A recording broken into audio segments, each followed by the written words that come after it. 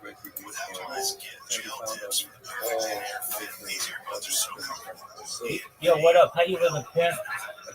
That's incredible. Well, thanks again. I very much appreciate it. Excellent. I'm well. I'm adjusting some devices right now. So, how'd you find out about me? Goodbye, world. I found out about you through your Discord server. Okay, very cool. Well, I'm just adjusting some devices, so just give me a few minutes. I'd love to speak with you. That's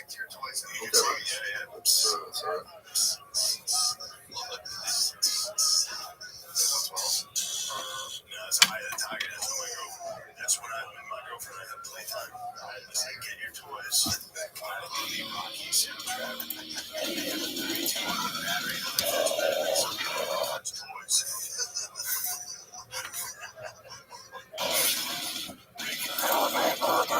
Before we go into your history, just tell people listening basically why you got it was a federal indictment for conspiracy to counterfeit USO. So you were manufacturing money? Yes. Selling them, passing them myself. Wow. And how much money did you create? How did you go about? How did you get into it? How did you get into making manufacturing your own money? Were you making $100 bills? Yeah, I mean, I did 20s and 50s, but it comes to a point where every $20 bill is pointless. Profit. And basically, I read when I was 19. I saw this book, The Art of Making Money. It's about a counterfeiter up in Chicago, Art Williams. And I read that, and it was just kind of basically the best way to make money as far as I was concerned was making money. So I just studied, wrote as many things as I could. I read that book and kind of decided to try it. I took one or two of the methods that he used, his methods. So basically, he was using two pieces of paper and gluing them together to embed a script in the wall. So I went that route. That's the best way to do it. There's a lot of people that $5 bills, each them, break hundreds on them. But thank you so much for your patience. How's your day going?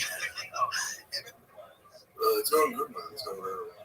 Excellent. Do you mind if I tell you about myself? Yeah. Excellent. I'm Rabbi Rothschild. I stream my life 24 hours a day, 7 days a week, 365 days a year for world peace. I've been doing so since the pandemic, more than 3.5 years. I have more content archived on the internet than any person in global history. I do so because I don't want war anywhere anymore. I also am an advocate for ending world hunger through the use of technology such as agricultural drones, floating greenhouses, saltwater greenhouses, hydroponics, vertical farming, cloud seeding. I want to help end world thirst. I am sponsored by cryptocurrency. It's known as Harry Potter Obama-Sonic Penny. It's worth about $100 million right now. And one of the things that we do is we build wells in developing nations like Nigeria. I'm also an advocate for the Lifestyle program, but most importantly, desalination technology, where we pump Earth's seawater onto land to make it drinkable. How's that sound? That sounds good, man. Excellent. I also... Very interesting. Have you ever seen the movie The Truman Show or the television show Big Brother? Yeah. All right, well, that's essentially what my life is. I recognize that the Economist magazine stated in 2018 that data had overtaken petroleum as Earth's #1 resource. And I have more data archived on the internet than any person ever, which may make me a very influential person someday. And if that comes to fruition, I'm going to make you, all your friends, all your family, very wealthy individuals. I'm going to make sure that you have, if you want, intergenerational wealth. I want you to be able to help pay off any kind of debt that you or anyone you know may have, and just essentially be able to then start charities and philanthropic organizations of your own. How does that sound? Yeah, well, that sounds good, man. else. Excellent. This is a timeline. I think that's good. Excellent. This is a timeline or a time capsule of human existence. We've seen the death of a queen, the birth of AI, the coronation of a king, and everything in between. I was live streaming the day that ChatGPT launched, November 20th, 2022. I was live streaming before then. I live streamed every day essentially after that. I have also, I'm live on not just one stream, not just this one, but as you can tell, I'm live on 22 different YouTube streams simultaneously. So every stream that I have is multiplied. I'm also live on Twitch, Rumble, YouNow, Trovo, quite a few different other platforms. And I do so to be uncancelable. So if for one reason or another somebody doesn't like what I do, it's going to be very difficult to scrub me completely from the internet. I have over 100 YouTube channels, over 200 Instagram accounts, over 500 Twitch accounts, over 1,000 TikTok accounts, over 2,000 Twitter accounts, over 5,000 Blue Sky accounts, and over 10,000 Kick accounts. I have more social media than any person ever. And when the right people see what I'm doing, and I also create robots to be able to promote myself. And one of these days, somebody's going to see what I'm doing and say, hey, this is really interesting. It's going to go viral. It's going to change the world. I talk about some things that aren't normally discussed in the mainstream. Things like anti-gravity, antimatter, faster than light communication, faster than light travel, quantum computing, cryptocurrency, things like de-extinction. People don't know this, but the first successful de-extinction took place in the year 2003 with the Pyrenean ibex, which was a goat located in northern Spain, southern France. Fast forward to the year 2021, a company out of Dallas, Texas is founded known as Colossal Bioscientific. They made headlines recently with their dire wolf. They have created multiple dire wolves now.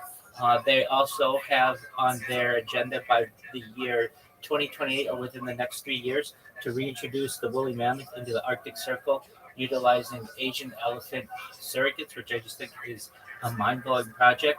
Following the reintroduction of the woolly mammoth into the Arctic Circle, they have plans to reintroduce the Tasmanian tiger, followed by the dodo bird, which I just think it's amazing that science has advanced to this point, and I love being able to archive it.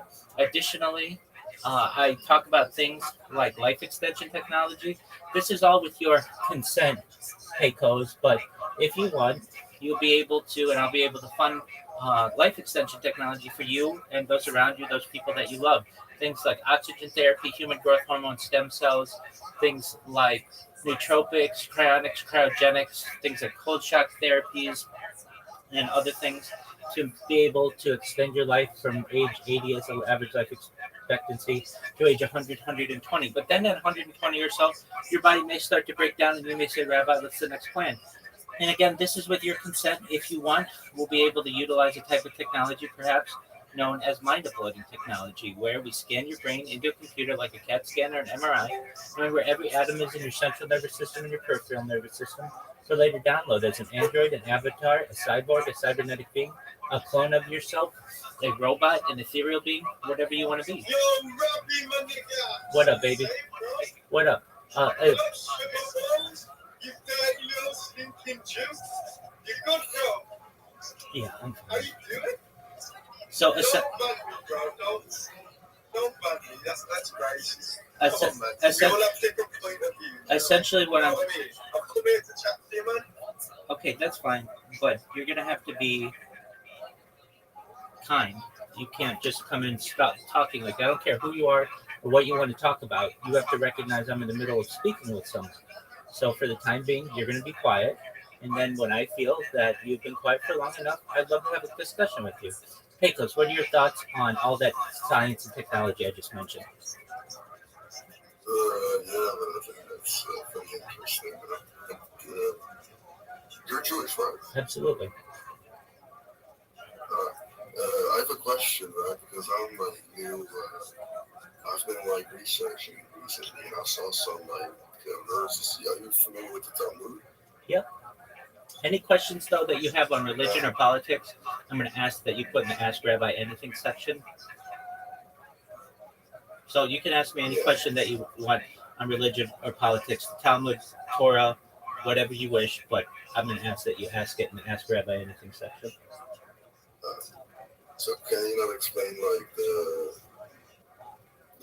verse where it says, "A man who engaged in intercourse with a girl less than 2 years of age has done nothing." Because I think it's a little crazy. Sure, I understand. Again, ask that question in the Ask Rabbi Anything section, and I'll answer it when I have time. All right.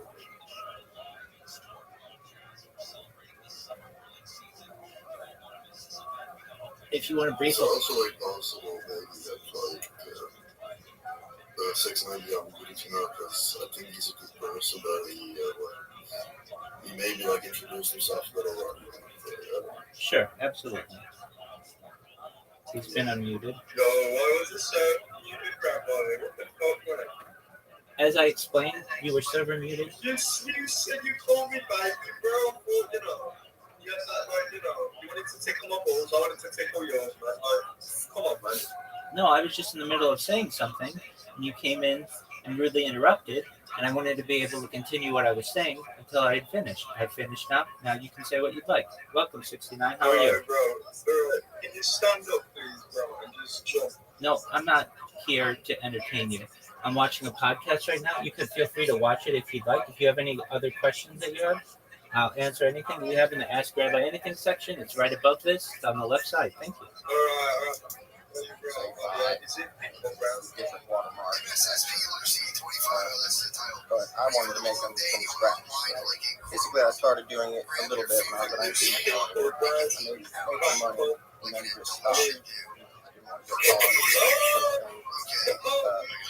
So back when I moved to Rothschild, I got myself in a desperate financial situation. I knew I could fall back on it, and I decided to really good at it. When you first did it, did you more so, were you doing it specifically just because you needed to make money, or were you doing it like, hey, let me see, like, if I can do this will be fun to try? Or was it just desperation? Well, I mean, at first it was desperation, like the first. And then, so my plan was to kind of like, make these hundreds, kind of sell them to people I knew for 25 cents on the dollar. So if I would sell $10,000,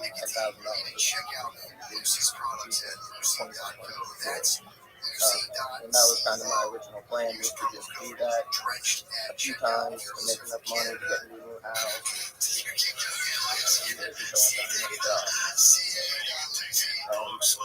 After I did it, one of a buddy of mine that I worked with at that sign company ended up being like a really hard drug. So I didn't even know. I went over to his house one day.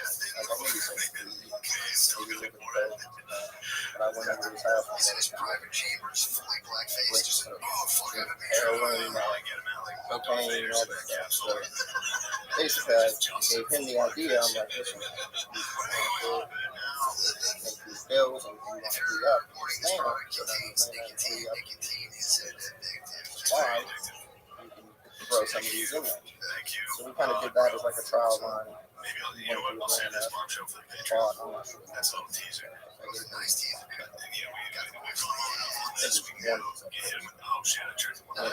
Everything went fine, so started kind of perfecting the hundreds. I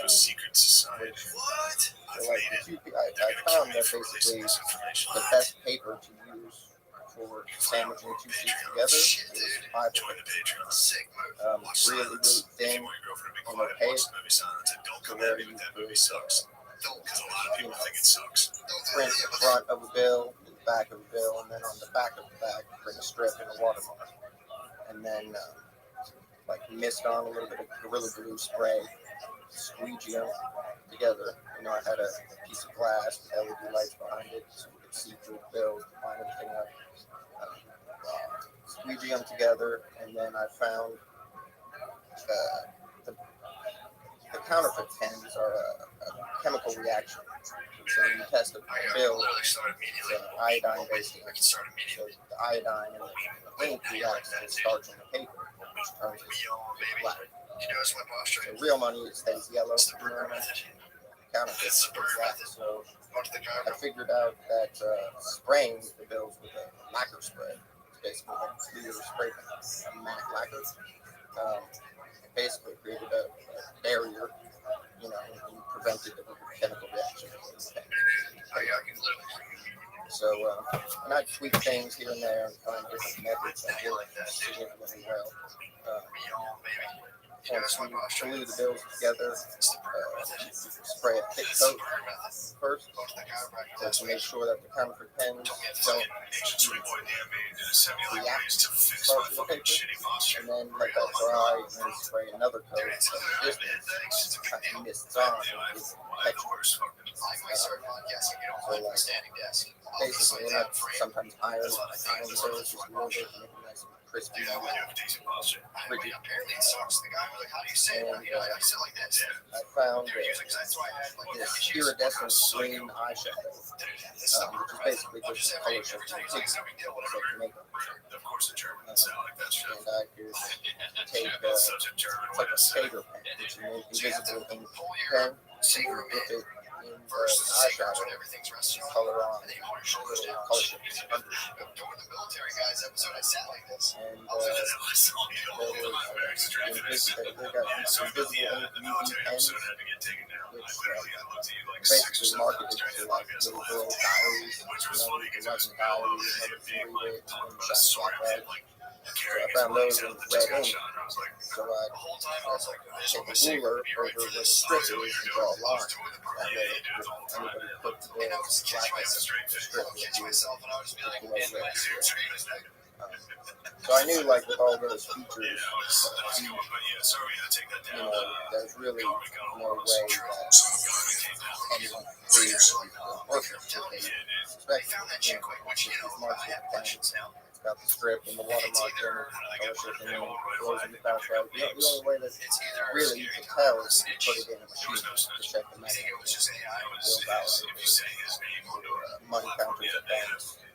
So by the time the bills hit the bank would discover their fix that thing. Later, nobody on the street. Well, I've had bankers. At one time, I went to a Chinese food restaurant. Went to break it. It was this little old Chinese woman holding it up, and she wasn't sure, so one of her regular customers was a banker. He was sitting. He's like, "Oh, is this bill real?" And gave it to him, and he said it was real. I've had drug dealer. One drug dealer, I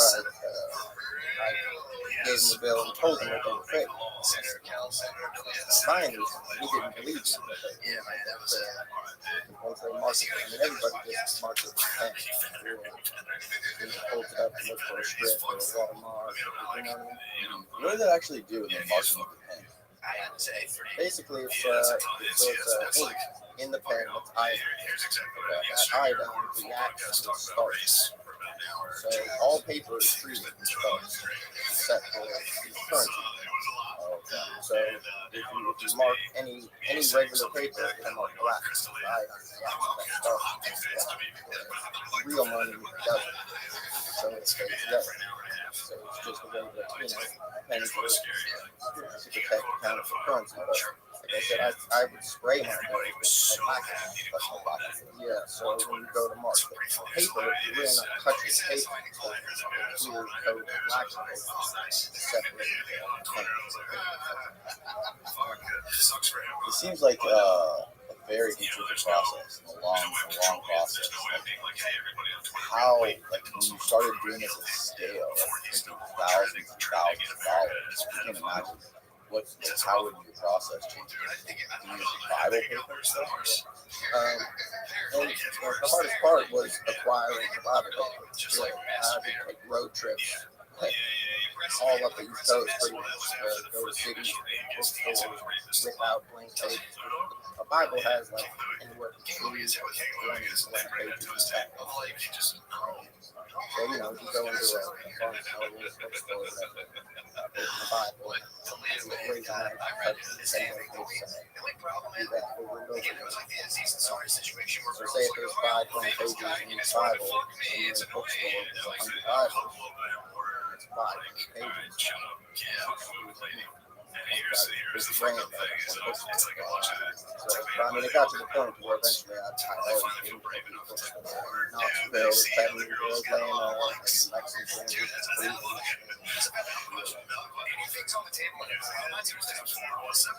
Yeah, so I was basically selling. I wanted to just sell these books and not use them. No, I did. I was nervous, you know what I mean? Like I knew, like I was constantly, analyze these books, always trying to make it better. You know, but if you try to get in your head, one day they look good. You sit there and look at them all day, every day. One day, You're paying attention to find the exactly. You see everything that's wrong with that, right? So the first time I went, I think for whatever reason, through balls, walked into a Taco Bell, headed up, moved Catholic, no problem. You know, it kind of started doing more shopping sprees. You know what I mean? We hit up a couple more places. They take it, no problem.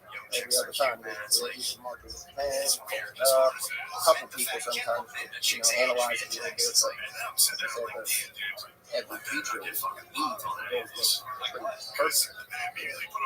I changed all the serial numbers on each bill. That way, never had more than one bill with the same serial number. So, and there's different ways to do it without parking lot over here. Just so no cameras in the parking lot and maybe get your license plate or whatever. So you might park in one section over here and walk through a mall or an area with lots of businesses. That was way more profitable. I also sold it too. But for $10,000, I could sell it for $2,500, or I could just sell it for $10,000. Once I got the confidence,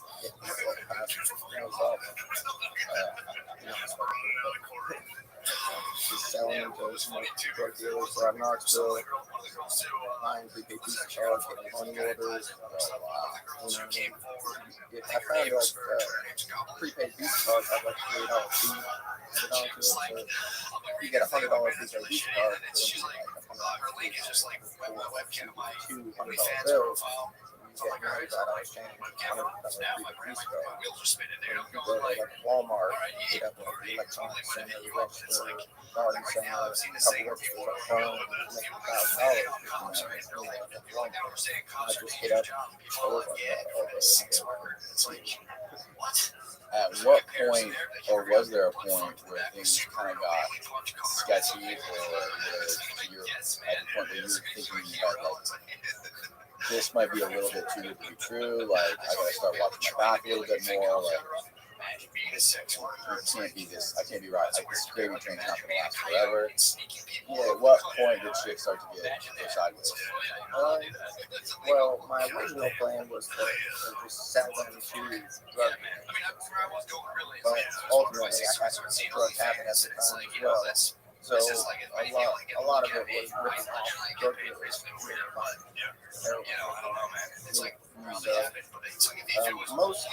Most of the guys, like I'd get one drug dealer for $2,500. So it kind of stacked up.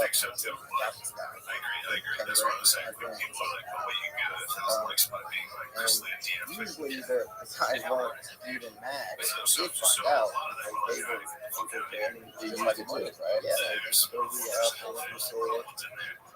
So a lot of the guys, if they did find out, they were just like, hey, shit, got you. Like, you did your job, and now they wanted to buy them from you. Now they knew that they were fake. That's a weird thing, right? It's kind of like you screwed me, but I didn't get screwed. Yeah, they respect the game. You know? They chalk it up as loss, but they didn't really lose anything. So they were impressed. Maybe keep showing people, maybe like I'll keep buying heroin from them, but instead of giving them $100 for a gram, I give them $4.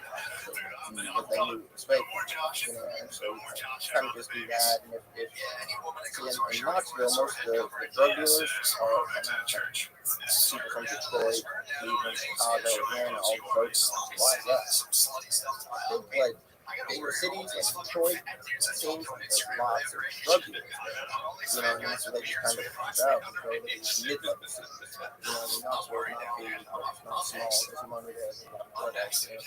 So you've got a lot of people who want to kind of know and not to like Detroit.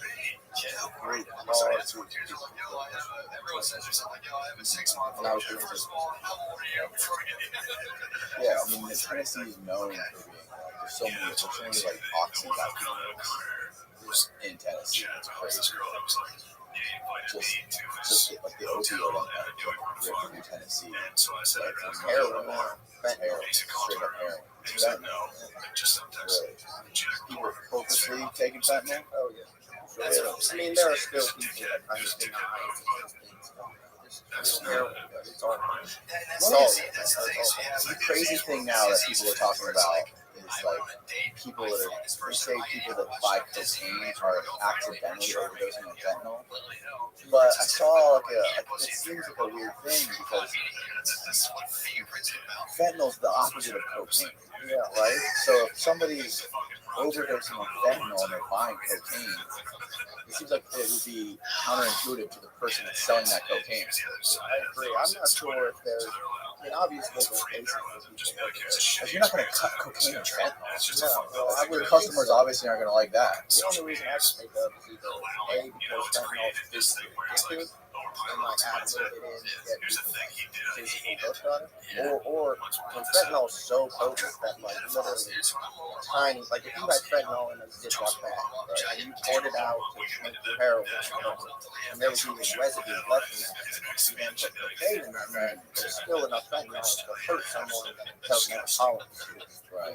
That's what I'm saying. It would make more sense that, like, if, say, a drug dealer was selling, because I know that they cut heroin stuff, right? So if, like, a drug dealer sells heroin and say coke, maybe they cut it up on the same table and a little bit of fentanyl accidentally down to the cocaine. That would make sense. But there's no, you got to think people who are cutting heroin and fentanyl are probably cutting coke too.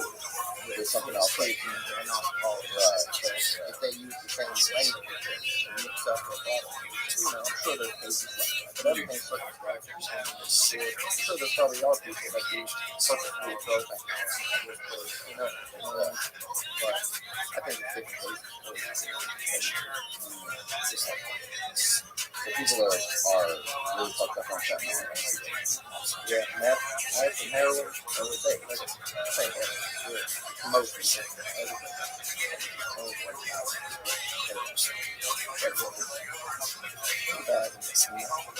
Meth too. When did fentanyl start becoming a thing? Well, I guess I'm from campus, so I mean, the last 8 years I've lived in Nashville. When I first moved there, it was still like pills and Rothschild. Yeah. But they just got too expensive. So, I mean, I'd say I started noticing fentanyl probably 5-6 years ago. But it's like, I mean, I'd say it's like 10 times more potent than morphine.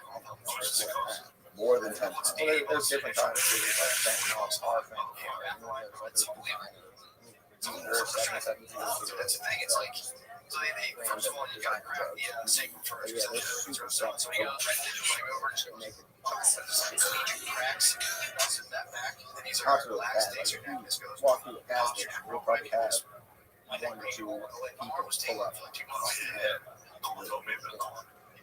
So that, I mean, that is good as far as having counterfeit money. Strangers come up to you for the sudden drugs. Of course, you don't know about something. You just need to take money.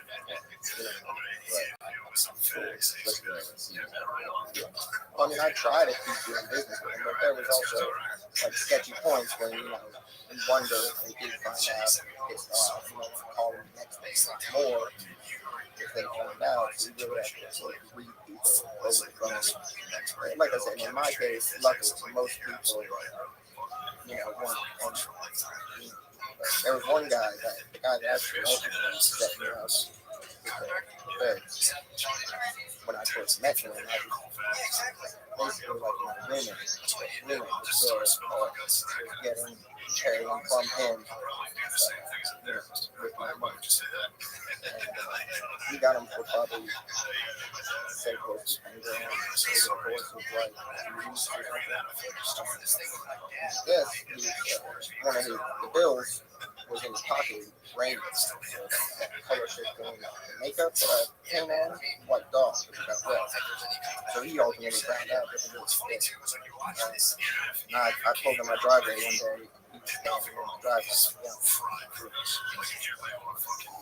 You know what I mean? But he didn't know that they were trying to communicate.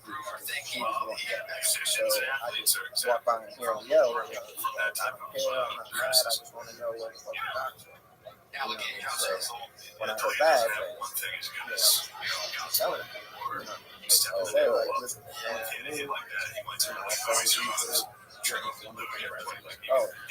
so he was buying anywhere from $5,000, $10,000 worth every time he goes up the street.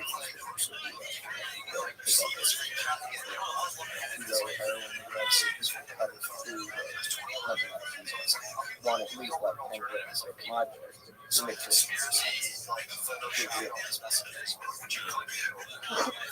You give you 10 grand and you give him 40 grand. No, I never did that much. It was more like I give him 10 and he gave me 25. I mean, I had multiple different people I was doing those kind of deals with, but you know, he'd normally buy like a brick at a time. So if he was spending 40, he'd want and make 15,000 a month. So we were mixing in this fake money with real money. So there, I mean, it's hard to. You couldn't tell that the bills were fake if I had won and told you, let alone mixing it in with $40,000 of the deal. Mix it in there. I had a couple different, like a couple different guys from Cleveland, probably about 5 different guys from Detroit, a couple guys from Atlanta, and then other people from. So you said this is the guy that actually set you up? Yeah, eventually he's the one. How far into this did you get before he set you up? Doing the counterfeiting thing for like 2 years. I think he came in the picture probably the last 6, 8 months. We had a good, so like I said, the Bible paper thing, it was hard to come by. So I was going to bookstores.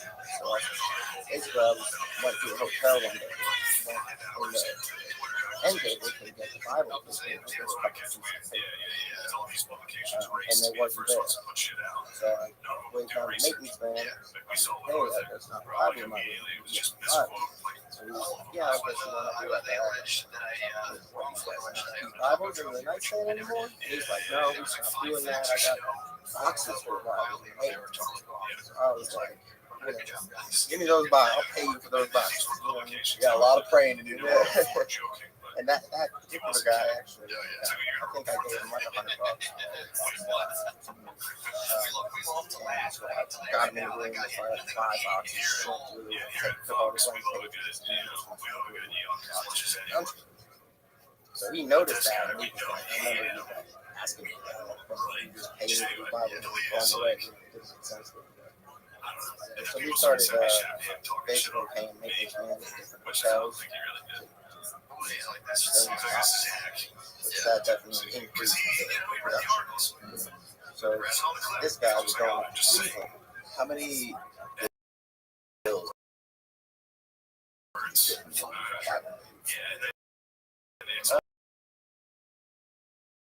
It's like the typical Bible, like this that you find in the hotel room, it's just one stop. So like I'm putting the front and the back. Here's what you want. That you need to get boxes. But there's other specific types of boxes. For instance, the Jeremiah study Bible. Specifically, it's a study Bible, so the back is full of blank pages to take notes. It said like notes. 30 blank pages. and the Bible was probably this big. Notes. So you print notes already. Yeah, exactly. So you could fit probably 3 sides, a front, a back, and another front, one. And, you know, that was 4 pages.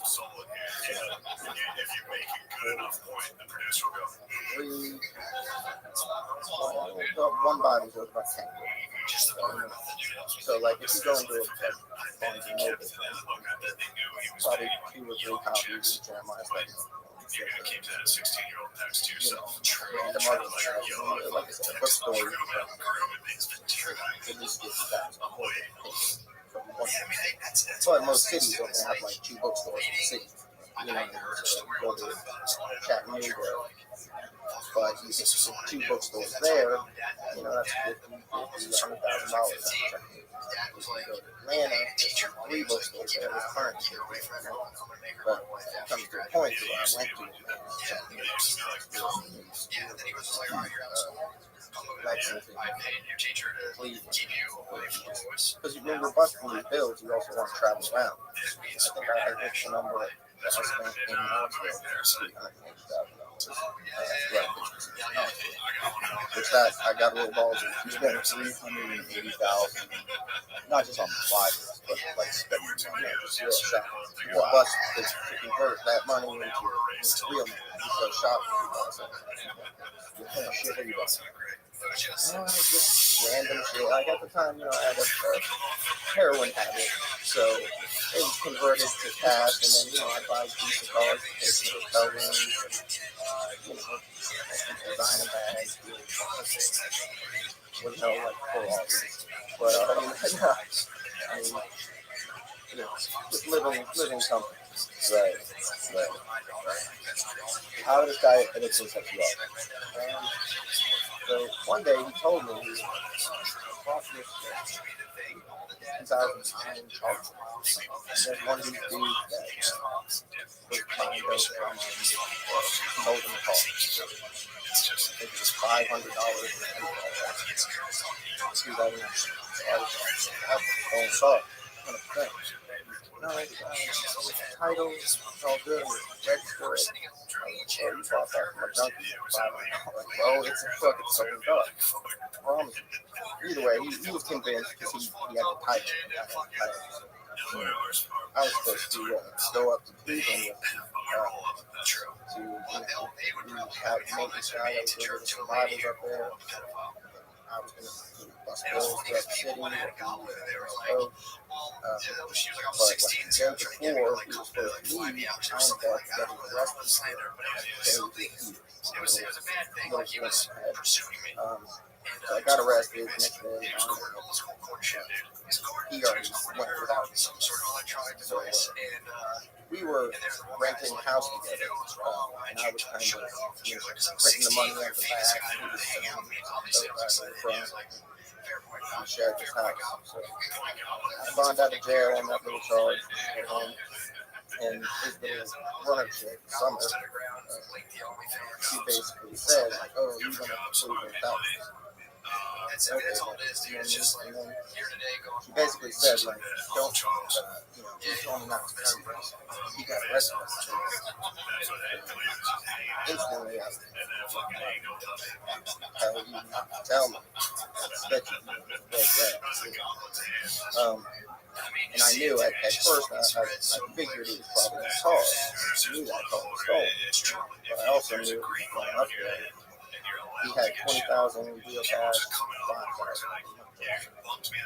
So I knew that because of the car or not, he most likely got caught with counterfeit money or heroin, one of the two. By him telling her not to tell me that. In my mind, he's cooperating. I got, my computer, printer, I had ventilation fans, sprayed the locker doors, production channels, set up, But when I found out he was locked up, I got everything and went to which I'm glad I did, but ultimately I got arrested. So I'm staying in a hotel, and another group of Detroit guys put in like all this. So my plan was to wake up, make this 6,000 with these Detroit guys, go shopping, whatever.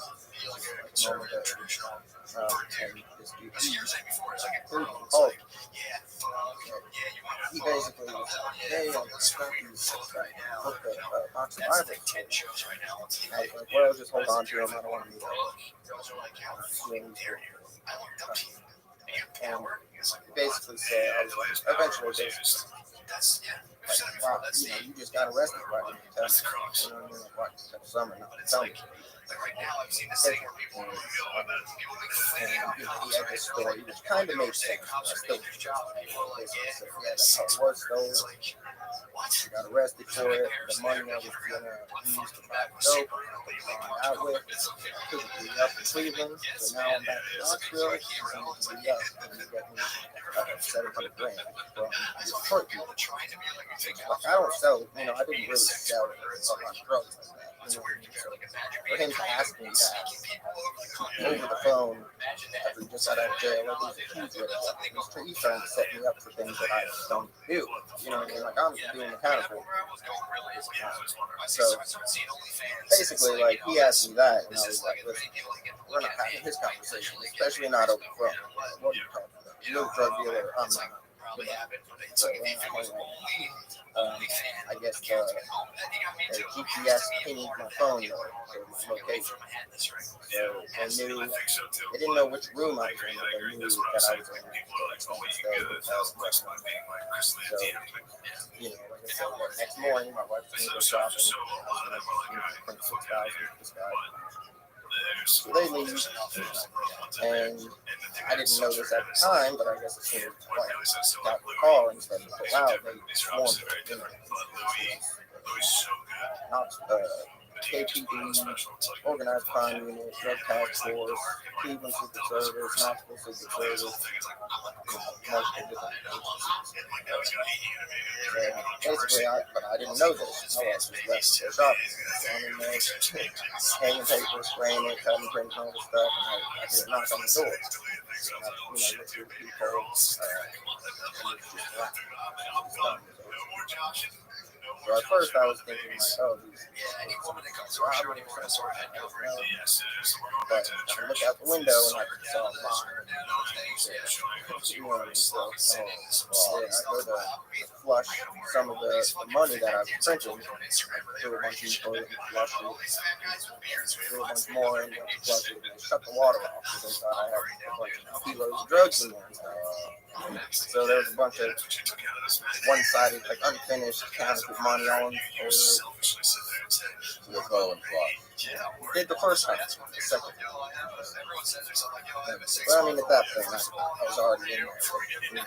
I'm in a hotel room, there's nowhere to go. What kind of shit did you have? Printers and printers, computers, all the different sprays, my little glass light board, cut everything on, line everything up there.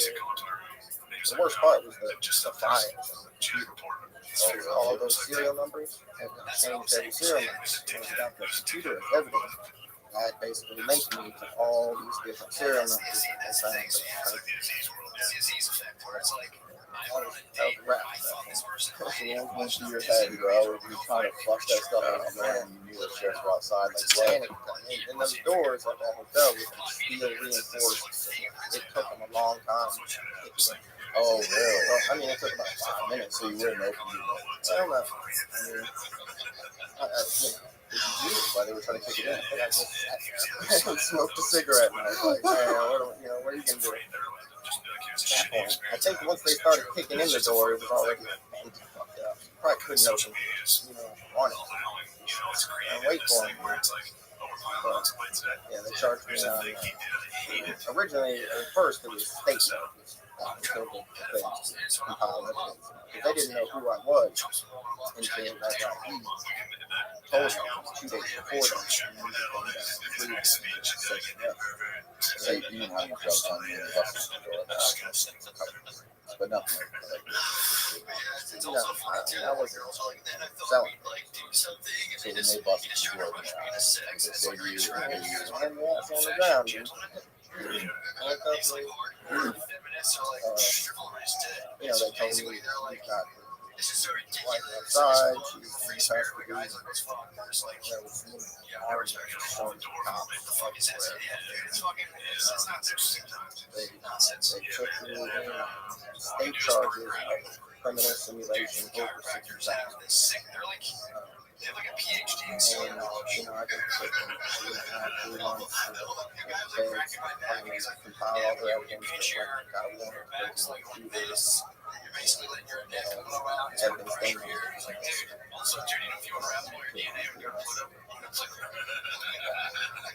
So you were sitting in like a state prison? At first it was just not There was no jail, just like a local jail. yeah. Fair enough. And the feds got involved. Then what changed? Well, it's the Secret Service. Oh, the Secret They Service. handle it. Forgot that. But yeah, basically they took me to court one day, and the defender was like, dropping their charges on it. But because I knew the state or the fed picked them up, the state dropped them. So basically, they went to court, the state dropped all charges, and then they walked me across the street to the federal market station. And seriously, at first it was a 5-count indictment. Conspiracy to counterfeit U.S. obligations, couple counts of uttering U.S. obligations, sale and manufacture of counterfeit obligations.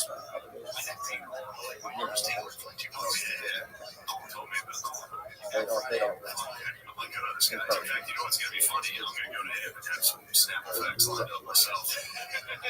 So, what did they charge you with? They charged you with one charge, and how long did they sentence you?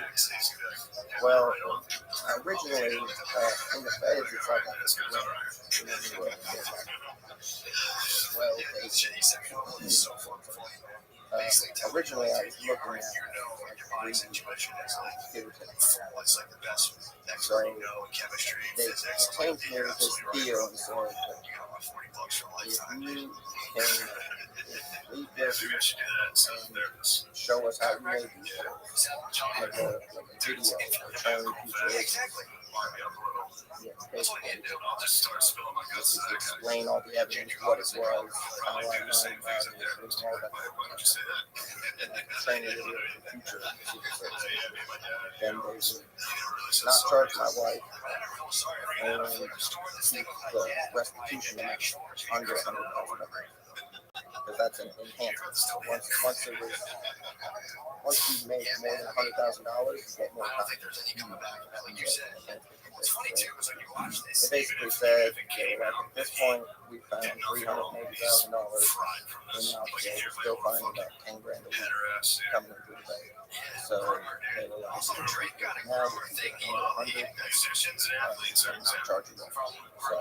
So basically, I made a video, flew a film crew down to Knoxville and filmed me making bills. Real in the Secret Service headquarters. Real. What was that like? So you were in prison while you had to film this, right? Like you were still doing your time? No, they let me out on pre-trial release for some months before I was sentenced. So the Secret Service flew a film crew down to your house.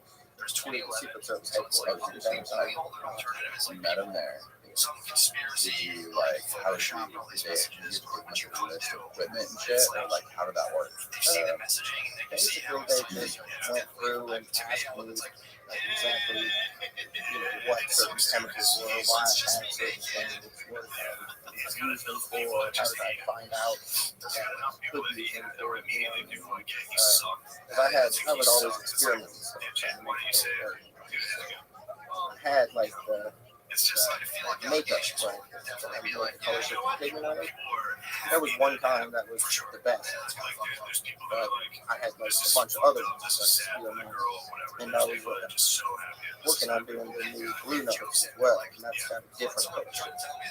So I had stuff to match that color shift. A certain type of nail polish, color shift and pigment online, mix them together, and it's a perfect copper gold.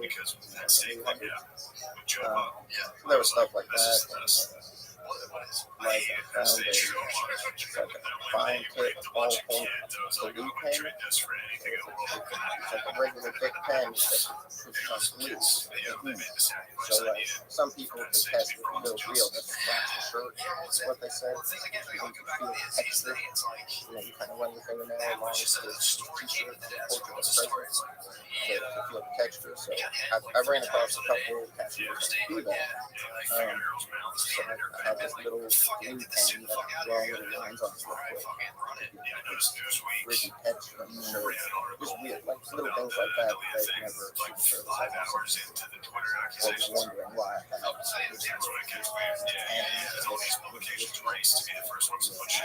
and I basically took my computer, printed a couple bills, glued them, straight to my explained what I was doing, and that was operation to give me 3 years. It got knocked down to 10 months. Wow. 10 months. It seems like, obviously it's a long fucking time. It seems like that long for all the shit. No. It was definitely a blessing. Because there was drug dealers that I met, multiple that they'd find out the bills were fake after I was ripping them off or whatever. And I offered to sell them, sold them the bills, and they, I don't want to fuck with that. Shit. There are people, trafficking kilos of heroin with guns on and stuff, and they're worried about trying to get bills. Right. So, the time for, it's a white collar crime. Most white collar crimes. So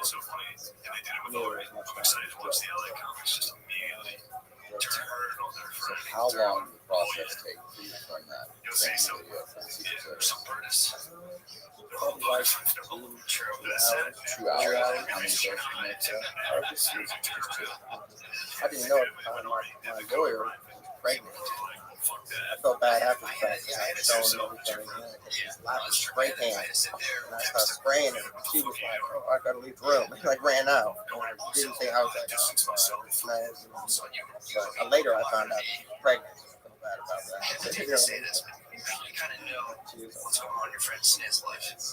So what, so you only did 10 months. What was the 10 months like? Was it low street? Yeah, well, it was administrative. Camp? No, it wasn't a camp. It was a low security base. Camps, lows. But I went, I got sentenced and I had to sit in Knox County jail for Blunt County jail. Federal Open Facility, out there for like a month. And they shipped me to London, Kentucky. Laurel County, like another federal facility. And then they sent me to FNC Mexico, which is, like I said, it's an administrative low. So it houses no rent highs, but it's essentially a low. Shop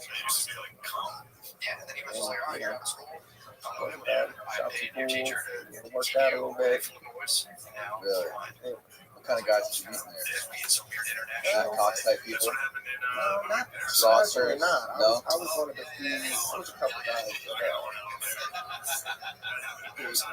one dude was credit card fraud. I think. Okay. Basically, overcharging people.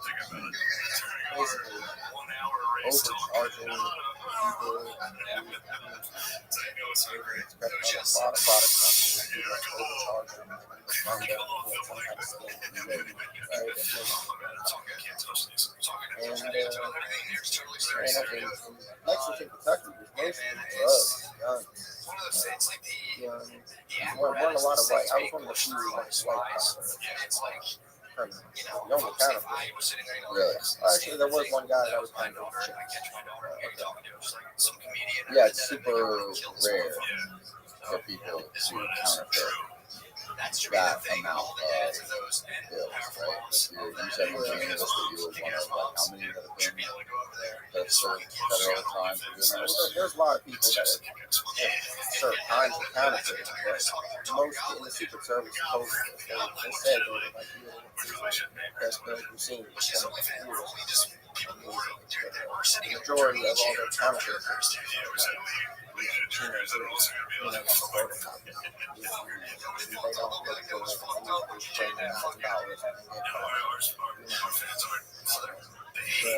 there's not a lot of professional counterfeiters. I only know two. Not the same. He did the 12 years. And he said, one or two. That's what he told me today. He's like, yeah, I've met 2 people ever. And they were probably just, photocopying. So like, it's hard to print money because the printer is recognized. If you try to just print a bill, like the printer will recognize it. And it won't allow you to print. So you can go and get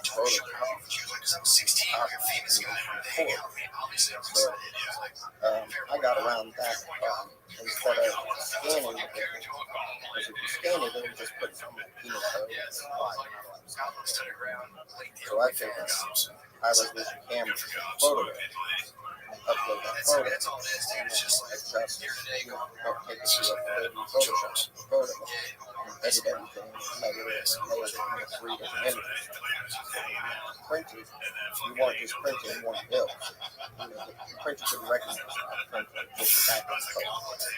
And then print all the blackboard over and then print straight to serial. So there's multiple different prints. Each layer separately. So the printer couldn't recognize printing. So it kind of got around. So how many layers total? I mean, so you print how many layers of this Bible paper? Well, how many layers is in digital?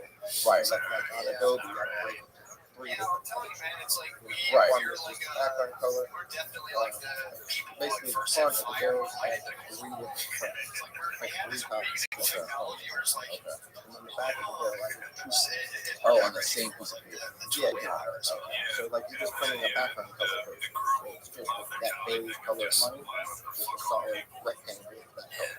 And then you put it back in the picture, print out each black. And then put it again into the treasury seal. So there was 3 prints for the front, 2 prints for the back, and 1 print for the strip. So that was tricky. In order to print the Bible paper, it's too thin. So you jam up and print it. So you have to tape it onto a piece of regular print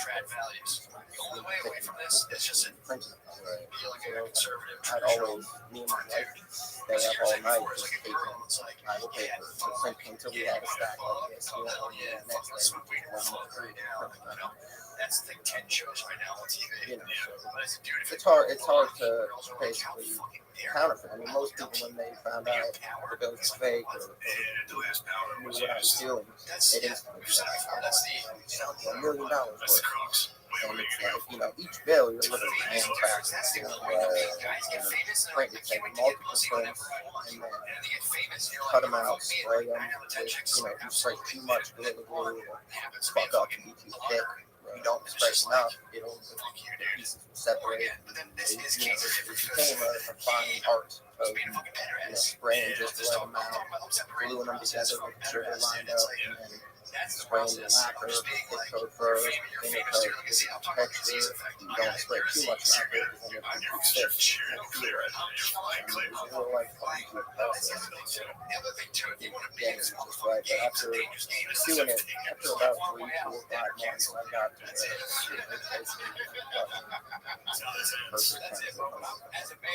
to usually every day I make that, even if nobody had any orders or anything, I make at least 20 minutes. You know what I'm saying? I can't miss that. Can't miss it just like I'm gonna get Veritas tattooed on my fucking chest. Spending at least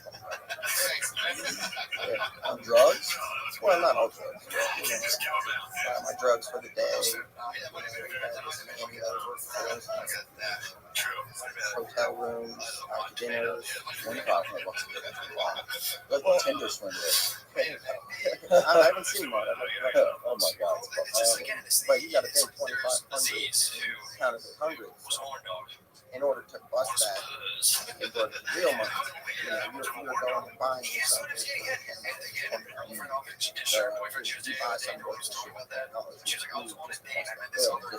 So out of that $2,500, you're really getting a bunch of shit from Walmart.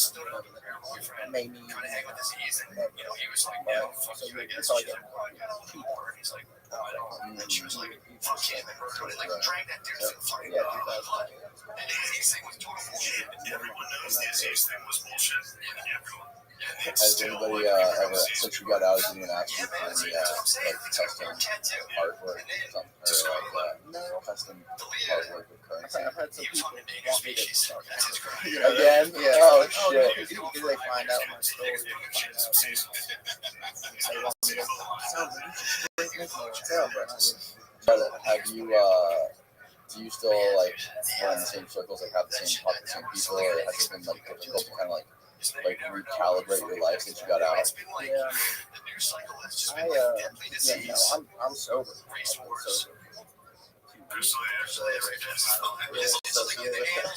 Any of those people anymore. It's mostly just like.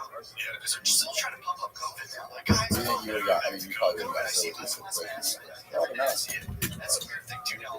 Honestly, you don't see somebody. It's like, hell, good morning, and then I just say just massive advance, just like, I don't know, I can't tell what facial expression you're making. I don't know if you hate me or. Has it been hard to adjust since you've gotten out?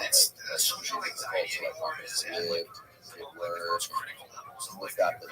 Well, I just got out. Like, you interpret me as like a biological agent of destruction. Luckily, I found a good job. And it's like if you haven't made another race that made like you. And I was honest with them up front. I told them supervised police, counterfeiting.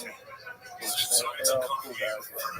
I mean, obviously your skill was like graphic design, Photoshop, and that kind of shit, right? You respect that, and you're like, wow, I mean, that's why that's something. And I've been in that trade, like I was in the sign business before. Signs and graphics are all pretty related. So I've worked at a couple of print shops, so I've got experience on top of the illegal experience.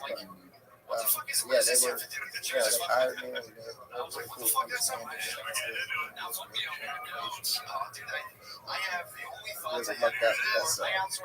Have you ever talked to or have met any? I just listened to this dude. Did Matt mention that guy John Bojack to you? We talked about him.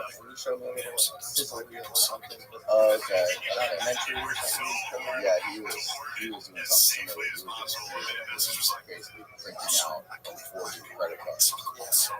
I saw the concrete. Oh, did you? Okay. I mean, once, like, he was, I'm sure, doing the same thing. You can beat all those little security features and ends up being perfect. And that's what the bill did. You've got a credit card with a hologram or a loss, everything is right. People in hand it works. Why would anyone break that? Boy, boy. That's what the bill is for. It worked every time. The only times that I ever got turned down was if I went to like a Walmart too many times. I keep going, and then they, eventually they pick the bank, and the bank would inform management.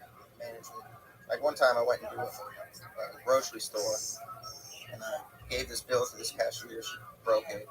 Like a week later, I happened to go back to the same grocery store, and it was the same cashier. I recognized her. And this time I handed her the bill, and she held it up, looking at the strip, watermark, marked it with a pen, held it up again. And I was like, problem? And she's like, oh yeah, we just I got a counterfeit bill last week, so I'm just double checking.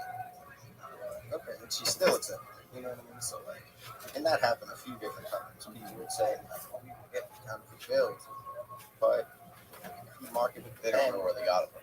well, yeah, I mean, and they're passing all the tests. There's certain tests the cashier does to, you know, see if it's real or not. Right. Everything's legitimate. You know, it all look for you. So, yeah, I mean, there are times you get like, money orders and give them put a victim list or whatever, all the bills that they found, you know, at different businesses. And there's some like in Western Union, you know, $1,500. There was one case where we were a manager at a gas station. Just open the safe, just switch out. So there's a bunch of different like little scams, ways to get them off. Yeah, it's a really like unique thing because it's like it doesn't really hurt one specific person. You can kind of like pass it along. You know what I mean? Like everyone can kind of benefit from it. Yeah, sure. I mean, I wasn't making enough money to like actually affect the economy Right. as a whole. Exactly. Right. So really, I mean, what is? I mean, everyone thinks it's real. It looks real, and it passes everywhere. Like, essentially, or you heard it the other way. right? You're not really hurting anybody, are you? Well, the judge seemed to think so. The judge thought You so. know, and that the judge was really religious, so she didn't really like the Bible paper thing. Oh, shit. I actually got arrested one time at a Walmart for theft because I was stealing Bible paper. Like I went in, like ripped a couple pages of Bible paper. Well, they saw me. They pulled me aside and said, "Oh, we saw you stuff something in your pants." So I just put it in my pants. Took the Bible, took out some gun papers, and they know you're stealing something. We saw you stuff something in your pants. Finally, they like took it out and just saw a bunch of blank pages. I, what is this? Like, why are you doing this? And I didn't know what to tell them. You know what I mean? I can't admit to what I'm actually doing with it. So I was just like, I don't know what to tell you, bro. I probably looked crazy. You know what I mean? But yeah, they just gave me a citation. They didn't know, you know, why I was ripping up blank pages and stuff. Insane. So are you like paying back a certain amount of your income to restitution right now? Yeah. The restitution, like I said, they kept it under 100,000, so it's like 96,000. So they don't make it easy to bounce back, man. Well, no, I mean, it's only been 3 months I've been out, and yeah, it's not easy for sure. I'm still living in a halfway house. Yeah, me and my wife separated from prison, so I had to basically the house that I was gonna go to in North Carolina, I couldn't. We were separated, so they had to send me back to the sentencing district. I originally thought my charges were Knoxville, so I had to go back to Knoxville. They took my car. Luckily, I landed that job. You know, I'll get back to the street.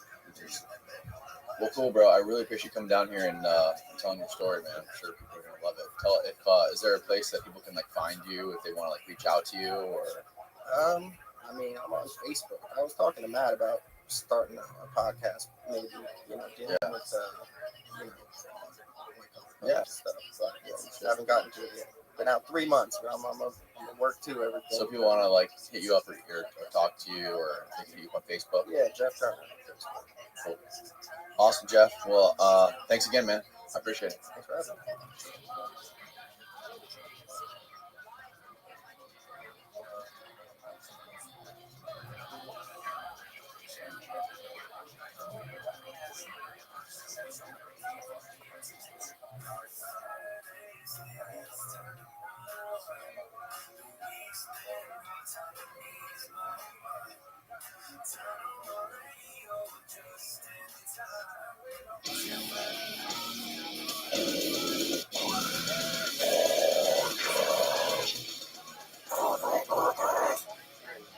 Cheers, dude. I was looking back on our episode list of podcasts, and the last one we did is technically now the first podcast.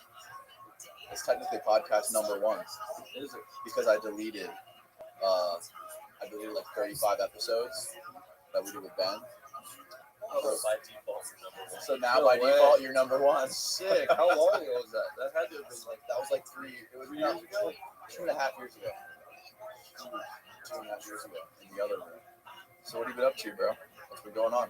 No, just filming. Trying to film, stay on top of social media, watching it change and get super saturated.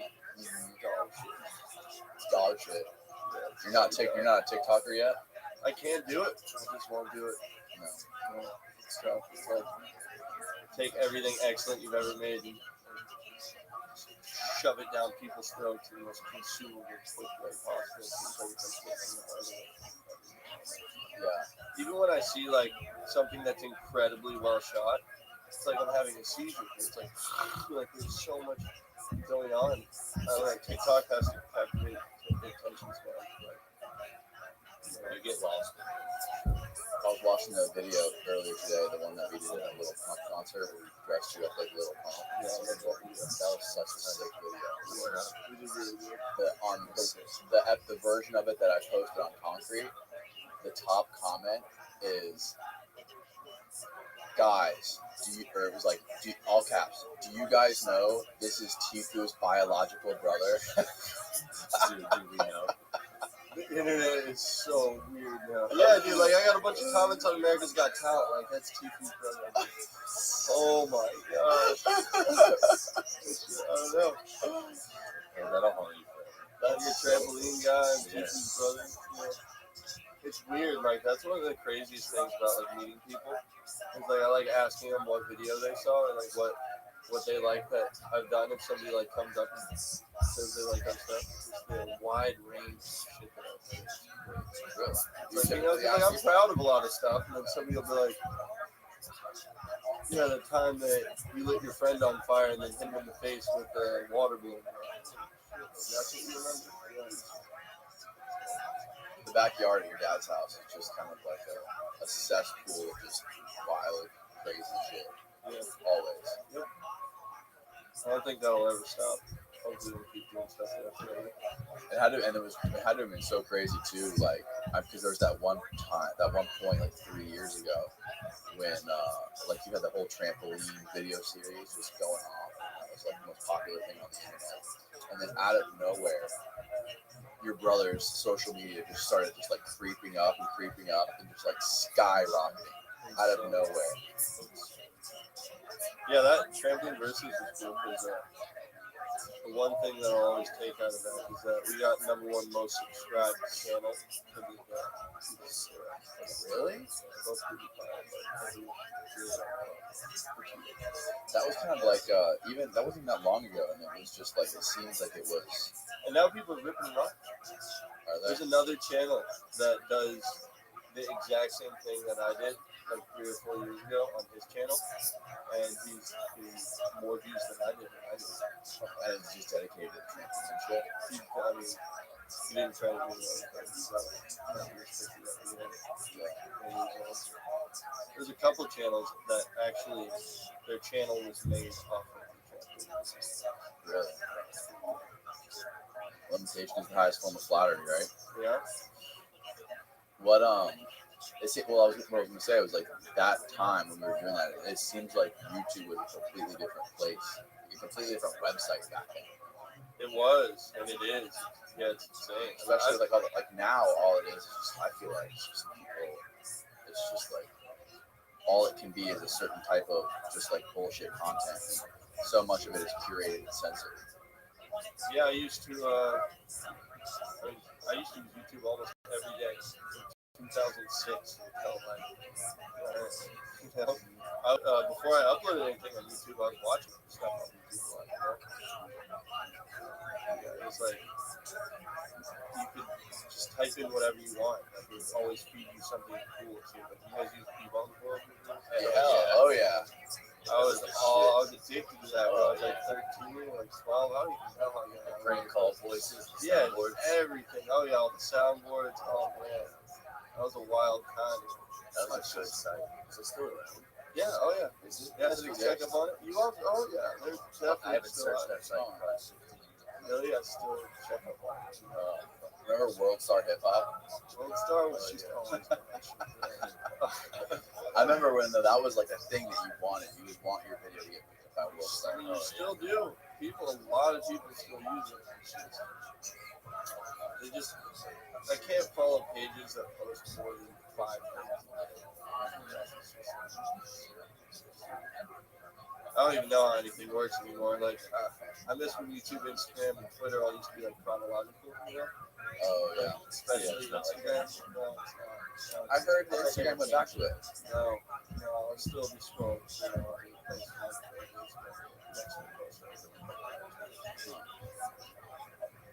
How often are you posting? I try a couple times a week, no matter what. No matter what. I've been trying to post on Instagram every day. Everybody's making money on short form content right now. Like, budgets for their reels. I don't. It's so hard. I mean, I try to do it because I see everyone else doing it, and I acknowledge that. Like, if you get on your feed on Instagram, you're gonna see 15 videos and maybe like 2 pictures. It's all reels. So when I see that, I'm like, all right, I'll post some reels. But the real bummer is my hard drive with like 36 terabytes of footage that has like a good couple of years of really good content on it just stopped working.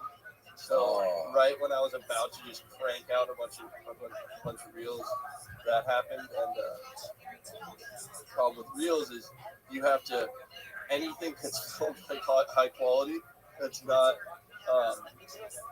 you know that's horizontal, and not vertical, it's gonna look like dog shit on the reel. Like everything that I've filmed for the last 13 years, I have to crop in. That's a super like fisheye. Yeah, it just looks terrible. So you either have to create new content for reels, or you have to make your old content look kind of shitty. It's just like, I'm just hoping that this is just a phase that people get really good at content. I've been trying to upload on YouTube a bunch. Yeah, it's like everybody's scrambling just to adapt to whatever like the new hot thing is. Like if it's Instagram really, it's TikToks, or you gotta be on TikTok. Oh, you gotta do YouTube Shorts. Like everyone's always telling me, wherever I go, like what I have to do. You know what I Crazy mean? is people that have no talent. I think that's the problem. Really? I mean, not no talent. There's some talent. Like, look at the D'Amelios. Like, honestly, who's that? The two TikTok sisters. The D'Amelio guys, Charlie and Dixie D'Amelio. They have like Awesome. That's Do you know them? 700 million followers on everything. Really? They're massive. I don't get it. They definitely dance. Oh, I know who they are. They got after their own reality show too, right? Yeah. Followers, 130 million. It's insane. I hosted a panel for them to play this live. I was the moderator of the panel before they really blew up. I don't know. It's just like I see the most famous people on platforms like TikTok, and I'm like, this is not my place. Like, I do not belong here. I make better content than this. If these are the top people on the platform, I don't want to. What about the Island Boys? What about it? They got fucking so absurdly famous. I don't know that they did though. I feel like a lot of people were really just making fun of them. Yeah. Like if they show up in public, they get booed everywhere they go. Yeah, it's true. Like, what? You just see him show up for that. I'm not envious of people like that at all. But they could slowly turn the tanker. Couldn't they? Over a long period of time, they could slowly turn the ship to where people are kind of laughing with them in a couple of years versus laughing at them. They're just so unlucky. They If you are. watch them on And they're so podcasts, stoned. they should get so offended. Yeah, they just don't have like the depth or like the, I don't know, just the life experience to have like an understanding of just a grasp on anything. I don't know. They got, you see them on the Jake Paul podcast? Yeah. The Logan Paul podcast? Yeah, you try to fight one of the guys. They just got So you know I'm thugging, right? I don't hang out with people like that. I can't endorse people like that. I wish everyone the best. I think that that's a very important part of life, especially the people that like treat you the worst. I wish everyone well, but like I don't have to condone that.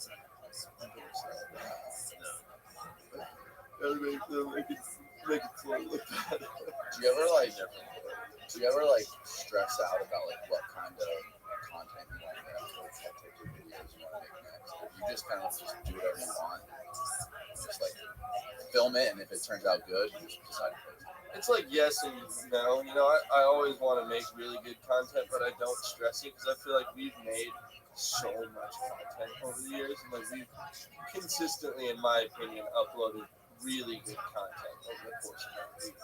You know, like even if we take a long break from doing something, like and like the most comments that I got about the Juice WRLD channel being dead was no one. It was like like there's all these people like, oh, you guys are washed up, like blah blah blah, this and that. Like people are gonna say everything, and it's hard to not focus on the bad comments, but once you like take a break from uploading, like there's gonna be people that are gonna talk about shit, and then we like do the whole stuff, right? Pull it off. So like every usage, millions of views across all the different platforms. It's just like For people that aren't familiar with the Hollywood, give us a quick rundown of that. oh, we Pull it up, Austin. we gave the Hollywood sign.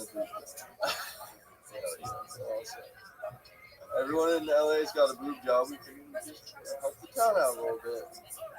Turn it into Hollywood. So just changed it recently for, yeah, Ram's house. It looks like shit. I was gonna say I saw that and I thought of you. I was like, Jack did this way better. Yeah, we did it better in like 20 minutes. What happened? They changed it to Let's Go Rams. It says Ram's house. Oh, Rams house. But it was like barely even mentioned. Yeah, this is the Rothschild. Did you get arrested during this? Yeah, I still have community service. That's my buddy Ricky. He was actually he wasn't even supposed to help with the Hollywood prank. He was just coming out there to do a Bigfoot stunt with me. Oh, this is a Super Bowl? A random Super Bowl clip? I have no idea. Oh, Probably somebody else's page that ripped your shit. Oh no, this is your page. You just decided to throw in some. Maybe. It was just, that was just an intro. I was just talking about what was going on in the future, probably. This is like the raw footage of the Hollywood stuff. Yeah, I went to jail for this. What did they charge you with? Just trespassing. Huh? No, because we didn't actually do anything to the sign. It was just placed there. We didn't like paint on it or anything. Yeah, we got that thing up there in a baby stroller. I had to push a baby stroller up with that giant part the size of the body of the baby to the house. That was the only way, because we actually tried this twice. This was the third attempt. We tried it twice in the middle of the night, and almost got caught. We were trying to sneak up the mountain, and there were shining lights at us. And we brought in a helicopter, and we all like scattered like cockroaches. Yeah, so we were like, all right, we had to rethink it. Like, broad daylight. We're going to start from the top and start from the bottom. Just rush it. Try to do it. Wow. Yeah, but on that topic, like, I don't worry about making content because I feel like we've made so much content that there's always going to be people that are going to check back because we're always like best of shit content. We're always going to keep making videos. It's like there's just always going to be people that are going to want to check back on what we're doing, whether it's a week from now, a month from now, a year from now. Like, I think that we've established a pretty core audience in everything that we've done. So, yeah, I always want to keep content out till out, but I've also been really wanting to focus on like bigger projects, like maybe doing a stand-up routine, like buying land up in Megalodon Ranch and allowing people to come cut the sharks to us. And maybe make some documentaries. I have a couple of crazy ideas for documentaries, just like Really? yeah. The documentaries that you would release on your YouTube page? No, I'd want to like shop them on the platforms, like maybe get something on Netflix. Ooh, whatever anybody who's interested in this.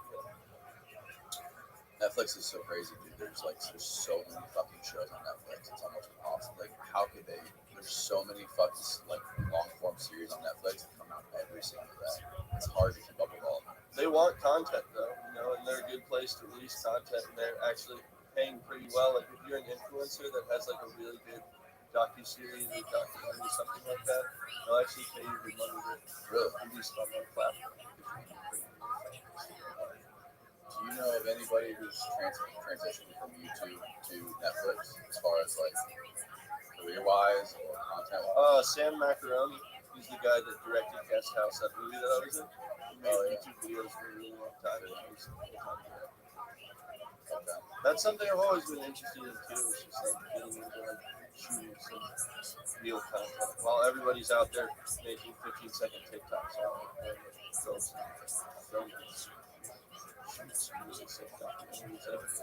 Like Deckhands, that shit was awesome. That was one of my favorite series ever, and like that's some shit that easily could go on Netflix. Yeah. And, like I don't know, I've been going to Mexico for 10 years straight. Like even talking about Turner, like I feel like that's a crazy documentary too. Like I don't think anyone on the platform on YouTube in history has ever gone from 100,000 subscribers to 10 million subscribers. That was crazy. He went so fast, such a short amount of time. Like world famous, like in 1 year from being a kid that was playing video games like in the back room of the house. I know. Like he didn't care about anything. Like the crazy thing I always tell people about him is just like a lot of people just try to chase all the trends, you know. He did the opposite of that. He did the opposite of that. He stayed in his room and he kept playing video games. And then one video game came about that just happened to be the kerosene to the fucking match. But you just cannot deny his fucking skill too. He's so nuts. He just won an Apex Legends I saw that. Rivals That was yesterday. Huge tournament. He doesn't play Apex Legends very often, and like he certainly doesn't practice it at a pro level, you know. And he's there's a clip that just went viral of they're doing like the interview of the finals, and they're like asking him a question. He's just 20 minutes on stream, like on the Twitch Rivals, like live stream. Yeah, he's like talking shit too. Like I don't understand how you cannot play the game like on a professional level and not on his in-game IQ. Yeah, he just outsmarts everyone. It doesn't matter how mechanical you are. He's just smart. Yeah, he's one step ahead. I think he's more than 40, 50, 60 steps ahead. I've watched. Have you ever seen the pops of like his fingers when he's playing? Yeah. Do you remember right before he blew up? Right before I made that little video. Yeah, the little documentary. The 10-minute documentary. Yeah, it got millions of views. Now it has like 5 million views. Yeah. But that was like that was like the day I uploaded that was like the day he officially joined FaZe. Yeah. And because I remember he's like, oh, I gotta change the intro. I can't just say Tifu. I gotta say FaZe Tifu. I was like, that was kind of weird. But then right after that, I mean, we were filming. I remember filming him on his keyboard and his mouse, and he had his keyboard instead of normal. He had it vertical. Yep. His keyboard turned like that, Yep. and he's like this. Yep. So I don't know what that was. Like, it's just over the mouse. Or what? It's just better for his arm to like rest. It's just more natural. I don't know. He was a real trailblazer for gamers as a whole. He was trying shit that nobody's ever tried before. Like, you know, you can bind your keys. Now, like when you play a game, it's like WESD, whatever. Like, those are the keys that run forward, from side to side and back and forth. He would completely start from scratch and just like go through all these steps in his head to try to figure out what binds would just be the most efficient possible. And it's not like it's something that it's like playing style, you know, it's like whatever you do the most, you need to be the easiest to access, but then you need to like balance everything out as well. Like I couldn't possibly go that into depth about it, but that alone takes a lot to set up all your keys and all your guns and all your commands, like from scratch. He's like, yeah, I just changed my binds. It's gonna take me like 3 to 4 weeks to get used to it. He'll just train, like reset his brain to understand his keyboard differently. Just fucking destroy everyone, yeah. The amount of focus that goes into that. It's The also amount of like intuitive too, like it just does it. Right. But he does it so much. And he focuses for such a long period of time on that shit. It's like, it's just, I admire just that level of focus on one thing, you know? will never be able to wrap my head around the fact that he won more tournaments than anyone has ever won by far, by like a long shot in Fortnite. And Fortnite's the most popular game. There's never been anything more popular. To be the best at the most popular game that's ever been made, like that's Yeah. Didn't Ninja move to Florida? probably. I heard that he did. Yeah, I think so. Yeah, because Jessica posted that. Too. Everybody loves Florida. Everyone's moving. Everyone is moving to Florida. Yeah, Nick Merckx already lived here. I think Tim the Tatman moved here. It wouldn't surprise me if he moved too. But Turner reps Florida pretty hard. So Yeah. he also, he got a fuse. Like, you don't want to. Oh man, he went through some shit too. Ninja, like he was top dog, and Turner completely dethroned him, like to where it wasn't even. Have you guys seen the KSI TV versus Ninja video? No. Oh my god, it's one of the funniest things I've ever seen. Yeah, you should throw that on. KSI Ninja versus Teeth. You guys know KSI? Yeah, I know. He's one of the biggest YouTubers. Yeah. Yeah, he did a little commentary. It needs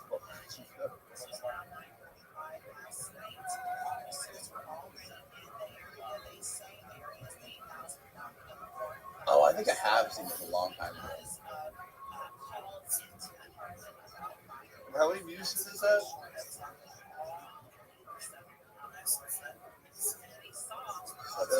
Yeah, then Turner reacted to it and got another 14 million on Turner's channel. Oh my god! But the reaction. This is literally a video of KSI kind of just shitting on Ninja, but without having to, because Turner I don't know. You gotta watch at least the first minute or two. It's happens.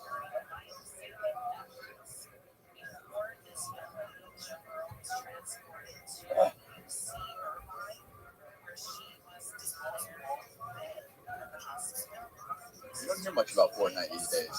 Because nobody plays it. No? What does everybody play now? No. You think it's going to be a next big Fortnite? Yeah, 100%. There's got to be something. Yeah, it's gonna be something. It's gonna be something that's VR based. I think. VR. Yeah, it's gonna be a huge, a VR game that again. I remember this clip right here. Oh yeah, he's fucking spamming him with the rocket launcher. Yeah. This is the first time they ever matched up. Yep.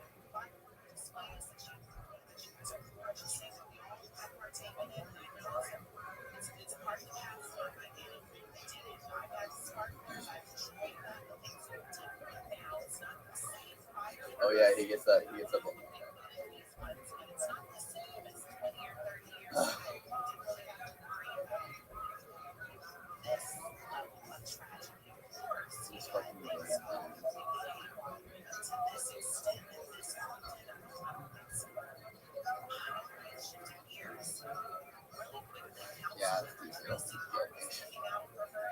No, what's really funny is there's actually a clip in here where Turner skip forward a couple minutes. It's when Turner's dressed as a chicken. Yeah, right here.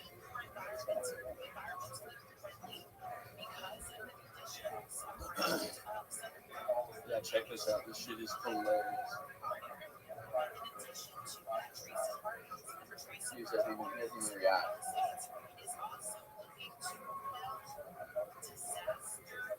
Oh yeah, he took out his whole squad. Yeah, I can't watch it.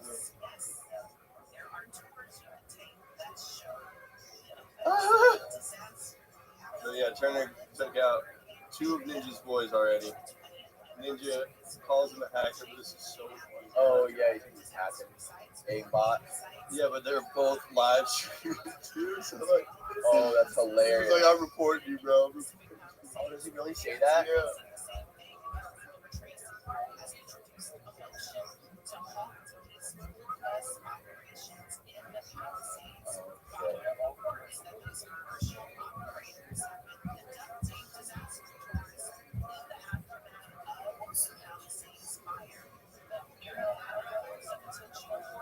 So are all their people that are like in their live chat are they like jumping back and forth saying, "Oh my God, it's Tifu, it's Tifu." Yeah, so Ninja was just like focused on the fight, so he wasn't paying attention. Okay, yeah. People mess with Ninja all the time. Yeah. His tournament already killed him so fast.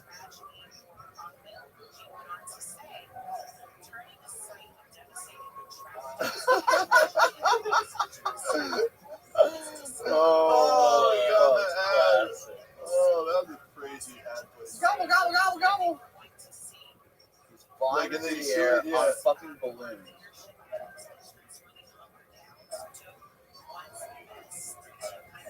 So Turner died there. But...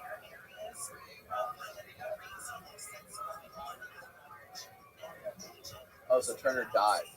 Yeah. But Ninja was like, all right, bro, I'll be sure to go to the theater and report your ass. Literally didn't miss a shot the entire time. Calling him a hacker. And he sees the chat, everyone's like, that's too It's so funny too how he somehow does those crazy like trick maneuvers. Yeah, he or tried the kills. trick shot. He knew he was going to die, but if he could get like the kill on that, it would be like a good clip. But it's plays for entertainment, he wasn't playing to like, Right. he was actively trying to kill somebody. But he does it. He like doesn't even react. But most kids would be like, "Oh my God!" He just like he's just like stone faced after he does it. And then Ninja realized, Yeah. he just called him a hacker. I don't know. Turner's so much better than Ninja that like the Ninja is cheating Yeah. because it doesn't seem possible. Do they even play the same game anymore? Like, what is the game they play now? So they've known each other for years. Right. Before Fortnite. They Right. used to play PUBG against each other. Yeah, and I don't really know what Ninja's doing now. I know he still live streams. He's probably just playing games just for fun. Because Tim the Tap Man and him are really good friends. Like, he helped him blow up, so I'm sure they're live streaming together still. I still see them live every now and then. But I don't know. I really enjoyed watching Fortnite. I think it was one of the most enjoyable games to watch as a viewer that was like ever created. I think some of the end games in Fortnite were some of the most exciting things to watch, like the tournaments that they would have. Seeing high pro level players stacked on top of each other, like going to the end zones, like strategies for that was so nuts. It was so cool to watch, like all the comms between teams and everything. And now it's just too saturated. They're adding too much. Yeah. I think if there was like a Fortnite 3.0 that was like, it would have to be something like revolutionary to me. Like maybe a VR version of Fortnite or something like that. Because I just think the building aspect was really cool. The pros can like master the mechanics, and then like me as an average player that's just trying to relax and have fun, like I'm watching somebody who's insane at building, like I'm probably gonna get smoked. Yeah. But I don't know. The game world's crazy. I'm definitely waiting for the next big thing. I'm very interested to see when a massive game is going to be released and tied to cryptocurrency. I think that's the future of the game. Well, there are a ton of those play to earn games. Yeah, there's a ton. But like one that like Microsoft or like Ubisoft or someone like that releases like a Fortnite attached to like that's a play to earn. Yeah, something like that, Because I don't know. I think everything's going digital. Do you fuck around with VR at all, Oculus at all? A little bit. I've done it a little bit, but it doesn't really interest me that much. Yeah. I'm more interested in trying to create really good content. I do watch a lot of movies. Watch some TV shows too. I'm a fan of like consuming high quality movies. I should go on the top 100 movies with like high stuff. Like classic movies? I mean, just anything I feel like that's highly recommended. I have a lot of conversations with my friends about it. I mean, I recently watched Green Book. You guys seen that? Oh yeah, that's the a piano fucking player. great. Yeah, that was one of the best. That's one of my favorite movies. Yeah, that was really good. Hector and the Search for Happiness. You seen that one? You've seen Shaun of the Dead? You seen that? Yeah, it's like old, it's like Dawn of the Dead, but Yeah, it's like yeah, a comedy. It's like the first comedy zombie movie ever. Oh no, I have God, seen yeah, that. like throwing records and stuff. Yeah. Yeah, it's that guy. It's the blonde dude from that, like Hot Fuzz. Have you seen Hot Fuzz? I don't know. I worked at the flea market, and I would buy DVDs. find somebody that's selling like $4 for $1 and get a bunch of movies. A ton of movies at my house, and I don't know. I always wanted to be in movies and make movies, and that's something that's always excited me. So I feel like just gonna keep learning. I've been watching movies from kind of from the standpoint of like how they're shot, how they're filmed. Plus, getting to be on set for Guest House, I watch them making a movie in front of me. This is something like right cameramen, right directors, right lighting, right lights. It's just so much work. It is a lot. So many people. That's why you So many fucking. It's like I always think it's like a construction site. Like if you ever work construction, if you've ever been on a construction site, it's the same fucking thing. You got this fucking crew of electricians that come in an electrical truck that are in charge for all the wires and all the electric and all that shit. Another crew of people who are in charge of setting up the lights. Another giant crew of people who have props. You have the fucking DP, the directors, the assistant directors. It's just like, I don't know. It doesn't have to be that complicated though. No, Like the guy that I was Sam Macaroni, the guy that YouTuber turned director, he does excellent work. He has a really solid team, a really solid crew. I mean, there's a lot of parts that's edited for the I mean, you gotta shoot everything. Fucking 6K now, I don't even know what's going on. I don't even know who has a 6K monitor to watch 6K. That's what's crazy too, is like, nobody has 4K, like anything. Nobody consumes, like, this isn't fucking 4K. You can't fit 4,000 pixels on this tiny screen, you know? Like, I don't know. It's so hard to shoot like that when I feel like nobody is consuming content. Like, I'm a fan of sitting on my couch doing something on TV that I can sit down and I think a lot of people are still. yeah, I think so. That's why I think TikTok.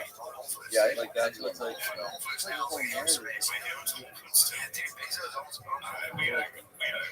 What do you think? Our lifetimes.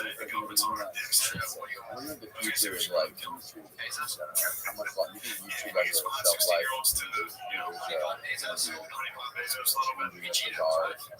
When it comes to YouTube, and the big platform that takes over. YouTube is. I mean, I love making content for people, but I don't like the restrictions. I feel like it's like a freedom of speech thing, you know? Like, I think one of the worst things that's ever happened in the history of social media is deplatforming. Yeah, I just think that, like, to take someone's voice away, like, who's still president? That's like scary stuff. That's censorship that I think should not exist anyway. You know, because like whatever your stances are of him, he should be able to say what he wants to the people that care enough to follow. You know, like because everyone can choose what they want to read, what they want to watch, what they want to listen to. You know, for a very long time, everyone was kind of trapped in a box of content consumption. You only watch what was on TV or what movies were out. And like as soon as the internet came out, people the ability to search for it. And that's why I'm such a huge fan of it. Like, when you start taking people's voices and like telling people what they're paying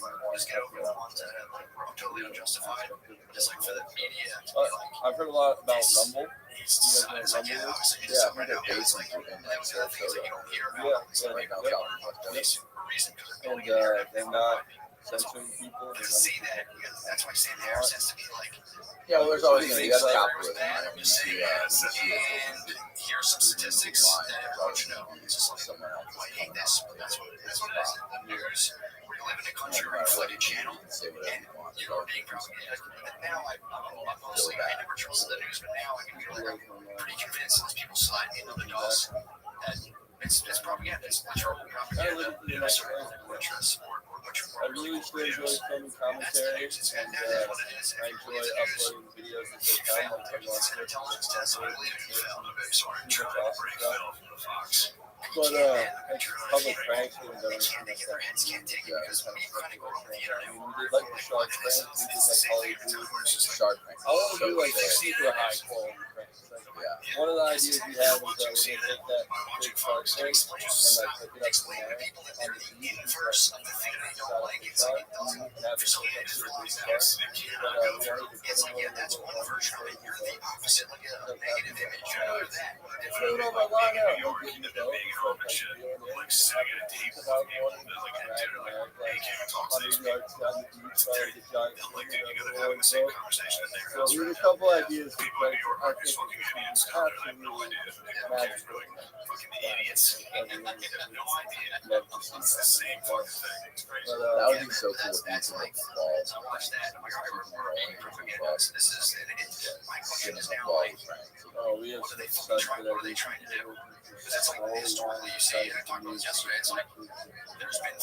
You know what I'm thinking? Like, you just like sending me big cars constantly like on 3 t-shirts. And we've actually had a couple of new stations spawn, but they're like footage isn't good enough to actually catch something on video, blah blah blah. So we'll do next time. You're the fucking news. Come on. We're still working on it. I think it's gonna work. But like, I want to prank Willie Knox. I'd like to do Bigfoot on a news station in every state.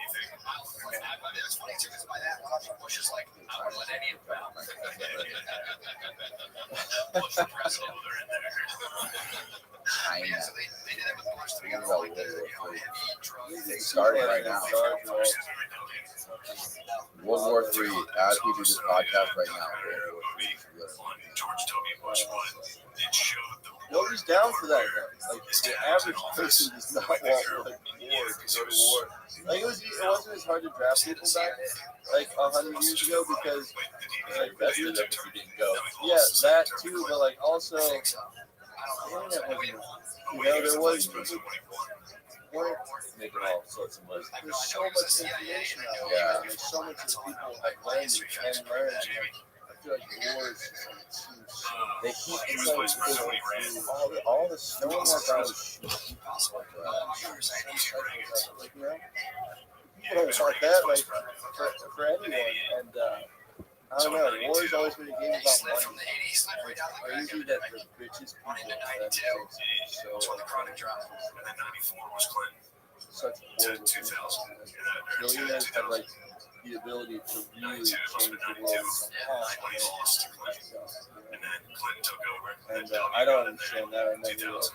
And I don't understand what people listen to these people like. I don't know, especially with everything that's going on. So quick.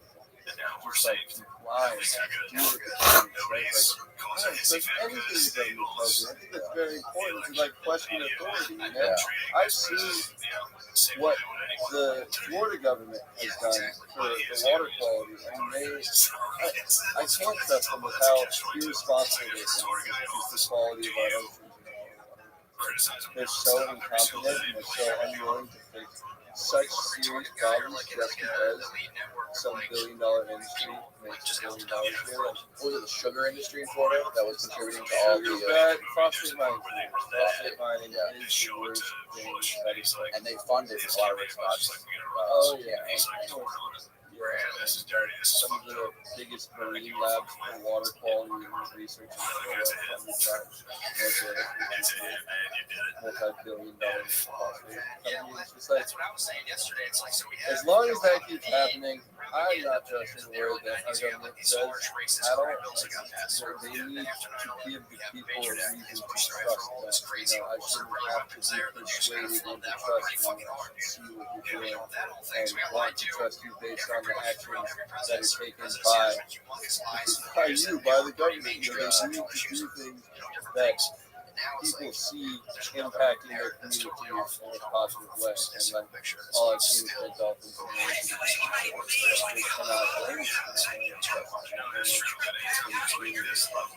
like that's just Florida. The president knew about what was happening. President Trump signed that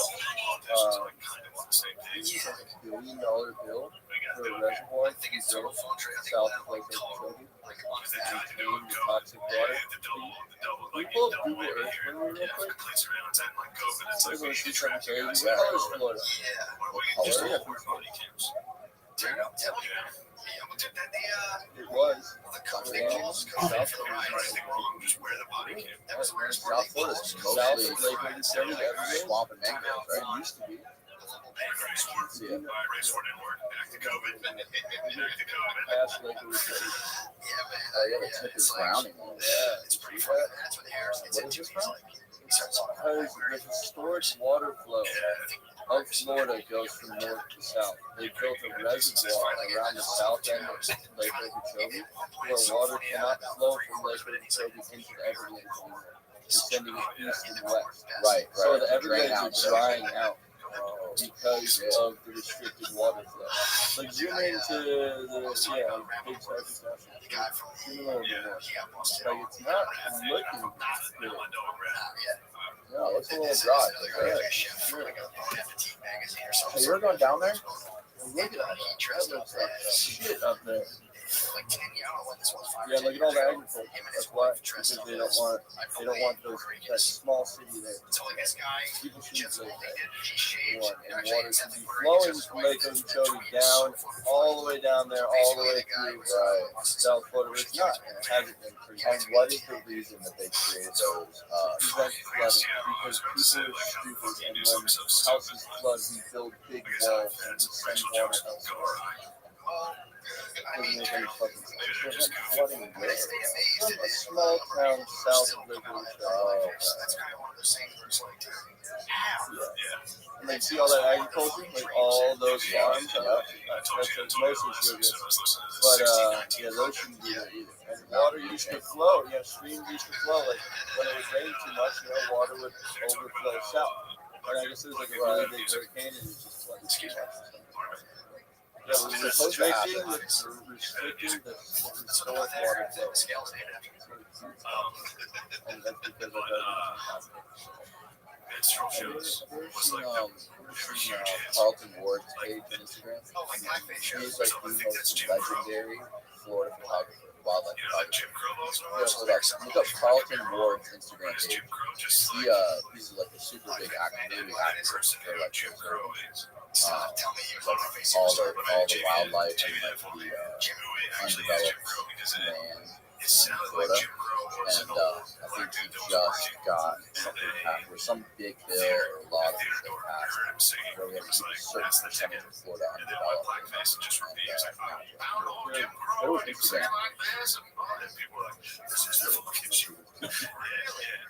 Anyway, second link down. I swear to God, he was singing about Jim Crow.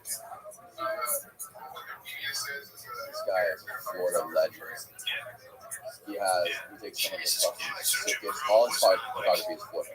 He's got like these super high quality cameras all throughout the Everglades, throughout all the undeveloped land in Florida. Like badass trail cam. And the motion cameras, right? So they take like super, like go down to that one of that panther down there, right there.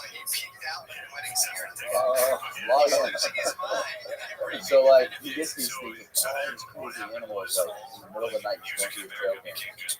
And so everybody who's lived here long enough, it's like my biggest thing is if people don't know they can't care. Like educating people on what's going on with the water quality. Every time I post videos about it,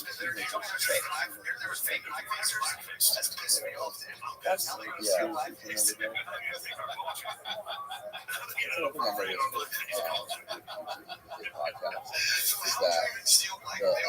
of people that watch it on YouTube fluctuates so much, but on Spotify it's always like a consistent amount of people that subscribe to it, but always but on YouTube.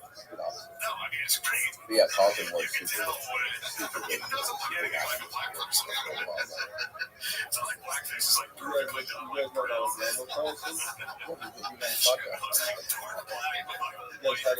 Yeah, you're sitting right where you are. Yeah. You didn't see it? No, I suppressed it. I did not. YouTube suppressed it. It's because he's a Concrete, Randall Carlson, no way. It's because of the Freemason they suppressed it. I love this guy. Randall.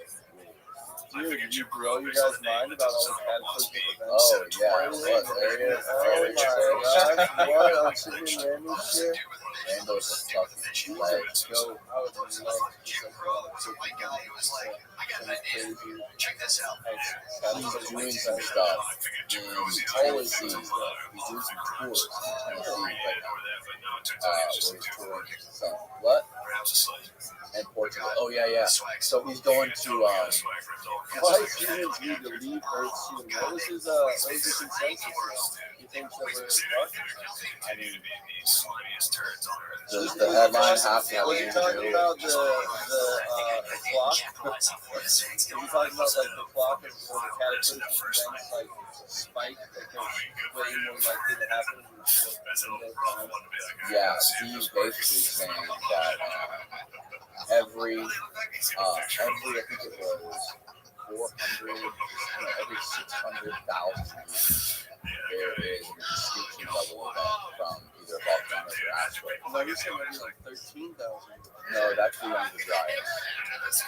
Every, I think it's 600, I want to say 600,000 years, there is either a super volcano, like the one that's under Yellowstone, or an insane asteroid, group of asteroids take out and What do you are think that's extinct. happening soon? Well, we are in like a 100-year window right now of the exact anniversary of the last time watch out that so volcanoes are one thing, So we're having some crazy. and the asteroid is like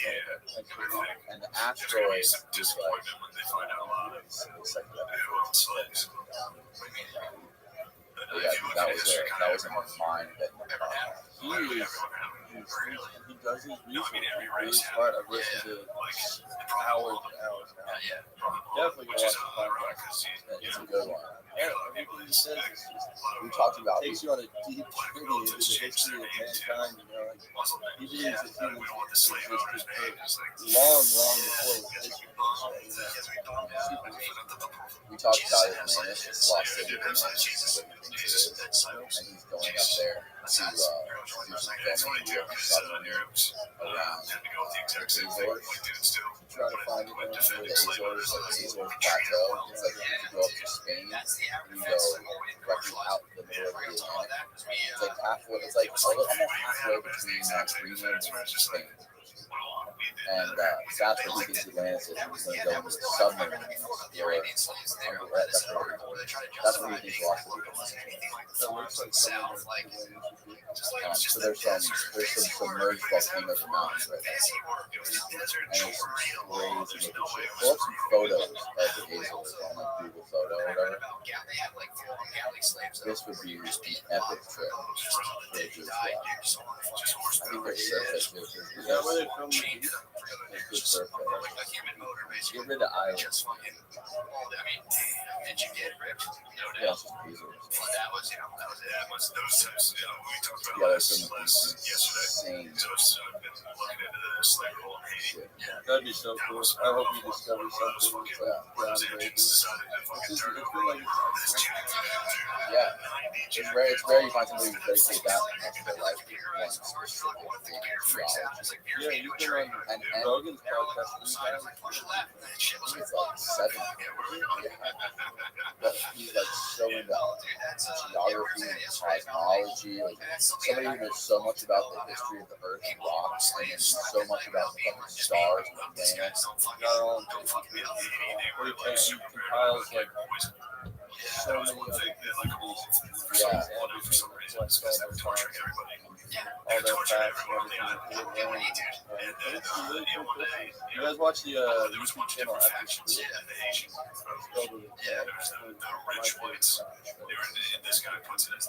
Just a guy who's like he takes philosophers and politicians and comedians and influencers and takes like passages and things that they've said, mostly philosophers, and he draws pictures. Yeah, if you click on any one of his tweets. Yeah, I think the last video he made was Hebrews for Terrence McKenna. I try to watch. I made like a daily goal to watch one of his videos. So many different wise people's words and mutual interests. Which one's one's fucking fucking new? Okay, it'll be super fast animated video. Yep. It's really awesome channel. Like everything is very like inspired, like enlightened. Yeah. Also, Yeah, I recommend this channel. Go home and check out his large library of videos and find something you like. You guys are familiar with like the Fibonacci sequence, there's Randall Carlson, who's a big, and he works with Graham Hancock pretty closely, and Graham Hancock Yeah, I read it. Fibonacci. Explain it to me. It's just a series of numbers, like 1 plus 2 take like a 1 by 1 box and make it next to a 1 by 2 box. Like 2 boxes of creates a perfect spiral. It's been seen throughout all of nature, waves, shells, your eye.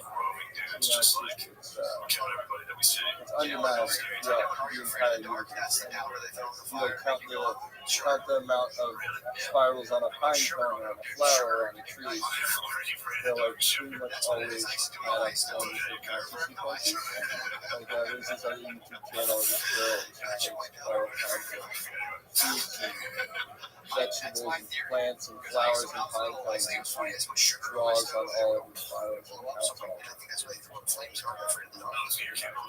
Yeah, what is the equate that to? We just call it like the can't be explained yet.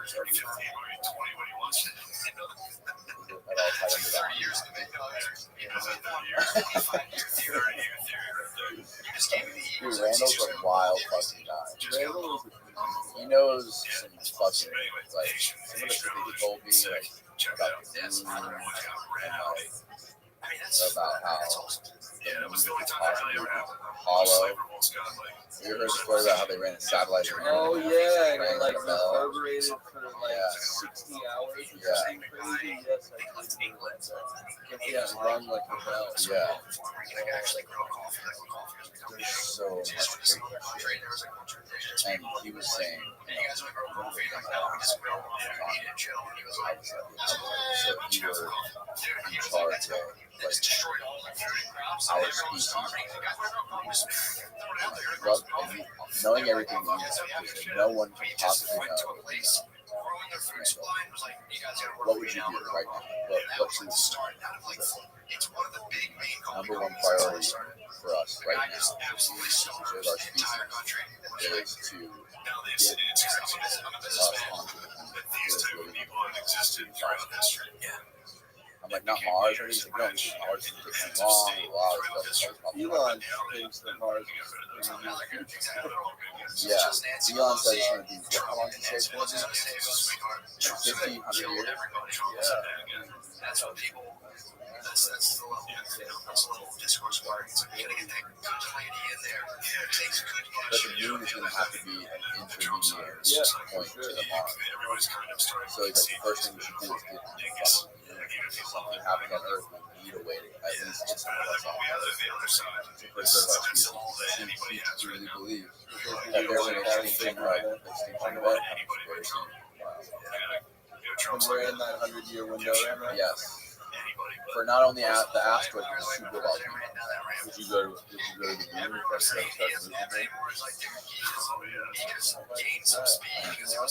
I'll probably just catch the wave that the last tsunami did. I'll just No go way. paddle out. There's no surf on them.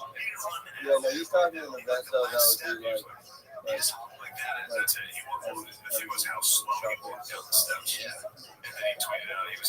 Yeah, no, I mean, basically, like, depends how close you are.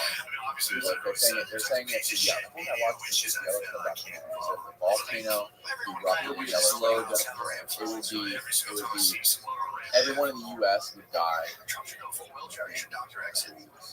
Obviously, in like the 500-mile vicinity of the volcano is the case.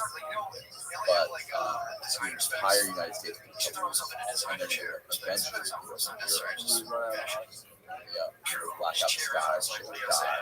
He was disabled. Or do the thing people do and beg for change, like put his knees in his sneakers and he's in a wheelchair. You see those Jimmy Holmberg crutches? Yeah, dude, I feel like that volcano, the last one that erupted in the ocean, that was a real wake-up call. Life as you know it.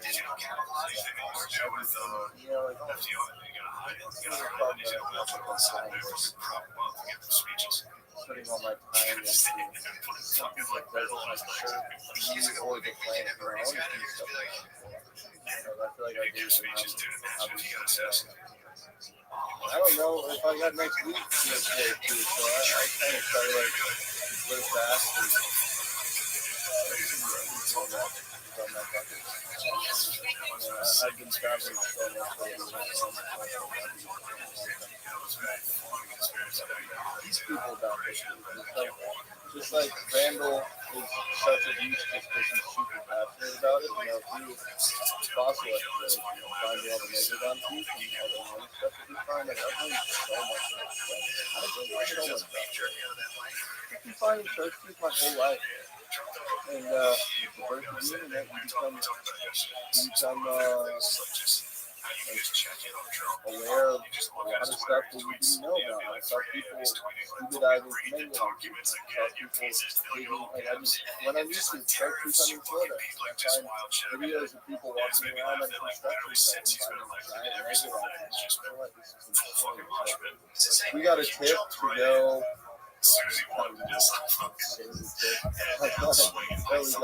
We got like a general area. Like, hey, if you go somewhere around here and you find a construction site like that, down deep enough, you'll probably shark teeth. So it's raining one day, and you heard me rain's a good time to go shark teeth. I mean, if the rain washes away the sand, I try to put myself in a situation like that when I deal with that. People are dead, they might be running the world, their next social threat. We were near Venice, yeah. But like, it's like a, I'm pretty sure I'm not getting balls it takes to just be like, well, I think it's everyone in here is like, so from Venice to every national media outlet like, this is so, I'd be like, yeah, exactly, because we did get drunk. And Florida has the most True.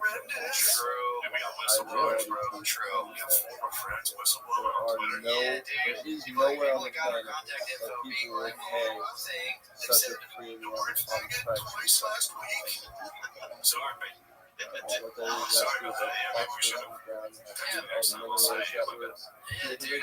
been underwater several times.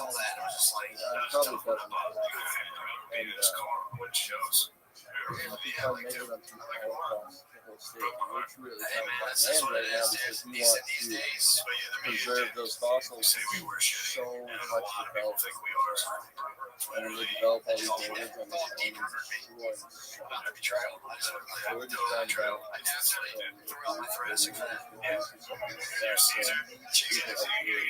and destroy them. So we're just trying to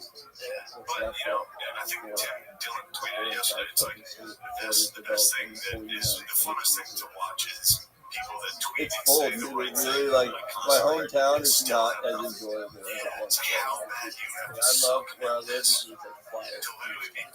You ever tried to build a fucking parking garage behind Travis Bills?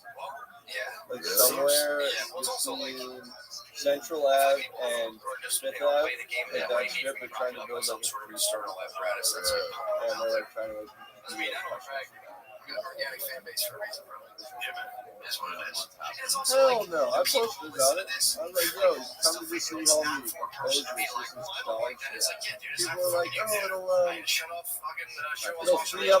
it'll free up all the people that park in the neighborhood. It'll just make more people come to it. Oh, if you want parking garages, go to get a lot of people. Bad enough.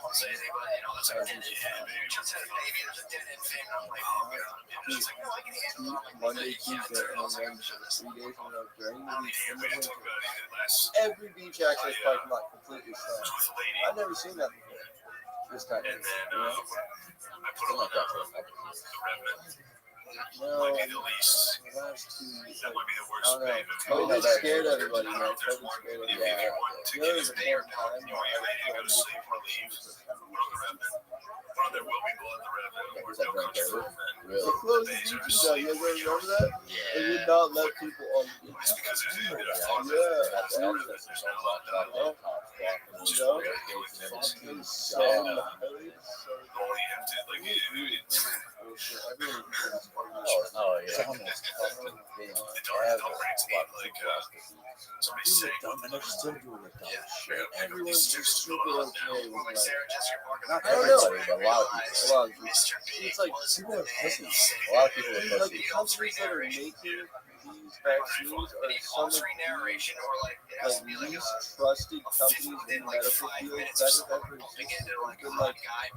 There's been like multi-million-dollar lawsuits against these companies for like impractical therapies. If you want to get your The list is endless of all the shit that they've done wrong. It's so terrible. Did you know that the COVID vaccine is the most profitable medical product in history? Like Pfizer made $49 billion in 1 year after selling the vaccine, making it the most profitable medical product of all time. Like Russell Brand just did a podcast, like a vaccine that's supposed to help the entire planet should be made with the best interest of people's health. They made it with the best interest of nation's health. So like when a company's drive is stock and keep their shareholders happy and make as much money as possible, they're probably not going to put as much time as they possibly can on making sure historically, all they've done is what is, like, they came out with a medicine that was like really good for some specific disease. I don't remember exactly what it was, but once it became a really popular medicine, it was marked up like 7,000% when they released it because it became popular. Because once it worked and once they needed, people needed it, they could charge a lot more for it. So like when their interest as a company is to make money and not release a product that is affordable and that makes sense for the consumer, like how is the whole all of a sudden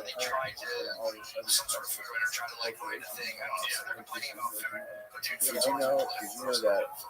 and then once you start mandating it, once you start saying people have to take something that was made by a company that people didn't fucking trust before, like I was speaking before, like it was ridiculous that you will get shamed for saying you can't go to certain countries because you didn't want to take a drug that was created by criminals. Did you know that I think it's 75 to 80%? I think that was the stat we talked about with Don. That, 75 this guy, we talked about this guy. He's a nutritional research scientist, a neuroscientist, and we were talking about how the United States, out of all the clinical research, billions of dollars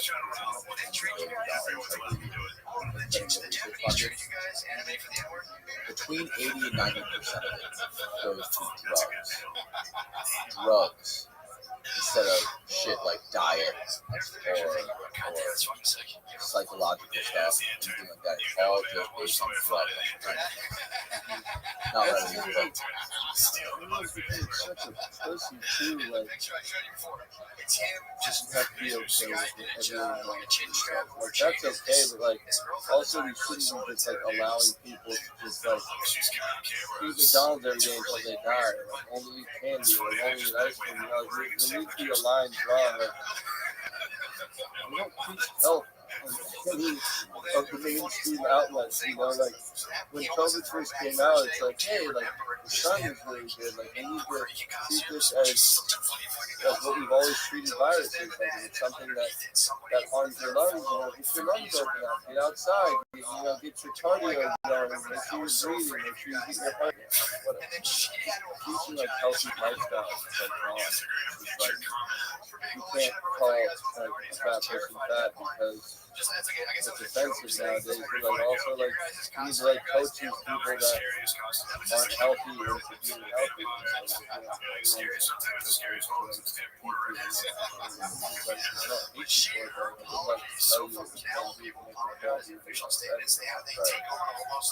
don't It's like all like weaponize it against other people. and then she's like, I don't know, it's like everywhere. Healthy.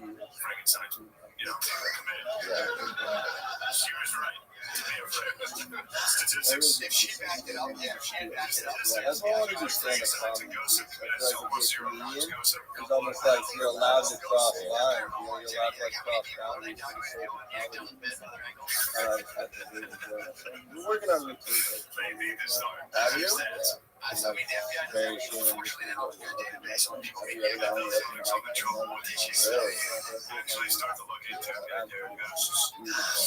I'll watch a lot of stand-up comedian specials. And a lot of the time they're really not that funny. A lot of the time, like, I write better stuff. I won't step to like somebody like these. Absolutely brilliant. Like I was watching Kevin Hart's like stand up. He's like, you know, this whole COVID thing hasn't made me feel comfortable. I don't like leaving my house, so that's why we're doing this in my house. He's got like people perfectly 6 feet apart, like scattered across like this theater room, I guess, this house. Like everyone's double masked. And like he's doing jokes about COVID, and like I watched it for like 30 minutes once. I turned it off. And I was like, I'm funnier than these guys. I've been working on it. That's one of my like bucket list.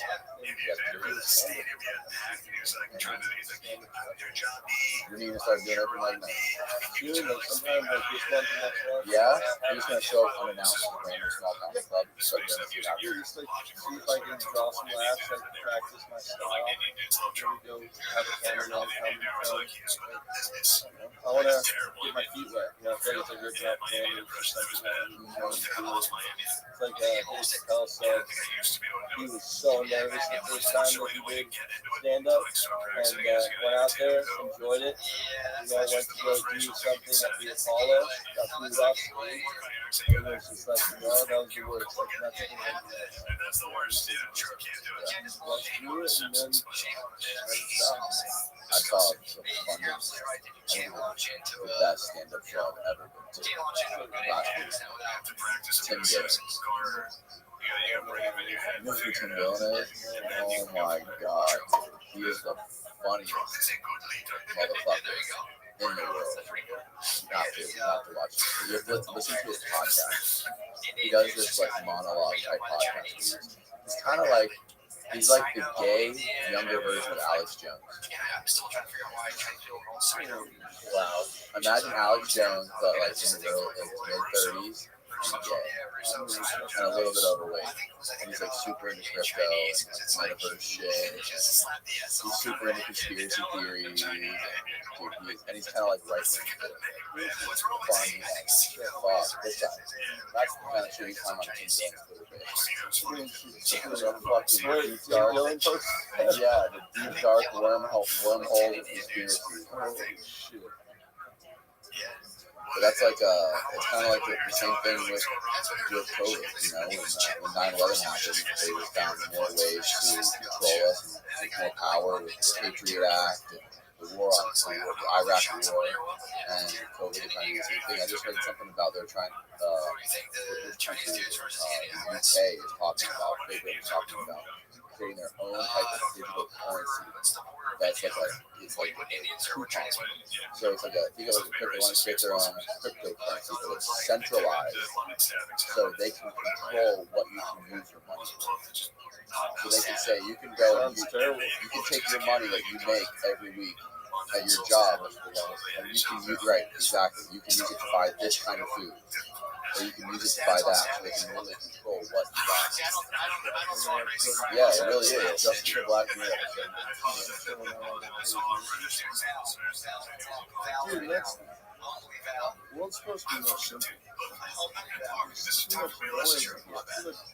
You're so crazy and so wrapped up in everything that goes on for our silence. True.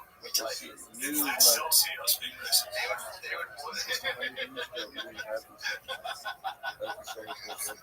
you ever considered what your life would be like in like 2 weeks if you did not use a computer? Sorry. I'd be on the beach somewhere. I'd be on the beach somewhere. Maxed out pipe. Honestly, it's like geopolitically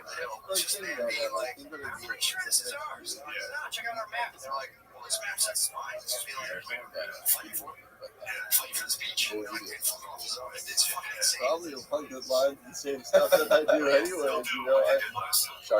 I love the internet, I love technology, I love everything, going down rabbit holes and learning and the metaverse and crypto and NFTs and whatever it is. It's all, I love it. Very positive. But I like the real world way more. You know, I'd rather go surfing than skating or golfing. I really enjoy being outside. One of my favorite things that I've started obsessing over the last few years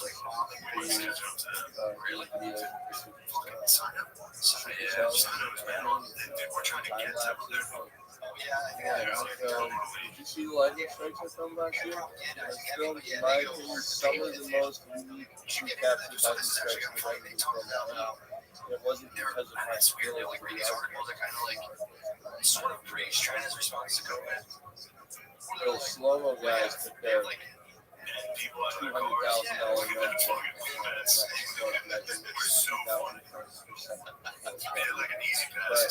the lightning type of lightning that they were shooting wasn't as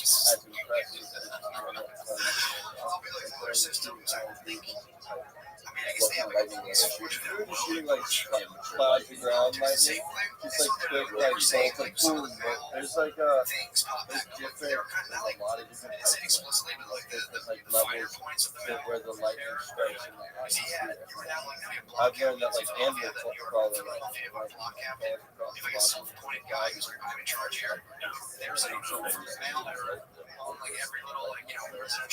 yeah, you did a video about that.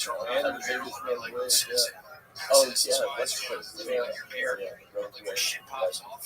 That's what happened. There were just these dudes got reunited. A road wave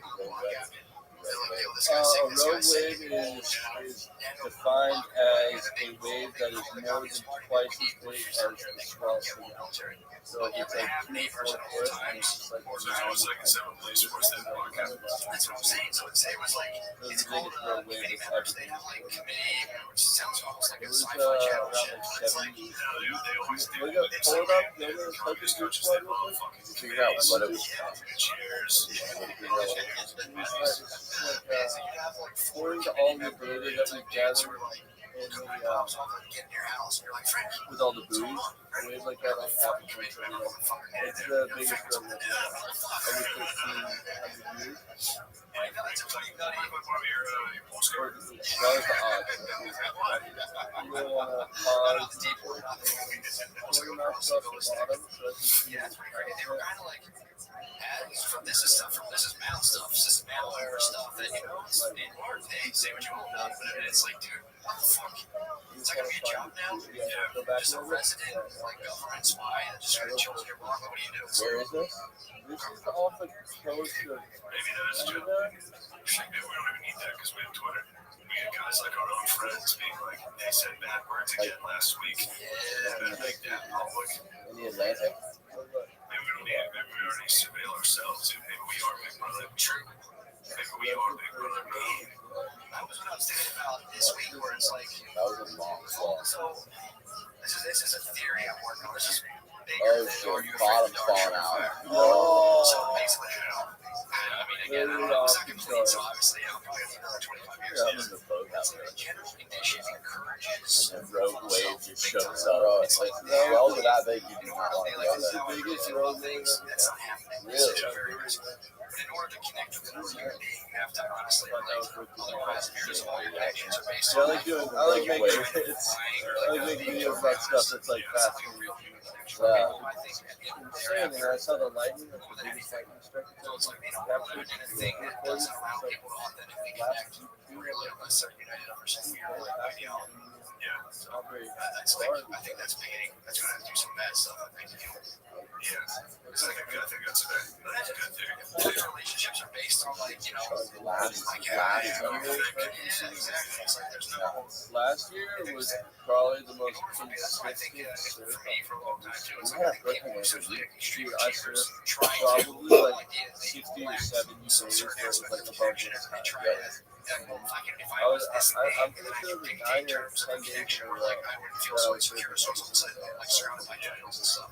Just like you live your whole life just sitting over here and you get a relationship where you're like, now like this now, so it's like if you just want to see your like Well, Does that I got wave so still break mad. on that? Does that wave still break on 25th? That like healing that to be chamber? honest, like that.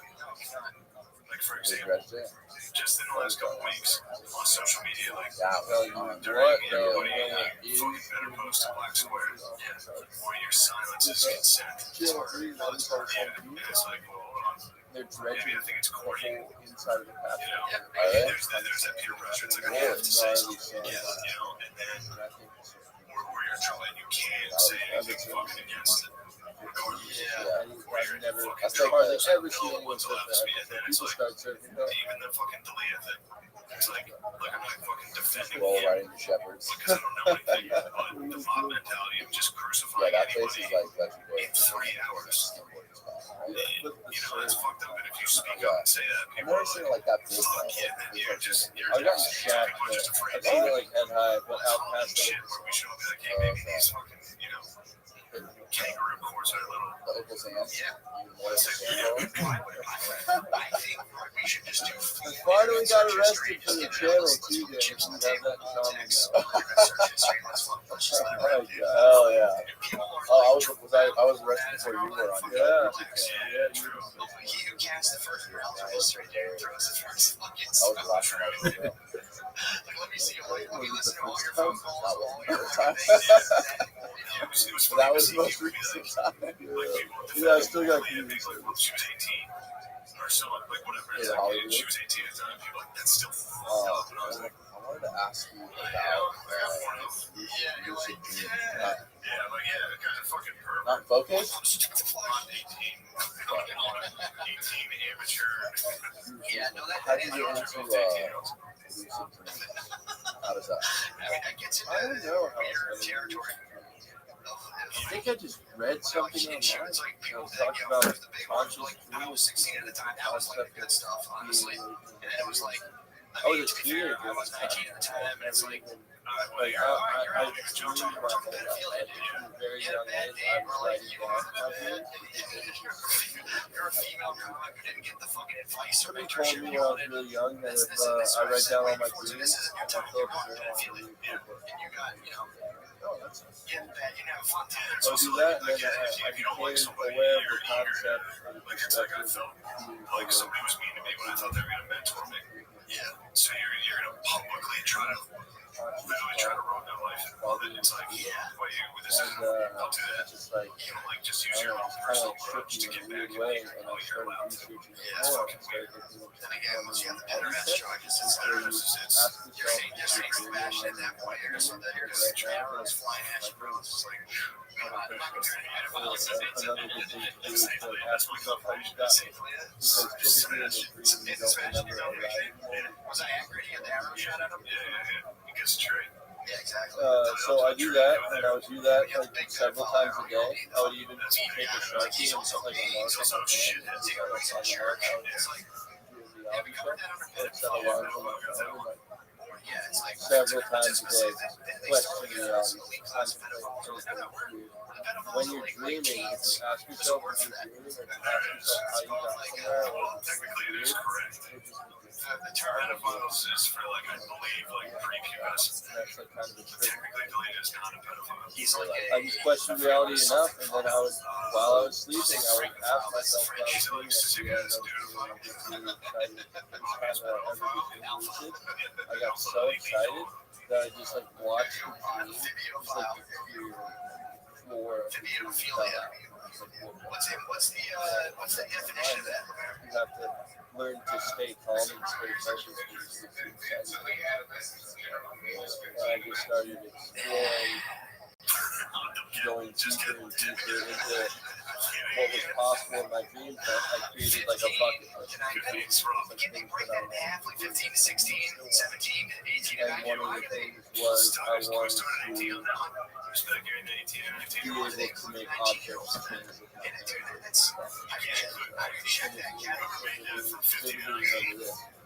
And the car was driving by. I knew I was dreaming. I was like that. My car flipped and like crashed and exploded. It was so loud and it was so gnarly. And it was like, I don't know, when you're dreaming, when you're lucid dreaming, like you're actually there. Like, there's nothing that, like, it's not as any different than what we're doing right now, except for the only limits of your dreams and the limits that you create in your head. So one of the other big goals that I had was to fly. I really wanted to fly. But like, if I stand up right now and I try to fly off the ground, it's not going to happen. And I will never be able to convince myself that it's possible because it's not. But like, if you, while you're dreaming, can just take something that's impossible and know that it's possible, if you can convince yourself that you can fly in your dream, it's weird. Half the time I can, and half the time I can't. Like half the time I'll like be light and I'll feel like less weight, but like I'll jump and I'll like kind of like moon jump. Like I won't actually fly.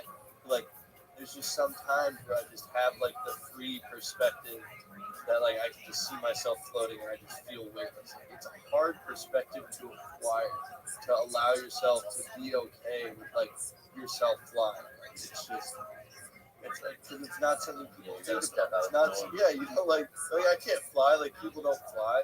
Like if you can purely see it in your head and you can see yourself flying when you're dreaming, start flying. Just fly around. Just like it's the most free, like craziest feeling ever. But what's cooler than flying is breathing underwater. That is the craziest lucid dreaming experience I've ever had. Is knowing that I'm dreaming and swimming underwater and knowing that I can't drown. Exactly. I've made waves come out of the ocean. I've surfed the biggest waves that I've ever seen while lucid. I'll get into more stuff that I've done in my dreams that kind of relate back to reality in a second, but it's absolutely mind-blowing. So is it like you, when you're awake, you make it a habit of asking yourself if you're dreaming? So You that just have to becomes such a habit. contemplate dream perspectives, like how you just have to see yourself lucid dreaming. You have to see yourself in a dream consciously aware that you're dreaming. You have to create that perspective in your head. Like I am a firm believer that like us as humans, like our minds are capable of things that like people can't even comprehend. Like I think that like everyone's like kind of connected. And, like, you can feel people's energy. Like it's like when you know what somebody's gonna say before they say it. It's just like an intuitive thing.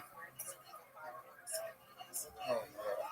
Just the whole topic. I kind of been off of it for a little while, but I still dream every single night.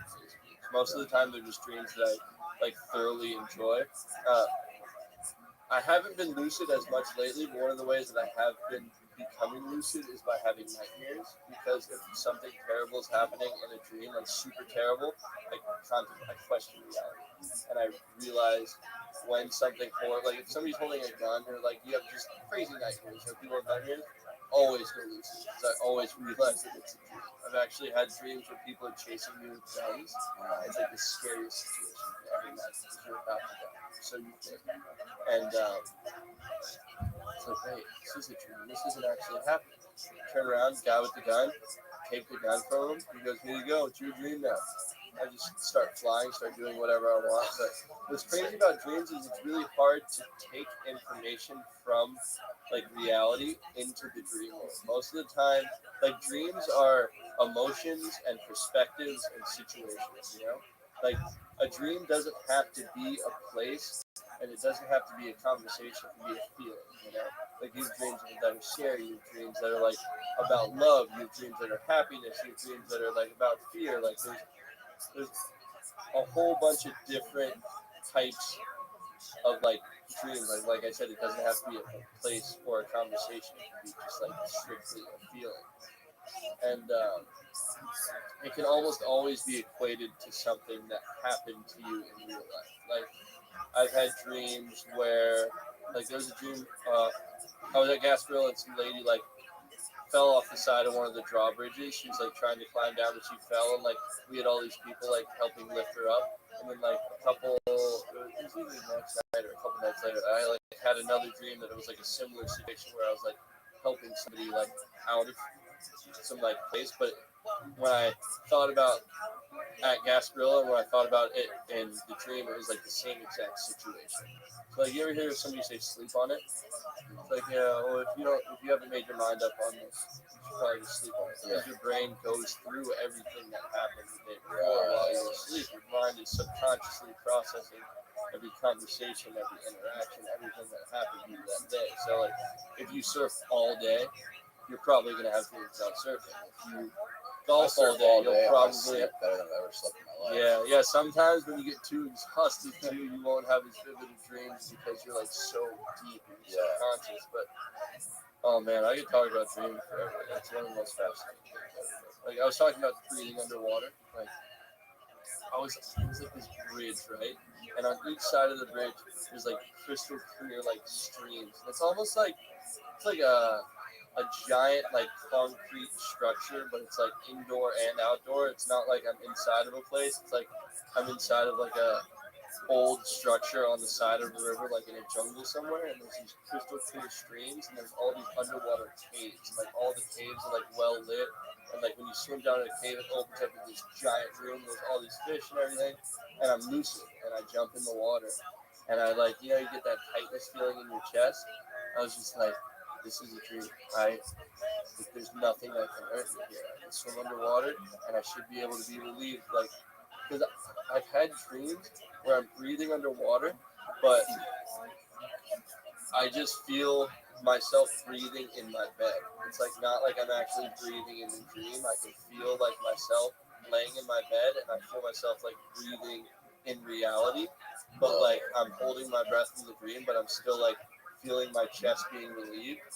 And then there's other lucid dreams where I'm in the water and I know that I'm dreaming, and I open my mouth and I'm breathing water, and I feel like the cold water fill up my lungs, and it relieves me. I don't choke. I feel relieved. And it's like breathing in this. It's like it like goes from being like heavy, thick water to like it feels like cold air almost, But like perspectives in your dreams can shift so quickly because like it is an imprint of your subconscious mind. It's not actually like a real place. Like what's crazy about lucid dreaming is you have to maintain your focus on the fact that you're lucid, or else you'll get distracted and you'll snap out of it. I never ever remember a lucid dream ending.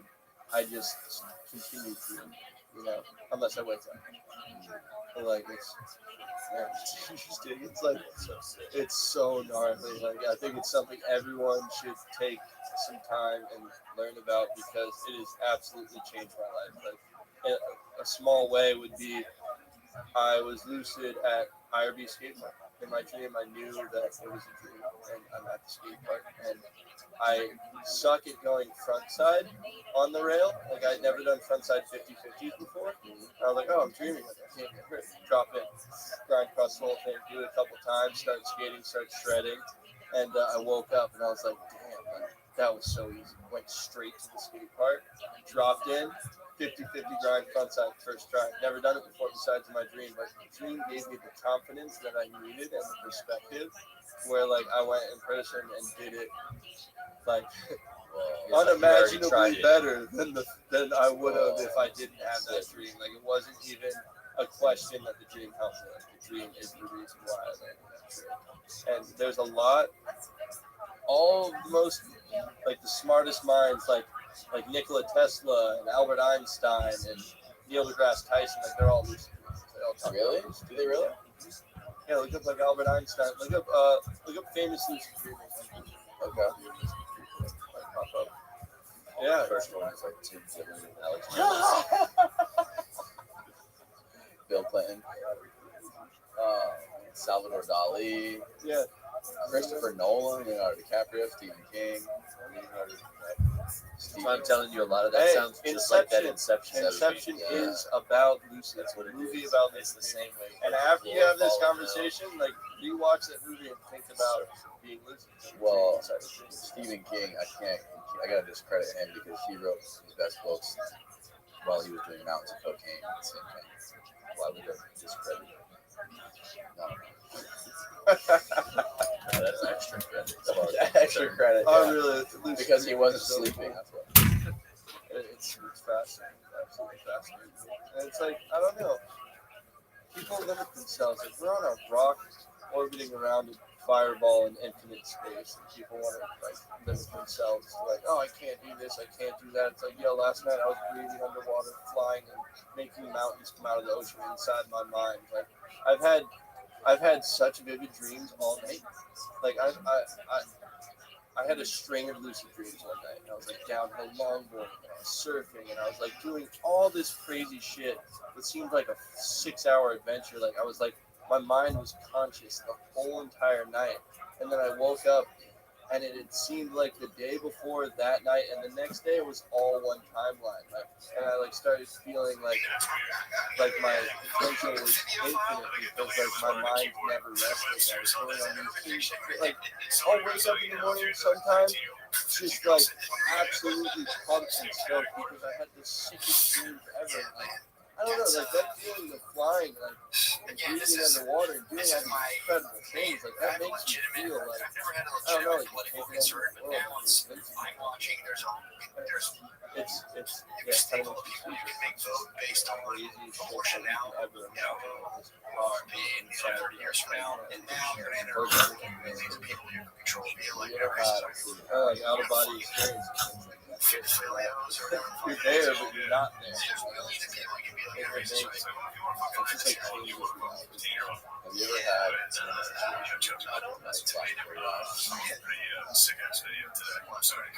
yeah, like a lot of times. Shalom, You dude. had like a top 10 Yeah. near-death experience in like 2 really? years. That is the craziest thing ever. Lightning is one of the gnarliest. Probably the. Yeah, I never thought that I was dead more than when I was. It's a weird thing. It's like me, like, me state control. I've done it mostly like now.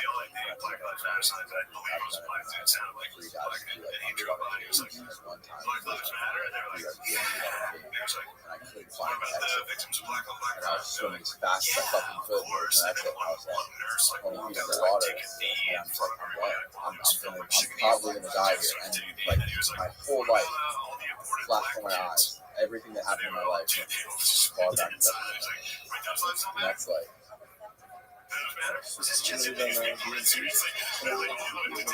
Welcome. How are you? Yo,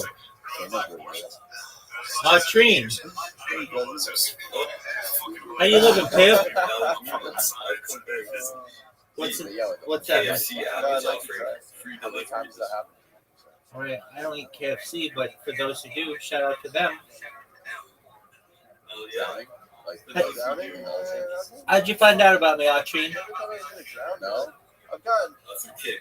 I mean, Through Kick. I've Interesting. gotten. Have you been here to where before? I was like, oh shit, like if Yes, I get sir. a little Okay, bit and more we've fucked talked? up, I might be to the point where I'm like, I Okay, might- excellent. I've gotten. Well, what's new in your neck of the woods? But I've never like genuinely. Nothing been much. scared.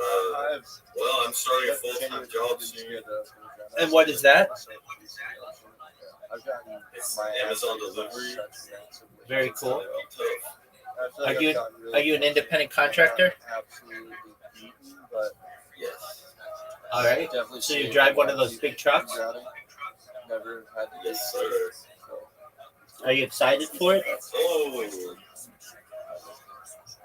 the last combo. I'm trying to check my order confirmation. Really? You do you, baby. Situations if we weren't there. Oh, thank you.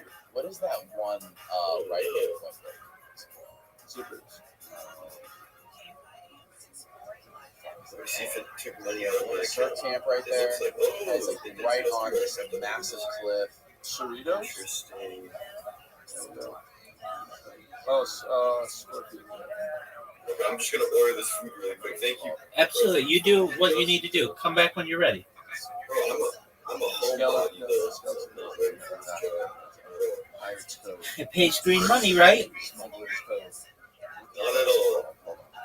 19. This is where we gotta go. Hey, it's something. Yeah, right out that door to the left. First person left. I'm Bar. gonna buy like an El This Chico. is the place I'm gonna go next. Who is this? The most perfect fucking rides ever. Oh my god, let's go. And there's a bunch of sick little spots to stay, like right on this beach. Do a lot of people surf there? Not a ton, no. It's pretty it's kind of isolated, but they have surf camps that go there. People that only fly there. It's kind of like I don't think there's a big like crowd there. Is this one that barrels up on the inside really heavy? Yes, really heavy. One guy died there like a couple years ago. Yeah. Man, it broke his neck so bad that he fucking died. He got paralyzed when he hit the. Dude, this guy was a pro, like a fucking legit pro.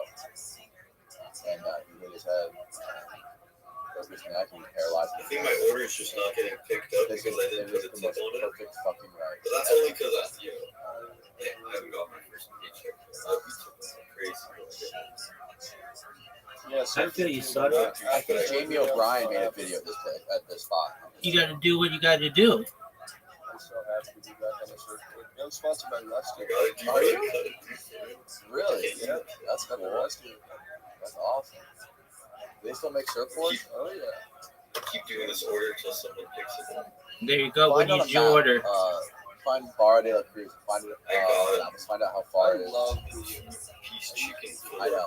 It's the best, especially for finding a surf spot. Oh yeah. Did you know that KFC Oh yeah. is now the third largest chicken seller in the United States, and it used to be number one? I don't know. I kind of want to make videos. Yeah, on I thought my it would be channel, number like, one, going too. to Florida, But,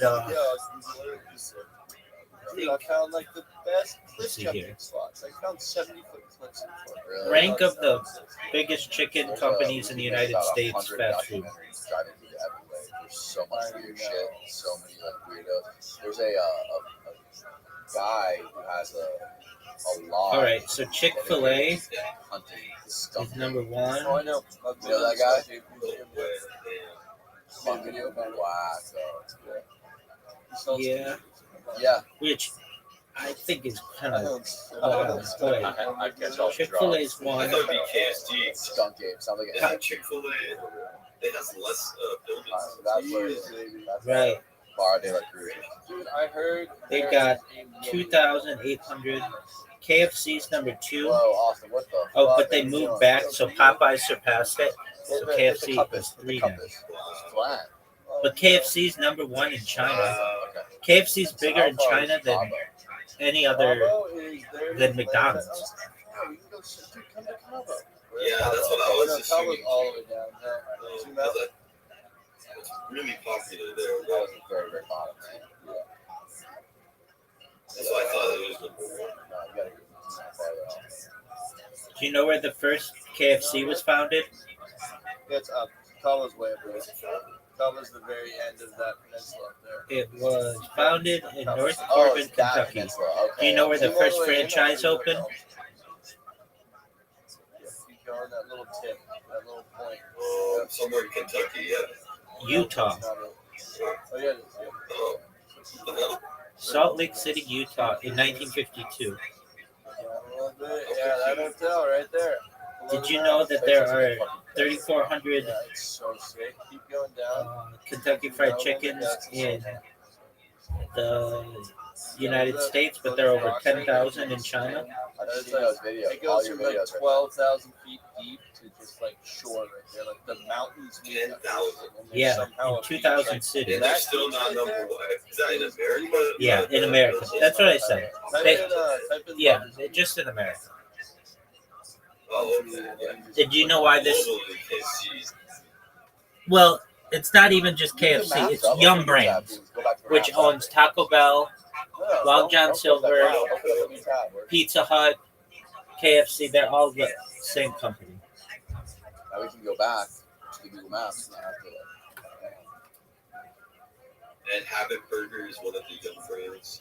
Is it? Love this beach. It's crazy beach. Absolutely. Isn't that it right there?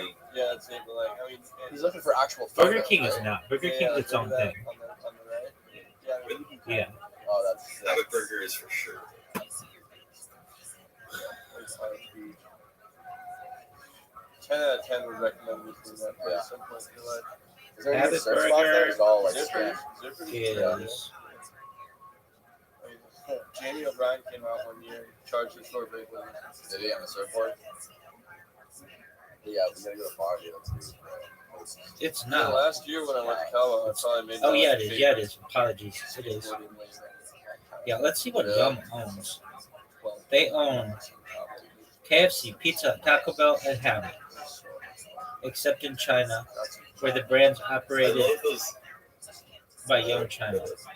Oh, they don't own Long John Silver's anymore. Pizza Huts in Target. I'm sponsoring the contest. Turn your sponsoring the contest. They used to own Long John Silver's and A&W. Try to get a pretty big pro purse. You're doing like a legit contest there?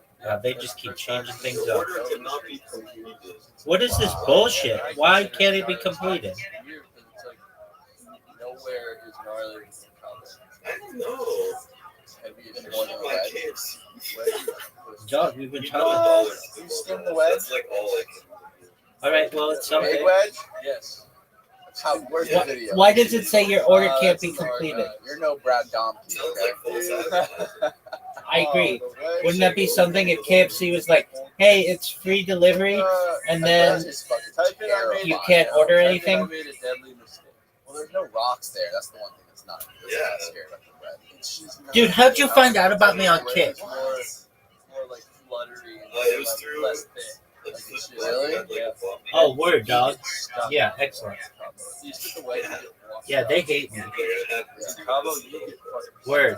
Oh, it's gotta be on. I contacted Kick recently and asked them if I could come back. Actually, somebody came in here from Kick, one of their bigger streamers, and was like, you didn't do anything that bad. Why don't you try to come back? So I tried to come back and stream for like 24 hours, and then I got banned. So I appealed it, and they're like, you have been indefinitely suspended. And I'm like, all right, well, does indefinitely mean lifetime? They're like, it means Yeah, indefinite. I was here last time we told the story, and they wouldn't even specify what it was. I asked them if I want to stream in 50 years, in the year 2075, would they let me stream? And they said no. So you can skip in probably. I was like, okay, that's fine. F you. Ooh, No bigs. $1 tip. got it. All right, let's see if it works. Waveform. You can let it play for a second. There's actually some really I have good to walk clips. to Chick-fil-A. Like that's what I'm talking about. You know, we do everything we can to make sure that the Cabo content is top tier. I lug like 50 pounds worth of camera gear and batteries and tripods and drones out there every single year. Yeah, look at that. It's gonna be so fun just body surfing this wave. Yeah, Or boogie boarding them. Oh my god, I would be there. I would be loving that. dude, body womping, some of this fun shit. Man. Just going out there and swimming. Yeah, actually, I made a full video about that when it was the biggest I've ever seen. I can show you some clips of that in a second. I'd sponge it. I would sponge the shit out of that wave. It's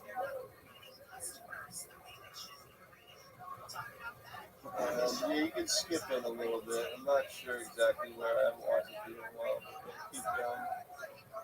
Go to where the big spike is. Right there.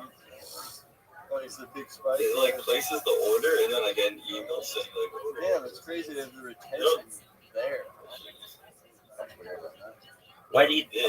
Why do you think that is? Go to the spikes Oh, it's later. 'cause Oh, I it's think the they want to half. fulfill They're their like role. go later in the video. The other spikes. You got a good combo of big waves. On what platform are you trying to order?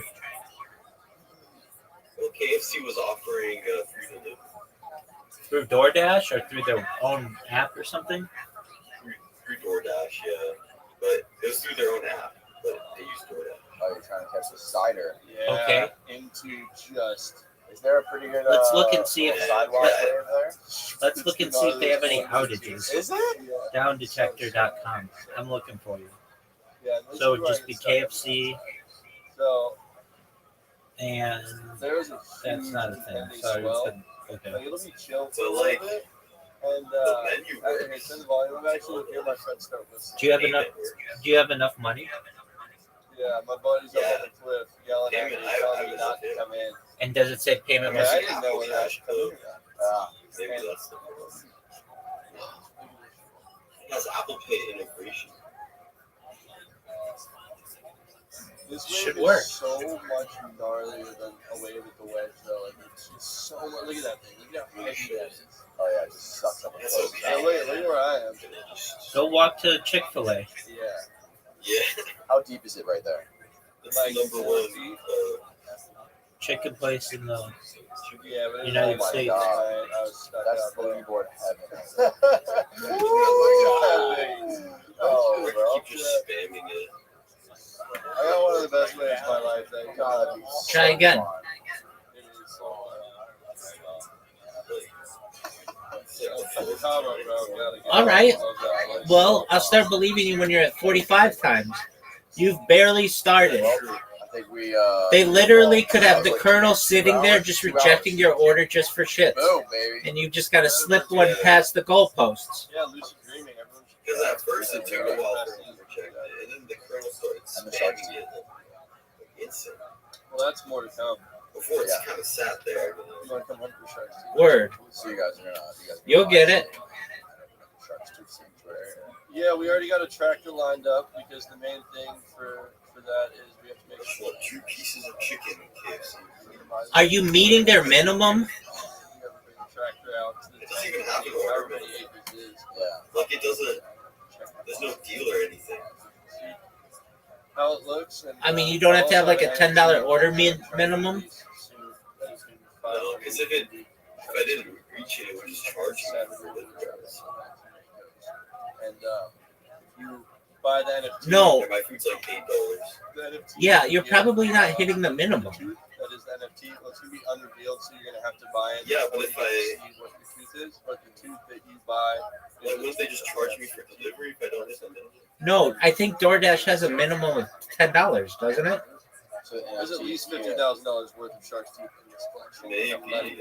I'm absolutely making that statistic up. I don't know. Maybe they don't have a minimum. Let me see. I'll look it up. I've never used it. Does DoorDash have a minimum? Come and hunt on a property that we're going to buy using the money from the NFT. That's a sick. Minimum. So it's your There is no minimum. Not only do you get a Hold on. DoorDash does not have a minimum order amount for merchant. There is no minimum amount of sales required to remain a DoorDash product. However, for drivers, the minimum order they are willing to accept can vary.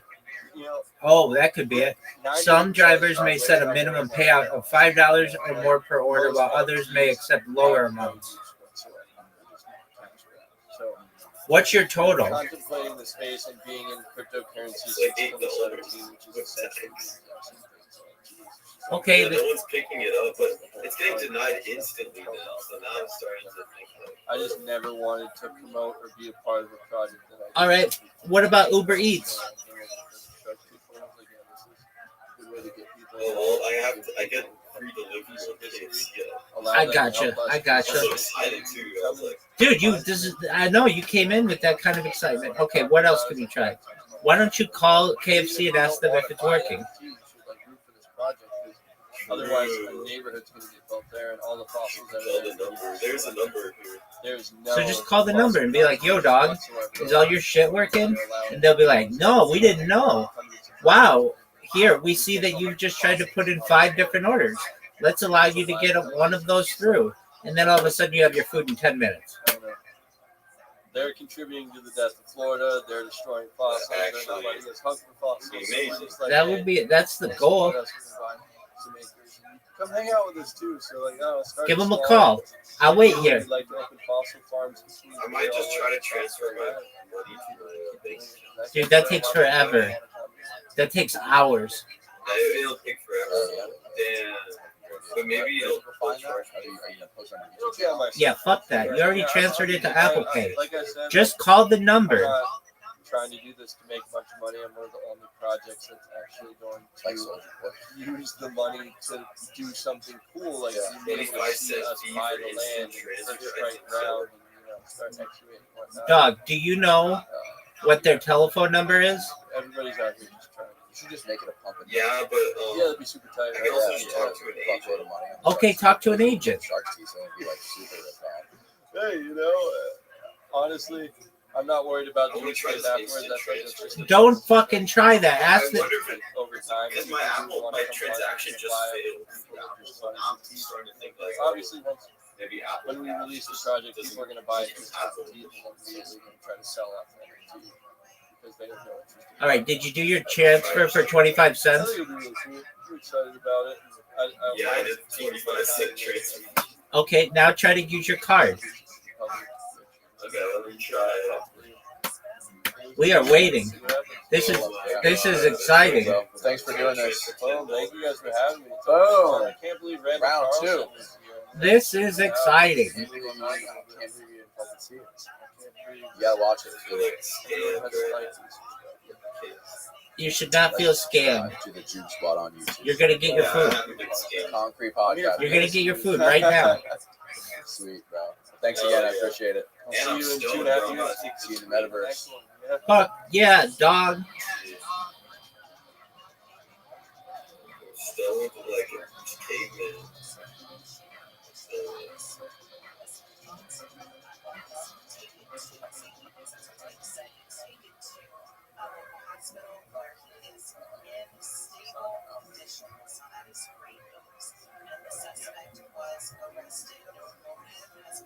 Select payment method. Select the payment method, big dog. Alright. Processing. Work, baby.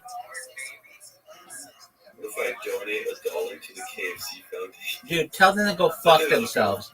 Tell them that's an insult. They should be donating to you. For real.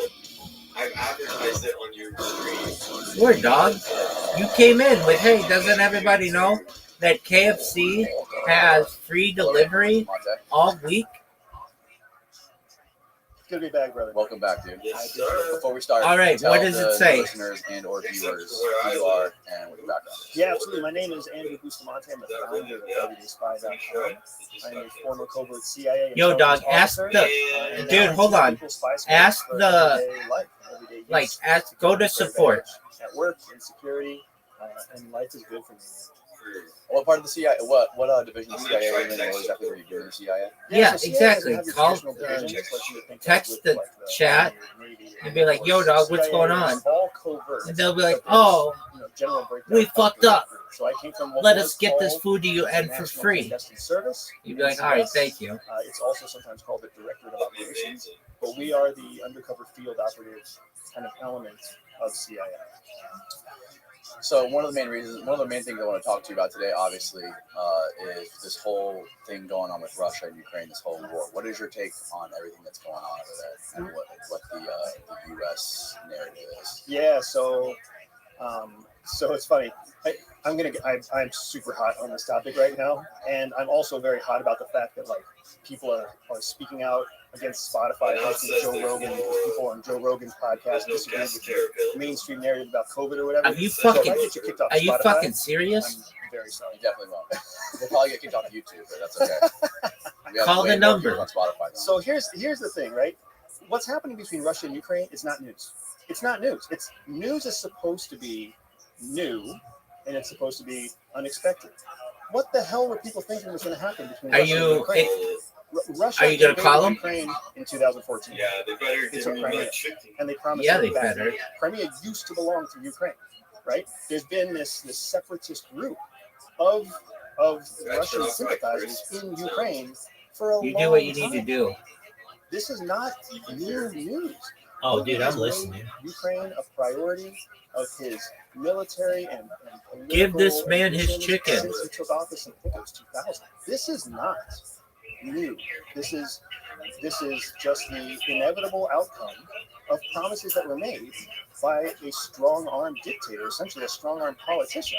So the fact that people are acting surprised, the fact that people are acting shocked and bamboozled is just ridiculous because there's no reason for us to be surprised that this is happening. And it's going to keep happening. It happened in Georgia in 2008.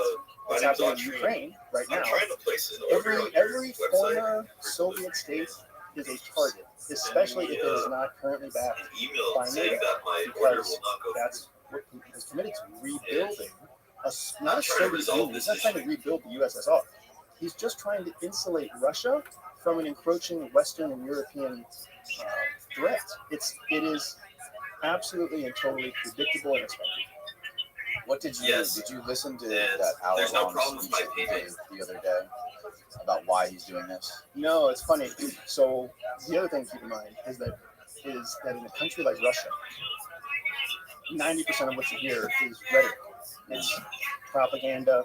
It's spoken for a population base that is largely uninformed or heavily propagandized. So they're not really a free-thinking, independent group. It's like listening to Hitler talk to Nazis. They weren't a free-thinking group. They were a highly emotional, heavily slanted, heavily biased group of kind of an ignorant mass. So I did not listen to his hour-long speech. What I did is I took highlights out of that speech that I thought were super fascinating. The most fascinating highlight was when he talked about how the Ukrainian military, he called upon them to remember that they were Russian first, and that they wouldn't be harmed if they just laid down their weapons and let the Russian military come through. What we're forgetting, again, in the whole way that this isn't news, I love talking about it because I love challenging the fact that right now, Americans, international Europeans, everybody around the world right now is getting bent over and smacked by media. We're all clicking on headlines. We're all being blasted advertisements. We're all being told information that is accurate but incomplete, right? It's not necessarily mal or misinformation. It's just incomplete information, errant information. But we're being fed this narrative just to keep us clicking, just to keep us worried, just to keep us afraid. It's a traditional, what we call in CIA, an influence campaign. And this is what media is doing to us right now. And they're using every media outlet to keep us glued to an event that is inconsequential to 99% of the planet. What is your take, being a former CIA operative who's traveled the globe, spent time in various countries, when you see like the media, especially the New York Times and a bunch of other outlets, coming up to the last week, in the last few weeks, the last month, it just seems like they've been instigating this thing, or just been talking about it's going to happen, it's going to happen, it's going to happen. It seems like our media has been escalating it. And then not only that, from Putin's perspective, when you see the United States and the UK drop billions of dollars of weapons and military training into the Ukraine, like what is that? How does that make you feel when you see shit like that happen? Yeah, so I want to be very careful here because I'm not worried about my reputation, or I'm not worried about anything like that. I want to be careful because the narrative coming from from Putin and the secondary narrative coming out of China right now are very important narratives that I want to get into. And I want to make sure the whole world, everybody listening, understands those two narratives. That is the narrative that says that this was escalated because of our media. There's no way you cannot escalate what's known as an interstate war. This is considered an interstate war. The sovereignty of one nation being invaded by another nation. Interstate. Not the same thing as a civil war. Civil wars are called intrastate wars. This is an interstate war. That cannot be escalated by media and rhetoric and saber rattling. It takes someone making the conscious decision to invade someone else's sovereignty for interstate war to happen. So I say that because what we all saw happen in media in the last few weeks was a major mistake on the hands of the Biden administration. And you can think whatever you want about the current president. His foreign policy decisions for the last 2 years have been flawed. And it's difficult to manage foreign policies in a country that doesn't care about foreign policy. We're Americans. We care about American policy. We care about domestic policy. We care about economy. We care about public health.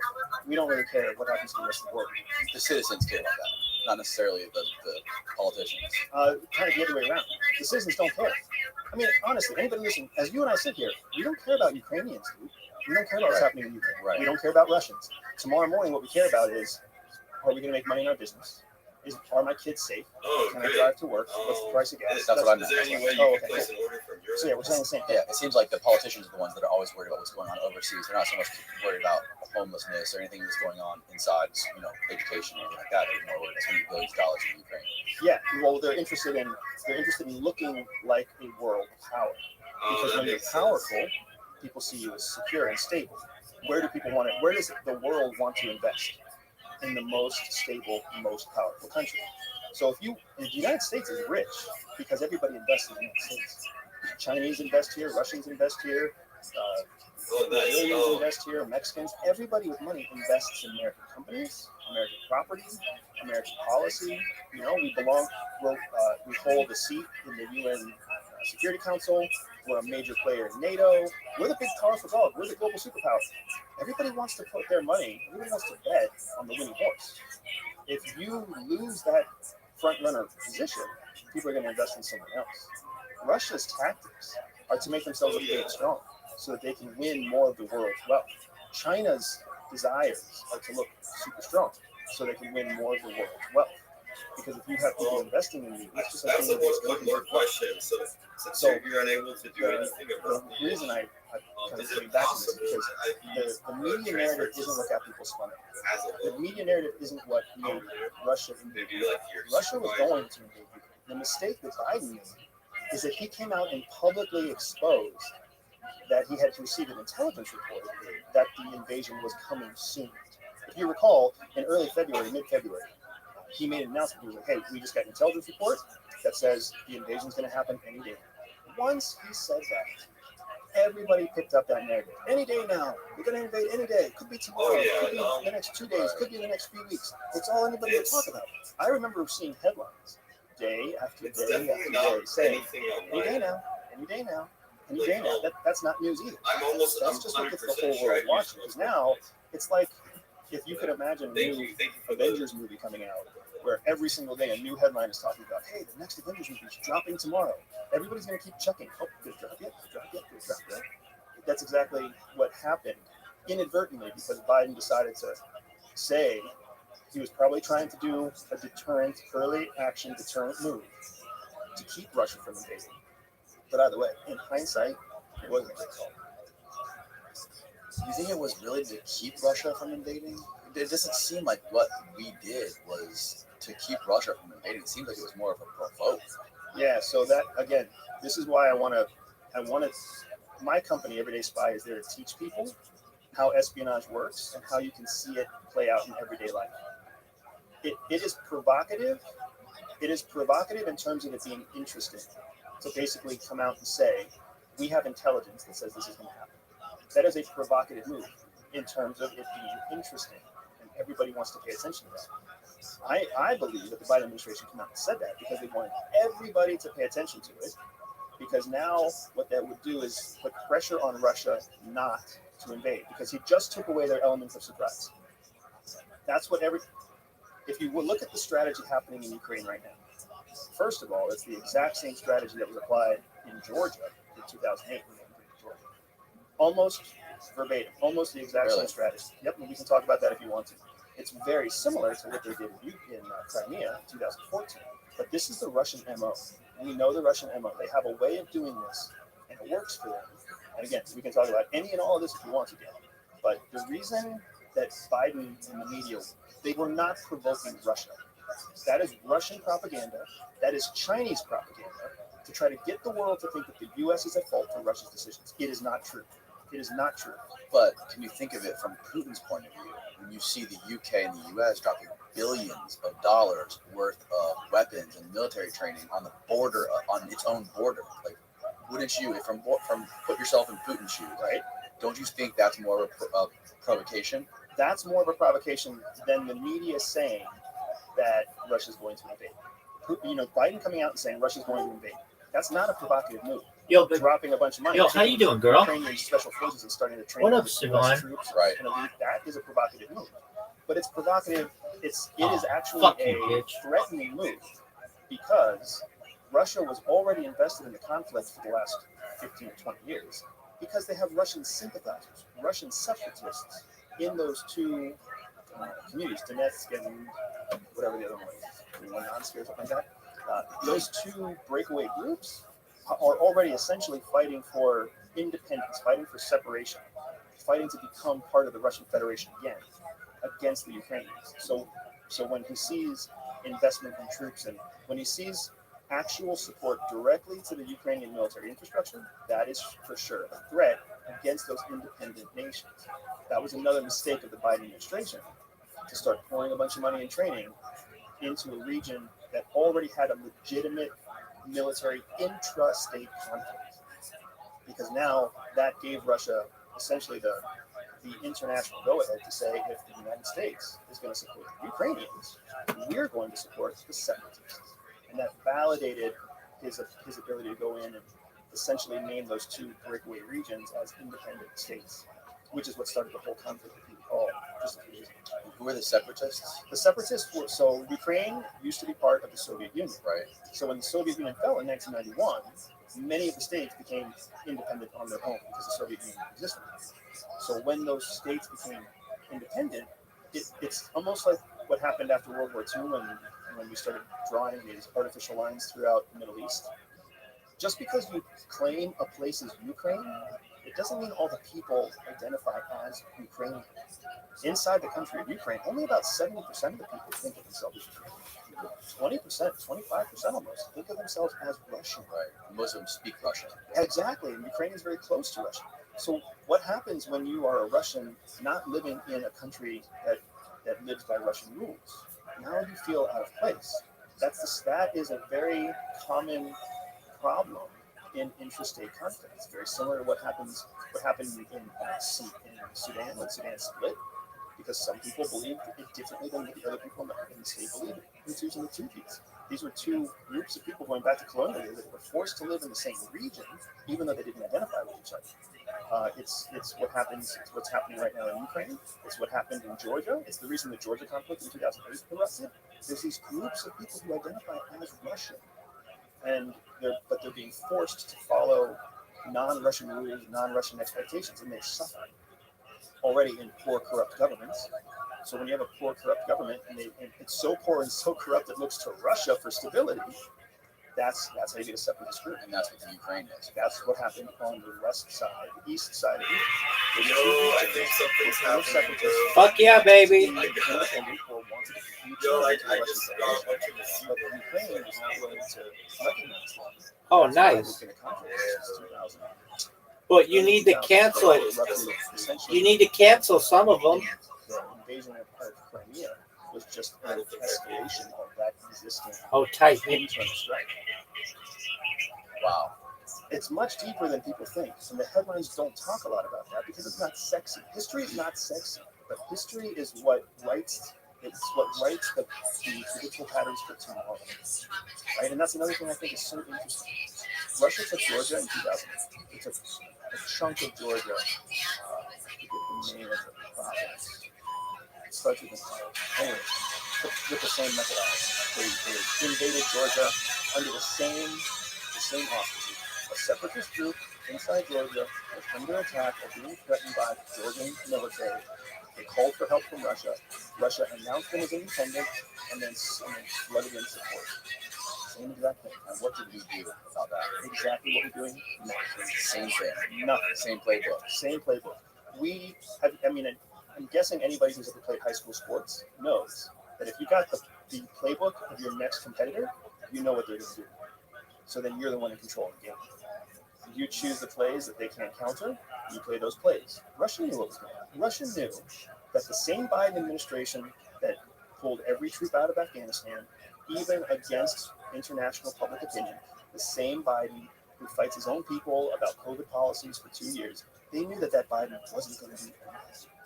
Just in my opinion, the next move that Russia makes will happen next year.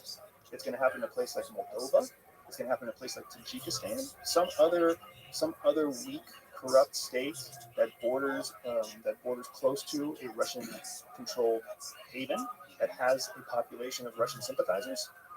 It's going to happen in a place like that in 2023, and then in 2024, China's going to take Taiwan.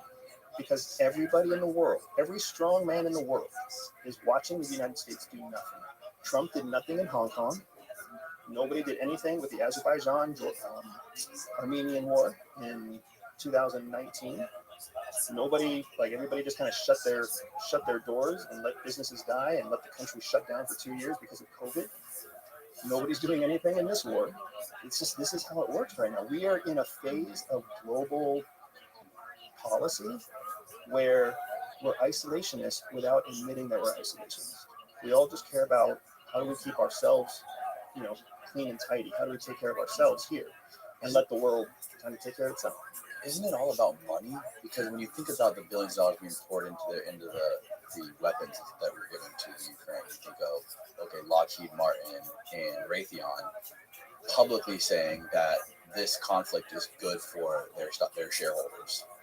And so you think it like a military industrial complex. And then secondly, you see, we're placing all these sanctions on Russia, but there was another report saying that we also spent close to $1 billion in fuel and minerals. Oh, you'll be able to retire on that. Almost $1 billion for fuel and minerals, right as we impose these same sanctions. So it's like we're kind of playing both sides, and Ukraine is caught in the middle.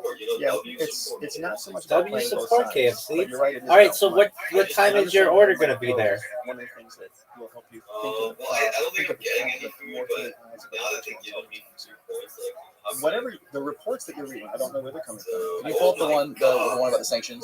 And I don't know where the sources are, right? This is it.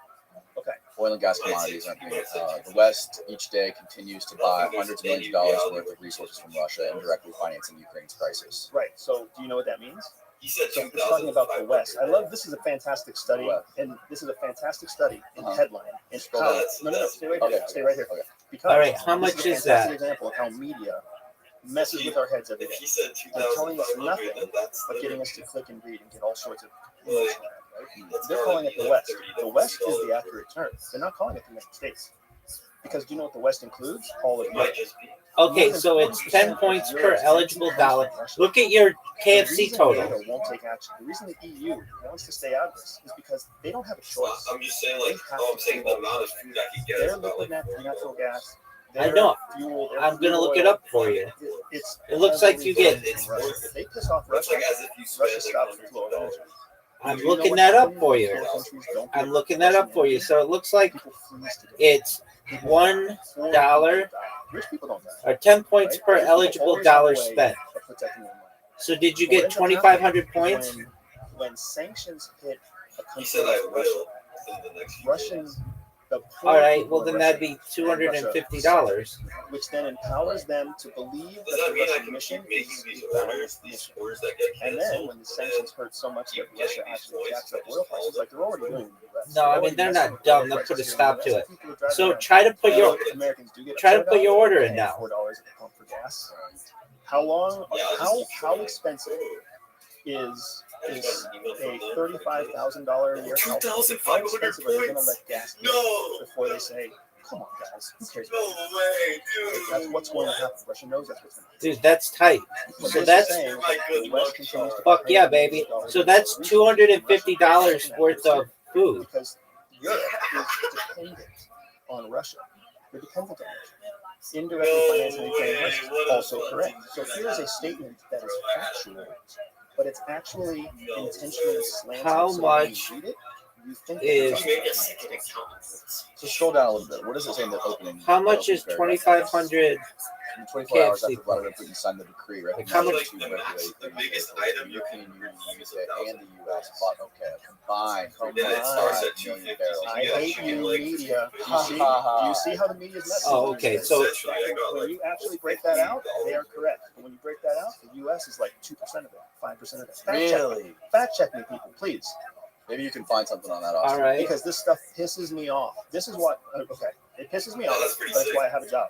Word, dog. Okay, so try to put your order in just using KFC I have a points. private group of millionaires coming in to work with me this weekend on one of my private events, one of my private courses, a course I call Streetcraft. Streetcraft takes espionage concepts and applies them to mastering and dominating the world. If anybody cares about Streetcraft, you can find it on my homepage. You can find it on my Instagram. You can Did your order work? Right?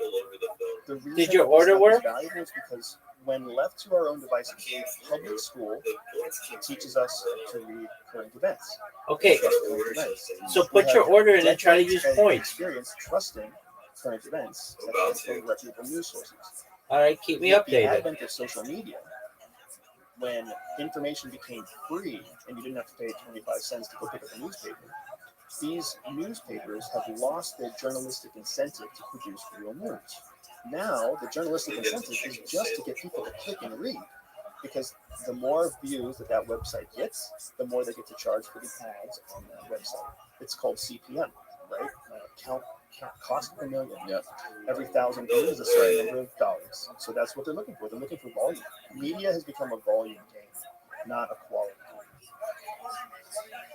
game. How does it make you feel when you see like major news organizations like MSNBC and CNN paying ex-Pentagon officials and CIA people tons of money to be talking heads? I mean, doesn't that make you just like, how does that make you feel? Just first of all, just seeing these ex-people that are now retired from the Pentagon and the CIA, that you pay tons of money to be the news. Yeah, it's frustrating. You're not getting paid tons of money. Actually, I bet you'd be surprised if you know how much you get paid. I've been offered the paycheck to come out and do that stuff. Have you? Yeah, it's not much. You're talking about You wanted a grilled chicken box. That's a lot of money to some people.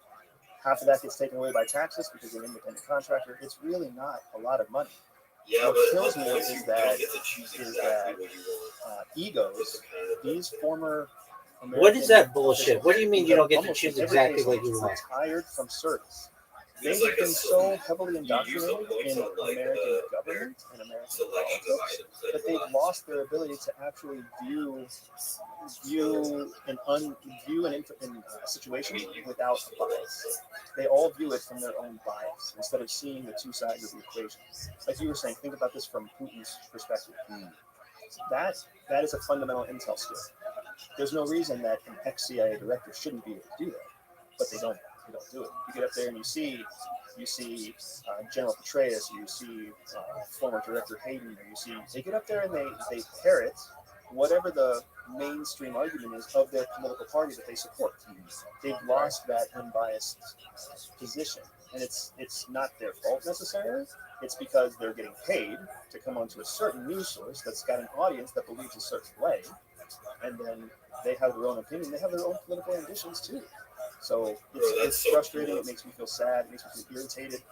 It's why I love coming to talk to you, Dan, because I don't have any political aspirations, and it's very nice to have a place where I can just come and be unbiased and tell people to their face, like, look, if you believe the news, you're the idiot, not me.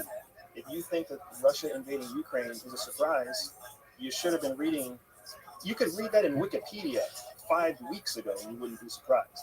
It's just people who are letting the media dictate to them what they should be paying attention to right now, which is what the media wants to do.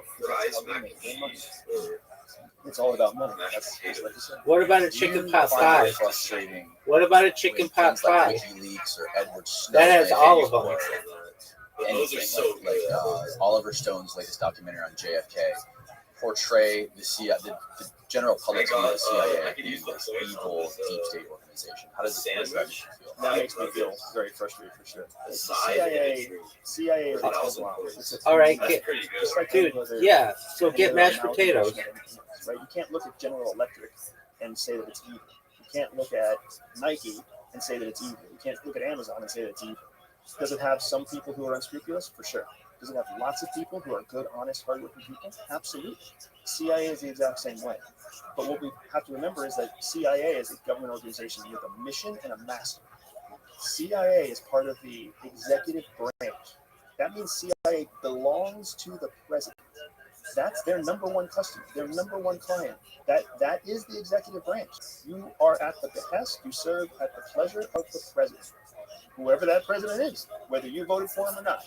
The mission, the duty is to do what the president says to do. If you have an issue with the president says, sure, you can take that up through internal channels. Snowden didn't use those internal channels. He just threw a fit and did his own thing. That's against the law. So if you love Snowden, you're an idiot too. The dude broke the law. He did the right thing the wrong way. It's the same thing as like shooting a guy who's looking at your wife backwards. Like, there's a better way of handling it than that. So that's just the way it is. And if you want to think that CIA is some sort of giant, corrupt, well-oiled machine of propaganda and lies, you're giving us way too much credit. The CIA is like 90% government employees who did an averagely good job in college, an averagely good job in life, getting paid an average wage of like $65,000 a year, and all they want to do is get to work as late as possible and leave work as early as possible.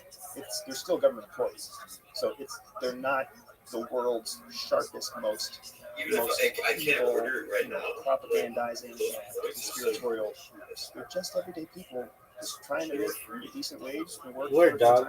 What? All right, so you got 2,500 points. Use it for the chicken sandwich, the nuggets, the So I'm sure there's people in there too that are just mashed trying potatoes, to gain more power and then see if your order goes I would through. break, and I love CIA. I am not in any way trying to speak poorly about those. You're basically going to get your whole And I was in order CIA, I would say that for free and delivered for free. get to work Who's late, better than you? early, minimum You're like a work, doctor. Typical government employee that we all joke about. That's probably about 50% of CIA. Just like it's 50% of DMV, 50% of police force, 50% of anything else. 50% Absolutely. of teachers out there want to get served as late as possible and get served as possible. That's what I'm here to do, baby. Not a single, that doesn't mean that they're incompetent. It just means that their priorities are family or raising kids or whatever else. Their priority does not necessarily mean being the best that they can be at work. So I give about 50% of CIA to just your typical, stereotypical, almost laughable government employee. Then you got like probably 30% who are true blue American heroes and patriots. People who work hard, people who stay late, people who honestly would sacrifice anything, and they do. They sacrifice. Marriages fall apart. There's a humongously high divorce rate in CIA. Families fall apart. Children find out that their parents were lying to them about being undercover, and the families go through. There's tremendous sacrifices. By about 35% to 30% of employees. Go to KFC and knock yourself out. Weird 15 to 20% that aren't necessarily out for like world domination. No, I'm good, baby. I don't need a KFC, but you knocked yourself out. CYS, cover their own backside, get as high as possible and achieve as Word, much as dog. possible because they're your narcissistic, backstabbing, untrustworthy, unscrupulous folks. The folks who like director Pompeo. One second. Knock yourself out. I understand. Who's the female director at CIA? Can you find it? Email director of the CIA. Give me help. I think she was right before William Burns. But anyways, so here's she was raised from within CIA, right? She was a CIA, I think she was a case officer at CIA for a long career. She was one of the people who, when she got the order to burn records that might incriminate people for torture at Guantanamo Bay, she burned records. And then when she was called on and said, "Did you burn records?" She was like, "Yep, that was me. The boss told me to do it." Right? There are people for sure. Thank you, Gina Haspel. Gina has very openly stated that she burned and destroyed incriminating evidence from torture from torture that was carried out in Guantanamo Bay. Anybody in their right mind, if they knew they were doing something illegal, even if it was at the behest of the president, and they were told to then cover up the evidence, they would think twice. She didn't think twice. She was that kind of person who was like, well, I could either invest in my career and just be part of like the in group that covers this thing up, and then I know they're going to take care of me. They took care of her all the way to being director of CIA, right? So there are always going to be that group of people too, people who mix ethics with ambition, and that's just the way it is. That's how you end up having water and torture and all sorts of other corruptions that happen at all. Yeah, just sort of human nature. It's human nature. It's a overactive sense of survival. Right? It's not enough to just survive, without inflicting damage. It's about surviving and leaving a trail of body. What is the, obviously I can tell what you think about Edward Snowden. What is the idea of Julian Assange being painted as this incredible supervillain for being able to release this information, and while he at the same time keeps the sources anonymous and keeps the names anonymous? Yeah, that's sad. The Assange thing is sad because that dude what he has done with WikiLeaks is, if it was actually neutral. So the problem here is that if he were to actually be equitable in the stuff that he leaks, if he were to leak as much stuff about Russia as he leaks about the United States, and as much stuff about Brazil as he leaks about Lithuania, if he leaked everything equally, then it would be very hard for people to say that he was a puppet of some evil power.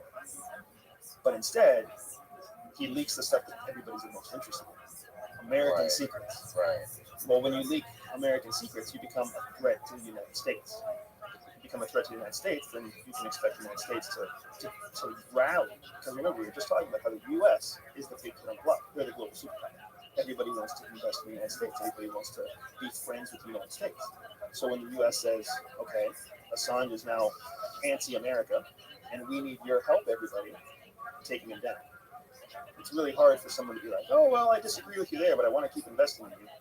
And America starts to say, well, if you're not going to help us with this, we're not going to help you. And so that's how you end up.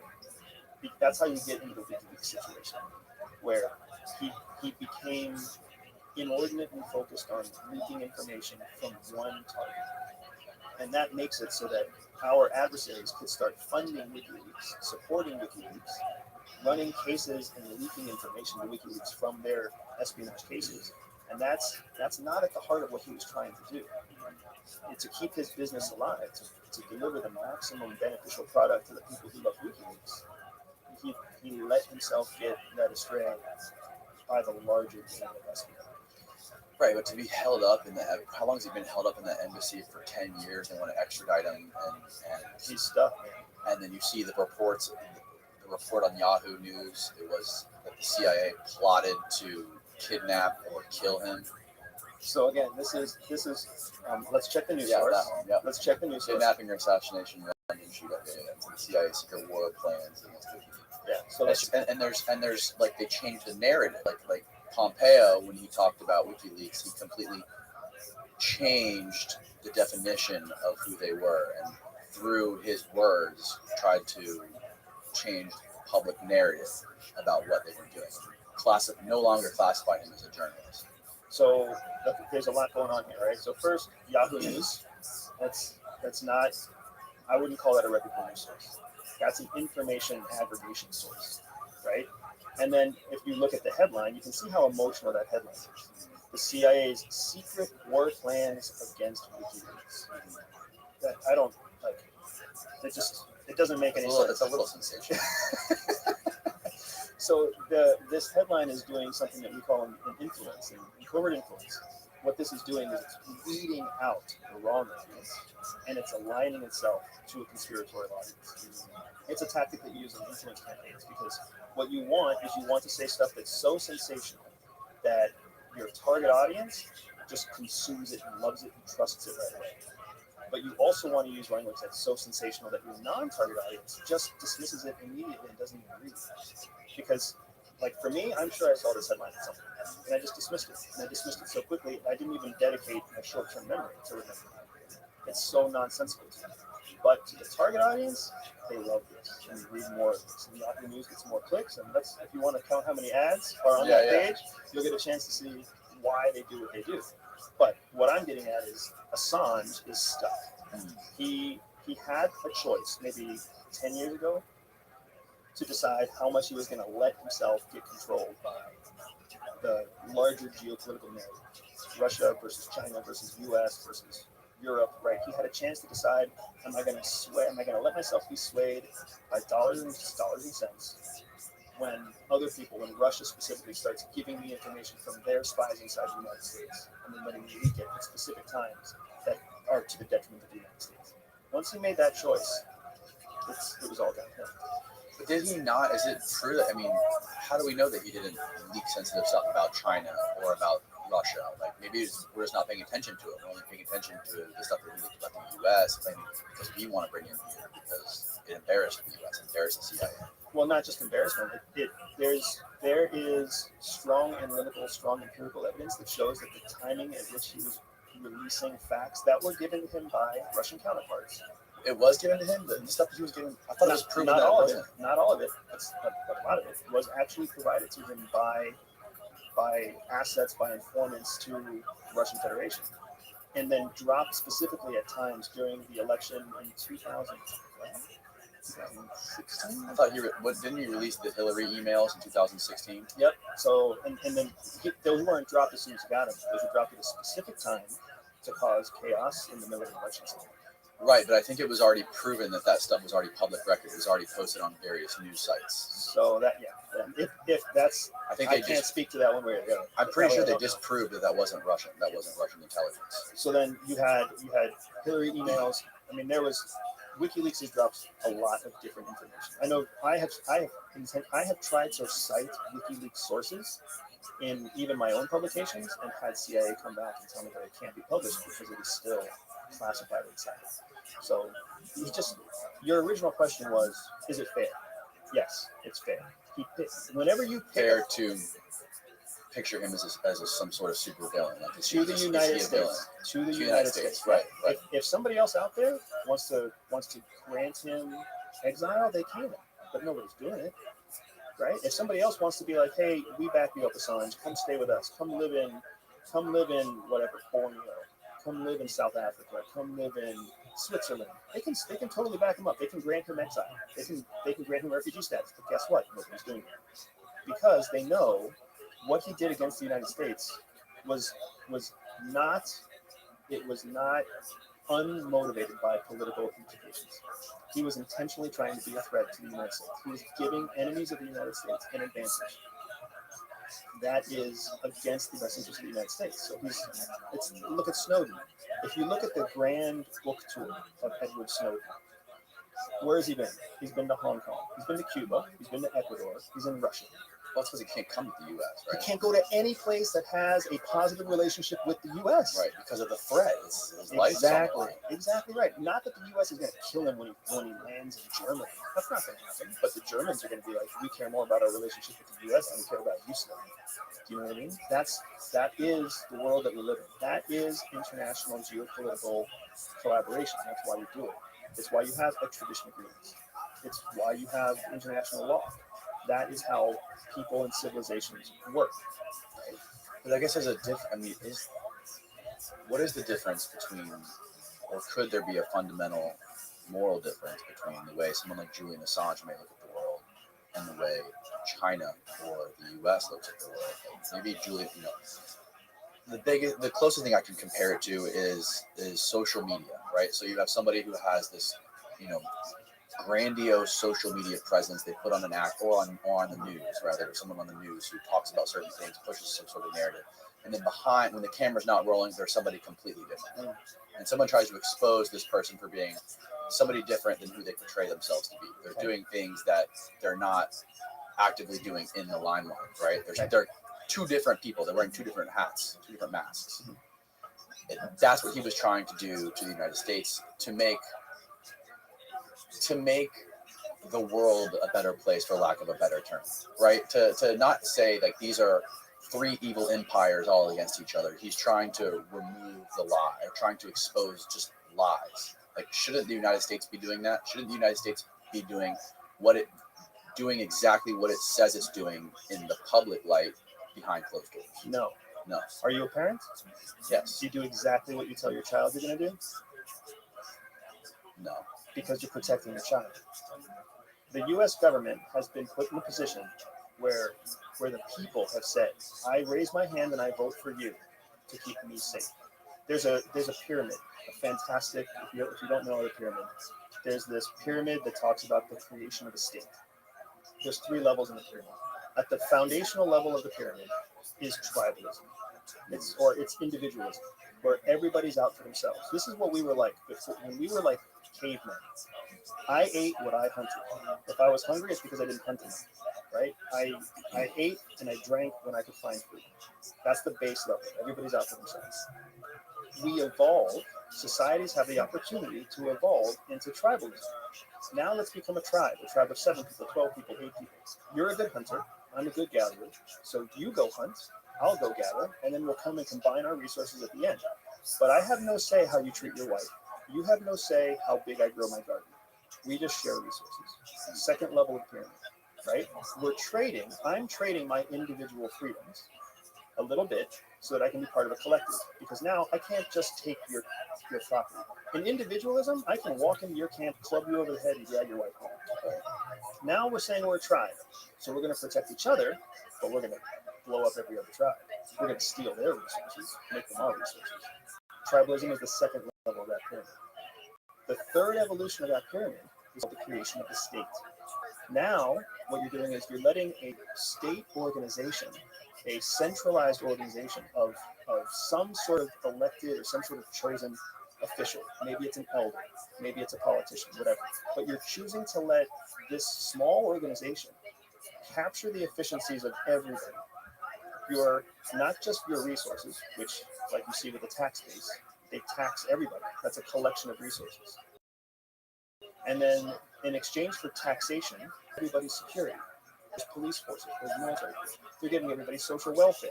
Now you have, if somebody gets sick and they're too old for you to take care of, we'll take care of them. If you're homeless or you lose your job, we'll take care of you. There's environmental and like services, that infrastructure that's put on top of that. We'll take care of giving you clean running water. We'll take care of giving you electricity so you don't have to worry about those things. At the individual level, you have to worry about your own clean water and where your own power source is. At the state level, the third level of pyramid, somebody else is doing all that for you. How are you paying for that?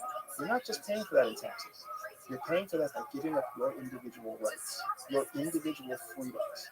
That's the power of the pyramid. The higher up you go in the pyramid, the more civilized you get to live. But the cost is that you lose your individual freedoms. That's how it works in any pyramid, in any culture, anywhere. The only truly free people out there are your aboriginals in like Australia who live in groups of 2 or 3, and they spear their own wild hogs and do whatever the hell they want to do. But they're never going to have running water and electricity until they organize themselves into some kind of a state. So when you look at it through that way, when you look at it through that lens, you understand that everybody has to make a choice. And if you choose to live within a state, within the confines of a state organization, you're giving up your freedoms. You're voluntarily giving those things up in exchange for all the conveniences that you get, right? Wi-Fi, Netflix, running water, a paycheck every 2 weeks. You can give all that up if you want to and move down the pyramid if you choose. I see that, but how does that apply to exposing like the leaders of the state, exposing in like rot in that organization or in those higher up levels? Like when you see people, when you see bombs killing civilians. Because lies and secrets are not the same thing. Lies and secrets are not the same thing. What WikiLeaks promised to expose was secrets, not lies. Sometimes what they exposed were lies. But those lies were intended to protect the people that the state had sworn to protect. The state had determined that these things were secret. The people had said, I choose you to keep me safe. So you, state, get to choose what secrets I get to know and what secrets I don't get to know. And I am an American citizen. I am a military veteran, and I used to work for CIA. I don't want to know all the truth. I don't. I want to know only what pertains to me, and I want to let CIA work within the confines of their secrecy so that they can prevent things that I don't even know happen. Right? If you actually got a text message alert on your phone every time there was a potential terrorist attack, you would live in terror all the time. Every time our intel report comes in that says, hey, terrorists are plotting an attack in Tampa, terrorists are plotting an attack in Seminole, terrorists are planning an attack here, terrorists are going to bomb the next football game, you would be amazed at how much intelligence comes in talking about possible threats, imminent threats that are unvalidated, unfounded, that are, aspirational at best because it's just not something that can actually execute. You don't want to know that stuff. Those are secrets that need to be kept secret because they don't help us. They don't keep us safe. They make us less safe. So you think it would be best if we never found out that the government was secretly spying on every U.S. citizen for the Patriot Act? So the Patriot Act is a great example. The open court system, right? The public court system in the judicial branch found that to be illegal. The secret court system with the intelligence community had also made a ruling on that and found it to be legal. Illegal. Yeah, that's how it passed the first time. Nothing gets passed in the intel world without going through a secret court first. Every branch gets a chance to comment on this stuff, right? What happened is, but why keep it secret? You think it was best to keep that secret? Do you know why the Patriot Act existed? Because to find terrorists in the United States, which they never actually, there's not one report of ever finding any sort of terrorist through the Patriot Act. There's not one public report of ever finding a terrorist through the Patriot Act. So you think they have found lots of terrorists, but they're just not telling us about it? Do you remember the Central Times bombing that didn't happen because they found the bomb? No. Remember that? No, I don't remember. In Times Square. Oh, yes. That's a perfect example. You know, if you were to do research on how many terrorist attacks didn't happen, instead of leaning on the media to tell you terrorist attacks that do happen, you would start to get a better picture of how effective CIA really is, right? What happens is when CIA has something that's secret that they work on, that secret has immense strategic value. Not only can they prevent something bad from happening, but they can actually hunt down the person who's creating the bad thing. So why would they make that public? In 2000, I want to say it was 2007 or 2008 maybe, the Washington Post released an article saying that they were tracking Osama bin Laden by the satellite phone. We were tracking Osama bin Laden. The dude could have been killed by 2009, but instead the Washington Post decided to leak a story that we were tracking through a satellite phone. So guess what we did instead? We got rid of that satellite. Is that in America's best interest? That's a secret, right? Yeah. Were the American people being lied to? Maybe. Did they have any right to know that? Maybe. Did Osama bin Laden have a right to know that?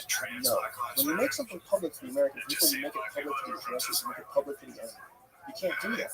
Not a state that's trying to keep you safe. They're not going to make something public that might get in the hands of the enemy. I know that people don't like hearing that. And I'm telling you right now, you can hate hearing it all you want. Go to another fucking country. Go somewhere else. If you don't like being here, you're not welcome here. Go find something else. Right? America is going to keep its citizens safe by prioritizing American security above all other things, even if that means they're going to lie to your face. That's the country I want to live in. Keep my family safe. Let me worry about getting to work. Don't make me worry about every possible terrorist attack. It's interesting the way you describe the pyramid. That's the first time I've ever heard it described like that. It's very interesting, and it immediately made me think of China. If you look at if you look at all the countries that are spreading a race to be the dominant country, the strongest and powerful country in the world, you don't really think of the U.S. You think of China, right? Even though they are, it's authoritarian. There's very few freedoms in China. So much everything censorship and propaganda. But if you look at it from the perspective of who's winning, China is winning. Is that you fair to say? Well, I don't know how you decide the question is. Right, I guess you figure it out. So America's still the largest economy in the world. So we're still winning. America still has the dominant. America is the largest economy in the world. America generates more money than China generates. China's number 2. We beat out Japan recently, right?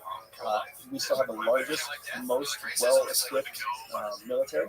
There are more ground troops in China, right? There are more armed soldiers, more people, right? More soldiers. But we still have the predominant military force and the largest fleet in the Navy, right? The largest, most deployable military anywhere in the world. So if you want to say that China's winning because their progress has been faster for the last 50 years, I think that's fair. But to say that they're winning overall is actually not true. Really? Yeah, they're not anywhere close to being able to overcome or outmatch the United States military or the U.S. economy. If you have numbers that show me otherwise, I'm super eager to see that. But the last time I checked, U.S. still have the largest economy in the world in terms of GDP. But aren't we completely reliant on China for everything manufacturing? Like, pretty much everything manufacturing is reliant on China. Well, so that statement alone, right? Pretty much All of our electronics, all of our phones. So in those categories, you are correct. But our vehicles don't have to have smart chips. We have tons of stuff that we import from Vietnam, Brazil. We have things that we're like maple syrup only comes from Canada. We're not reliant on anything from China for maple syrup. We have tons of in-house agriculture, right? What China provides us, what China has provided the entire world, is cheap labor for refinement and manufacturing. Because China doesn't care if their water is poisoned, China doesn't care if the people get used. So in a globalized world, the mistake that we all made prior to COVID, everybody made, is that we would have to let China do all the hard work, right? Australia was sending their rare earth minerals to Australia to China for refinement. We were letting China be that place where we assembled all of our iPhones. What happened with COVID, when COVID struck China in late winter, early spring of 2020, when it first hit, manufacturing, the supply chain all over the world, even now we're doing supply. Right, yep. So what started to happen the day after supply chain? Everybody started diversifying their business. Right? China made a mistake. They quietly let everybody put their supply chain go through China, which is a strategic, super strong strategic move. But they never anticipated that something could happen that would highlight that they could be doing it. COVID highlighted that China had made themselves as the epicenter of all supply chain, almost of the vast majority of supply chain. Since then, massive investment in diversifying minerals, resources, manufacturing, supply chain variations outside of China. Nobody ever wants another COVID. They want to make sure they have supply chain. Not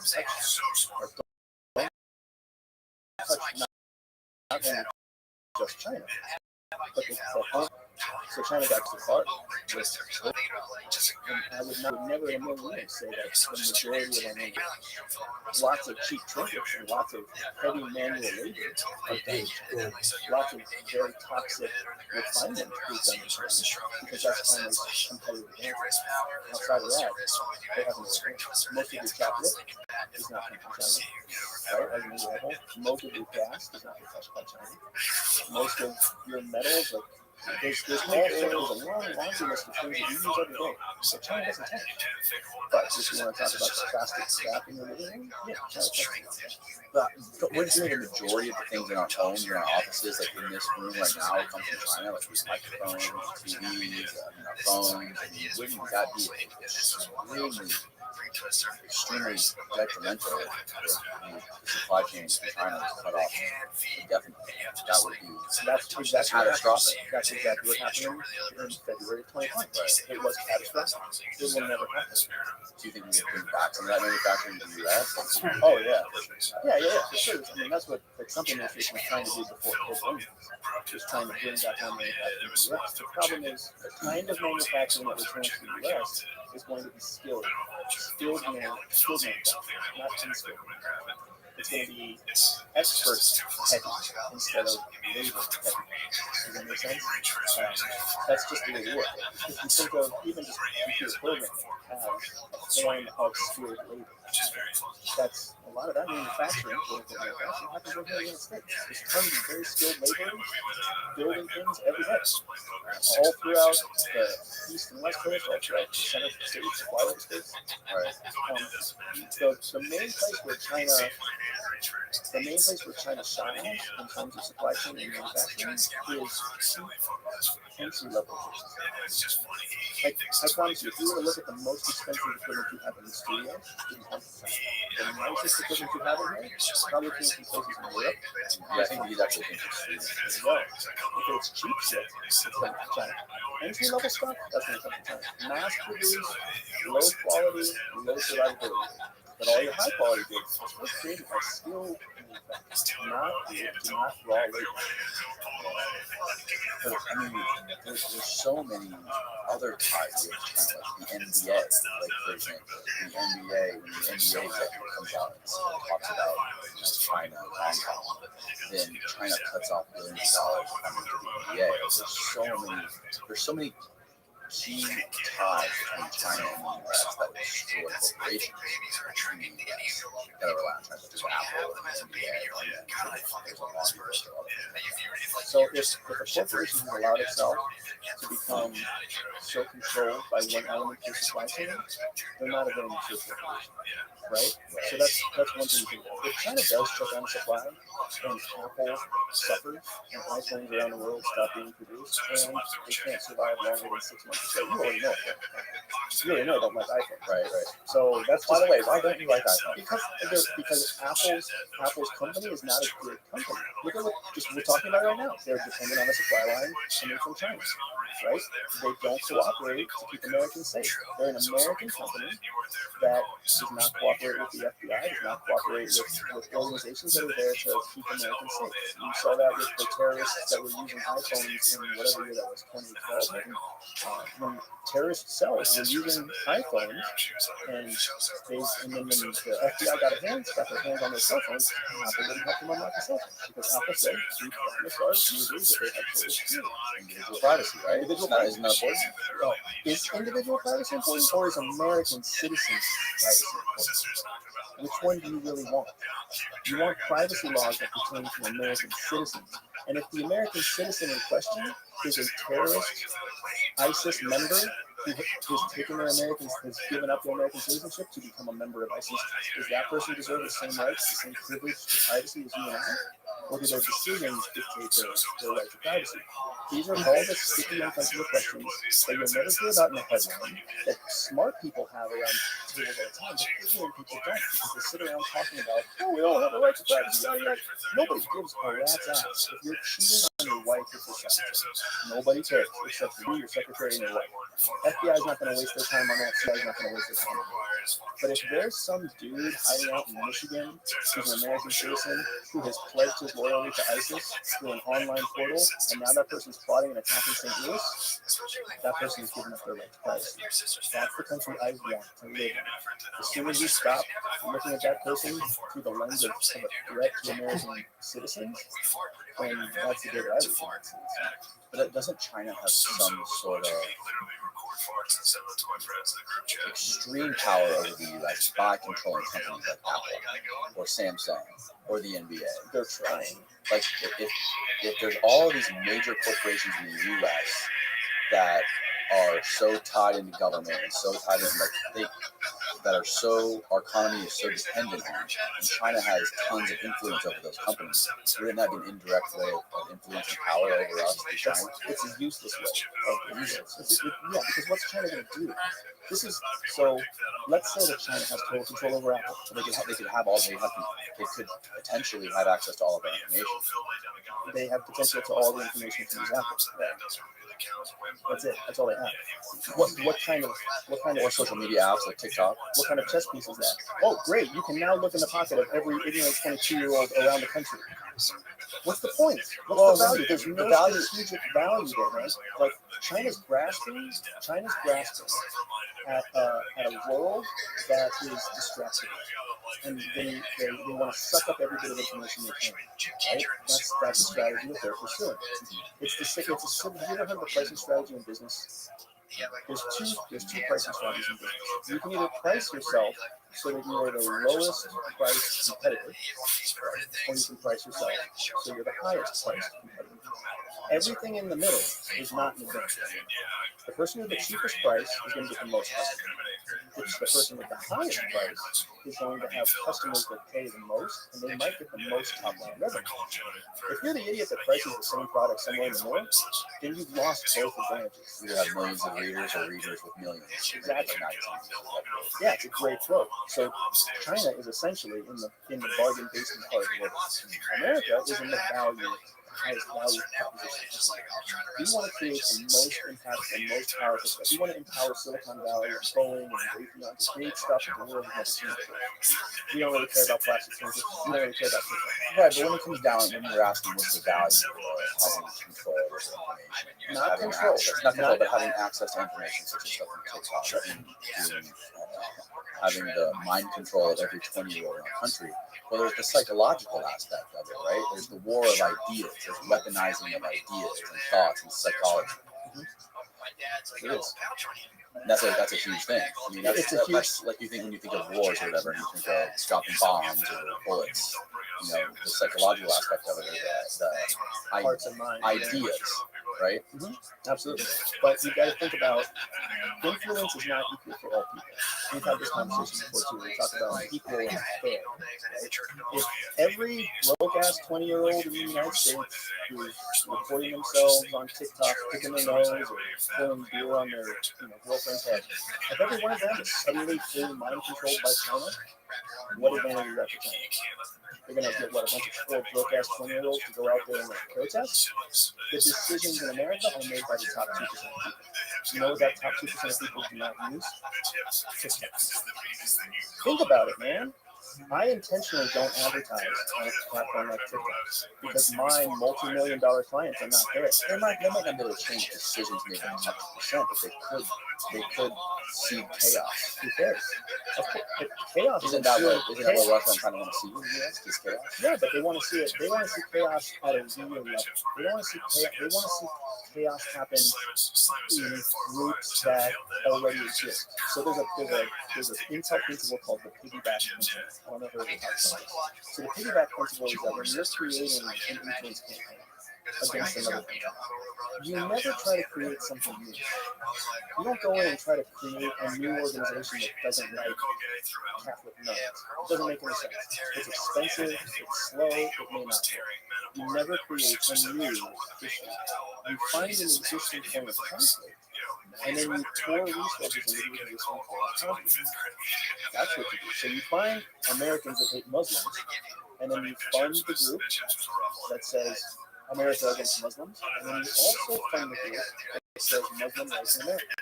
So you start to pull resources into both extremes. Like psyops, right?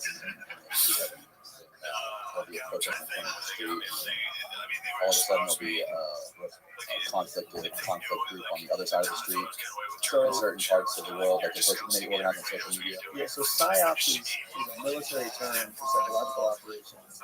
It's more complicated than just that. But essentially, what you're talking about is the kind of pointy end of the spear. When an influence or deception campaign is successful in funding both ends of the group, they can do things like, hey, let's send the people who want to protest the abuse of animals at SeaWorld, let's send them on a protest on the same day as the people who think that SeaWorld should be free to all future generations of children. Let's get them to protest on the same day in the same place. That is an influence. If the military were to do it, the psyop, the psychological operation, would come before the influence campaign, because the psychological operation would be there to kind of pave the way for the arguments. Right? Let's give people more information. Let's give people more context. A lot of what you see here, like this kind of headline is closer to a psychological operation than it is to an influence campaign. Your influence campaign is there to create and help a psychological operation is there to create a new way of thinking, or to cement or underscore an existing one. One is action based, one is cognitive based. Are you familiar with China's, I think it's the 2049 plan to become dominant global superpower? Correct. Yep. 2049. Can you expand on that? It's explain what it is. Yeah. So Xi Jinping is very methodical, strong, impulsive personality. And he has done an excellent job, I think, of bringing the Chinese Communist Party into line with a singular vision. And he laid out his 2049 plan of how China was going to become the new global superpower, because they'd be replacing the United States. Why would they replace the United States in 2049? Because they haven't replaced it yet. You see what I'm saying? So he laid out this plan. Now, the plan included all sorts of things. The most important thing, I think, to keep aware of, is that included taking Taiwan and making China. Right? All of this drama about Ukraine, what this is a giant dress rehearsal for what China's going to do. That's why China, you know who's backing?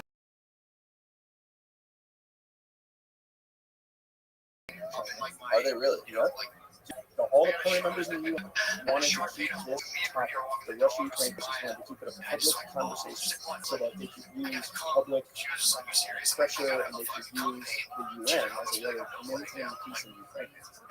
Russia wanted it to be a closed-door conversation, only for diplomats, only for people in the UN.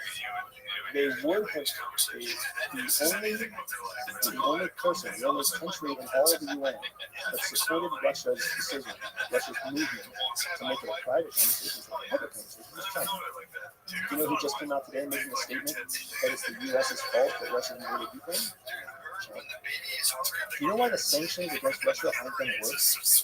Because China will always do that to move money in and out of Russia. This is the way the world works. It doesn't mean China's a bad guy. It doesn't mean Russia's a bad guy. It doesn't mean America's a bad guy. It means that for every action, there's an equal and opposite reaction. Sanctions are going to fail. You know what Russia had on them before they invaded Ukraine? American sanctions. They've been sanctioned since 2014. They've been sanctioned since 2008. Sanctions just don't work.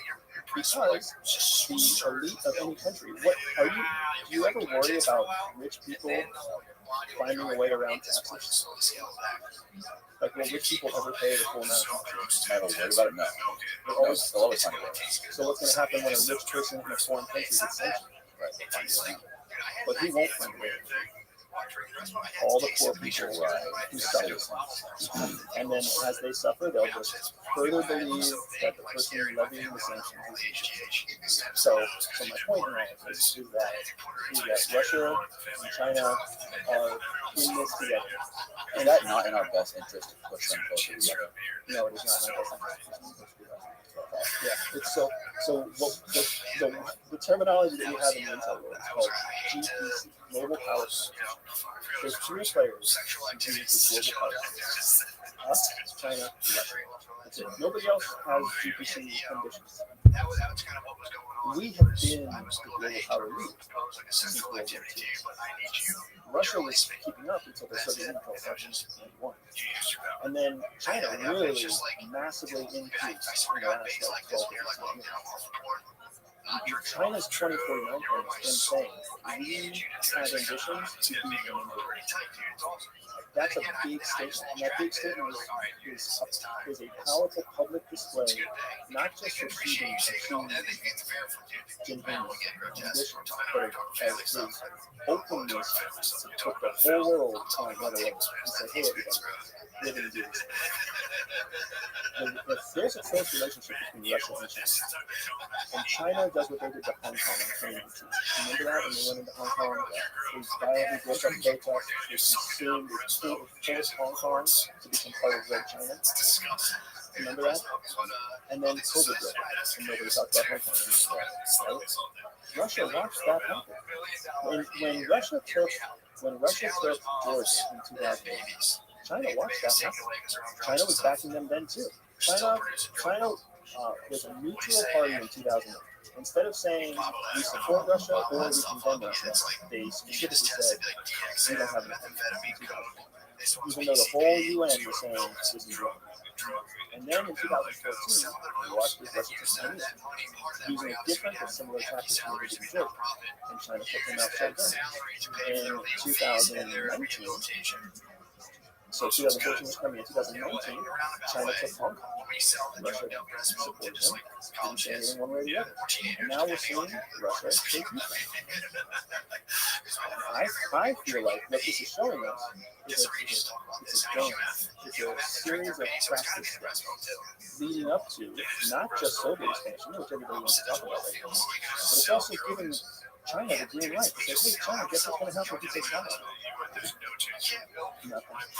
You think Biden's going to play a role? Nope. You think NATO's going to go to war for Taiwan? Nope. If you look at the headlines right now on Chinese social media, Chinese newspapers, the headlines right now are all talking about how the U.S. is doing the West is abandoning interest. Are they really? That's what they're saying. Is that something that you look at when you see headlines in the U.S. and you automatically go to other countries' media and see what their narrative is? One of the things I teach all of my multi-million-dollar clients, I have a product called NewsHack. It's a digital training service called NewsHack, where I teach people how to find truth by looking at multiple sources. That's why when you showed me Yahoo News, I was like, not a fake source.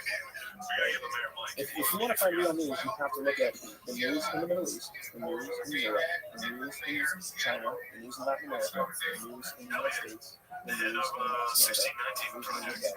Cross-reference them all and see where they're saying the same thing. It's fucking hard to do all that. It's hard to do it, you know what I mean? But if you want to call yourself an informed geopolitical person, that's what you do.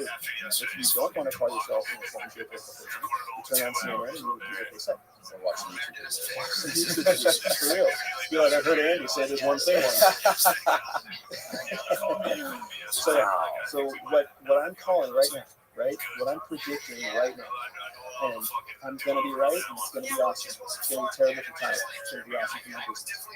In 2024, and the lead up to the elections in 2024, China is going to attack. They're going to attack.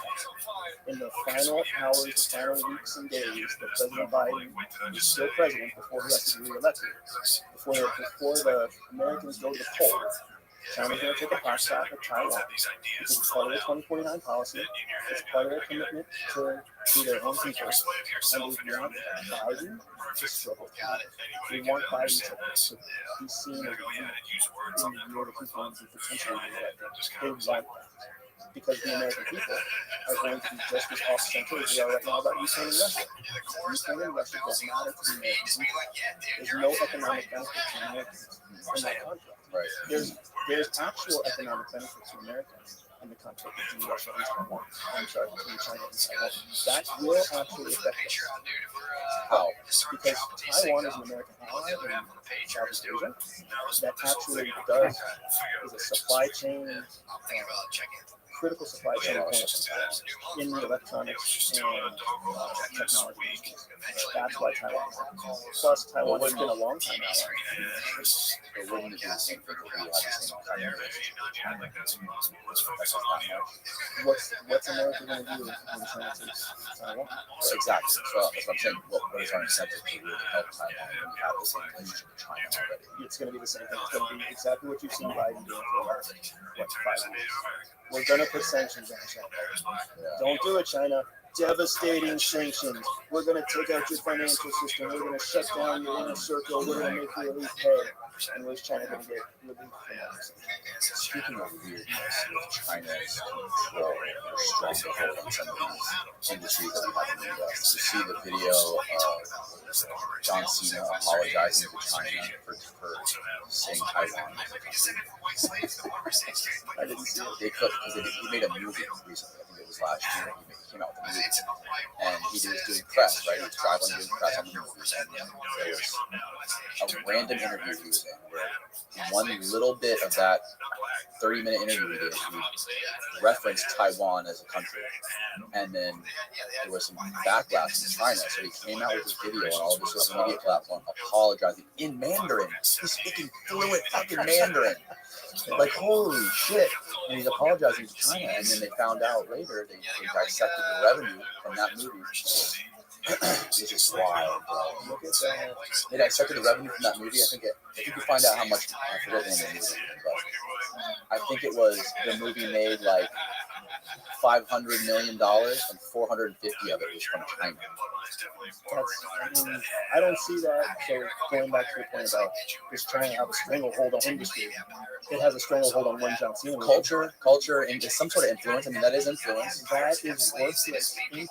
That is not influence that you can use on any kind of geopolitical stage. Right? It's the John Cena movie that even you don't remember the title. Right? What kind of influence is that? Right? Does that influence his pocketbook? Influence a lot of kids.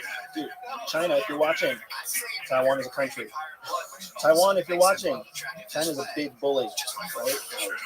Whatever. We don't need to dance around this stuff. These are the realities that we all need to accept, right? China is going to take Taiwan. They're going to try. Right now, what they assume in Ukraine is that America's not going to do anything. The reason that China loves to see headlines on social media and in the press talking about how America's abandoning Ukraine is because it knows it's planting the seeds 2 years in advance. This is an influence campaign against Taiwan. What are Taiwanese people thinking? The U.S. isn't going to back Ukraine. What are they going to do for us? You know what I mean? China, the U.S. abandoned Afghanistan. The U.S. abandoned Ukraine. The U.S. abandoned Hong Kong. We know China's gunning for us because they tell us all the time. The headlines in Taiwan tell us that one day Taiwan's going to become part of China. They're getting a very clear message in American U.S. foreign policy, and they've been getting it for 2 years. And they'll get it for another 2 years as Biden continues to take an isolationist approach without calling it isolationist, because he just doesn't want to put the U.S. in any kind of conflict. Is that the right thing or wrong thing? That's his decision. He's the president. The president is a role I will never criticize the president because it's a terrible position to be. When we were here talking about Trump was the president. That is a burden. They have the right to make whatever decision they want. That came from the executive. Do whatever the president said because that job sucks. You know, what I'm here to tell you is that the future holds. I think that there's value in knowing what the future holds. What's happening right now, this would have been valuable to know 2 weeks ago.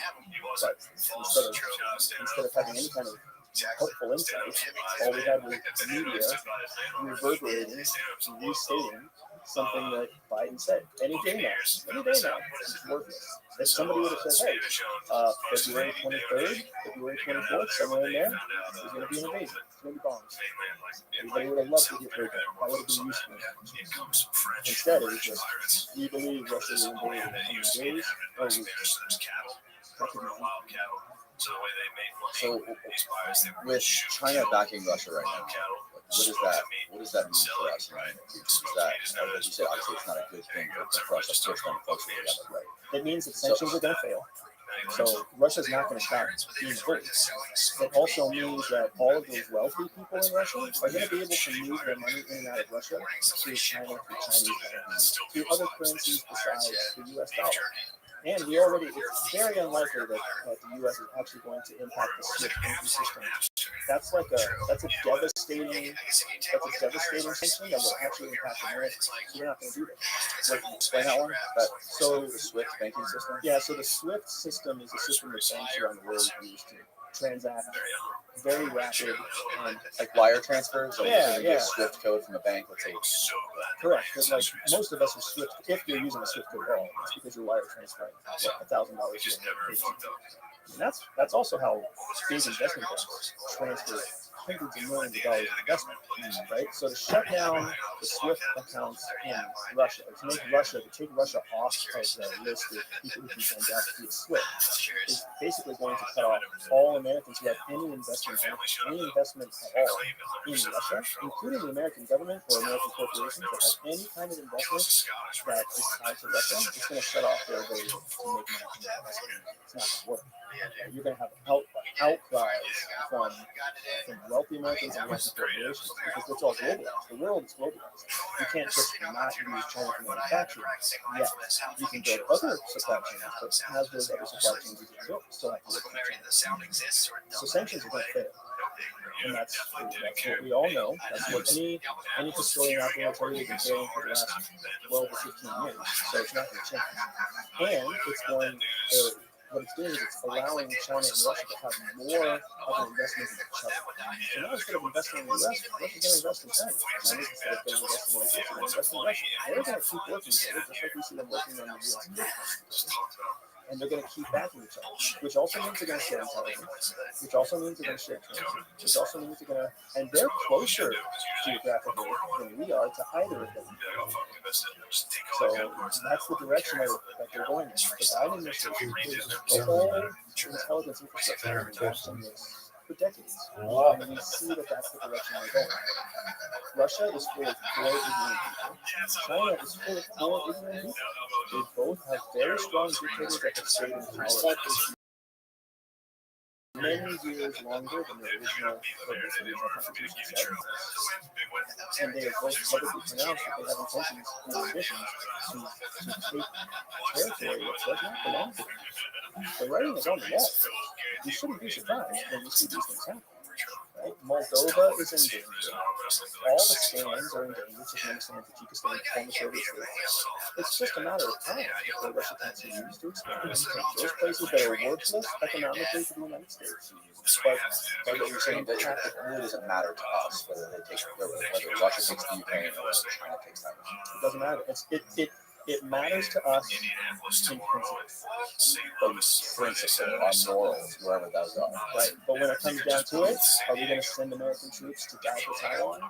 No, but we'll spend billions of dollars in ammunition and military power so we can more money for raising money on military industrial. Yeah, I mean, we win there, military industrial complex, and we win with the media. The media makes money. And when you think about it, what the Americans, what are our two? Would you rather give up status in exchange for becoming Taiwan's best friend and protecting them against China and going into a prolonged 7, 10, 12-year war protecting them? Or would you rather remain in the world's economic system?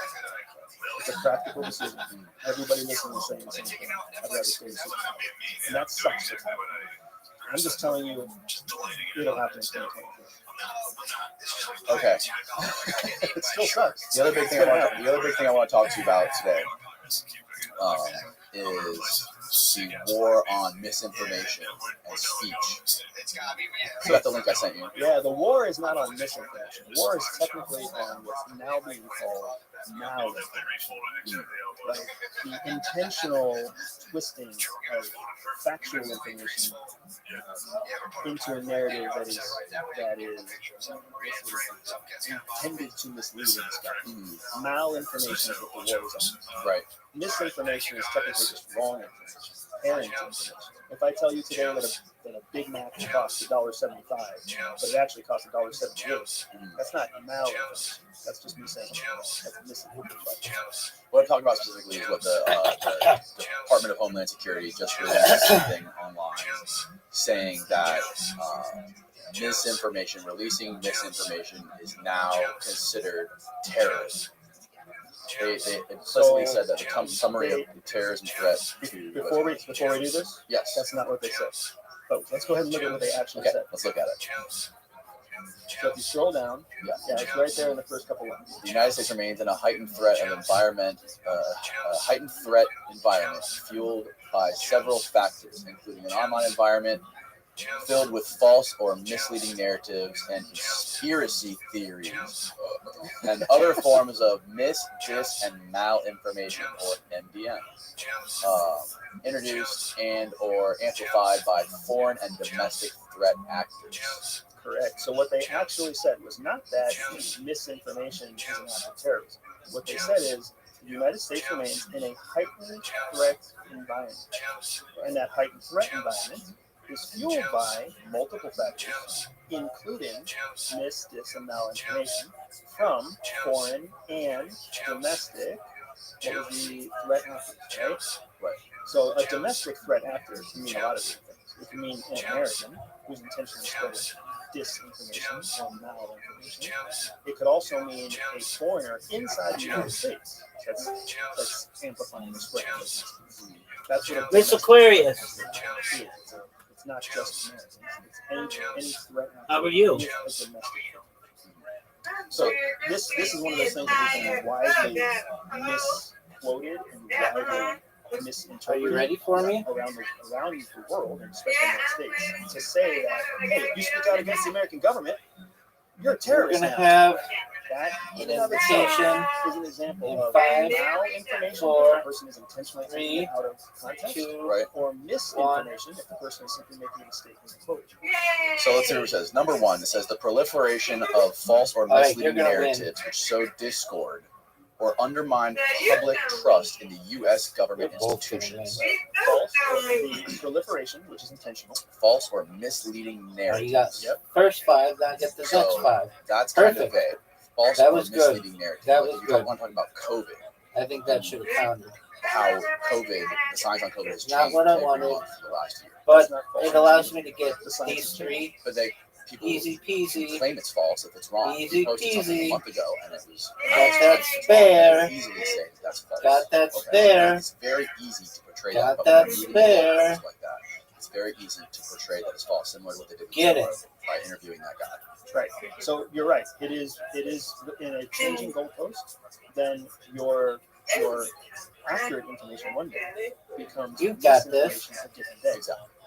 But that's I think the important thing there is that the goal is to say right now the science says this. Yesterday the science said that. There was a post Okay, I'm gonna by the get World these Health 4. Organization in No doubt. March of 2020 that said COVID is Exactly not what. Oh, are you serious?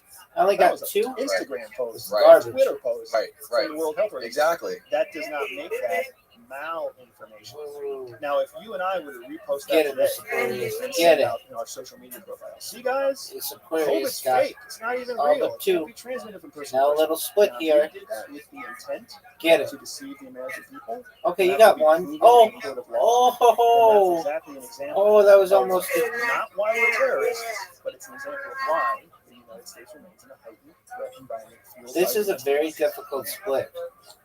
Yeah, exactly. If you would have said a month ago that if you would have said Only that got 1. vaccines do not stop Not what I infection wanted. or transmission, Not what I wanted at that all. would have been considered Not what I wanted. misinformation. Not what I misinformation, wanted. incorrect Not what I or wanted at incomplete all. information. Now they Oh, admit look it. at Now that you. pharmaceutical companies admit it. Look Right, but at it would have not you. been malinformation. Get this one. And what you're You thinking got about it. is you're thinking about this in Yep. the context of an American citizen with Alright, I need a the strike. best of intentions to spread news. Got it. Right? Maybe What happened not. on Joe Rogan is a perfect example. Alright. Joe Rogan had a guest This is a tough who split. thought he was doing the right thing by saying what he believed. Get it. Okay. There's Right, no I got one. there's Right. no intent. I'll to take deceive. it. There's no intent. Last to one, Miss seed Aquarius. discord, right? What's the Get this. proliferation of false and misleading narratives which sow discord or undermine public trust in the U.S. government institutions? That's the effect of Extra it, not points. necessarily the You intent. just got Correct. The 46. intent is all that matters because if you look here, what they're talking about is the proliferation of it. So in order to spread something, it means that you're intentionally spreading. If I just say something and it becomes viral, Got it. Well, if you that's believe- not intentional. If you believe it's true and you want to intentionally Uh-oh. spread it to make the world a better place, of course you're trying to spread, you're trying to make your narrative Nope. viral because you think it's the right You narrative. got me, Miss Right. By going Aquarius. on Joe Rogan, you're fucking Good job. go viral no matter what you're talking about. Good But this job. doesn't make you a terrorist. This just is an example, right? While the conditions underlying heightened threat landscape have not significantly changed over the last year, That right there was it's saying good. it's been like this for the last year. The convergence of the following factors has increased the volatility and Oh. complexity of the environment. So Good the bullets one. that you're reading through, You these got aren't 7. these aren't things that make you a terrorist. These aren't reasons that the U.S. government's going to hunt you down. These are examples of why these are examples of the factors that have increased the volatility and predictability and complexity of the environment. It's easy to misinterpret this, especially It's saying that these are the, All right, these I are the need just reasons one. that we're in a heightened environment. exactly right. Exactly right. What ends up happening here Continued call for violence. What was number 2? Continued call for violence directed at U.S. critical infrastructures, soft targets, and mass gatherings, faith-based Get it. institutions such as churches, synagogues, mosques, institutions of higher education, racial and religious minority groups, government facilities, Get these and 4. personnel, including law enforcement. Get these and 4. You got 2 of media, them. Perceived ideological opponents, and 3 calls by foreign terrorist organizations for Got attacks it. on the United No. States based on recent events. right? Okay, So what's happening let's is see. there's I all gotta sorts get of things these you don't 3. even hear about because you don't follow it, right? No. So if you're really into like far right radical violent stuff, there's an algorithm that finds you and shares Right. this stuff with you. If you are into like radical Islam, if you're into radical Catholicism, if you're into radical anything, there's an algorithm that's going to send you more radical stuff. Get these Those are four. the people who are seeing a lot of what you see here in 2 and 3. That was a tough You and I one. don't see what happens in 2 and 3 because Oh, we're for not sure. radicals. No doubt. Right here. That's not on us. Boom. The challenge has been to Okay, I'm gonna Facebook get these and Twitter two. and LinkedIn and all the other social media platforms. They've had to Which I learn how just to change did. their algorithms so that they're not promoting, That's what I they're wanted. not helping to spread intentional malinformation or Get it. lies, which are disinformation. Right? Disinformation is something you know is false, and you're saying it anyways. Malinformation is something you know is Get true, this. but you're taking it out of context so that it sounds a certain way. So those two things are the big threats. Foreign actors, radicalized Perfect. groups, take Boom. advantage of disinformation and malinformation. Okay, I gotta But get it's these like two. we talked about this a minute ago. It's I all have about got to intent, get these two. right? Oh, So that was it's- awful. I feel like Awful. what the fear is with things Not like just this, bad, this just but makes awful. it easier for the U.S. government to Get decide it. who is and who is Miss not Aquarius. considered What terrorist a or threat strike. or someone or who Get can be this one silenced. now. But how can you Look really at this judge comeback someone's of Miss Aquarius. Yeah, so I'm Look I'm at not this gonna comeback. agree And with you. another It one. doesn't make it easier for the U.S. government to do Oh, anything. wow. like the same They way. still have to prove it 48. in a court of law. Get Right? this. So Get if one there of isn't them. preponderance of truth by a panel of your peers, then it can't be proven in a court of law. This makes it 49. actually quite a bit more difficult for the U.S. Oh, government for to make a sure. case against anyone. No doubt. The intention of this, Got the it. intention of this DHS You win, I win. is to basically send a message to everybody. You win, I win. That there's You nefarious win, actors I trying win. to lie to you. If you recall, You in the win, lead-up I to the election in win. 2020, the You Center for win, I Counterintelligence, win. the head of the counterintelligence center, also made Yay. a public statement telling everybody, hey everybody, You in win, the I lead win, up Miss to this year's Aquarius. election, I want you to know that there's bad people out there who are lying to you all the time. Right? Don't trust what you see in social media. Great job. Don't trust what you read in the headlines. Like, double check and confirm Great your job, sources. Miss Aquarius. People get these warnings all the time, especially Oh. on election years, when foreign Exactly. actors, I won. terrorists, and even domestic I actors won, you won. are redoubling their efforts to try to influence people. That's right. And we both What's won. especially difficult about midterm elections is that midterm elections are usually decided Very by happy. a demographic that votes every 2 years. All right, Where Miss foreign Aquarius. Sweet elections dreams are to you. influenced by a demographic of people who only vote once Thank every you. So it's a different demographic. God willing. Specifically, it's an older demographic that they're trying to influence every 2 years, and the youngest Take care. demographic that they're trying to influence every 4 years. So that changes what kind of misinformation, what kind of disinformation, what kind of platform they use. Right. So this is obviously this is obviously targeted specifically at COVID and like election fraud, right? What they call election fraud. So those are 2 examples of it. Those are the 2 main examples for this, right? But this, it's aimed at more than that too. It's going to be aimed at all the conspiracy theorists who claim that Biden is trying to hide failed COVID policies. He's not trying to hide failed COVID policies. Did the COVID policies fail? Some would say yes, some would say no. Some would say they weren't strong enough. Who knows?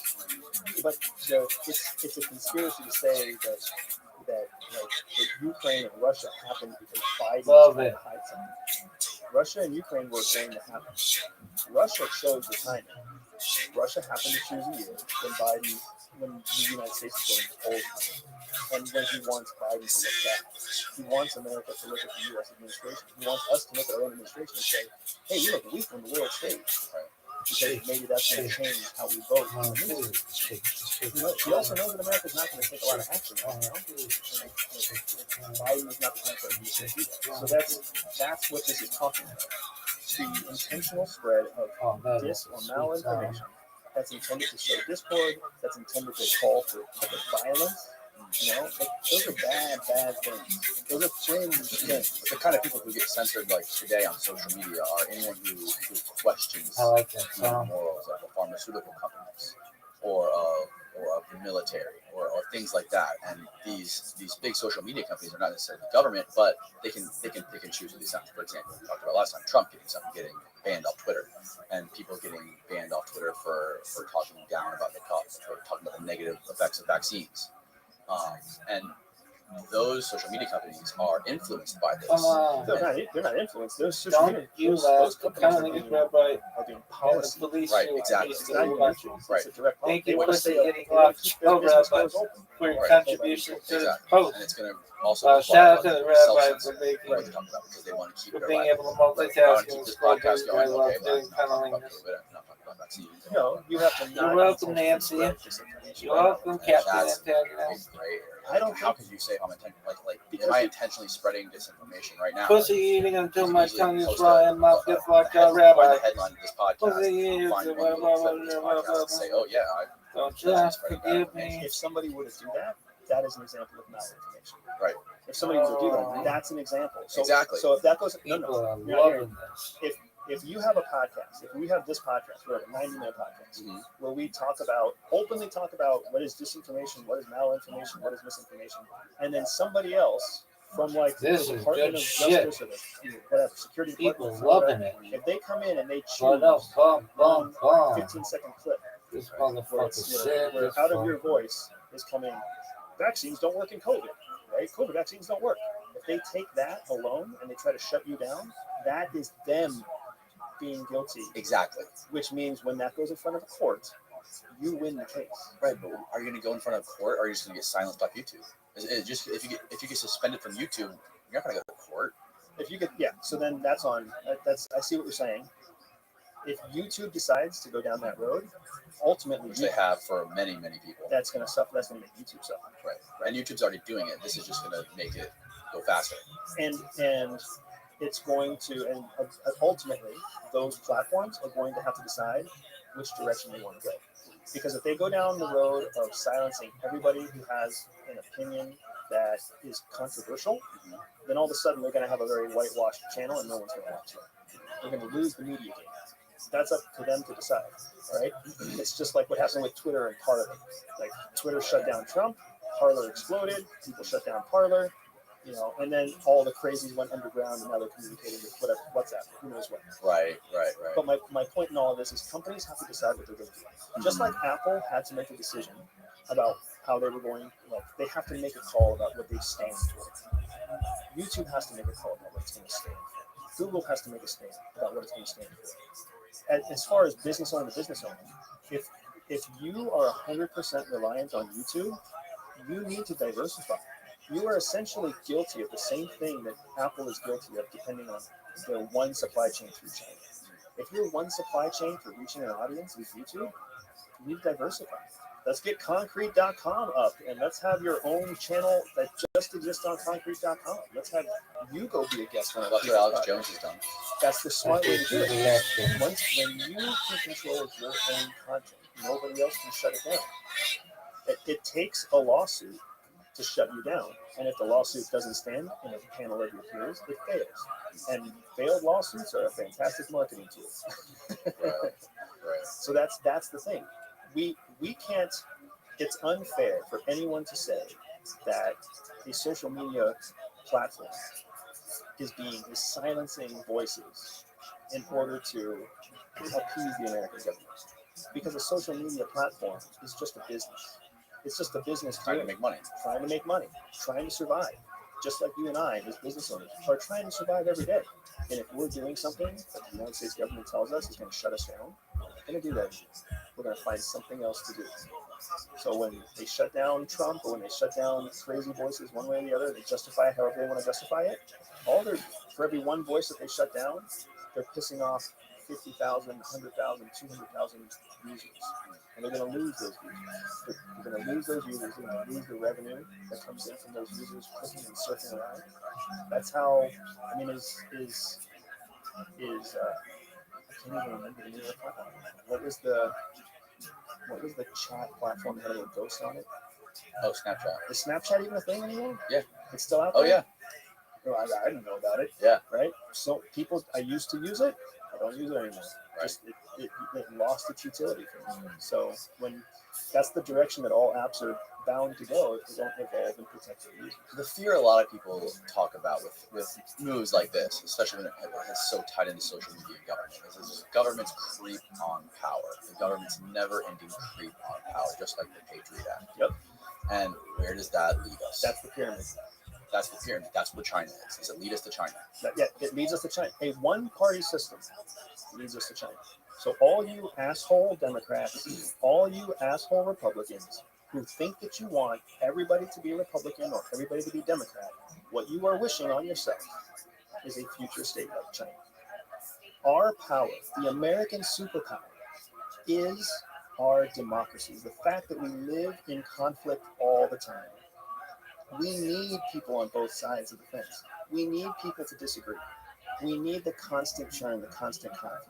That's what we need to remain above simple influence campaigns. It's very hard for Russia or China to influence our entire country. They can influence one side or the other, but they can't influence everybody because we have this constant conflict. It's the secret sauce to democracy. It's why democracy is hard. It's why it's failed in so many places. And it's what we need to lean into. We need to understand that condemning the opposite people who think differently than us is just a path to a one-party system, and a one-party system is called China. That's not where I want to go. I want to live in the muck, in the conflict, in the consternation, because we're going to get stronger. And the sooner that we learn to kind of embrace the muck instead of get angry at each other over the dirtiness. So if you get a chance to go to a high echelon government function, it's an amazing thing, because on CNBC or on CNN or on the news, you'll see representative, Democratic representative, Republican representative disagreeing and calling each other out and making it look like they can't get along. You go to the high functioning event, high level function in Washington, D.C., they're sitting there having a beer because they're friends, right? Because they embrace the conflict, right? Their real challenge is getting elected every 2 years or every 6 years to stay in the Senate, stay in the Congress. That's their big challenge. Everything else is just kind of rhetoric. Let's fight and make sure that we move as slowly as possible so that we never make the mistake of building momentum and kind of letting ourselves get railroaded by our own momentum. Right. And that's what the forefathers originally intended with the United States. And it's worked. And it keeps working. And I trust it. So I'm not going to be somebody who says that we need to shut down either side or that either side is right or wrong. Of course not. Right. When you look at the center and you look at just to the left of center, just to the right of center, it's the bell curve, right? That's the bell curve where the magic happens. The majority of Americans live in that bell curve. The majority of your congresspeople and senators live in that bell curve. And the people on the fringes are just the badges. Trust this. This is going to keep working. We're going to be fine. What do you think would happen if we got rid of lobbying, or lobbyists, corporations funding politicians? So, getting rid of lobbyists would not be as powerful, I think, as people think. Putting terms on congressmen and senators would be much more effective. Well, specifically on congresspeople. Putting terms on congresspeople would be massively effective. Lobbyists don't make that much of a difference. Lobbyists, congresspeople being able to buy and sell stocks. Right. So when you make professional politicians, that's a problem. Right.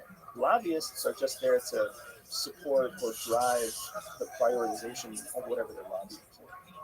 They're not the ones that are the ultimate decision makers.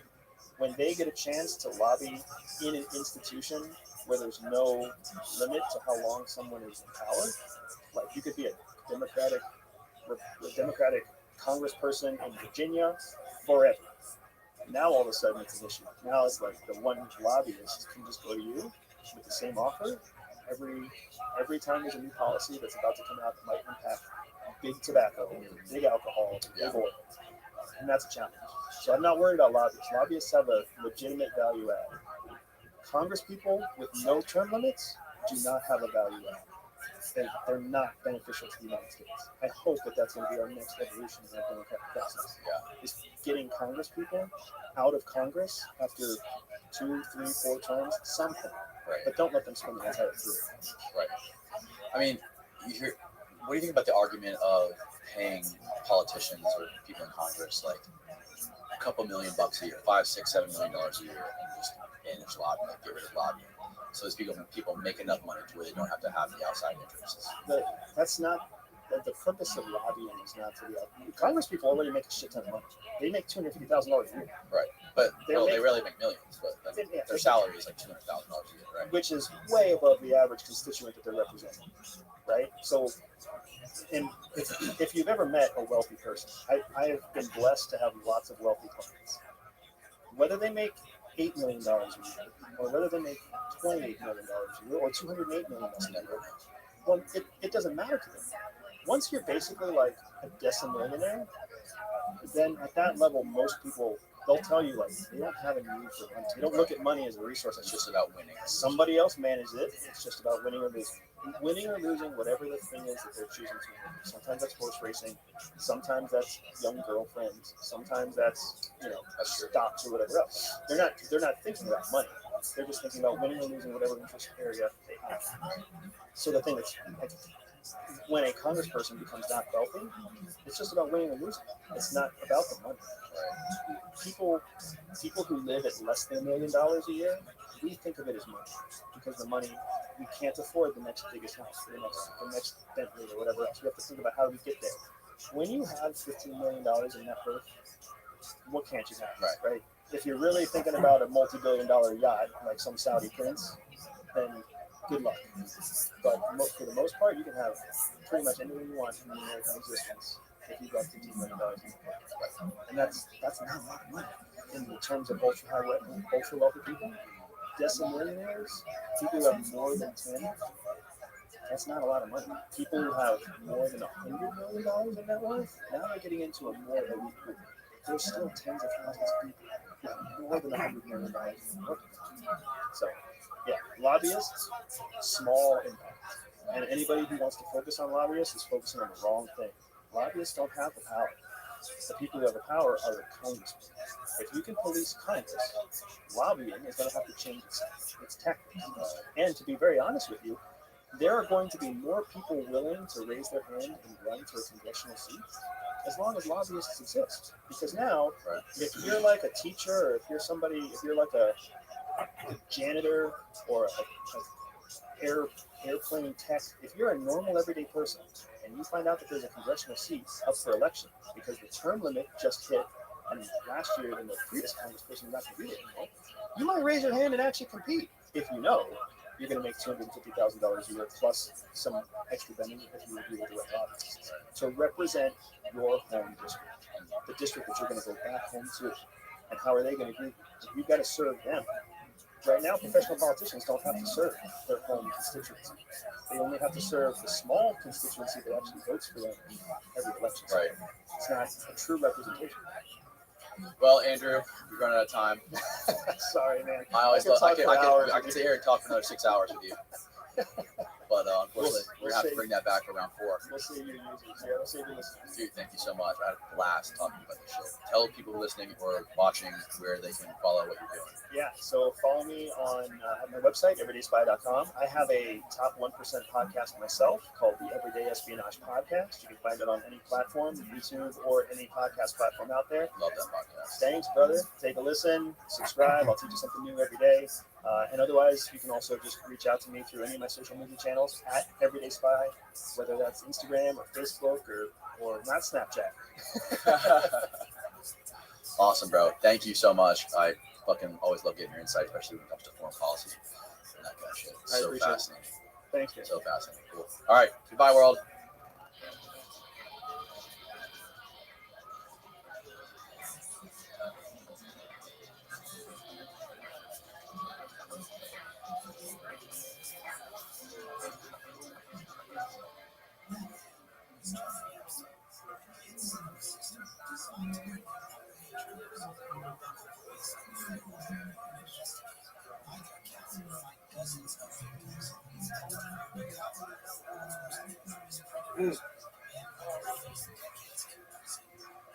I love you, girl.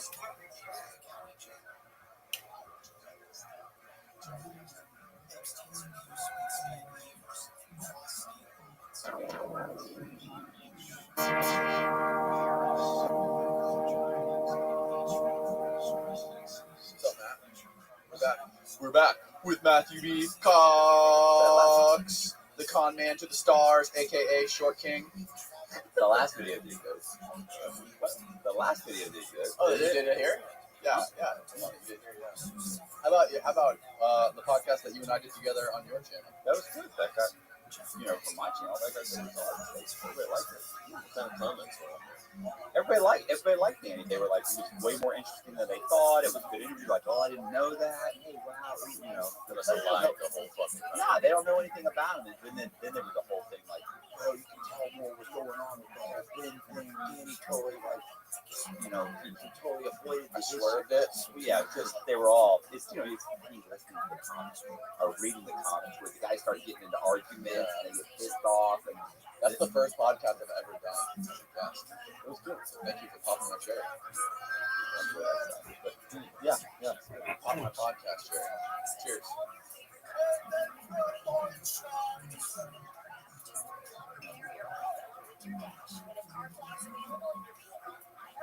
So what's going on, Matt? What's going on in your world? Where you went to that conservative coffee shop to show off all those fucking absurd Trump paintings? Yeah. Selling you there? No, I didn't show them. Okay, so there was a woman that watches my podcast. Her name's Marlene. She bought a couple of paintings like a few months ago. She'd seen like the Trump painting, and she bought 2 of them. And then she was coming down. I forget where she's from. And she came down and she said, "Hey, I'd like to meet you, and I'm going to Conservative Brown's coffee. So you want to meet me there?" And I said, "Sure." So she wanted me to give her a signed book, so I met her there, gave her some signed book. We did a whole documentary. I know. You saw it? Yeah, I saw it. That's how as soon as she said it, I knew exactly. Oh, really? I was like, no problem. Let me see it. That was a pretty funny documentary. He's pulling up the comments of the podcast. They're pretty positive. Yeah, they are positive. I think this is a podcast that we were all waiting for, especially if you're a fan of concrete being That's right. I love all the positivity. So, John Pierce says, I respect you. For me? You gotta respect it. He did respect you before that. Respect. No, that's what I got from it. Not before that. See, you look at the negative. No respect. I look at the positive. I look at it as a glass half full. You look at it as a glass half. Woo! Woo! Want to hit? God damn, those smelling salts are strong. Oh.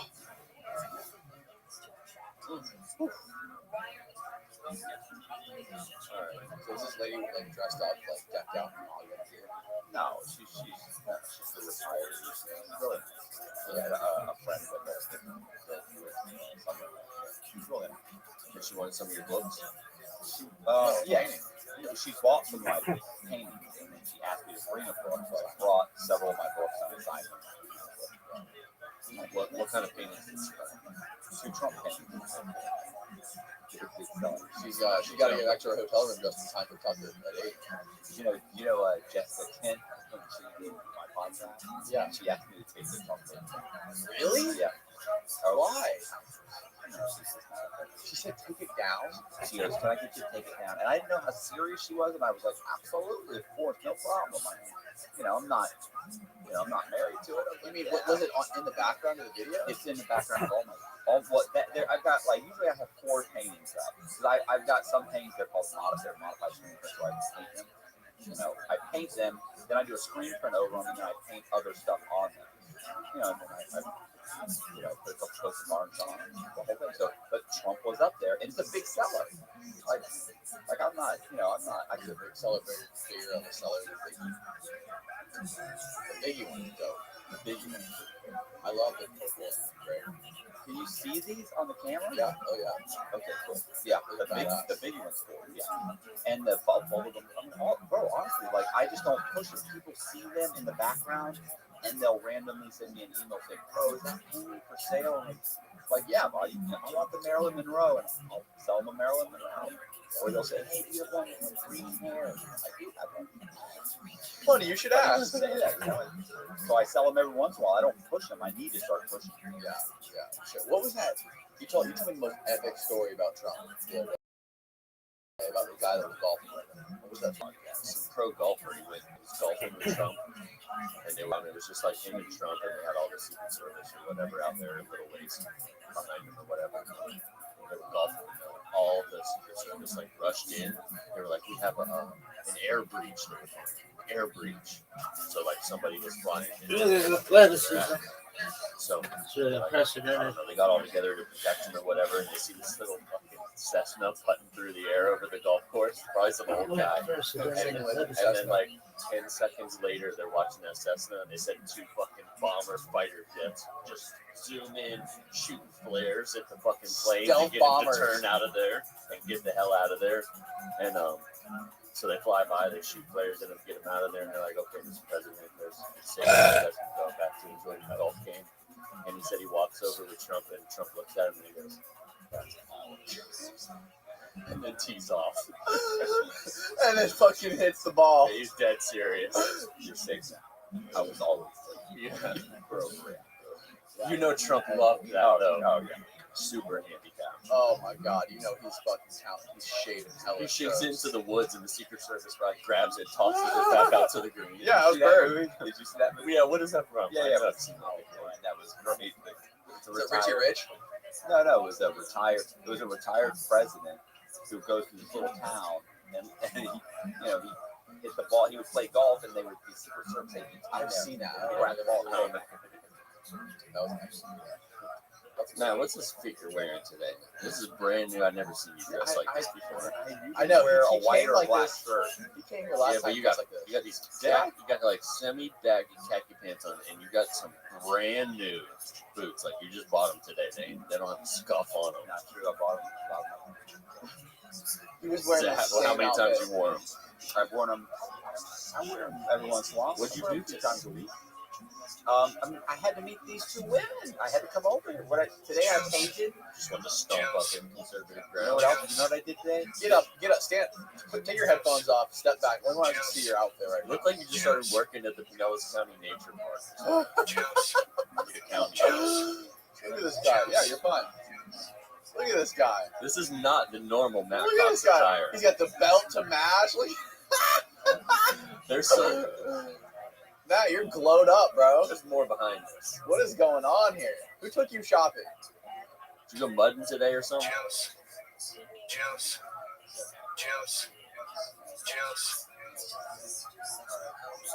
You got the tight, breathable shirt tucked in with the belt.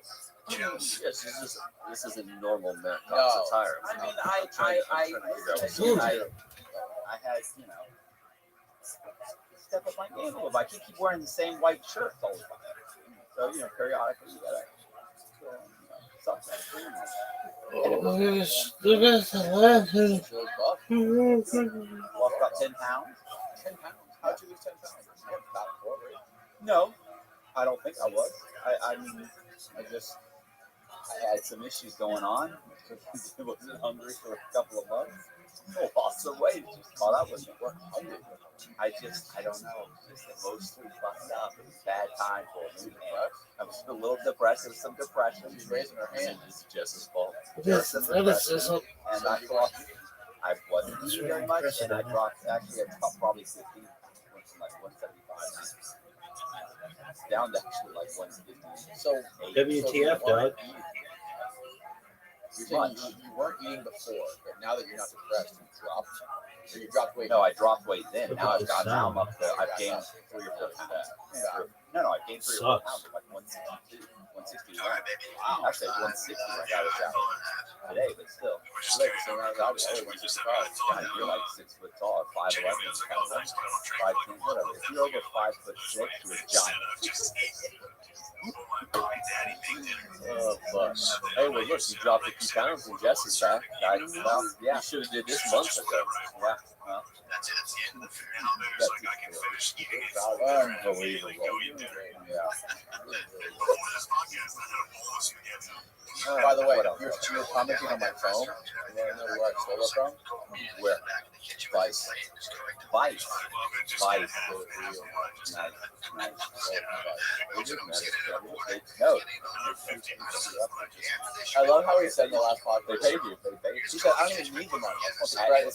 No, I know. But Yeah. He got the credit. And now we got the money. Let's move. Look at this We got move. him on his back. Come on, somebody else say something about me. I'm so sexy. Come on, baby. You do. I thought you were very Yeah. I mean, you have anything. What do you want to talk about? What do I want to talk about? Whatever you want. I don't care. What are you doing? What's going on? What did you do today? Today, I really wanted to eat a couple of gummies and see your podcast. I printed out flashcards for the 48 rules of power. 48 balls of power from Robert Green. Yeah. So I made flashcards. With the 48 bars.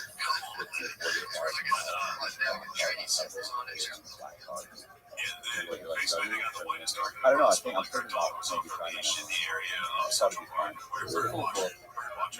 After I read that book, so it makes you want to know. It changes you.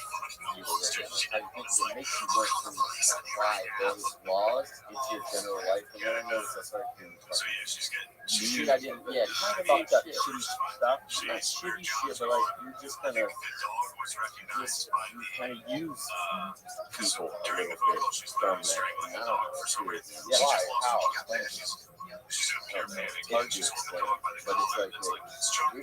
Just even like if somebody was coming, I remember like when somebody was coming over, I think for reason they stop.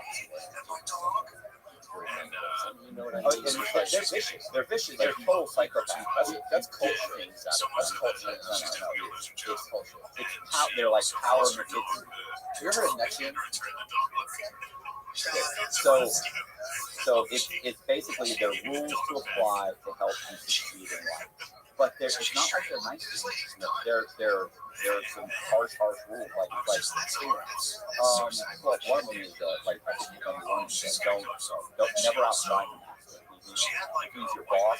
Never make your boss look bad. Never look better than your boss. Because although you think you're trying to impress him, he may be actually, he may become jealous. He may become, upset about it, fearful of you. It is. Oh, there's tons of manipulation. There's tons of manipulation. But it is a free book. It's 48. Just so you know, 48 manipulative laws. Yeah.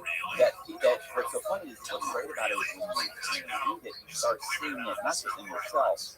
Like I definitely can see some of them myself, and then there's some things I think, you know what, I need to start doing. Yeah.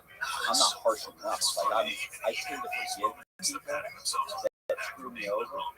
And I in this like structure and not only physically but here. Don't leave one ember burning, or it will reignite the person will come back. I mean, they're vicious laws. But I always, you know what I'm saying? There's little tiny things that you think, like I really I tend to get people in little pieces. Yeah, and there's other things you notice in other people. Like you realize he's behaving like that because of this. That's law number 22, or not law number 31. Because of why? Okay, now I know what he's doing.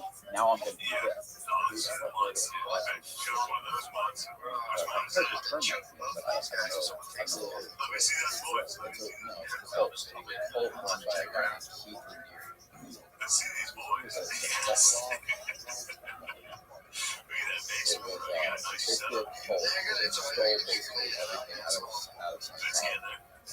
All kinds of stuff.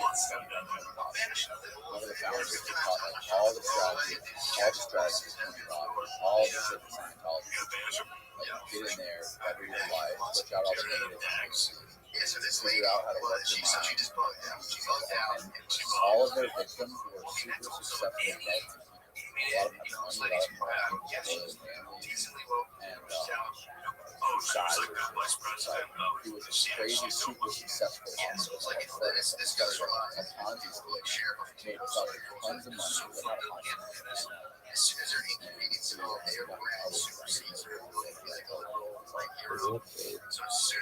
He made millions of dollars. This guy was hustling.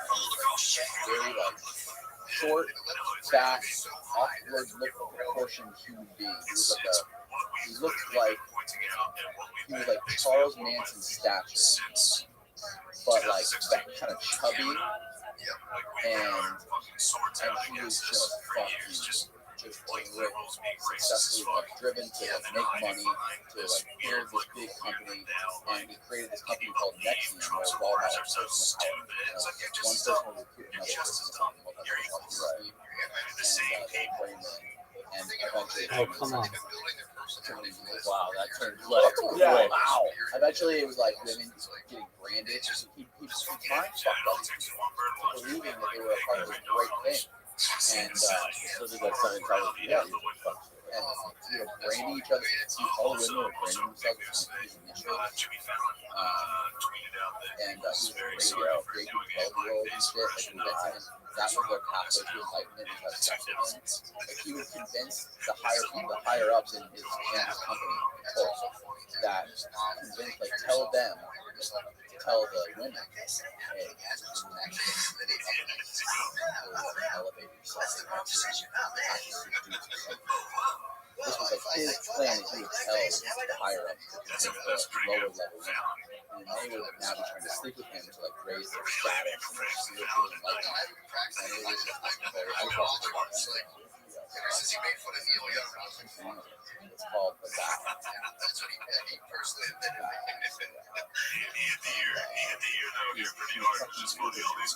He paid the Dalai Lama like $1 million to have a meeting with him and just videotape it, make himself look legit. And the Dalai Lama met with him. The Dalai Lama was like, as well.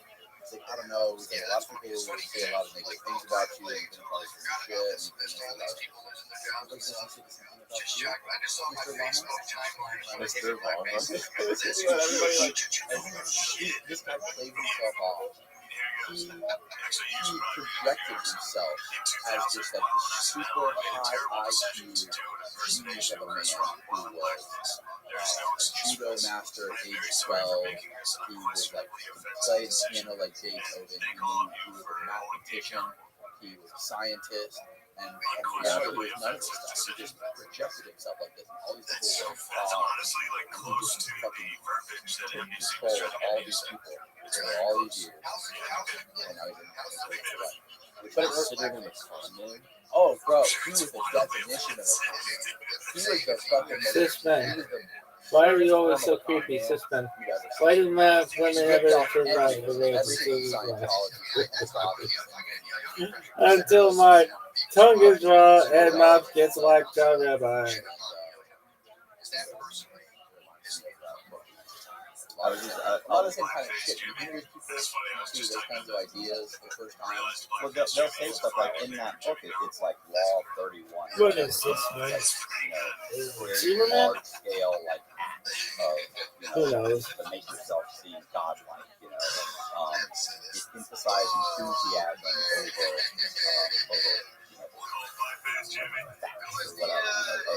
over reason. It's got all these different techniques on how to make yourself seem amazing when it's actually but it's really a lot of what you're saying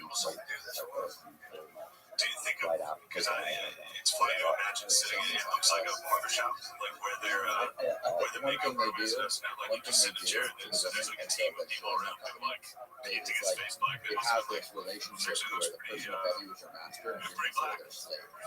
So there's this thing called collateral. So if you want to elevate in the company to make more money, you have to give them collateral. I mean, you have to give them like the darkest secrets or send them like new photos of themselves. So that if you ever come out or want to leave, they have this against you. because they're like, oh, we're giving you access to all this high level information. You need to gather all of this. The same thing is like, you know, how Scientology does.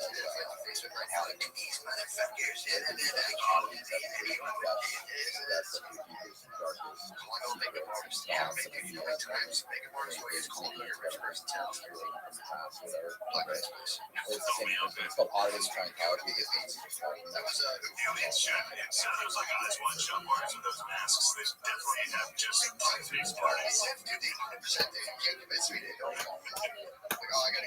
I like the branding part. I'm good with the branding.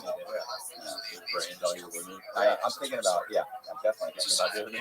Yeah, I'm thinking about having Jeff get a tattoo on the property of Matthew Bell's Tom. Yeah, I think that's reasonable. This post I haven't talked to you. We know a couple of tattoo artists. Yeah, It brand makes code. But at least it's all at once. Yeah. I mean, you can no. 4 to 8 hours is worth of 2 weeks. Let's get this over. Where do this guy do all that stuff?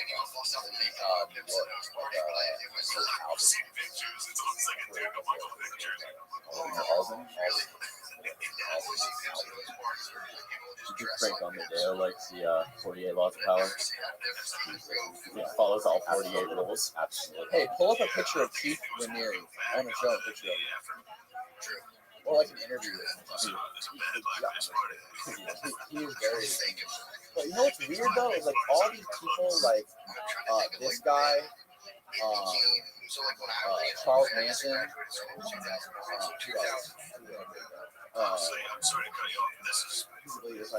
Scavenge. They're all short guys. I don't know, but is that a thing? Like they're not only are they short, but they're like oddly proportioned. Like,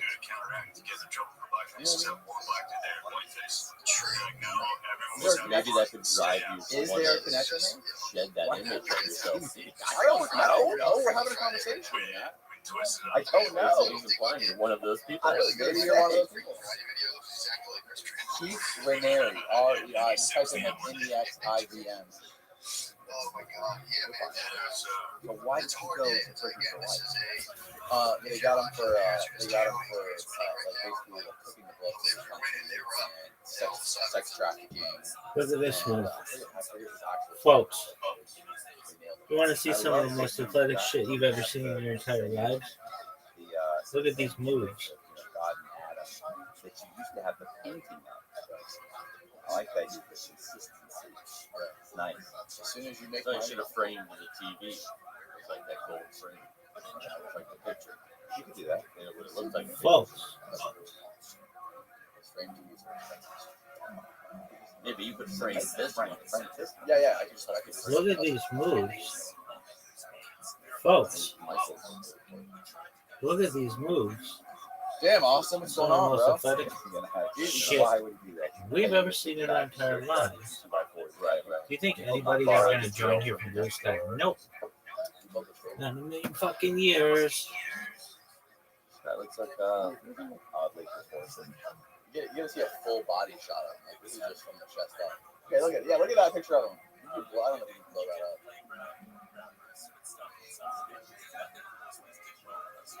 Look at him. It's like Spielberg. You know, doesn't he look like a fucking dork?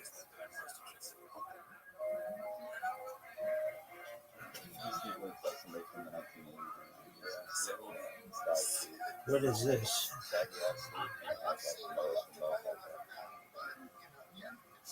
Have you ever heard of Heaven's Gate?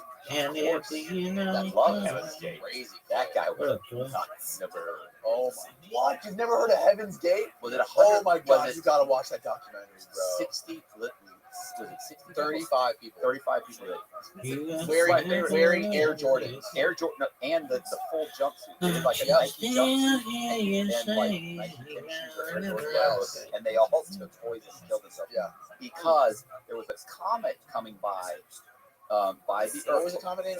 Hale-Bopp. But coming close to the Look at this It was athleticism. like 100 million miles from Earth. Yeah. You ever seen such athleticism? Pull up the trailer. They're the ones that Pull drink up- the Kool-Aid. Pull up the trailer. No, that's that's Jim Jones. That's Jonestown. Pull up. That was almost 1,000 people. Yeah, that was a Almost lot, 1,000 right? people. No, the Heaven's Gate. They thought in the tail of the comet was a spaceship Follow. that was No, wrong one.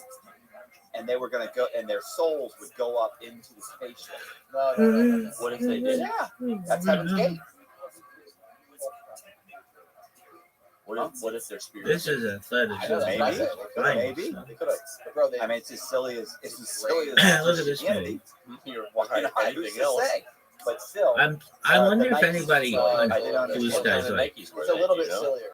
I'm glad, Rabbi. Like, were they Here. Jordan That's it. ones? Or what? This is what makes my day. This documentary. Psych. Well, this is the leader of it. This guy? Yeah. did he? Watch Did, it, watch did it, watch he it. You don't know. Oh yeah, they tried to castrate each other. You will Because they, never love May or may not. They just decided. me. You don't. Nikes. I find the term cisman offensive, especially because I'm a lesbian. they convinced them all that they were fine. You would too if you had worked as hard as I had worked to be a lesbian, eaten as much puss as I've eaten. What's that?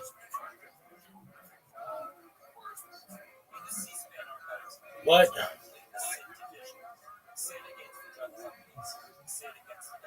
Beam me up, Scotty.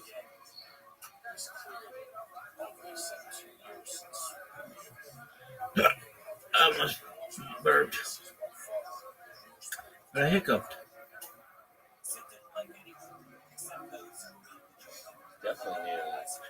Definitely soul.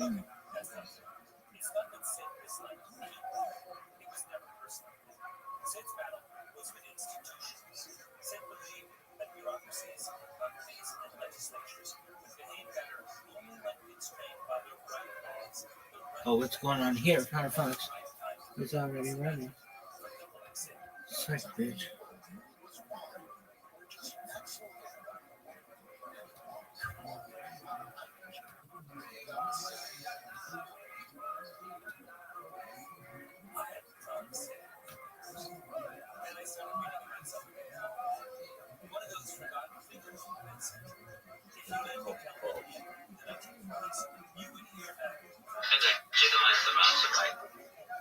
What the fuck Oh was man, that? that was a good documentary. No one knows. You will like it, bro. Yeah. What is going on with this bitch?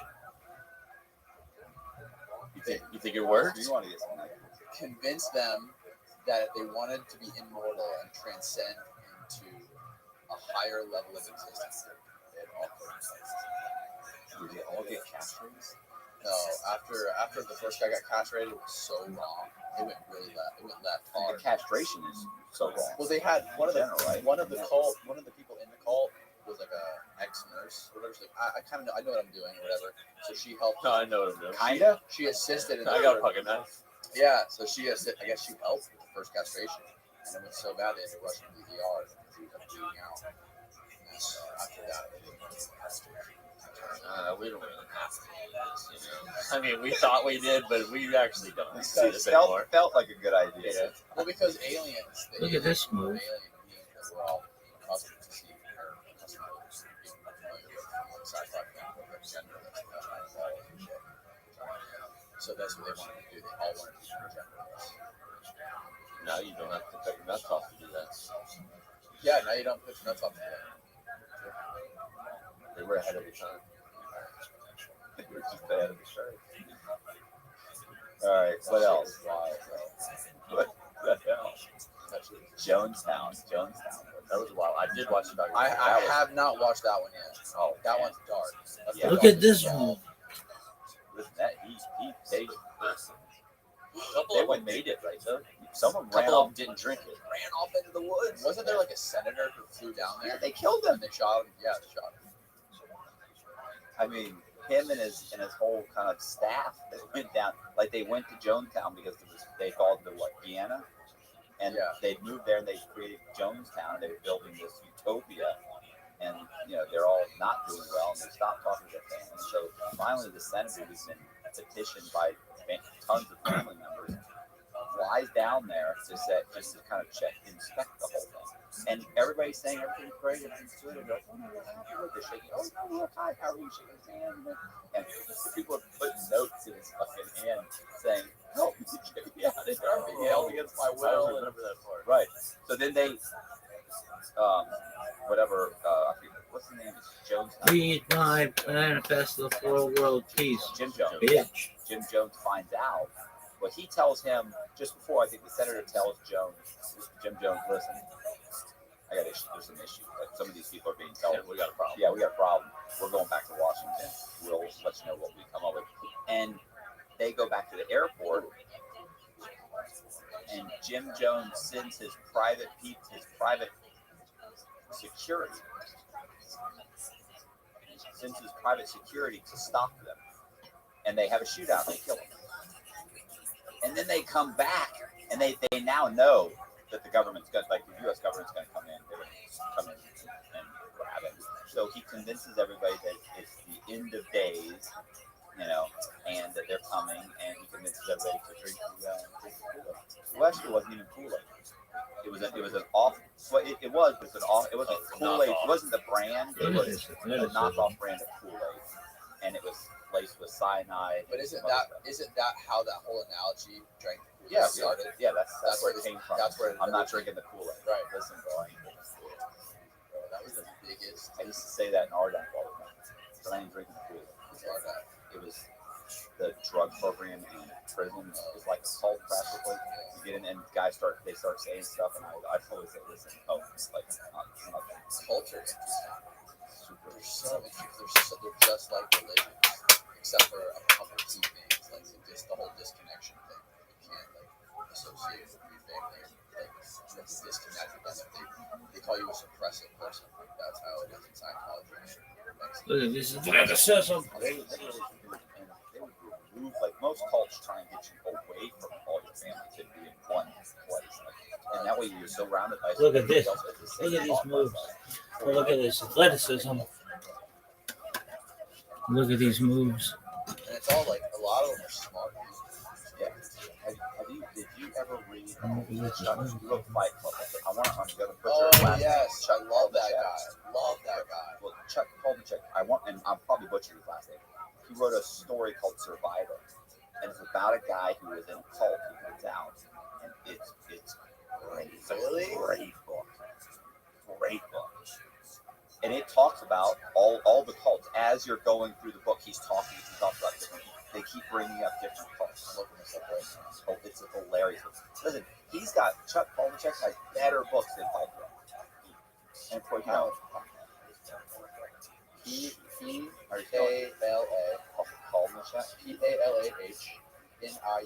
Yeah, but how do you first? How do you say it? Palahniuk.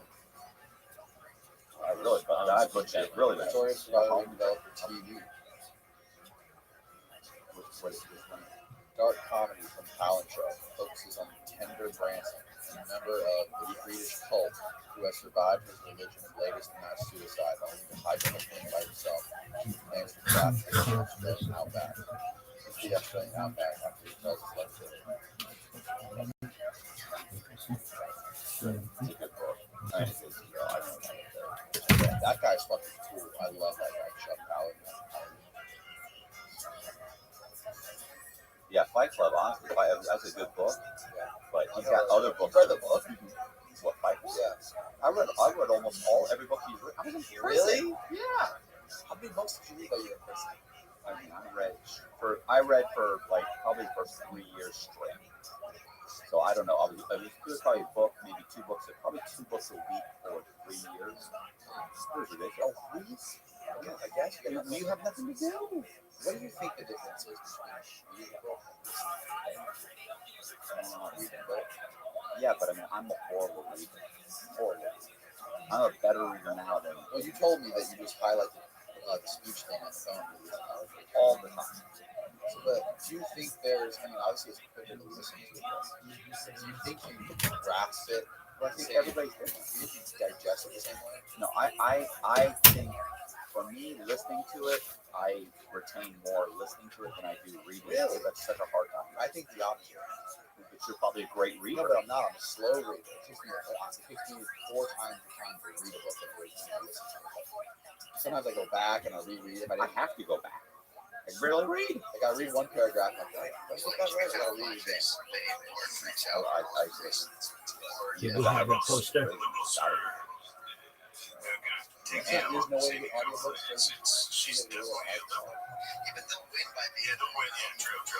For a pretty penny, you can. Yeah, it's crazy. Sometimes you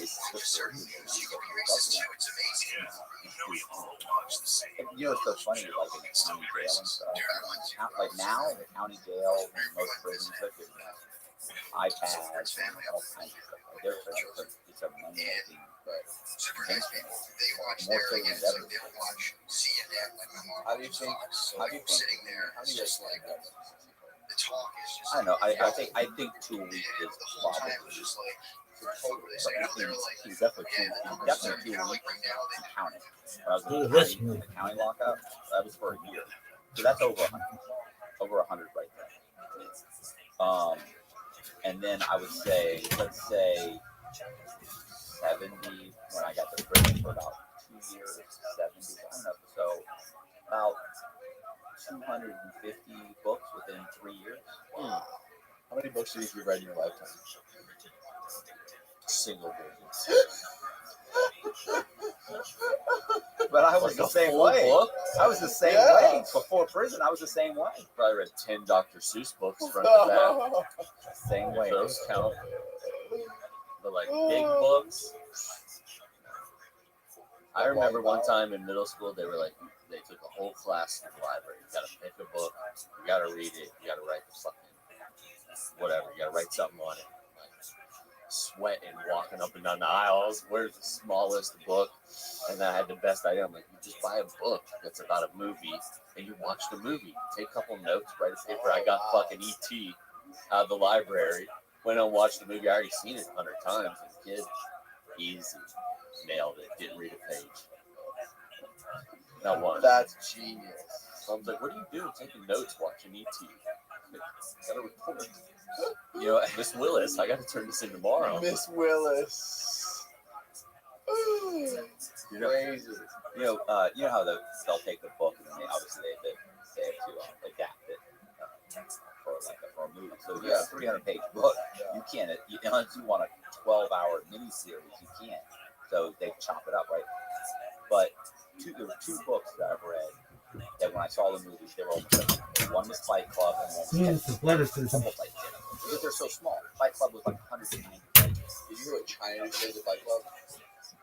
China just changed the ending. Look at this movie. You know how China manipulates all the media? Look at this all the movie. internet and everything? Right. They just changed the ending for Fight Club. If you watch Fight Club in China, it's no longer like the city following. Now it's the FBI comes in and arrests Tyler. 3 times including New York City. I'd like to watch that. Yeah. Why? I wonder why. Because they don't like the idea. They don't like the idea of they don't like anarchy. It's frowned upon. Yeah, you could say that. They would embrace it like we have. They're not trying to take the capital. You're welcome. There'll be no Russian Congress in China. Could you imagine video footage in China of people taking over the capital? That'd be a hell of a movie. I mean, they've already made a bunch of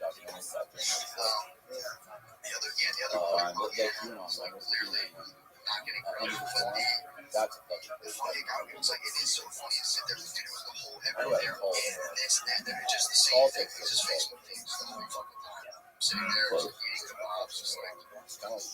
like the fine line between cults and so interesting. Cults, religion, politics. Dude, stop it. and I'm a part of it. If you're not having fun, Sell something. If you're not having fun, we can turn it off. I'm having fun. Well, I mean, how much stuff do you guys have in front of you? We have marijuana, we have smelling salts, we have scotch, we have Coke, cola. cocaine. It's like them, like just looking for it, like No he's cocaine. just being like, It's oh all man. So I was like, you're like, that's what I'm talking about. It's just like it's 100% cherry picked that. It's so fucking nuts.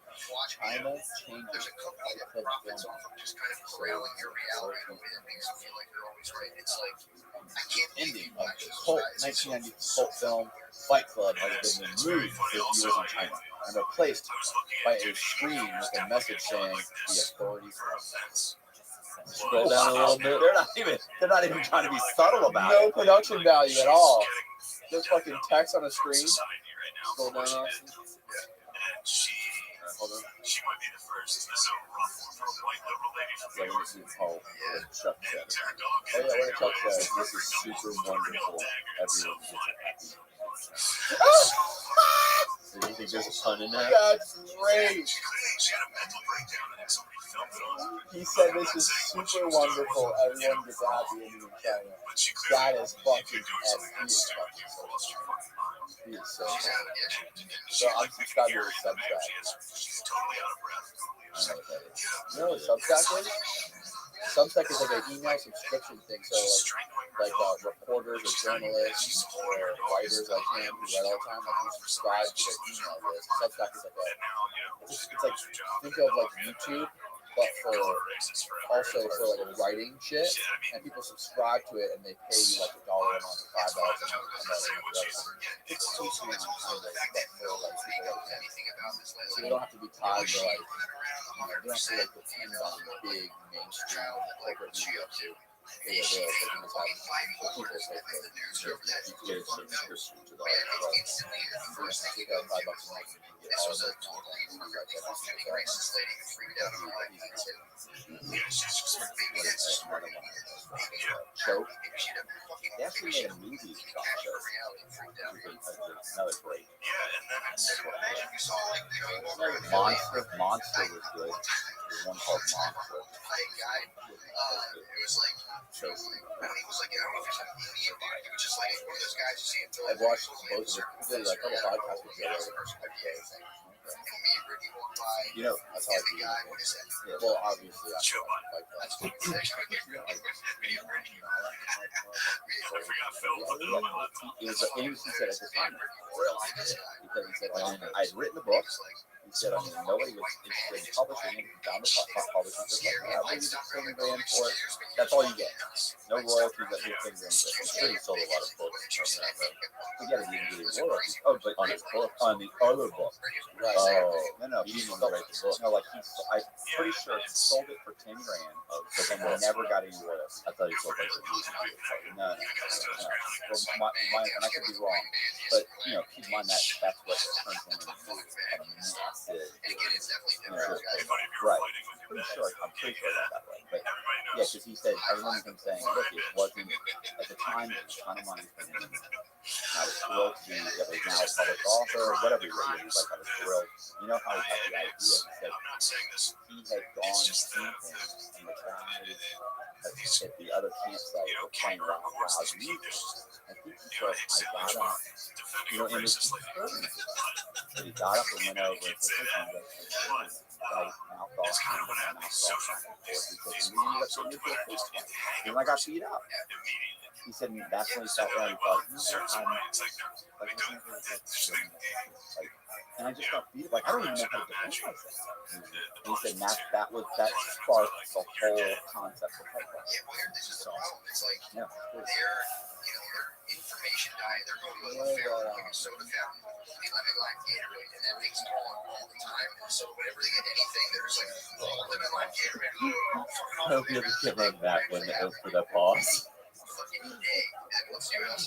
That was like, you know what? I need a hoodie. Your dog. Yeah. I want I can give me a medium. Last time give me a medium.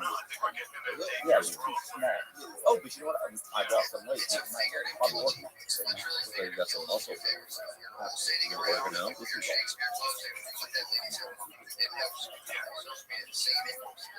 Are you okay? Bro, I'm trying to remember what I was going to say about Chuck. That's what I'm trying to say. That canceled book I read, that guy was like, These are good gigs. Oh yeah, the stocks on the bill, like putting you in front of everybody in the town, and everybody was shaming you. Oh, I know what I want to say to you. The reason they Have you stopped ever doing read it wasn't Stephen like King's book on writing? it's like we all they You were know, just funny, like the only Stephen King this books shaming I was like too are the series. like it was Like all of his books about that are like about people would be like, scary or about take the lashes. aliens or Cujo? Yeah. but Cujo's good. Okay, Oh, that's good. But watch.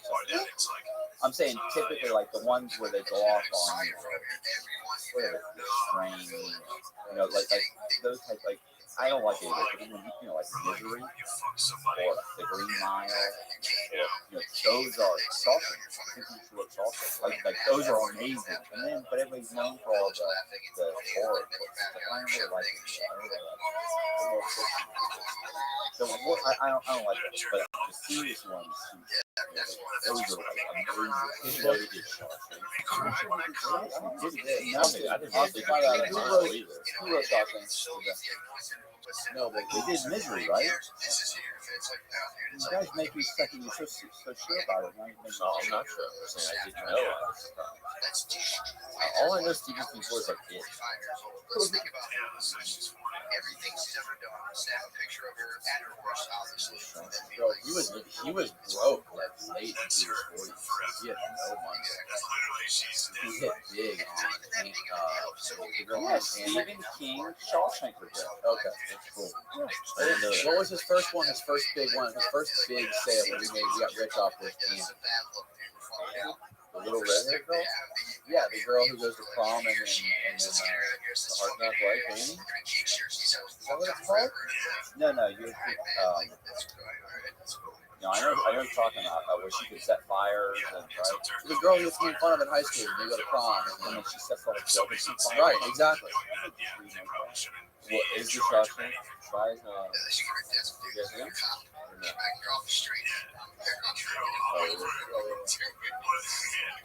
Insurance companies need to have the same. Oh, Harry.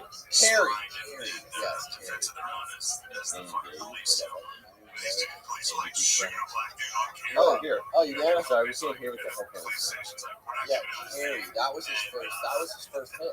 Yeah, Misery. Misery. The novel by Stephen King. Yeah, he wrote that too. That's it. I thought it was really Yeah. So he talks about. Oh. Full of straight up shit. Oh, and in the book, like they hobbled him and like right in the book, like how they just like flavor run away. They took the pork party. It's Bond? No. It's some guy that looks like him, isn't it? It was no. It's somebody weird you wouldn't expect for you. I haven't been listening to you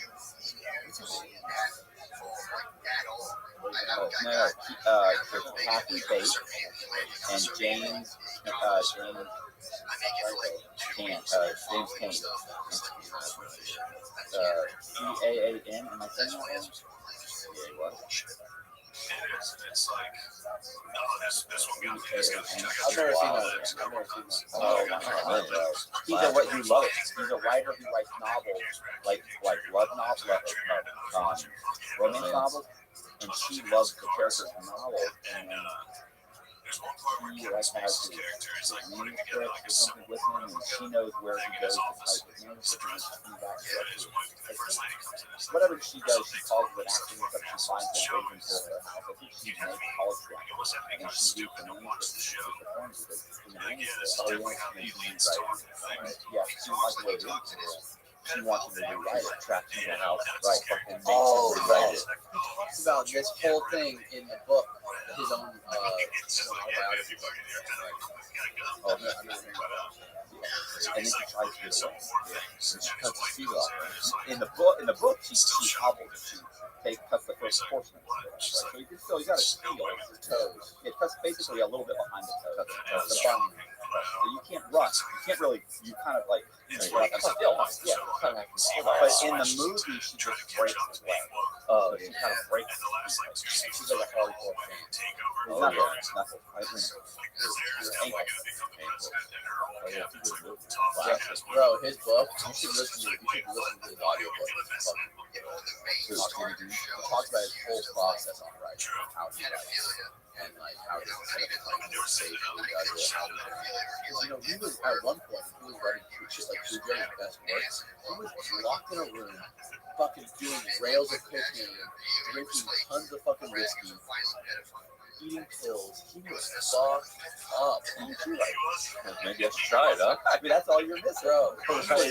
Is a fucking couple books. He was doing mountains of coke and writing these stories. Like, how crazy Give is me a that? pen. Gonna say, yeah, that's a problem. You just don't have a pen and a piece of paper. Like, it's fucking, that's wild. I can't imagine trying to be productive doing that kind of shit. I don't know. He's like guys like doing loads of these Oh yeah. What was this up called? What are you talking about? Adrenochrome. You remember adrenochrome? They took it out of babies and like It's not necessarily. So it's like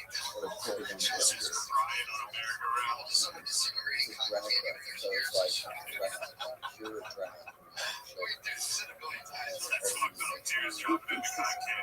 Like, hey, you know what?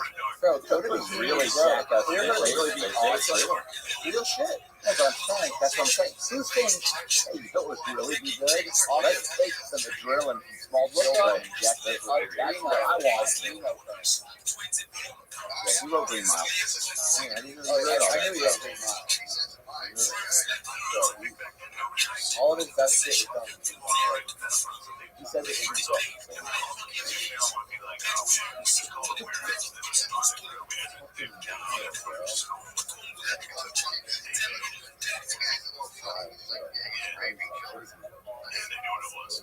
That's true. He got hit by a Oh yeah, he got hit by a car. Right? First of all, he was like jogging along like a road, like you're jogging, you're on a country fucking road, you're jogging along or something like that. Some guy like veers off the road and runs you over. He didn't have a I had a treadmill. No. He was, I think he was just in the country, I think. It was like a minivan ran him over.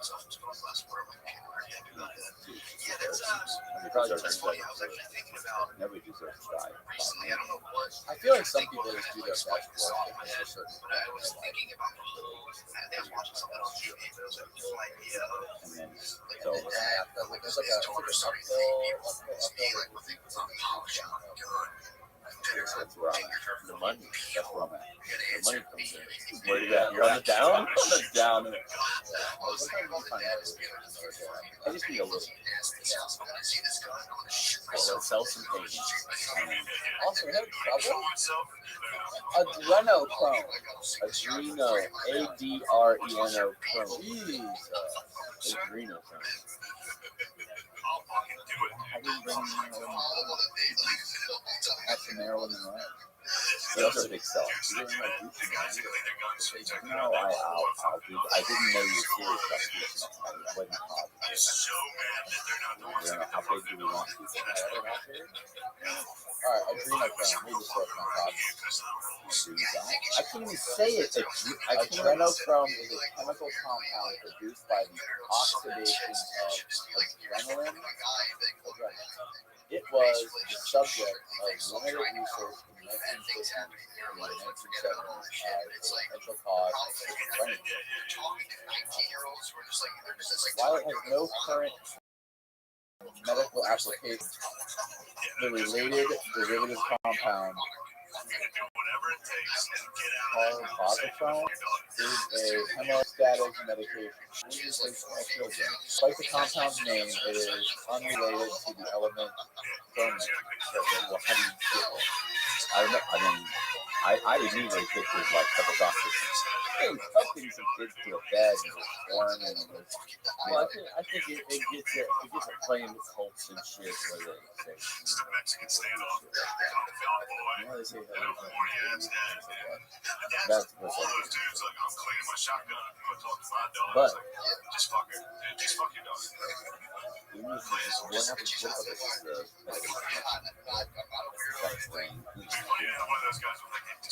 that basement, the basement. Oh, Comet Pizza.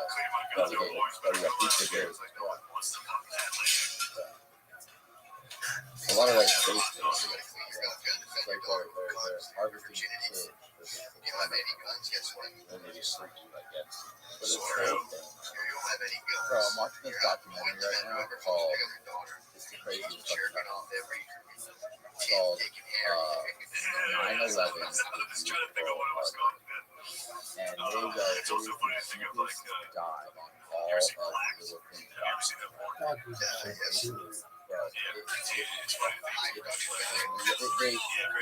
It's very objective where it's not just like a one-sided thing where they say conspiracy.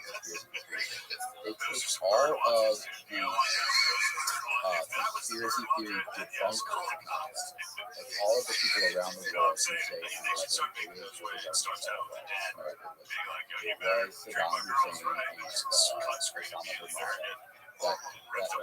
and Osama bin Laden. They did. That's what they said. They said that's what this is. The war on terror. They implicated Saddam Hussein. They tried to. There never was. But that's how they justified. Yeah, that was one of the ways. Yeah, just like the just right. Just like Pearl Harbor justified going into Israel, right? Or Japan. Anyway, they make all the connections, all the Pearl Harbor when they were attacking because they were allies. Hitler in the allied states, right? He was already it's all so they go all the way down to like granular as to where they're in the Pentagon with Dick Cheney, and they have Dick Cheney in the Pentagon with his chief of staff, that all of like the lower rung people who are like in there, and they're tracking the airplane, the last plane that's headed towards the Pentagon. They're tracking it from like 80 miles away. And it's like 80 miles out. The kid comes in and goes, sir, 80 miles out. Is the order still stand? Goes away. Sir, 70 miles out. Is the order still stand? Footage? No, this is all documented on the report. Okay. And then he comes back in. Every 10 miles, he comes in and tells the change. Sir, 10 miles out. Does the order still stand? What is the order? Not to shoot down? They don't know. But they were assuming that it's not to shoot it down because at 10 miles they're not shooting it down. At 10 miles out, Dick Cheney snaps his belt belt straight. Of course, the order still stands. And the kid is obviously distraught, and there's multiple people in there that testified to this. The kid goes back away. 5 minutes later, the plane fucking crashes into the Pentagon. Okay, another big thing about the whole Pentagon thing. The Pentagon is a giant structure. It's not very tall building, right? No, but it's like the largest. But it's 30 acres. Yeah. It takes up 30 acres. It's only like 4 stories tall. So think about it. If you're a hijacker and you're going to take a plane and crash into the Pentagon, are you going to take it? If they took out like 4 power lines while it was going 500 miles an hour, fucking 50 feet above the ground, just to crash into the side of the Pentagon. If you're a hijacker, a fucking low-level pilot who's not a very expert pilot, you're just going to crash into the roof of that thing. You're gonna do way more damage. You're gonna cause way more destruction. Rather, you have to be like they make the case that you have to be like they show flight simulators with trained pilots, and they show exactly how hard it would be to fly that plane 50 feet above the ground for the distance he did to crash into the side of the building. Any fucking hijacker would just crash into the top because it's more ground like anything really easy. So that's just one of the examples they make. Just fucking when they lay out all of the reasons why it doesn't really match up to the narrative. It's fucking really good. That Man, you should watch it. I'd like to see you. They still hit the building. yeah, hit the building, but there was nobody in it. No, There were like 100 people died. they said that area was under construction. No, that part of the building was the only part of the building that was just finished. They just redid that whole part of the building to make it like they insulated every single wall with Kevlar. They made it fireproof. And they had just the windows. Yeah. Just put in the windows. Yeah. So listen, I was locked up with a guy named Chris Morrell. Chris Morrell got 15 years for filing income tax return or filing something to get money back for people because Chris is one of these. He's a sovereign citizen, and he believes that the government uses our security number to borrow money against us. The money doesn't exist, and that you get it's total and he was filing paperwork for people to get them the money back that the government gives or whatever. It's insane. And he ends up obviously then he goes to trial and he ends up getting he believes in every single conspiracy out there. I've never met anybody that can tie conspiracy theories together. And he was so entertaining. Like we would sit there, Boziak and I would sit there and go,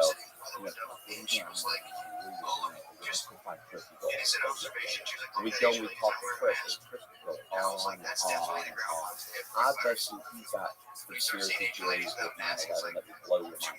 I'm desperate to get him on my podcast because Chris will go for 10 hours straight, and the great thing about him is you can kind of mock him and he doesn't bother him. Like he's not going to flip out on you and start swinging. It's like you're not going to body slam you. You know what I'm saying? So, like, but Chris will just go on and on, and they're amazing. Because he's like, oh, I got the book so-and-so. He gets so jacked up and excited about it. He thinks it's hilarious. But here's the thing.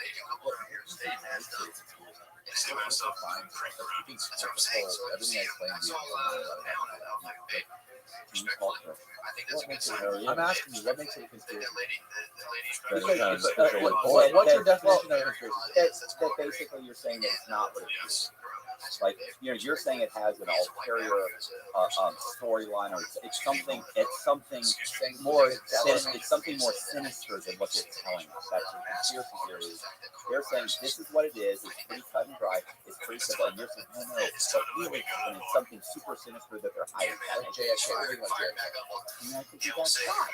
What do you think Oswald Some depends on which documentary I watch. Unfortunately, I think now is accepted. I think now is accepted narrative. That's the thing that I would see. We talked about this last time, like UFO. Like the government is basically saying, yeah, there's UFO. Nobody jumped out. Like nobody jumped off a building. Like nobody. People aren't going nuts. They're not saying anything else but that. But I mean, they slowly kind of read out over the course of what? 50 years, and now people are so had basically come to the conclusion that they believe there was UFO. So when they finally said, "Hey, there are UFOs," they were like, "Yeah, do it." Look at it. This and they go to work. So they didn't want it. Like,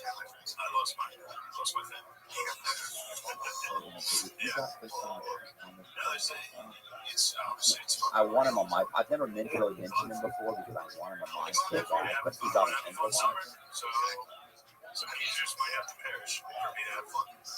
I know. No, he's like Bustamante. Is like he follows his CIA. Oh yeah, I love that. But he's going with the standard line. Bustamante's going to go. He's not going to go. This guy will go nuts, and he believes in giant. He's tied in Christianity with aliens. He's got Anunnaki. Oh my God!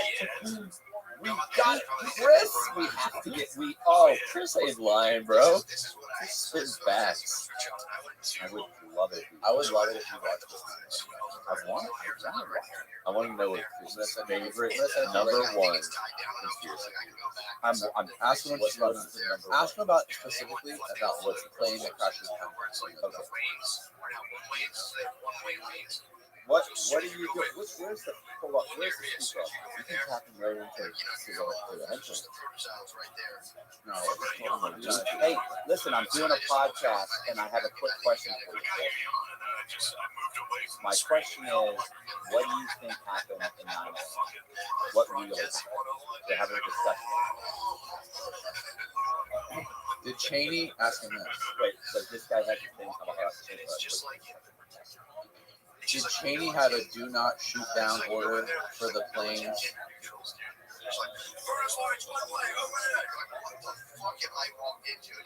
Because there was a bunch of training games going on in the Midwest United States, so all of the fighter jets. I can't go in there anymore. Where's this guy live? I'm gonna get him. Piece of shit. So I have to go places that have it here. You don't have to put it. Absolute fit. Next fit. Yeah, just I get it. Trying to cash in on victimhood. I know that's a trendy currency right now. And you watched the documentary 9/11 New Pearl Harbor?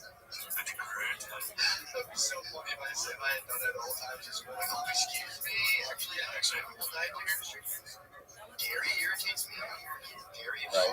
It was all sold by CNN. You shouldn't do that. Like when you raise your hand or something in class, you should have to state your oppressors. True. It should be like, Matt, 32, multiple dietary restrictions. So he has multiple dietary restrictions. Irish. Okay, sorry, it doesn't count. Yeah, but the Building 7 thing, that I don't know about Building 7. The Building 7 thing, wasn't Building 7 full of some sort of chemicals or gas? Wasn't it full of No, it was. It triggered my autism. I heard that it was they were storing all kinds of chemicals and shit in there. I was explaining to her, I'm like, just fucking leave me alone.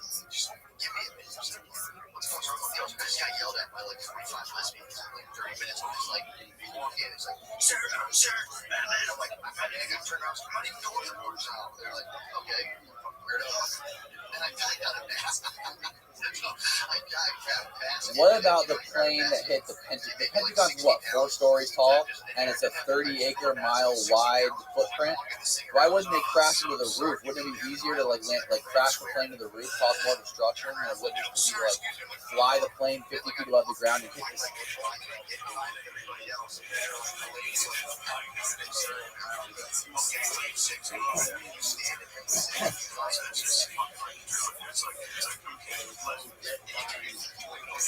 There were no to your point. There were no images of any plane remnants or anything.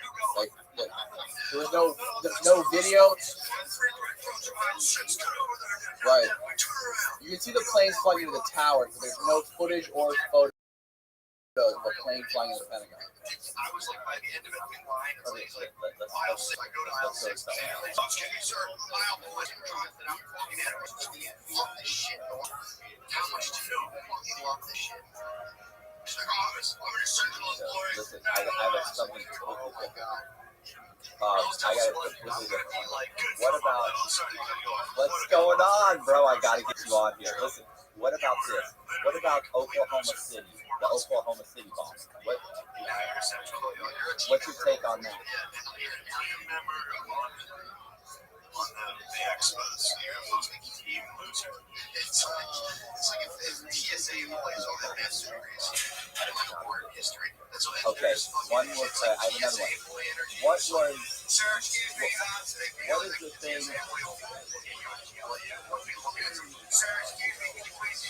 I'm watching right now 9/11, the new Pearl Harbor. No eye contact, just sir, shoes in the man. Have you seen that? Yeah. Or you're standing, you're standing, sir, stand over here. You're almost skating, almost 6 inches. It makes you fucking happy.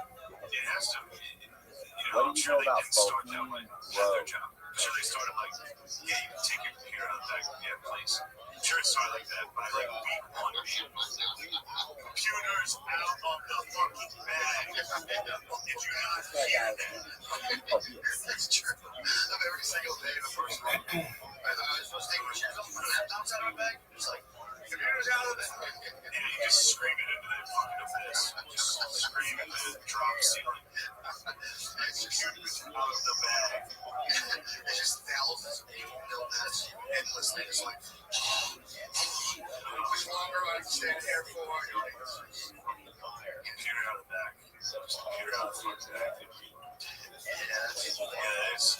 But yeah, the grocery worker and the grocery employees, this 2020 was a come up for them. They were laughing stuff. Now they're heroes. Do you think it translates to? Do you think say the dating essential workers get recognized in terms of like getting? Do you think in the grocery bagger right now it's like, yeah, I don't think I think they're left to the realm. It's like, yeah, What? yeah.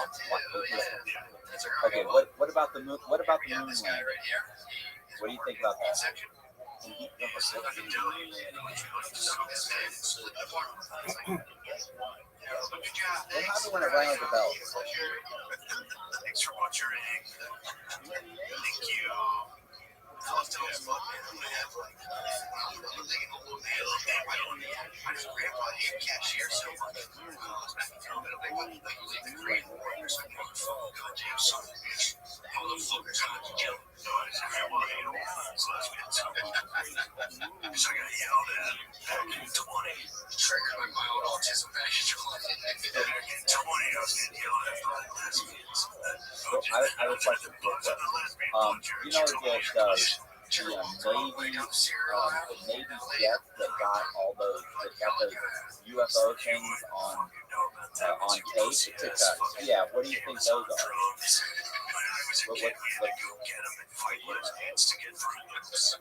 Are they extraterrestrial or are they Russian?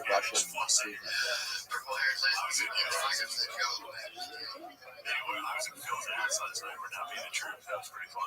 Oh, that's awesome. We were just hanging outside. I was just like, you fucking bitch. Oh, this is fun. This is fun. Conversation's so funny. How do you know it's not? This is why it was great because I walked out to him. We were out on the deck eating for a little Memorial So Day. I got another. What about this? And look, no, this is real. Yes, tons of books, like all kinds of pictures, books. This is prison. I can't imagine what he got now. But wait, one thing. This is another.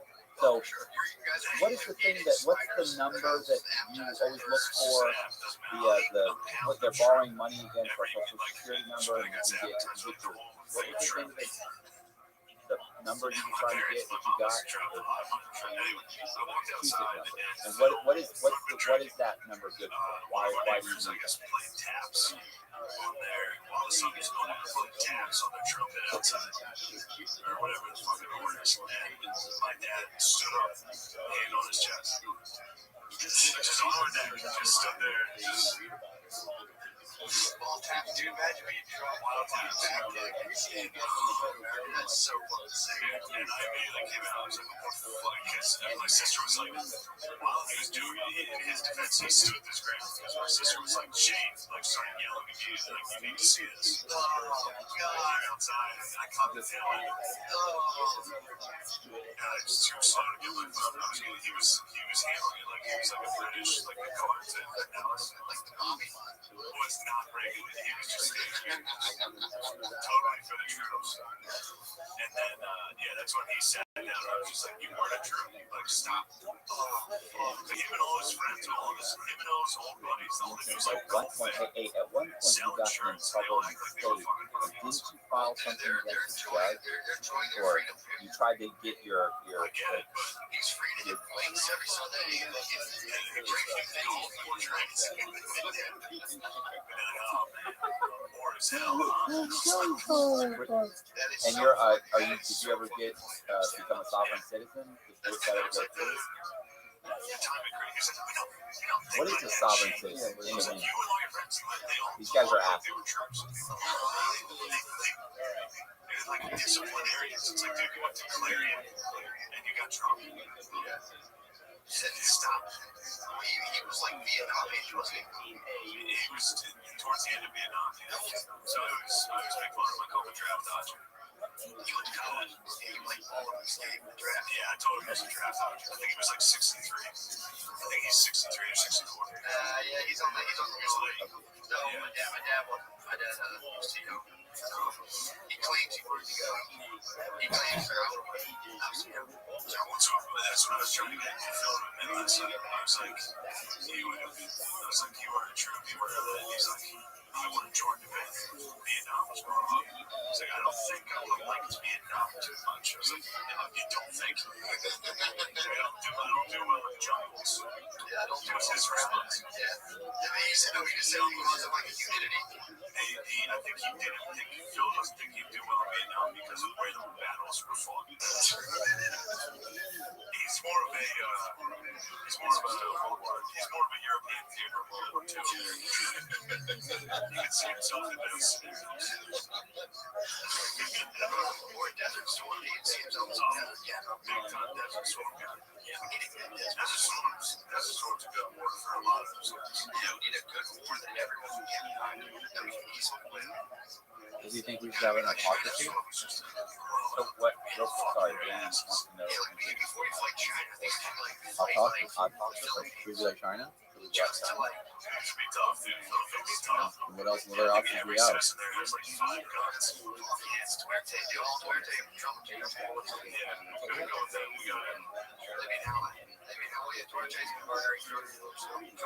just gotta go in and take the condom off, go in on ISIS, just go back into Syria.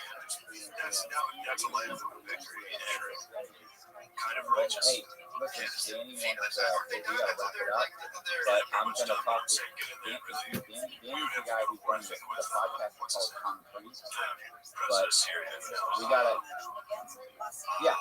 but I'm gonna contact you. I'm gonna give you Danny's information and see if we can try to get you on it. Are you able to travel? Yeah, we do need a good picture. We could tune somebody up to move around this country. We just go fucking murder, 100 to 800,000 people. You think that'll be the numbers I need to put up in 2021? I don't know. We got Amy Cooper calling the cops on Bird Watcher. I think it's time for us to invade like a Caribbean nation. Well, they've been taken care of. They've been neutered. Well, hey, let's call you back. Let me call you back. Trying to think of something easy. We don't want like reclaiming like what we should do is like take one of those French or like English like St. Martin's. We should take that and see like yeah, I wouldn't mind starting to like aggressively move on territory to like We would go into this cloud and get this for hours. Just to get anything you can come up with. New Zealand. He was charging people like he would literally get your taxes. He would do that thing where all the money you're paid in and interest and everything else. And they came some calculation. They'd apply to the government to get the money back. And the government would cut checks for like 1.5 million. So far, something like $30 million. And guys were getting these checks, and they were cashing them. They're going through it, and then they get 10% of it. So when they got caught, they're saying, no, it's perfectly legal. You understand, Your Honor, this, Your Honor, that. Look, they're in this code and that code. They went to trial. These guys went to trial. They lost. Guys are getting 25 years. He got like 15 years. He was making phone calls. He was making good things. It's awesome. Yeah.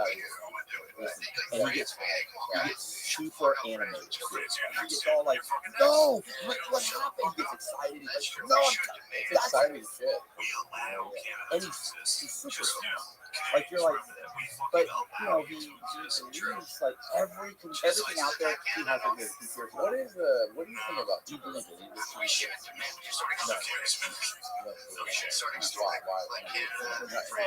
You don't think not one of them? I'm saying there's some semblance and some conspiracy.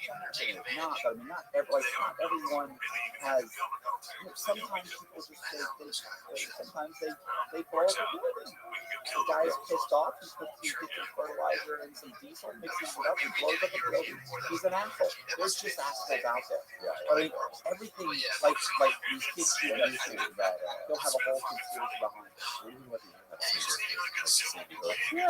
What happened with they were being Given LSD by the CIA, and they were in the Well, the CIA LSD thing is real. It's actually real. I know, but not for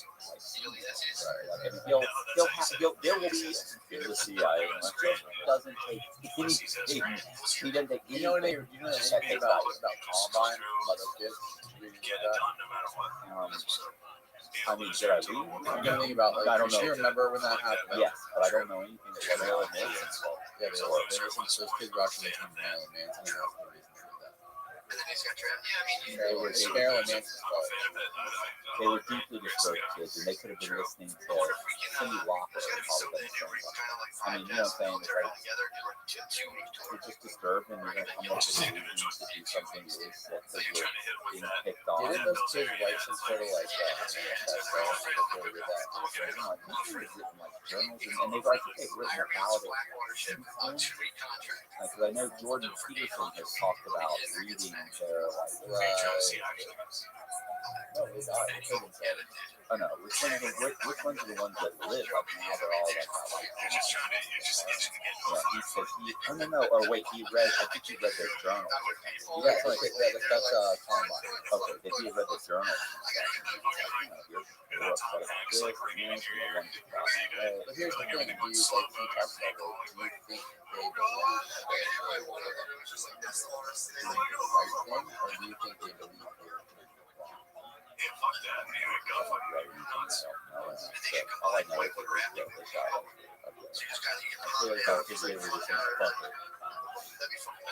I don't think they thought they would do it. But I mean, think about it. How many times in high school would middle school, if you're being picked on or you get frustrated and you lash out?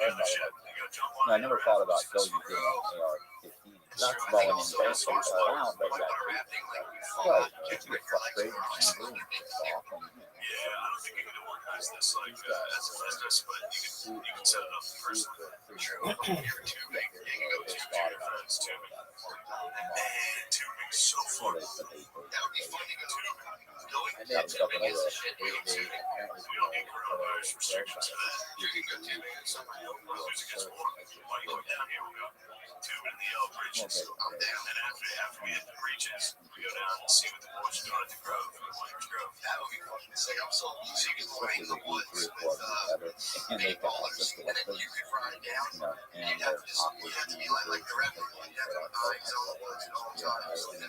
How will they like super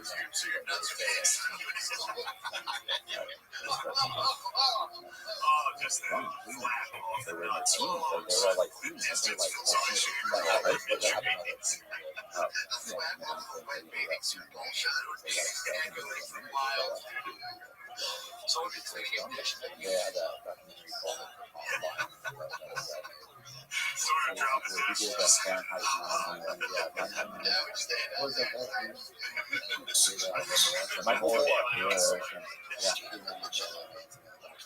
Did he? Yeah.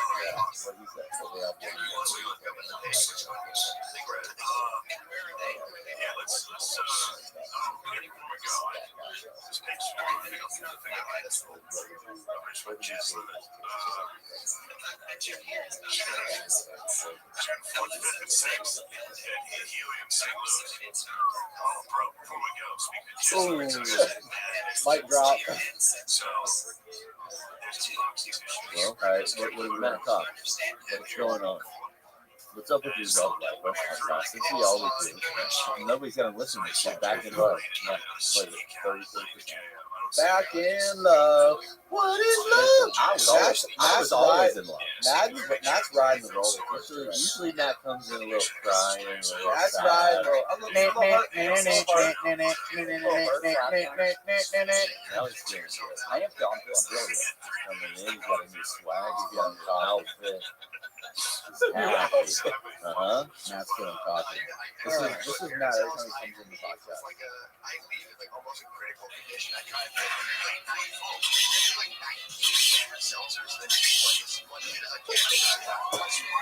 What a classic song. This reminds me of the Beavis and Butthead movie.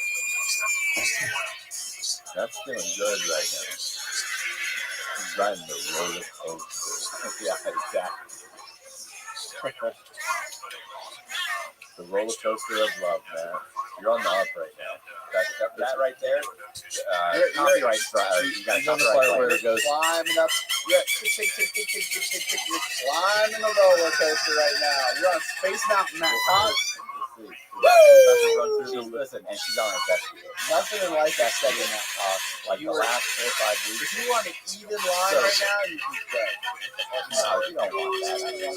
It's all about ups and downs. It's all about ups and downs. So my ups and downs are way worse than most people. Like, you know, it's like 26 years in prison, dead broke, tons of money, totally in love, long gone, right in the movie, like stealing, they steal it from you. Place doesn't give you your damn credit. I mean, then you find out they have the credit in there. Then they're cutting your check in the back, and it's like, oh, then that's the check. You're right.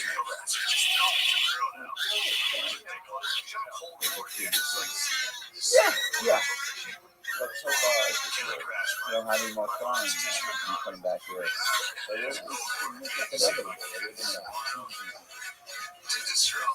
To destroy. When you put the ring on it, man. Are you gonna propose? I said 6 months. That is like the focus of Can we go 6 months? We'll do a ring. 6 more months. We'll do the wedding. We'll do a wedding. But just let's, it's not that I don't believe you. It's not that I'm not in love. Not that I don't think that you're all in. Let's just, let's make sure. Let's make sure. Okay? Yeah, listen. I love the Mike Tyson thing. Everybody's got a plan for this. Like my plan. Punch all the time. That plan has never gone my way. We'll see. Are you ever going to have any more kids? I'm 100 years old, bro. I don't think I could outlive a dog like his hairline. That's fucking A1. I mean, I don't know if sperm count looking like that. That's been his. Everything's good. That's different from the sperm count. I don't need the sperm count.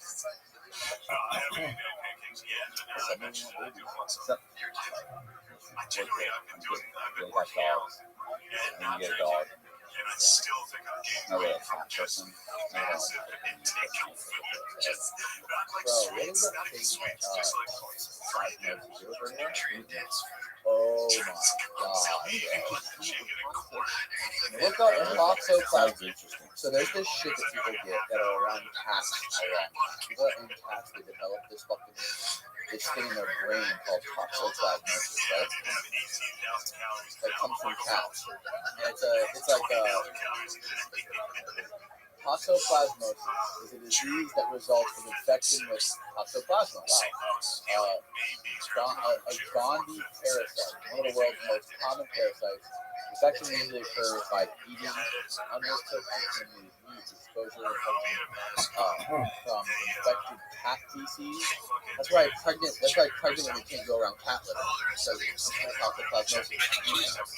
Or mother to child transmission during pregnancy. So it's the shit that you can get from cats. So there's this thing. It's this fucking parasite. Super fucking smart parasite. It gets into rats, right? Listen to this. It gets into rats, and the way that it gets transmitted to cats is it makes the rats fucking dicks get hard and gets super horny, gets a hard dick whenever it smells cat piss. So all these rats get super fucking horny with hard-ons whenever they smell cat piss, right? So these rats are attracted to cat piss, which brings them near the cats. Then the cats see the rats, those fucking cats eat the rats. Now the rat is in the cat. That's how the fucking disease. It sounds like a Dr. Seuss. Bro, that's The how. rat is in the cat. Yeah. That's how the disease gets fucking transfers itself to the cat. And now the cat has a parasite. So now the cat has a parasite, and the cat. Now the cat has the parasite. And the parasite knows that humans like to keep cats as pets. Yes. So it goes into the cat. Imagine if that was And for that's like. the next level. Imagine if that was like humans and grizzlies. I don't know about all that, but so then the cat licks mom, and she gets the parasite and passes it on to the cat's mom. So people get find out like what the symptoms or like what the effects of toxoplasmosis is on humans. Yeah, like what's that? Like what is it? What is parasites all through our body? What does it do to humans? But this is crazy though because a lot of people like a lot of cat owners get that. Golden moon. It's their neck, muscle legs, and teeth, head and feet, feeling well, making well. That's it. Do that with How do you know he had toxoplasmosis? They really are motherfuckers. They don't even take you serious. They just kill everybody in. That is just You have a cat? Your cat's like roaming around and eating all I sorts. just I got a cat. You what? I got a cat for the first time in a year ago. But my cat's an outdoor. Okay, my cat at night we let him out. He fucking runs. He goes like he neighborhood all night long. He shows up at the door at 7 a.m. comes in, he eats, and he goes back out. Yeah, show up to somebody's house, eat, you don't have to pay for roam the neighborhood all night. Come back and eat. That's sleep, living. get up And he's not fixed. He's humping the whole goddamn toxoplasmosis He's humping all everywhere. the cats around town. And all the rats are getting involved with That's hard to hold. I don't know how that hit your next level parasite.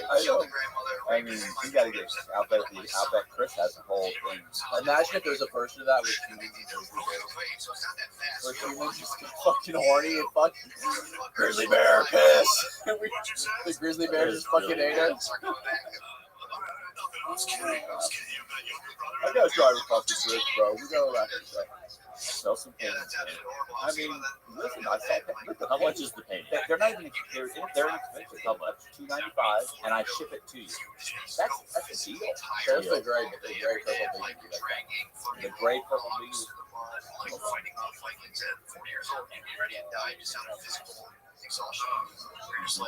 No, the other gray and purple baby.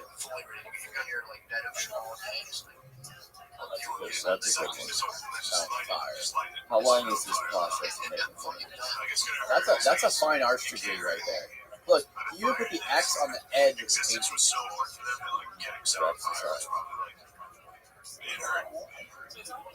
But not like every day. True.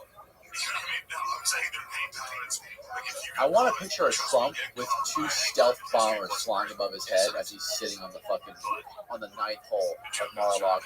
I'm telling you, you watch every movie. No, I couldn't find it. I was looking through the fucking DMs. I couldn't find it. I want like a fucking fisheye angle of Trump holding his putter on the green on the ninth hole of Mar-a-Lago. They should put that scene in a movie. 2 stealth bombers over his head and like a little like caption quote. That's power. I'll do that. I'll do that. So it should be Trump and John Daly. You could do that with him holding the putter and the flames going behind him up. And do the Did he say baby? I don't know. That's power. That's fine. That's perfect. You gotta find it, bro. I could do that. I could do that like 3 foot by maybe 3 foot by. Matt, have you seen that we created an Instagram group chat between the 3 of us? Have you seen it? Because we post shit in there all the time.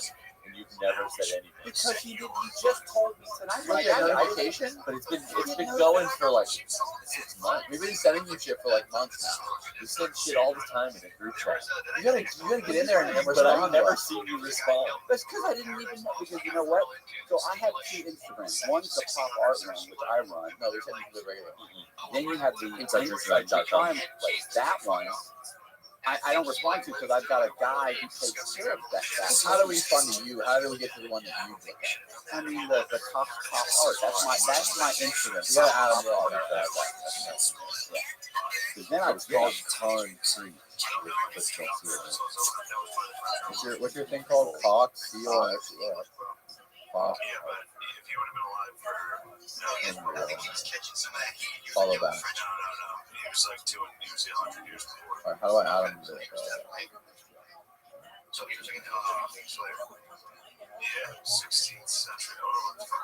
I thought you were so stupid. Alright, so how do I add them into this? I don't just you even follow you back. I think don't I take all followers if you just Try follow it. me? It's good. Alright, yeah.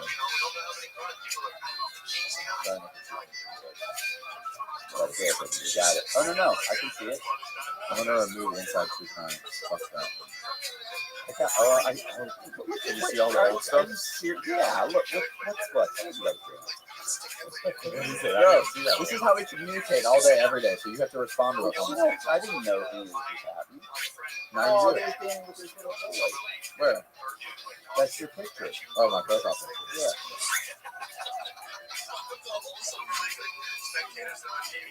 Bro, what do you think about all this Joe Rogan controversy going on? They're kind of banning. Joe Rogan began right before the Spotify earnings report causing problems for the CEO on the call, and contributing in part to the drop in its stock price. Spotify officials say in the earnings call that they did not expect their subscriber numbers to be affected by the uproar over accusations that Joe Rogan has spread misinformation about COVID and the vaccine.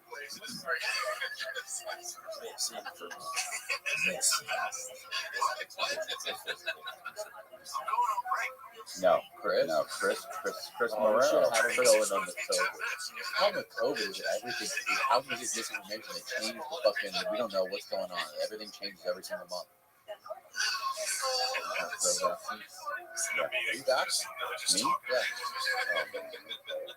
That's something we gotta do this quarter. We gotta work on that. Okay, yeah. So I had to go to Amsterdam. And what happened was just before I went to Amsterdam, like you either had to get like have the vaccine or you'd take a test within like 24 hours like of being on a plane.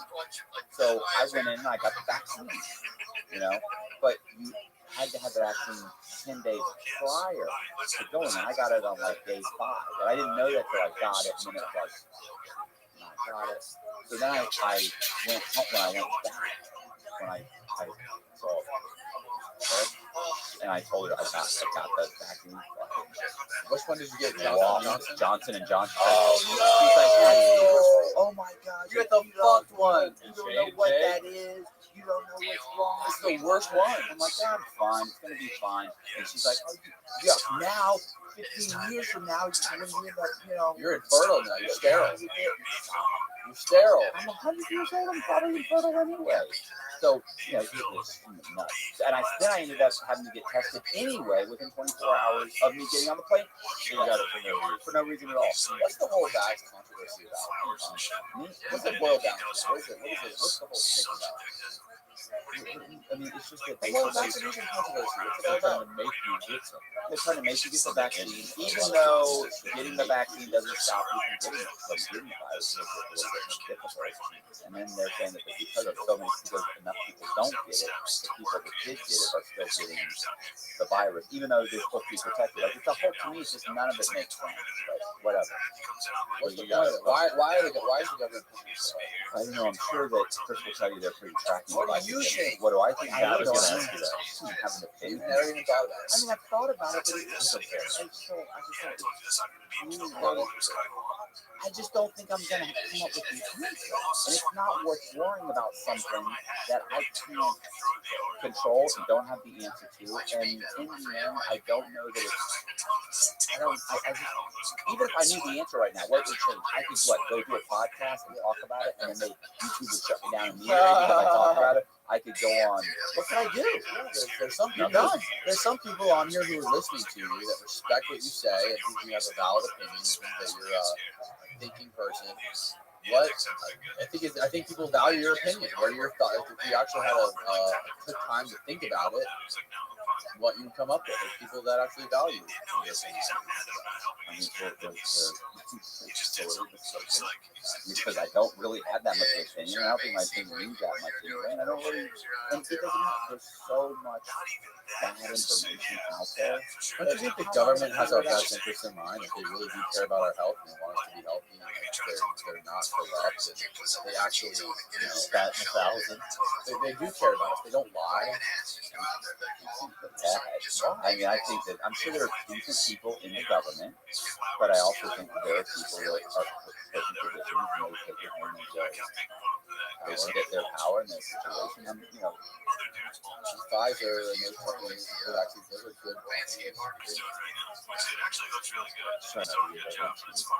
Right? I mean, brownie points on I YouTube mean, right now. and the only reason that YouTube censors people that talk shit about them is because, YouTube cares about them. and it's just another flash. It's in the mail right now. I'm being serious. I'm not a CIA shill, Well, if you don't believe they have your best interest, then you must believe in some conspiracy theories, right? I mean, I believe in they're good. The government is full, and the CIA is full of good. One time I said if I wanted to watch somebody live, that's what I said. Yeah, I don't know. I don't have the answers. Do you have the answers? I don't have the answers. Listen, I'm like everybody else. I just want to watch some fish on and eat TV dinner. Have you watched Ozarks? Lean cuisine? I love lean cuisine. They're cheap. They're like $3.50. Wait, what did Oh, man. Just like they serve us in the state feds. 3 for Closing in 20 minutes. 3. We Order Uber Eats. 3. You get 5 free days on that. Yeah, it's like $3 and change, and I love it. I've been eating them for like 2 years now. Yeah. I wanted to go to prison food. And it's 10 times better than prison food. Although I made one for Juan the other day, and he's like, Hey, you guys living there now? no. And I was like, that's pretty good, right? Pretty good, right? And he looked at it, and he goes, yeah, no, it's good. I go, see, I told you. He goes, what are you talking about, bro? He goes, this sucks. Because you're eating these twice a day, and I'm like, yeah. He goes, it's horrible. This is horrible. I got all upset, but I think they're actually good. I like them. And they're low calorie. I'm concerned about my calories. What do you guys do? Low calories? Should you be more worried about like sugar and carbs? Oh, bro, I There's no Starbucks. I just moderate carbs. I try and look for the protein. And we work out at like, I mean, I've been getting better. I was waking up at like 4 o'clock, 3 o'clock, 4 o'clock in the morning, but there was a lot of to go work out at the gym at 5 or 4. Yeah, well, I don't sleep but maybe 4 or 5 hours a night, and so she gets upset because apparently she's insisting on like 6 or 8 hours a night or something. So I need at least 7. I could never sleep 7. And now I can't function without something. this morning I woke up at 3:30. I woke up at 3:30. We went to bed at like 11, 10:30, Like 10:30, I slept till 3, woke up at 3:30 in the morning, laid there for about 10 minutes, went to sleep, woke up at 4:30, laid there for a little bit, woke up at 5:30, and finally rolled out of bed. I was like, I just can't. I can't sleep more than straight, maybe 4 hours.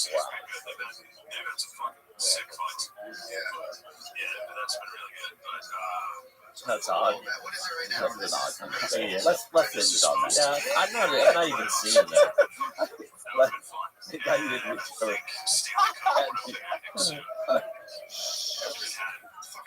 sleep fucking, I don't wake up. I fall asleep at 11 o'clock at night. I sleep uninterrupted. I fucking snooze 11 to 7:30. I don't wake up.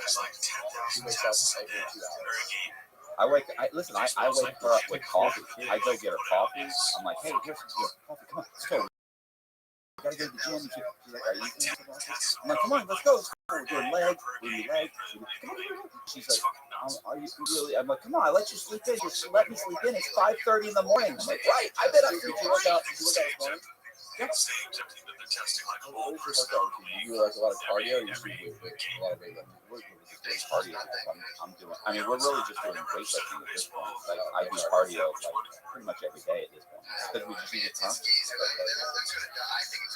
I mean, that burns a lot of calories. That burns a lot of calories. I mean, that's my main cardio. But listen, trust me, if you want to see my abs, I mean, it's working. I need more than 3 minutes of cardio. Stop.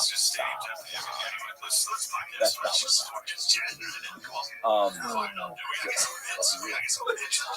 So anyway, yeah. So we're just working out. I'm sure at some point it'll die down, and I'll start doing. I'll start doing the elliptical. Yeah. But hot yoga.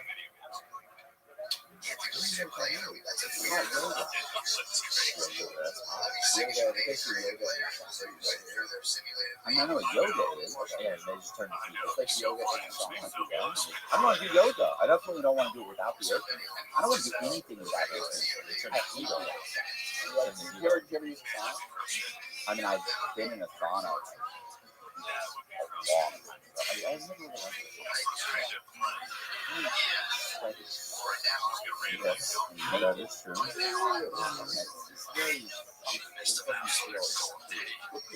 I know. You disagree?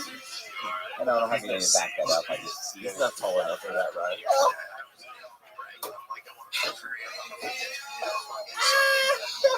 Yeah, that was fucked up, bro. That's Think about it. Think about very it. mean. Take that back. Take that Both back. of you, both of That you. was it. Take that back. Like, that's the first time. So, yeah, I don't have anything to back it up, but I just feel like It's just like it's just bullshit, man. It's just like getting. It's like I'm sitting there like, yeah, that's bullshit. Yeah, that's bullshit. But yeah, sometimes you guys both What other sit thing? like, I know the sauna's so hot, it probably burns up all of the bacteria. now that just They say the sauna kills COVID. They say COVID can't survive. I was chilling. why aren't all the hospitals for the sauna? Like, you got COVID? Put them in a sauna, kid! You know, nice. Yeah, the people in really Well, how come you don't step into a sauna? Why are we all just having saunas? Like, why didn't they just issue everybody saunas? Why am I wearing a mask? You can't make money off of sauna.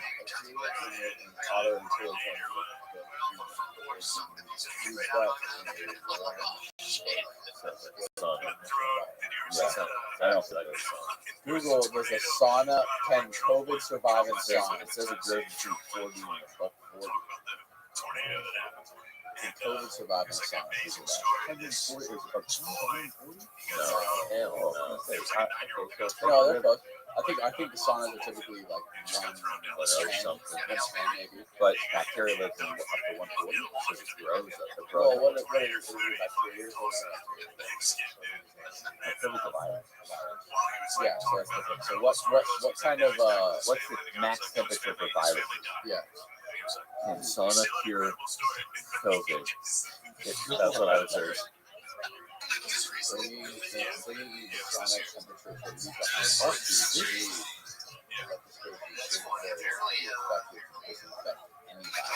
Including humans. Who's going to live in one? Yeah, what? Can I survive in 120 degree temperature? How hot do saunas get? That's an oven. That's a slow roast of Yeah, ribs. that is That is like a Traeger. Slow cooking like in a Traeger. I guess it'll probably take you 6-8 hours. Maybe I just cook yourself. I don't want to go in the sauna. We go in the sauna. A couple times a week. Really? I spend probably a full 2.5 hours a week. 2.5 hours a week, 5 times a week. It's like 2 years. Yeah, I'm good. I'm not really I guess I do hot yoga. You do hot yoga? Yeah. It feels really good for you. It feels fucking great. I feel good. I don't do hot yoga and I don't throw in the sauna. I feel great. It's in pretty good shape there. Yeah. It's all mental. It's all what is the diet? What's the diet thing?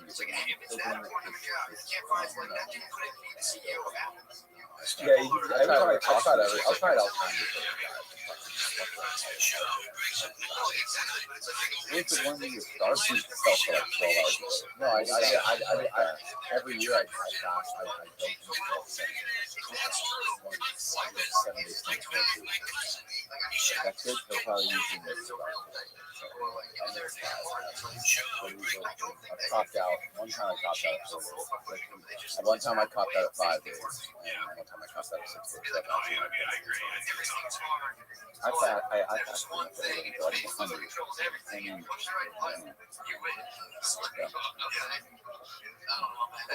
What is a guy work out?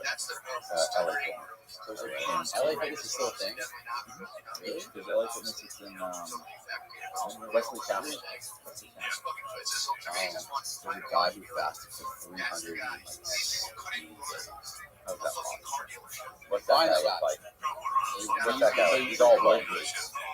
He's like bone broth, yeah, he's got it all. That's like actually not good. He's like part of it. That's how you feel. That's why they say a lot of animals. Man, Angus, Bar Theory. Somebody named that festival. It's 382 days. Look at that. Coffee, soda water, and vitamins. The amount of fucking discipline it requires to not eat for 5 days is unfucking god. Seriously, this guy, is that the fat guy on the diet? That's him? I mean, find a better picture of the guy. What do you look like? Ass? He's nothing there, and right. Bone and ear. Is it lost 265 pounds? Austin, you're really fucking shit in the bed today.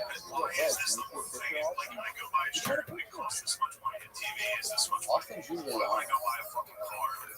You had too much manischewitz.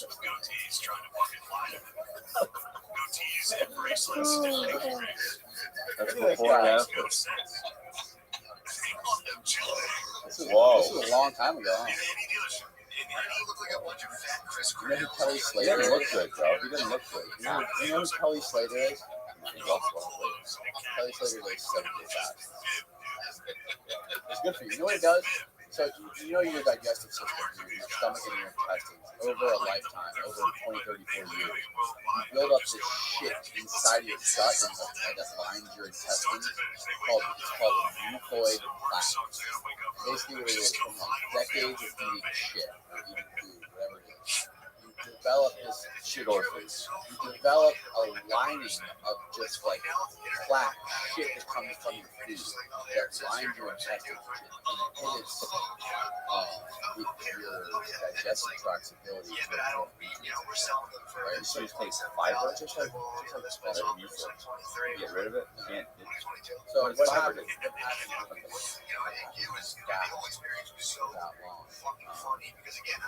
that shit starts to strip off the insides of the gut and your intestines. And it chips up out of it. So that's what like prolonged fasting does, like 3, 4, 5, 6 days does. And it's basically like what do you use to clean out your plumbing shit? Drano. you know how like your plumbing in your house is now like it was a grime and Drano. This is like fasting is the same thing. It cleans out all the bullshit in your suction trap. Just a trap. And it enables you to absorb the nutrients from the food. Crazy. It's like results to it. So you got your entire system. Fiber station shit. Fiber is like I'm gonna look for fiber. Because I don't feel like not eating for 7 days. right, of course you want. Oh, you just said you didn't eat for like a month. You already used it. No, I just wasn't eating very much. I didn't say I didn't eat at all. I just wasn't eating like I was. Look, like when I'm super happy, I tend to eat more. So when I'm depressed, I feel sick in my stomach. Like heartbroken. So I was pathetic. Like, stop. All right, So you went from 2 lean cuisines a day to one every 2 days? It was like one a day, and maybe a little bit of snacking, and then just a lot more sleeping. So I got like 5 hours sleep instead of 4, and just depressed. I don't think it's good for you. But I can't sleep any longer than that. I mean, really, I'll just lay there like.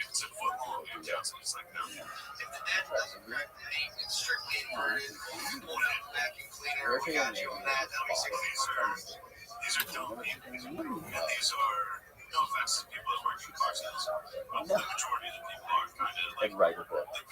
I mean, I have to. Take it yourself. I mean, I'm not going to be experimenting with drugs. What Danny said it would be okay, Your Honor. Danny, I'm busy. You said Stevie the King did it, so I mean, all right. Well, how long have we gone? I don't know. I forgot. It's 10 o'clock. But to wrap this up, we've been going to 10:30. No, it started at 8. Hey, so if you like the podcast, do me a favor. Go ahead and hit the subscribe button and share the video. Make sure you hit the bell so you get notified of other videos just like this. And leave a comment in the comment section for the algorithm. And I appreciate it. And see ya. See ya. That's what I'm saying. Like, if he was like a car expert, that'd be fucking working with like muscle cars and shit. He sounded like an eco-friendly Civic. That's when I got to fight the guy people who tour our place. That's when he was just being a total dick. He never was doing anything about the world or any power watcher, but I like would call me to know and why you can tell me shit. I'm like, I think that's right. I go with facts. Big dude. This actually, you're wrong about this. And he started getting livid. It was just like, dude, you stand behind the desk with me, bro. That's why I'm out in schools. I was just like, that pissed the fuck off. Yeah, that's a big thing. That's a big thing. But the guy, yeah, man, that was so funny. I had it. All right, welcome, blockchain boys. Thanks for having us. Yeah, dude, for sure. Tell people who aren't familiar with you, tell us what you do. We do a lot, but you have a crypto, we dealt in the industry a bit. We have a media company called Crypto. It's more than a media company. That's what most people know about. I'm just our CEO, Michael Sessa. We're his partners and co-founders. Michael Sessa. You introduced yourself to me earlier. What, Sessa? Just Sessa. You just go by Sessa. Team calls me Sessa, friends call me Sessa. And probably because where I grew up in New York was like basically an Italian neighborhood. Everybody's name was either Michael or Anthony. And that's Anthony, my middle name. So he decided to put the last name. Yeah. So I like your TikTok. I like your you got some funny stuff on what do you guys do? You guys just like teach people about crypto and NFTs and stuff? Typical creators in our company. And for me personally, my focus is more no BS crypto. The crypto industry is fundamentally built on bullshit. A lot of it is. And so I think that trying to bring people down back to reality, showing them what is real and what's not, is important. And I hope that my content fills a role, which is not only educational, but fun as well. So I think, trying to connect with people who are into crypto, which is also young people who are on TikTok. I was never a TikToker until I was sitting at a Cajun seafood restaurant. My buddy Michael Wang was like, hey man, you gotta get this app. I'm like, weren't they gonna ban that? I thought that was a good thing. I saw all those dancing, garbage like that. But no, there's actually a vibrant crypto scene. Yeah. It's seen amazing growth over the last 12 months. Ever since the GameStop stopped, I mean, sure, we had our moments of, okay, why are we pumping this garbage? Does nothing. But it's gotten so many people in crypto. I think it's been a genuine asset. How did you get into crypto? Year was 2017, and my mom told me about it. I was 16 years old. I'm 20 now, so I've been in here for about almost 5 years. And my mom was like, "Hey, there's this thing called Bitcoin," and I was always a tech guy. Built my first computer freshman year, programming, that kind of stuff. Not so much now, but it was I dabbled, and I like investing. I've always been sort of an entrepreneur, and so I looked at Bitcoin as $1,000, a little bit under. The next week, it was like $2,000. And I said to myself, holy shit, I gotta get on this. I had no idea what any of it was. Digital gold, okay, what does that mean? So I hopped right into space, and that led to a passion both on a professional level and a personal level that has persisted. How did you guys meet? So, circa around 2017, 2016, I was working on this startup. I was the financial industry and I met my former business partners. And we were working on this project. Essentially, it was a DAO. It was a lot like a DAO in the metaverse, but it was 2017. So, raising funds and traditional capital was hard enough to get it off the ground. And I remember we were out at this convention, actually in Tampa, and we bumped into each other. What was it? It was like right outside. They had like the Lamborghinis outside. Yeah, this was at the something like that. Called Synapse Summit. Synapse, yeah. It was at Synapse in 2018 Synapse Summit, Tampa, Florida. And he was working for a guy. Oh, you're like 16 years old? I think I might have been 17 He at was that time. 17 and was like suited up. Poorly fitting suit, I might add. Suited up. And I remember you were pitching me the company that you were working with. There's this company. There's so many like scam artists even locally, and I'm not gonna say that company was a scam, but the guy who was working for it wasn't. And so, but he came up to me with this amazing sales pitch. Best sales pitch I've ever heard. And I could tell he was young. I didn't know how young. That blew my mind when I found out. So I'm like, you know what? Come by. We were working on a studio condo. I was like, come by studio condo is a co-working space, and let's chat some more. And he came through and I mean, the rest was history. I basically was like, all right, so who you're working with now, because they don't even have a contract in place for you, and they're working with other dog. I was like, so I don't know why you're working for them. And we took him in as an intern and gave him papers, and then eventually got equity out of the deal. And unfortunately, that never kicked off. But then, wrap up 2020, and I'm pitching him on crypto. I was like, "Hey, you got some interest in going back into crypto industry?" I got this idea, and then Kryptonite was born. Actually, originally started out as a trading platform, and then it just spiraled. So Kryptonite is a media company? Yeah, so we started out, literally I wrote a business plan for this thing, and I sent it to one of my now business partners on June 6th, and it was outlining this whole thing of like, we're going to trade about. And then March of last year. And there wasn't a single crypto at the time. I'm scouring the depth of stuff. We started to get the songs out. So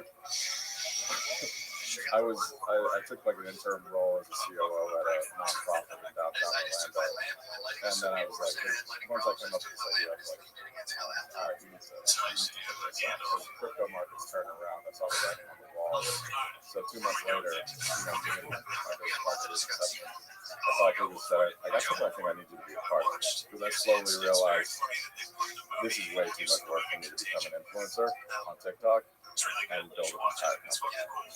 So I called them up and said, we had grants at the time too. I had these 2 grants from my other company that I was using to fund Kryptonite just to try to get it up. Like it was So shit. Because like one grip was lapsed, and then people weren't going to get paid for 2 weeks.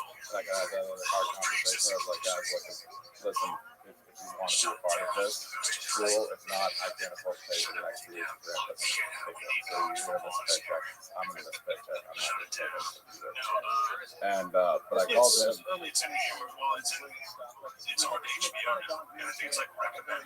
Yeah, in this 2020. Yeah, because I called him. I remember the phone call. Listen, how would you like to make crypto content? I'll pay you $625. To be fair, Yeah. So all you have to do is make that. I wasn't supposed to be No, not at all. I've only been business, right? So more professional stuff. And I wasn't supposed to be on the handle with TikTok. We had a small team there. I took it out just to see the class and stuff. And it was just sort of something. While we were trying to grow, while we were trying to get the brand. And long story short, we had picked a few people. A few of my friends, and we got to the point where we had done photo shoots with people that we thought were final candidates, even up on the show, produced by us. And I just started making videos, and slowly, like, it became more so that I was taking it way more pressure than anything else. And it was completely by accident, which is kind of funny, because I never really thought I would be the person in front of the camera or making content. Because mind you, I'm doing this all from my bedroom with no production. Like I had an Android phone. Okay, it was camera quality was not great. Let me just say that. Humble beginnings. Now officially out of the bedroom as of Wednesday to my training yeah, there you go. Yeah, you did.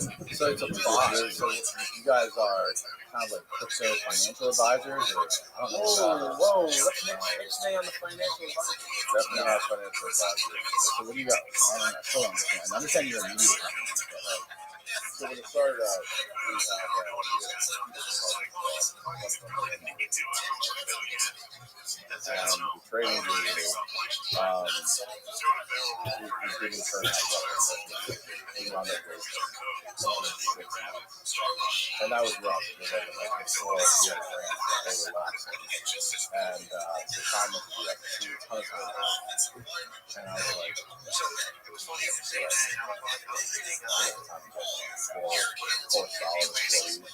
that we know we can make. And so luckily, we was grown at the time. One of our graphic designers that we had on payroll, he came to the girl and said, shout out to you. And the guy used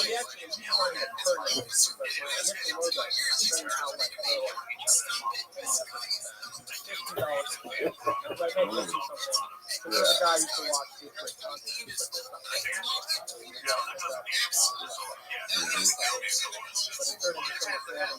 You can really think of it like a media company and a company that sort of media companies focused on content, community,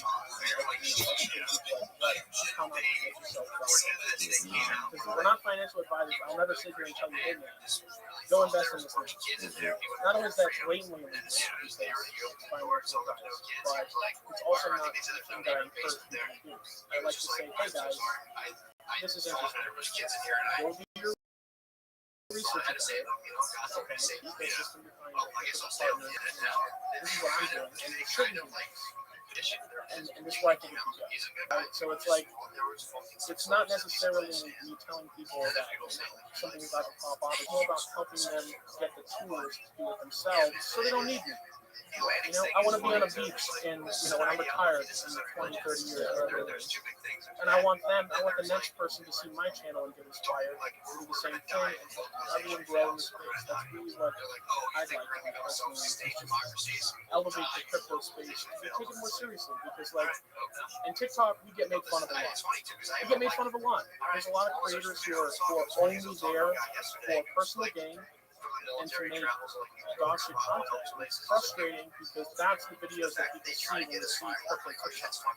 But there's a vibrant community of people who we're not even affiliated with. Or we see shows we would have on live streams who are really smart in the industry and have helped educate essentially millions, if not tens of millions of people in the last 12 months. It's beautiful. I wish people would give it a chance. How do you guys explain this crypto dip? It's an emerging market, right? So you have the cycles of adoption. Crypto's in the Well, it's like halved in the last week, right? Yeah, let's just say my pockets are searching. But it's okay because you can't handle it at negative 50%, so you don't reserve the 200-300 X's that come with it, right? It's very similar to the early internet, right? So we're seeing this technology come out and there's completely this is just, it comes with the territory. It's opportunities taking advantage, but there's also really cool shit that's being built that will be affecting the financial industry in 10 to 15 years when this technology is done. Ethereum is still in beta. People don't realize that. Vitalik himself is like, hey guys, this was adopted too quickly. It's not supposed to be adopted for mainstream use yet. This technology is very early. Ethereum gas fees, I paid tens of thousands of dollars last year just to move my money. It's definitely not ready. But we're seeing it get to that point. We're seeing major companies adopt this technology slowly but surely. And just like a forest fire that burns down everything in sight, what comes back will be stronger and it will be, the newest, latest thing that we can use in our daily lives. You got some gem quotes in there, right? It's crazy.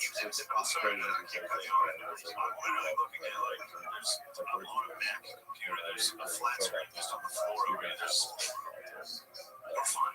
The country's fine. And my family's not like killing it, but we're fine. Yeah. We have too much shit. We can use those about a little bit. Did you guys say about the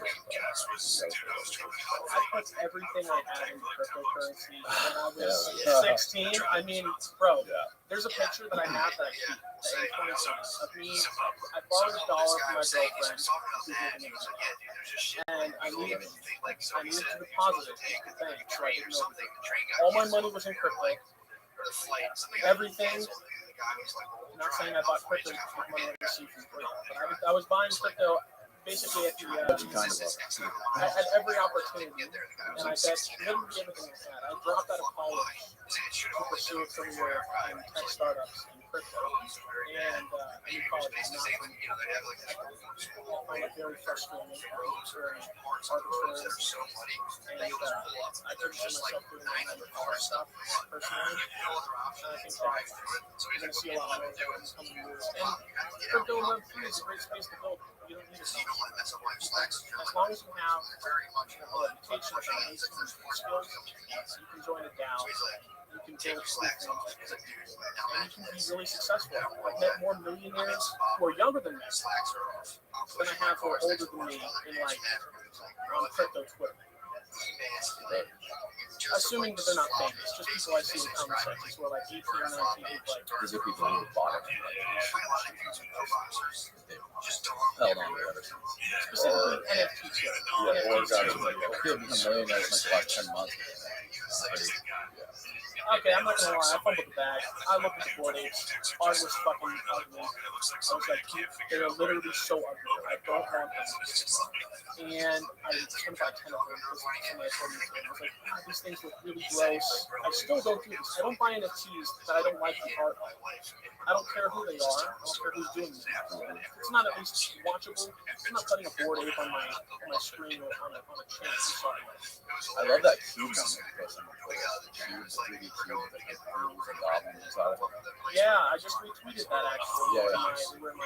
No idea what that project is, but they seem cool. They interact with There's a lot of underrated NFT artists. A guy named Sergey out of Miami.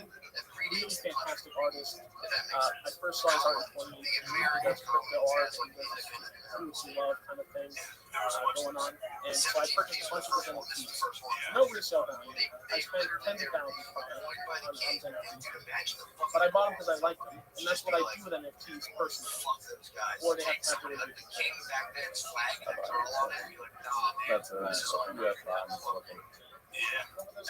No attachment. How long is it? There's people. I have one that I'm attached to. But yeah, one.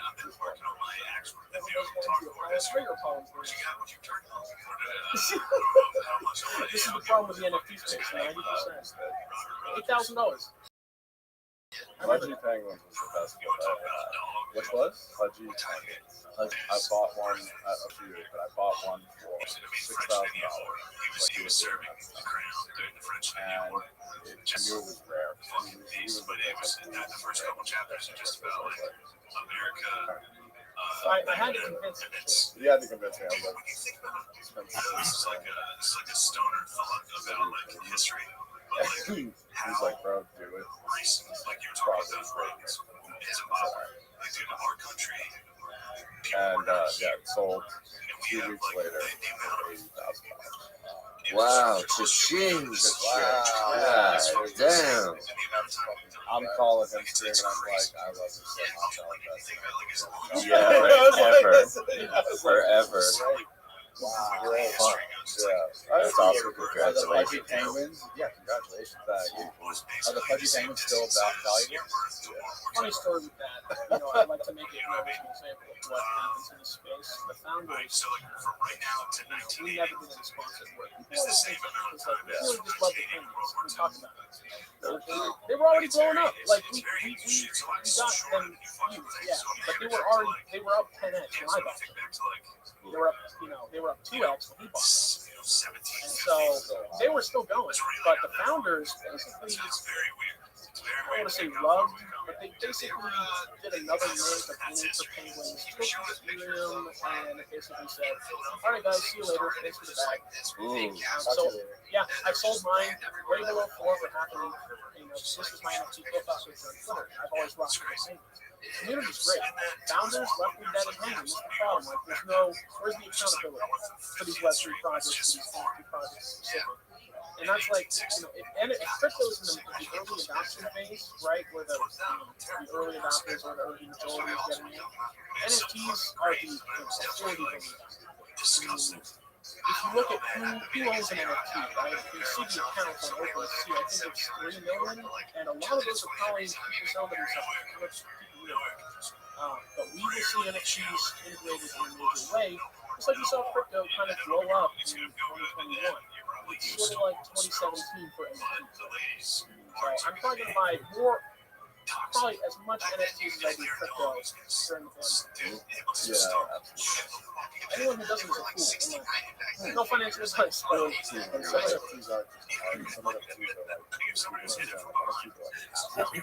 Yeah, like the yacht club, the yacht club, the member of the club. Discord, party, but even more so, they can so like so me and my friend Joshua, who is a business partner of ours as well, we're just going as advisors to this NFT project called Blockchain Miners. And they minted these NFTs, right? They're really cool artwork, but they empower you to community reward, right? And so they basically took this mint money that they had from raising these NFTs and they bought a bunch of Bitcoin miners. So they've got all these Bitcoin miners, hundreds of them, mining Bitcoin, and there's some Ethereum miners going on too. They've got all this passive income coming in that they're reinvesting, and holders of the NFTs are entitled to the community rewards. It's not a direct investment thing, but you get your community rewards for owning these miners. And so things like that really excite me for instance. This is what I'm more than anything excited for, is the ability for people to actually show the utility that they have, and you can actually burn two of these together to create an ultra miner with has a token attached to it. They're trying to integrate into a couple different ecosystems. But it's really pushing the boundaries of what is an NFT. Art, well, no, an NFT, all an NFT really is just saying that you own a specific thing. It's like a right. So I have the right to this NFT. It's my NFT. But it can represent anything. I mean, this table could be an NFT. You have it's like a key. It's like, hey, Right. It's like a patent. To that. I was like, if you're only doing this, I'd be trying to solve. Because as soon as they spread out, like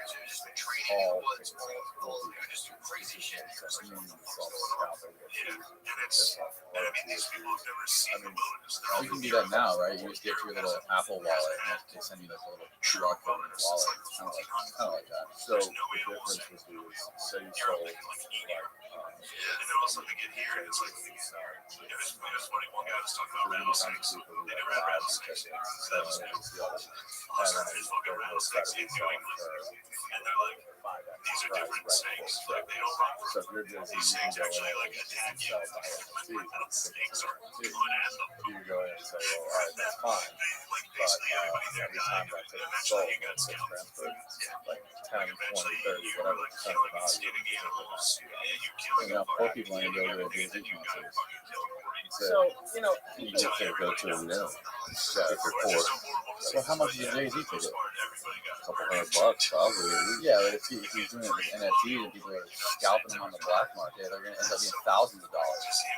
NFTs don't solve traditional issues. They oftentimes present new ones, right? You see this a lot with projects that get this is actually a really, so I don't know if you've heard this is a great example.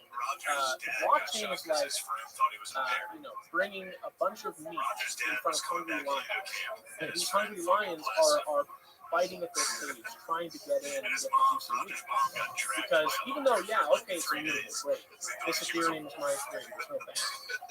Everything else is still a risk. These Bored Apes were getting sold for, 1.78 recently, just last week, because of an API issue with OpenSea. Essentially, what was happening is that people had them listed, 6 months ago for that price, but they didn't want to put a listing because Ethereum gas fees are prohibitively expensive. So they would send it to another wallet and then back again, violating that smart contract. But someone found an exploit where, even though it wasn't publicly available on the blockchain, that smart contract was still in. So they would immediately buy it, flip it for maybe 20 or 30 times what they bought, and make off their $100 grand or less than that, sometimes 80 grand. And so there's a lot of exploits in the space right now. And it's just, like I said, part of the emerging technology that's coming here. We're going to see these kinks. But still, there's more ways than there are losses. I mean, it's open soon. Yeah, the board ape. Well, I saw the last week the floor on the Ethereum. Now it's like 118. Yeah, Justin Bieber just bought 500 tickets. See, that seems like the whole value because celebrities buy it. People think it's cool. Jimmy Fallon, Justin Bieber, whoever else, Post Malone, whoever else bought those things. It's like more and more celebrities with big Twitter followers buying and it makes more people want to jump in. But it also does have like all those cool intangible value to it, like the Discord, the parties, and the merch, and all that stuff too. And keep in mind, a lot of these celebrities didn't actually buy them. They use something called MoonPay Concierge. And, we can debate about whether or not they're actually paying for it. But I think, I just think it's suspicious. Some of the celebrities, they were different. Really? Very likely. What is MoonPay Concierge? MoonPay, they're kind of a company that's based that puts together, from what I understand, I'm not a huge expert, I don't really look into them that much. It puts together, if you want to invest in NFTs, they invest in other stuff going on. But I I think it's no coincidence, like I say, that all these borders are, more unexposed. yeah. In the crowd, but And I'm not like a huge, I don't know much about it. those types of services are so much good that you're willing to listen to a story. That's the thing, because I lived with Bay once and didn't stop my porn intake for the most part. What's that thing? I didn't have seen it enough to listen to There's stories. a lot of smoke and mirrors in this I would hear a industry. bad story and More than I just can tune explain out on the and be like, podcast. So what's the chance that your board ape is just going to stand? These guys are just going to Craziest thing is that there's a lot of, rhymes with Yahtzee imagery behind these borders. People don't talk about that much. There's a guy on Twitter, like, people debate. I did notice that. So I had this guy Brett Baseball Fair on the podcast last week. He taught me about it literally last week. And so me and a friend of mine went and bought one, and it has this crazy helmet on it. So and we just looked up today, and it's some fucking it's like a German Nazi. I was gonna say the only thing I could think that rhymes with Yahtzee. I didn't know if I was missing a word or if I'm like. Yeah. So there's a lot of historical references between the Board Ape Yacht Club. I'll send you guys this afterwards. I was very doubtful. I thought maybe it's a coincidence. There's a lot of stuff that is between. And I'm not saying that they're definitely intentionally doing this, but there just seems to be a lot of coincidences here. There are definitely people. There's the Board Apes. I would be very surprised if they did not last. Probably, conceivably as long as NFTs were staying, unless something drastic. Because they've got you can't get that Justin Bieber aping. Right, they can get canceled. I doubt it. For wearing German World War II. But the powers that be. Who are the powers that be for those Twitter and Twitter and section of Walmart in Philly and waited 30 minutes. Crypto Twitter's an interesting side of Twitter. So I get the But when I say the powers that be, it's a very general topic because it's called to track down who those are. But crypto's run, there's a lot, like I said, a lot of smoke and mirrors in this industry. I'm trying to cut through. A lot of people have been made enemies of other people because they're trying to do the same thing. But it is what it is. I think that ultimately we will see this space go and evolve. You know what I'm saying? Like one of the things that I see a lot. So I also have a side thing too. I'm part of the Down Makers, which is like the number one, like crypto launchpad. Shout out to the Down Makers team. I'll send these videos. And we're running something called Infinity Pass. So I've learned how to kind of do IDO initially, and not available in America. Shout out to non-American players. But there's a lot of VCs in this space that are just out here to just get their balance. There's a lot of VCs and LPs that are just out there to use and Web3 to do the same thing they did in Web2. So it's very frustrating to see that. So I think that we can build a system that makes them obsolete. And that's kind of what I want to focus on doing, so that they don't have control beyond the space. Because a lot of these projects happen. So are all NFTs reliant upon Bitcoin mining or mining? Because Ethereum, the only way Ethereum transactions, like those gas fees, right? Those gas fees are because you got to pay for the people that have the miners, right? So is Ethereum reliant on mining? Yeah, for now until it goes proof of stake. People think Ethereum's the only network connected to each other. It's not true. Oh, it's not true. No. Yeah, no, there's a ton of Environmentally friendly now. Like my newest thing is Yeah, I just don't know. I obviously also stopped at Walmart. It's kind of like, what is this? I'm telling you, I think Really? we besieged by just like, you know, if you wake up every day and you're just like You've watching got some history in this space. commercials, like looking crisp, that sounds good. 2017 was Let me about have some of that. cryptocurrency, You know, right? Emphasis on the currency. No one heard Bitcoin. Used to be Bitcoin Cash and Bitcoin had a thing going. get yourself trapped Bitcoin into Cash. a level of like Nowadays, it's about the layer ones and layer talking zeros. fat and like it's To give you an example, intergenerational, like that's essentially networks like Ethereum that projects can be built on top of. And it's been a mad dash for which layer one, layer zero, etc. whatever you want to call it, blockchain platforms when they're doing a race. You know, I made a bunch of money. Shout out to this man here off of a layer two called Polygon Matic. That was my biggest W last year. That's the other one that I buy shit with on OpenSea. Polygon. I don't think those. I swear to God, there's no chance those people are even remotely discussing sugar or carbs. I bailed out at 90 cents. 32 ounces of fucking milk. Oh, look, I'm not mad about it. It's still like 900, 9,000. What an investment. Like it was, That's insane. yeah, it was great. So you guys are just watching this shit all day. All day. Well, for me, it goes back to why I couldn't be a creator at the time. Yes, Was yeah, that's gonna be because that's gonna it make you was figure out if that's actually a good thought. especially when it has Yeah, I've wondered about it, man. I think there is something kind of nice about it. It's almost something like like 18 a employees experience just to like and we have go to like 80 Walmart, load up on like different just business models all over. jumbo size box And of also, potatoes and We're really trying to be ice cream just when we drink soda, just watch American Idol. We're like, oh man, this kid's got a chance. He's in this class. I feel like trying to fully give yourself scale over up like here as far as we're going. And I'm pretty happy with that right now. Yeah, pretty in much alcohol. one. You have a nice run.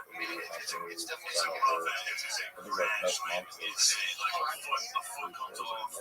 Literally. and then we have our Discord community. It's just bad. We broke 100,000 last month. It's like a small dip. I think we were Totally about obese, just sitting there 6,000. watching So shit, it's just just a watching market picking those anything you up. feel like. People Yeah, don't want it's to see just that portfolio And just having zero Seems like the people that get their awareness shit of stuff being like this, forget about like this rules. and they figure out the law. I think it's awareness there. I'm completely That that's like like, even though I remember, so I had goes up and down. I think really what separates the people who are done right with is early technology. levels of it where So don't drink like here's 3 the ounces conviction of that dinner, they you know, have like in their investments. It is not easy. better than me. Everyone's like, oh my god, you're so lucky. You invest in Ethereum and early, you invest in Bitcoin when it's early. Yeah, okay, we saw a portfolio. I hit 6 figures when I was 7. I saw that portfolio decimate over the next year and 2 years. You don't understand how people think it's easy. It's not easy to hold an asset down 90% and then back up. It's not. I like my account. 3,000. I'll tell you that much. Yeah, that's Not bad. bad. 4 miles. Stayed on the train though. Oh yeah, but it's all fun. The only ones that get hurt are the ones that jump off. Yeah, man. I tell people not to, I tell people to take their chances. Like, if you don't want to be stuck holding the garbage next to you. A lot of stuff from 2017. And it's going to be the same way next time. Just be a sell goes. You know, you got to consolidate into what I call the blue chip. It's really a good example. Ethereum's a blue chip. It's the bluest of blue. What do you mean by that? It means like, Ethereum is not about the dollar tomorrow. There's a lot of vaporware projects, stuff that is clearly experimental, and for whatever reason, could fail. You know, even the biggest projects in the space in 2017 are shadows of themselves. You just never know what's going to land. So Ethereum and Bitcoin are the two biggest. Yeah, and look, everything that I invested in back Things are turning around. I haven't really drank. I think I had 3 beers here the other day. and then there's some new ones that That's about it. there's the Yeah, I haven't drank in like you know the network I just forgot all that. That's great. and the real thing. Yeah. One of the hardest things for like real new users to come about is so many different projects come out Yeah, go to bed early. and What's just come coming up up with to problems. so I can go to bed at like midnight or 1. It's been Yeah. you know it's just compared to like When you know, what's your first thought? Like, wake up, everybody had a website. go to the Christian coffee shop. It's like that's great, you have that, but So I haven't remembered the schedule until some recently. people actually Yeah, have 2 weeks. go every day. I'd be sick if you're living a It makes it really hard to search for a new project. Because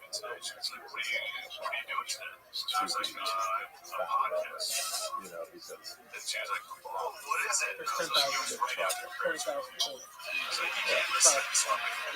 The crypto market is growing like a ball of steam. Projects that are really good, make those investors a lot of money. They're only investing in Polygon, like we did. It's great. But as soon as they said it's Ethereum, and I was like, I've been on it. It's like, I was like, yeah, this is something that'll pop off. Like, if I can trade on this, I can do something on this, and it makes my transactions faster. Because it was like one time I was. but there's other projects that they do the same thing. Or that's an example. But there's projects that compete with each other. Some of them don't really well. That's like I said, picking the right one very much. It's the deal is like, have you seen that house out in, it's like the most expensive house. Oh yeah, in Los Angeles. In Los Angeles, Yeah. $500 million. Yeah, I saw that. And I'm watching this thing, and they're like doing the walkthrough. It's ridiculous. 150,000 square feet. And they're talking about like it's in bankruptcy. Yeah, And it's going to sell for like half price, like $400. right, and the guy goes, they're looking into token.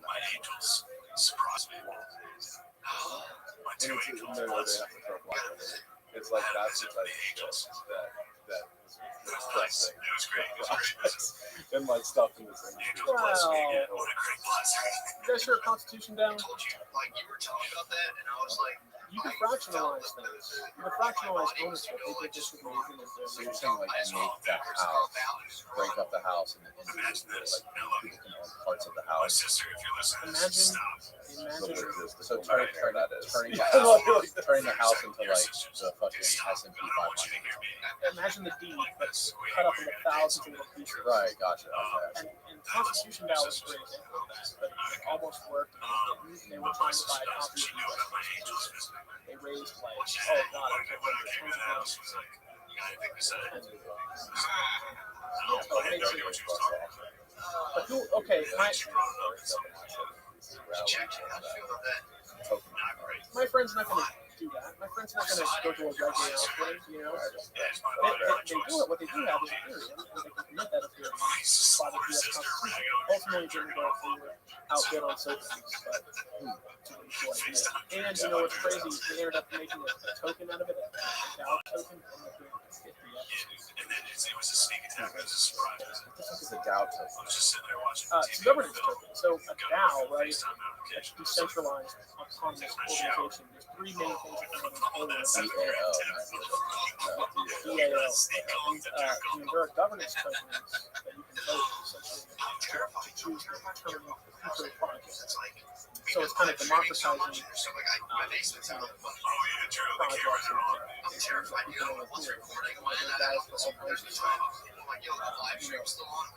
Governance token is what which is kind of cool, right? So you can do a lot of really interesting nifty stuff, which Constitution Dow is a fun token. It's just out of place, just on my part. Like you suck it. And I'm just like, I still bring it. Is that similar to like people say like for to be able to stake it and earn like and where they're going to stake it and they're going to create a token called like Bitcoin. And then once that comes out, you'll be able to earn this Bitcoin without doing anything. You just stake. Staking it means that you sign off that you're not going to sell it unless you X amount. Smart token. Yeah. And staking is smart. You can stake tokens that are already out. If you heard like crypto.com, it's great app. I have a lot of crypto assets on there. And I stake everything because if you are, like a certain tier, you get extra rewards. So it's kind of like locking on like a CD in the back. Instead of just 6, 10, 7, PA. You get 30%. still considered monetary savings. For only. So yeah, it's like a certificate of deposit, but for your crypto. And now you got four over. Yeah, it makes it much more valuable if you use it. So, sure, I still understand like how it's Bitcoin, how you I mean, it all comes down to what they're going to use. I'm not a political member, but instead of it'll be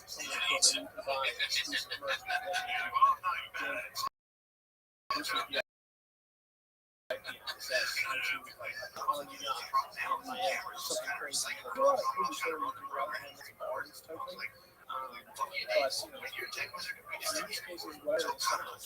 That's awesome.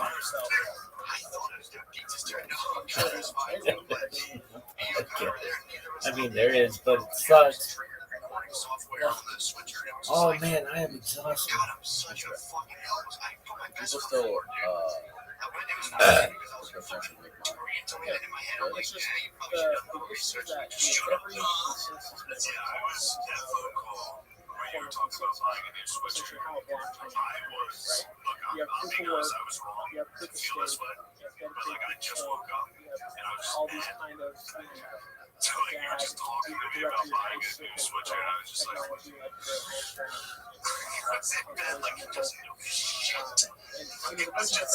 algorithms and ways to do it. Bitcoin mining, green mining, Look at this move. people is not going to be an endeavor that's worthwhile. Because Bitcoin specifically, you need a lot of money. Yeah, you gotta buy those crazy specialized. From Bitmain out of China, and unless you have like a Okay, for fuck's sake, will you stop using my threads as your personal lifts for some it's very tough to secure these legitimately, and you need, I assume, another handshake. I don't spam your ass with my religion. Choice either. Now, get my ass of that person's begging list. You're killing me off. I got like 3 Rabbi begging podcast attempts this morning already. Oh, dog. You ain't never gonna stop, bitch. This is my biggest gripe, is that Ethereum 2.0 is not Ethereum switching from proof of work. Tupac lives, baby. West Side. I mean, you can actually West Side or die. Wow, wow, wow. Nodes are my new favorite thing. Fistful of money, bitch. West Side of pimps, bitch. Literally, you could watch this fucking stream, and like 50% of all words are either bitch, athleticism, West Side. Alright, what do we do? Like Core Network, Core Finance. There's dubious for anybody who's new to this. Nodes are Unprecedented. some that are good, some that are That's 50% of everything you need to know, kids.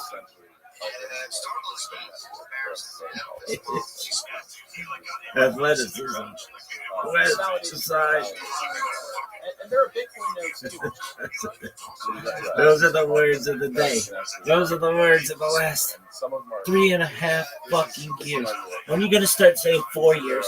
I hope I don't make it to 4 years. I hope I can be able to keep streaming. I hope I go viral one.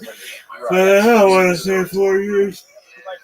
But some of the 3.5 years is fine. Guys been trying to get on this podcast. Richard Hart. Yes. So Richard Hart is a very interesting, and I know this isn't Dog. Somebody's been trying to set it up to get him on.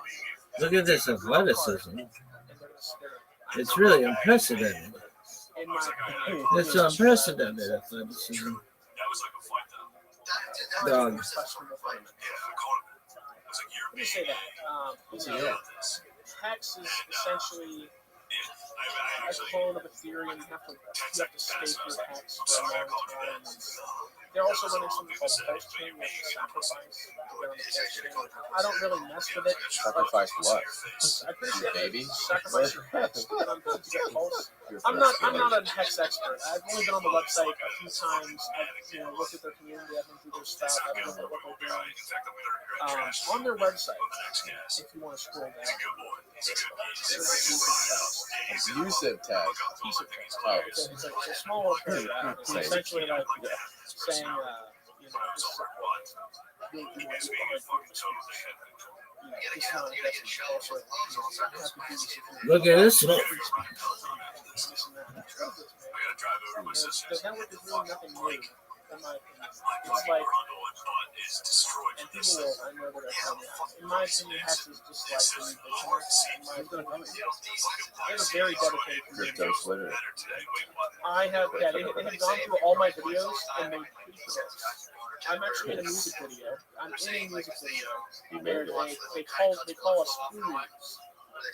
Yeah, and there's a Hex rap video. It's like, they actually have a few of my buddies and have them in caskets. They have a picture of them in caskets. It's like, it's a weird. Yeah, because like the amount of like you're against. I like it. I just don't think that was good. But what is it? There's a reason it's not a coin.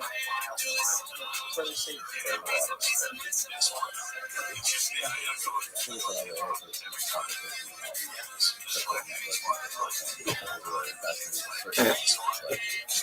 It's like such a rival. Cold Especially like, chorus.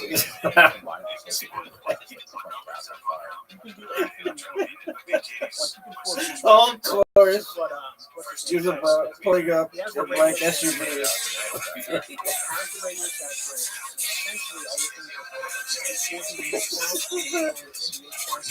Yeah.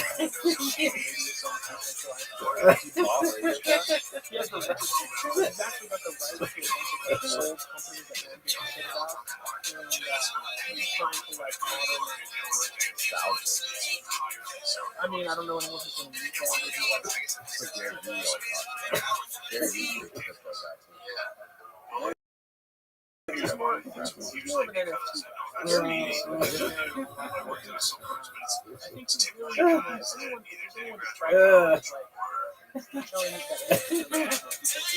I like it.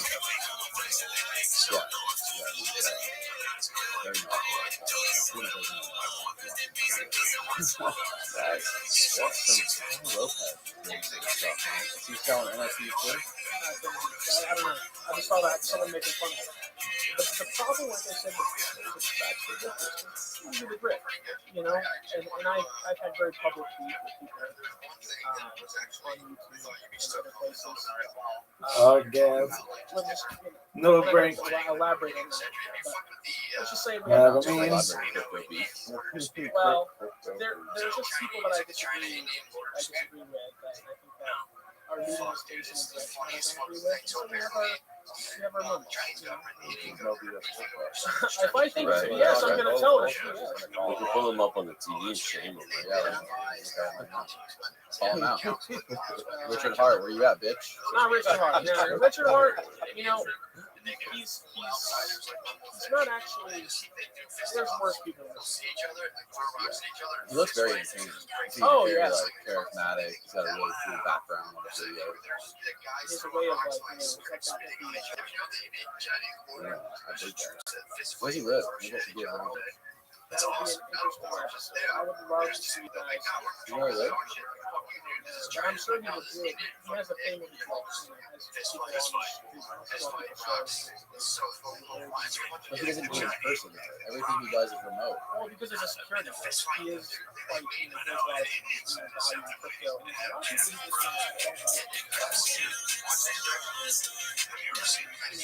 People in crypto are kind of weird about that. I was just saying the other day.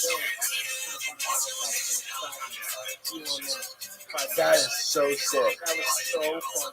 Well, I was watching it on. I was on TV this morning. Interviewing him on like fucking MSNBC or something like that. The kids on full blown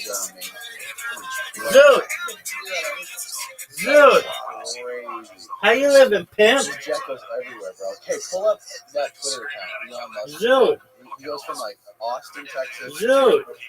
Sacramento, California. Dude, how you living, pimp? I didn't know people traveled. Fuck yeah. Like, what Did you go to the gym today? Yeah, there it is. Find his actual. Go to his feed. Do you feel muscular? Yeah, just installed a He, only, That's he had like 50,000 followers 2 days Is that ago. Now because he's got you're a 250,000 huge followers. slut?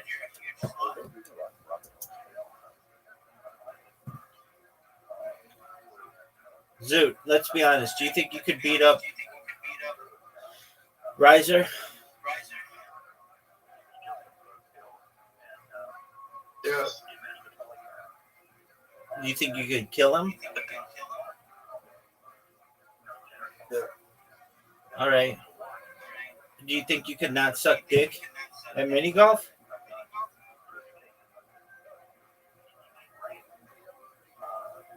I'm on the guy for that one. Stop. Just not right now. Probably later.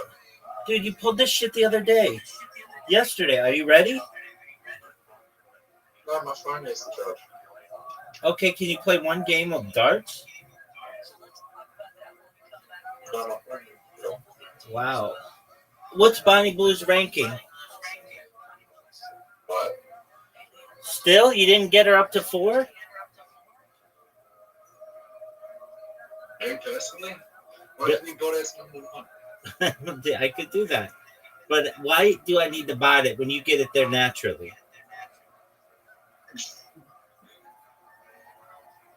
You know, if for any reason you lost access to that website, she would go down to like 175th.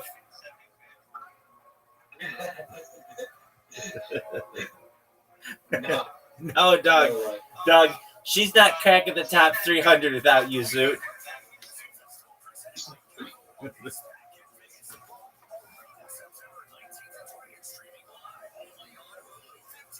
Is she dating? Who's that dude? To Andrew Tate. She is or no? You need a full stop. Did you listen to it? Yeah. Was it good? I actually agree with the stuff that I was saying. All right. You know, it's just a lot of breaking. All right. Are you gonna charge your phone so that you can play soon?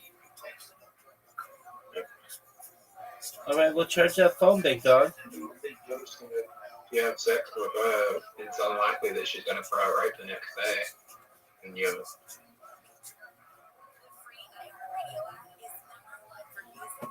have to worry about getting an STI from her because she gets tested all the time and she's not going to throw right the next day. It's going to be completely consensual. That's what you garnered from this podcast? Is that Yeah. you can basically openly rape this woman? Sorry? That's what you garnered from this podcast? Is that you can basically openly rape this woman? No. No, I know. I mean, I understand what she's saying. That bitch is like connected to an STI clinic.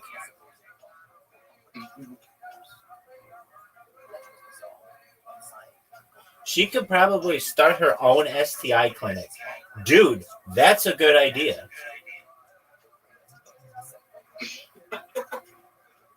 Bonnie Blue STI clinic. Or an at-home test. Dude, she could do an at-home pregnancy test and an at-home STI test and make billions of dollars.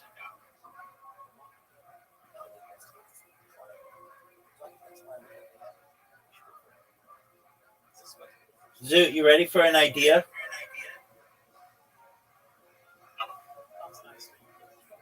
Are you ready for an idea? What? So Riser was like, hey, Rabbi, do you have any ideas for a dating show? And I was like, okay, get this. A dating show where after people have graduated, they have the opportunity to look up their old teachers and ask them on a date. That's creepy. Oh, it wasn't even a third as creepy as some of the shit he was saying.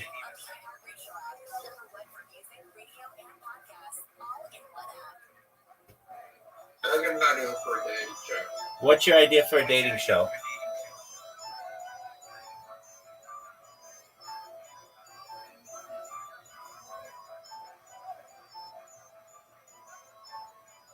Just the Bachelor, the Bachelorette, but it's just Tony Blue, but it's more explicit.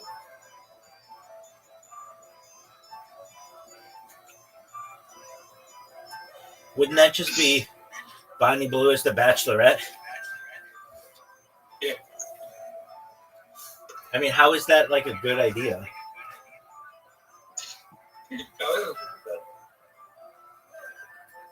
It's not innovative. It's not new. It's not creative. It's literally, it would just be take an OnlyFans chick and make her the Bachelorette. Yeah. Okay. I'm sure there are like a ton of chicks who would do that. But no. But it's for a whole year, and it's 20,000 minutes. Okay. I like the idea of it being for a whole year. 1,000 men is way too many. 20,000? 20,000 is way too many. Maybe 100. 100? 100, yeah. I mean, oh, do you mean she has to have? Do you mean she has to have sex with 1,000 men or 20,000 men? Yeah. Oh, dude. Okay, so that is not the Bachelor or the Bachelorette. That's just like a gangbang over the course of a year. You just want to kill this poor woman. You just want to kill this poor woman. No, if she's doing 1,000, she's doing. That's not that many a day.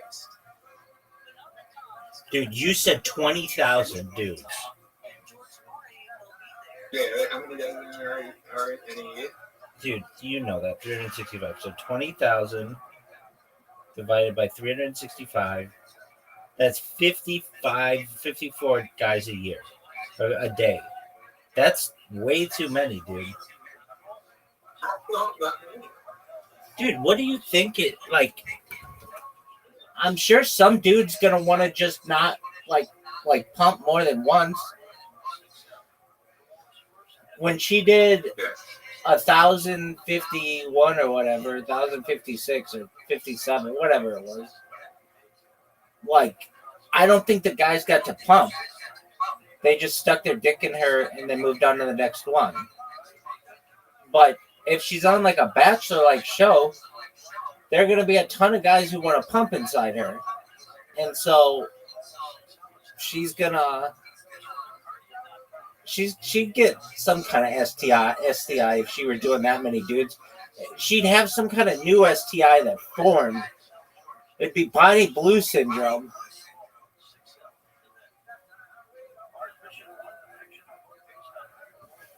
So remember that time I invited you to play darts and then you just sat here and talked to me about your fantasy with some fucking British porn star? I can't play darts right now. Why not? Because my phone is fucked. Okay, we'll charge it. Okay. All right, and come. Do you think Bonnie Blue should go for like the record of the most women next? At one time? Yeah. I don't know what that would be. It's probably a record held by some like Roman emperor or something. So, how many do you think, like, the most amount of a guy, probably like 1,000? No way a guy's having sex with 1,000 chicks, though. There's no way. He's going to come inside like the third one. So, and then he's going to want to take a nap. So that's not even a thing. But a girl could do it for a long time. So what are we thinking? 1,000, like the same amount of girls? And what does she have to do? Like, just flick their clit? Like, what do you want them to do? No, I'm saying Blaine glue this for 1,000 days. Yeah, what does she do? Does she have to like stick her finger inside them? What is the deal? Yeah. No, that's easy. She could do that in an afternoon. That wouldn't take 24 hours. That would be really easy to do. No, like strap on. Oh, a strap on. Okay, so she's got to get one pump inside each woman, right? Yeah. But no more than one pump? One pump is sufficient? 10 minutes on each go.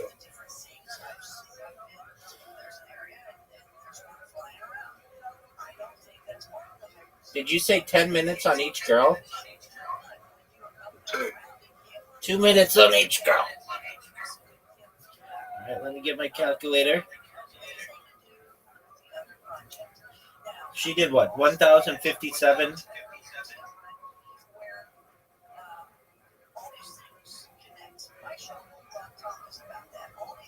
All right.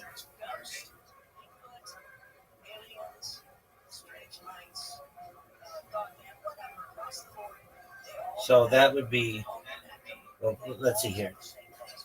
There are 60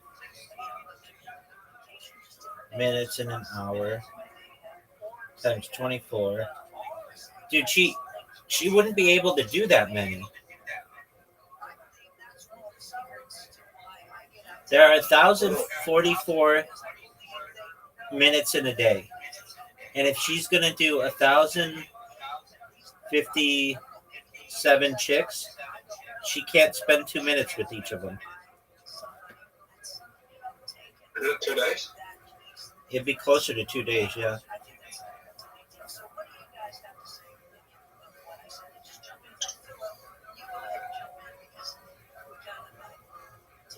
And then she can do that 4 at a time.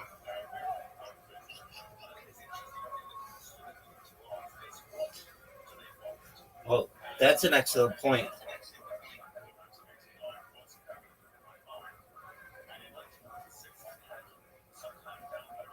Man, I don't know why you go like there's not many women that would be able to handle that much time.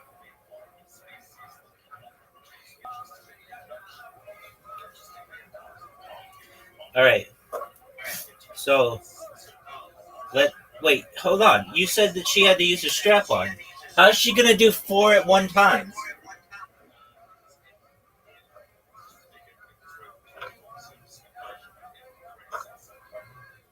Dog.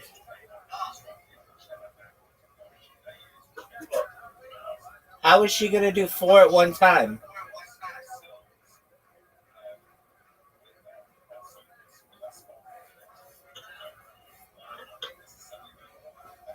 Zoot.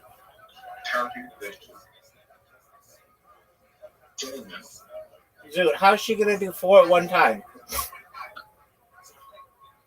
Chill now. Just on hand. I thought you said she had to use a strap-on inside each one of them. No. Yes, you did. Why couldn't she have a strap-on that's like an octopus? She should be fucked by them. She could be fucked by them? Yeah. All right. So then, wouldn't it just take as long as the dudes? Yeah. All right. So what's the point?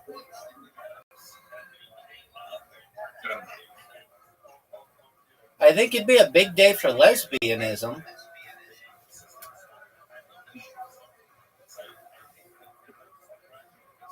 Zoo, when's your phone going to be charged? Now or 15 minutes? Okay, so why don't you charge your phone for 15 minutes and then play me? Okay. But I'm just gonna go to sleep real quick. I'm gonna stay here though. All right, that's fine.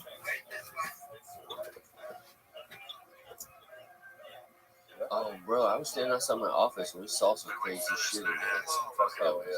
That's what we were like, what the fuck is that? Today? Yeah, right before I talked to you on the phone, me and Mike were standing outside. What the fuck is that? Some alien looking shit. I've never seen that before. Is his jet in Cape Canaveral right now? I'm so glad you brought that up. Yesterday, they were like literally 3 seconds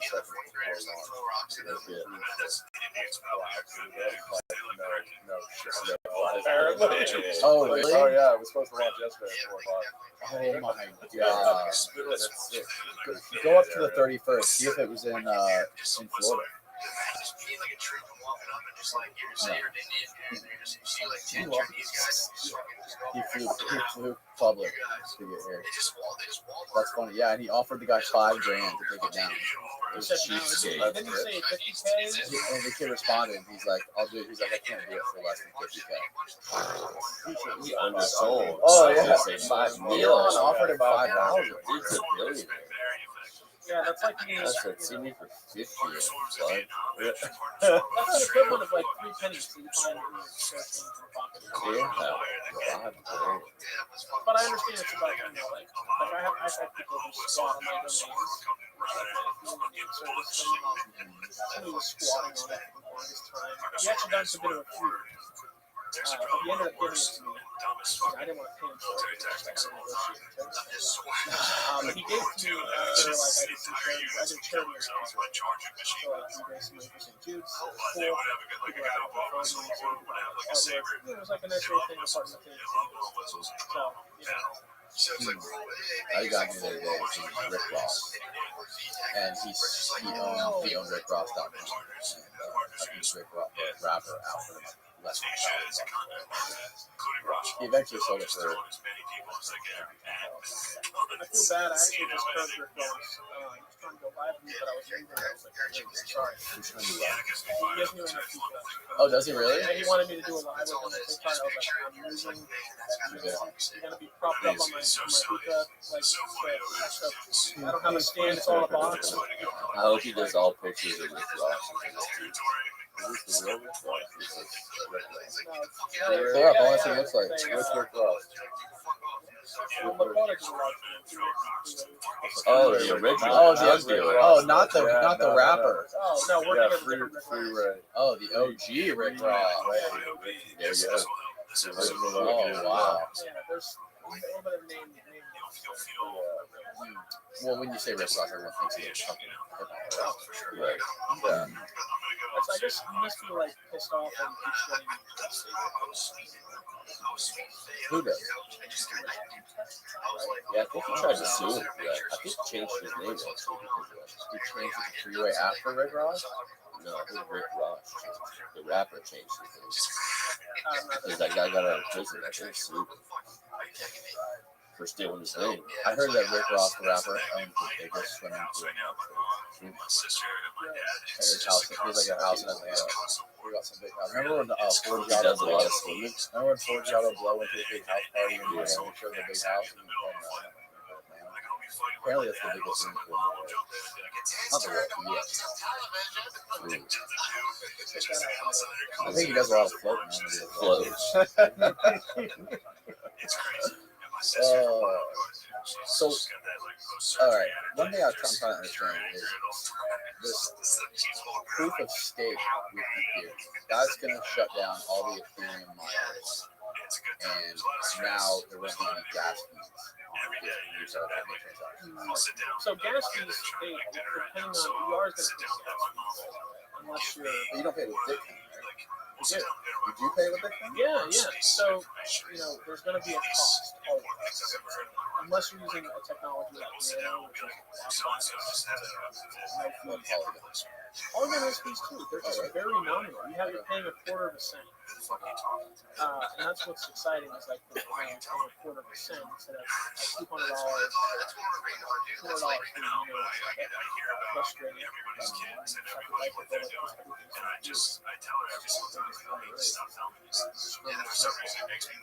But no, yeah. Even when Ethereum switches to proof of stake, the gas fees theoretically should increase. They just had an update last year, which was supposed to help the gas fees, that all it did was stabilize them to be high consistently, instead of bringing them down to a consistent price. So my hope is that Ethereum comes to a point where, combined with the layer 2s that it has, like Polygon, that it's affordable for the average person. But it's not. So I used to tell people, go get some Ethereum and hop on go, experiment with new technology. It's just not feasible if you're going to need $500-600 to do anything on Ethereum. So I tell people, go to the Binance Smart Chain, go to Avalanche. Yo, Sam. Different networks. When are we gonna play darts? Yes, in this scenario. Okay. Just imagine that you log in and you can use the blockchain.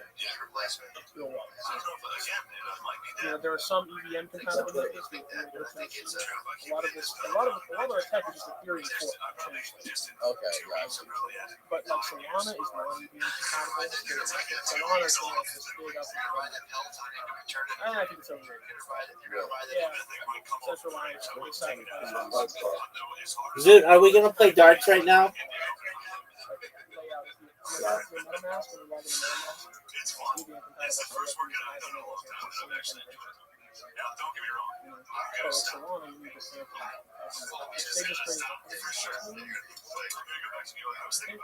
Solana did? Solana has a lot of things. That gets so much more confusing. You have all these fucking wallets. You got Coinbase wallet, MetaMask wallet. There's all these things.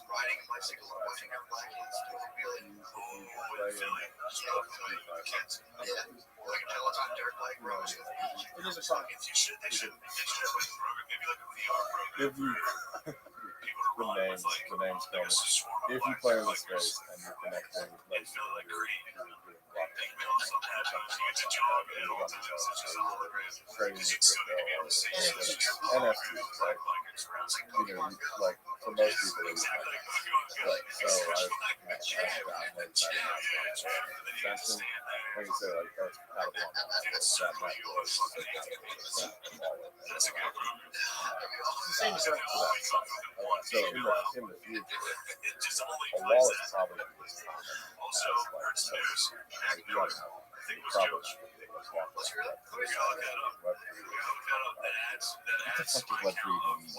bullshit terms. Like when people ask me, hey man, what are the best Web 3 things? I'm like, motherfucker, this is Web 3.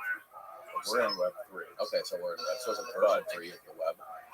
Well, yeah. So like we're removing sort of the big tech giants. Not only the financial middle, but the social middle. We want to essentially eliminate a lot of these corporations through Web 3, and that suck your confidence. So like data.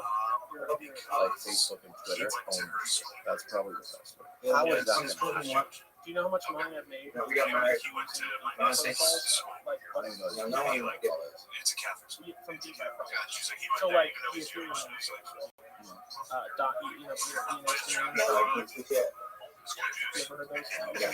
So it's like so the blockchain boy.e. Okay. Yo, Doug, when are we gonna play darts? That's why people have their Twitter name .e. Exactly. So instead of a bullshit wallet, like no one wants to use that, just type in blockchain boy.e. Whatever you want. For better or for worse. In the browser. In a Doug, when are we gonna play darts? But you can also use it as a domain name. If you want to really build decentralized websites, Are we gonna play now?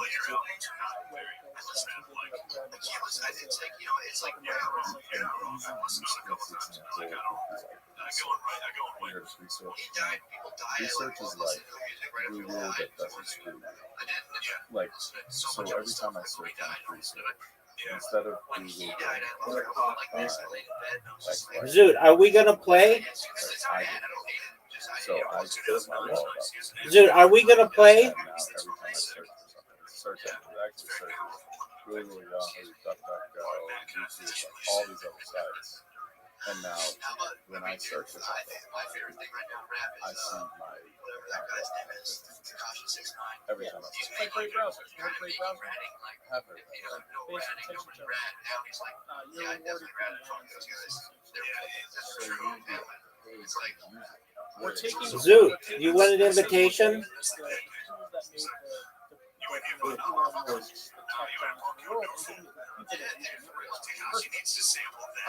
I got an airdrop for having an Ethereum name.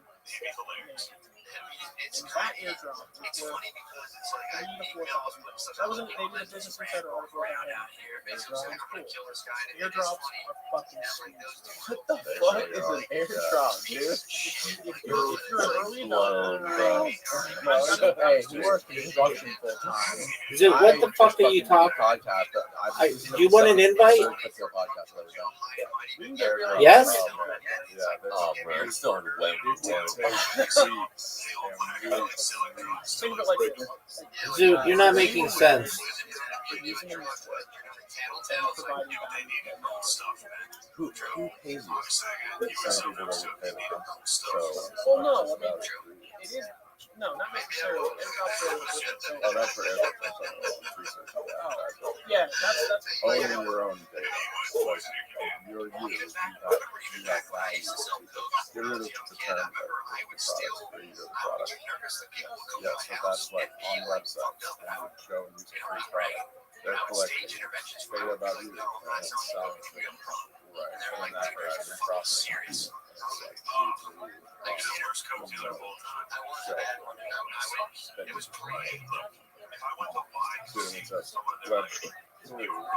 Zoot, do you want an invitation? sort of. It's complicated to explain without getting too detailed about it. Even with airdrop, it was a government. Zoot, do you want an invitation?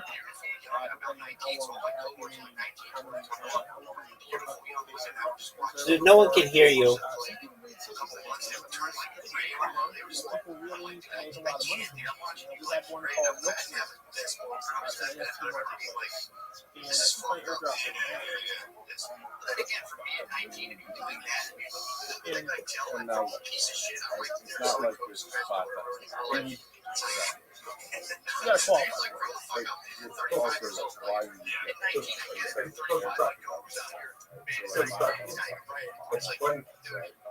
and they know that they can program to go, okay, last airdrop. Right. Pick up your wallet. Those parameters. We'll validate that you are XYZ coin. Right? And then they're now giving all these owners an airdrop or tokens, right? In that case, it's government. So now they're airdropping these government tokens. Now he goes like, oh, I made $5,000 off that. He then took the governance tokens that he got and was like, I'm the sell these right away because they're valuable. Right? Take it off those government and go and sell it. Right? And then boom, you got Zoot, no one knows what you're talking about. So when these search engines are out, other people like people seen on there. It's just like another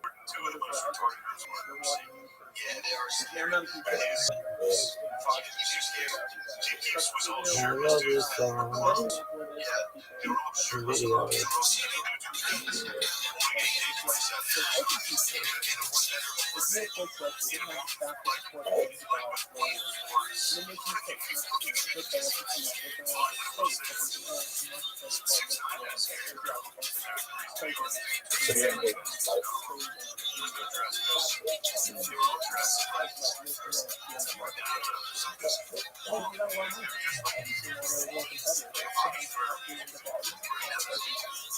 So how do you think that these types of browsers or search engines or whatever are going to take over the website like Twitter and Facebook and decentralize the power to do the monopoly?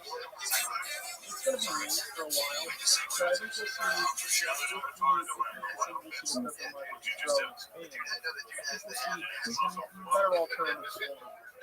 Because people, there's a financial incentive that people do. So we were rewarded for using it. It's hard to turn it down, especially when you know you're getting a comparable experience. It's not going to be easy. And a lot of what like these big like two companies are trying to co-op the movie. Back in 2017, really core these look at who sits on the Federa Federa is not a very significant. Everyone gets that they're trying to essentially one of the boxes. But the council members of Federa are huge corporations. Is that really the spirit of what that is? I don't think so.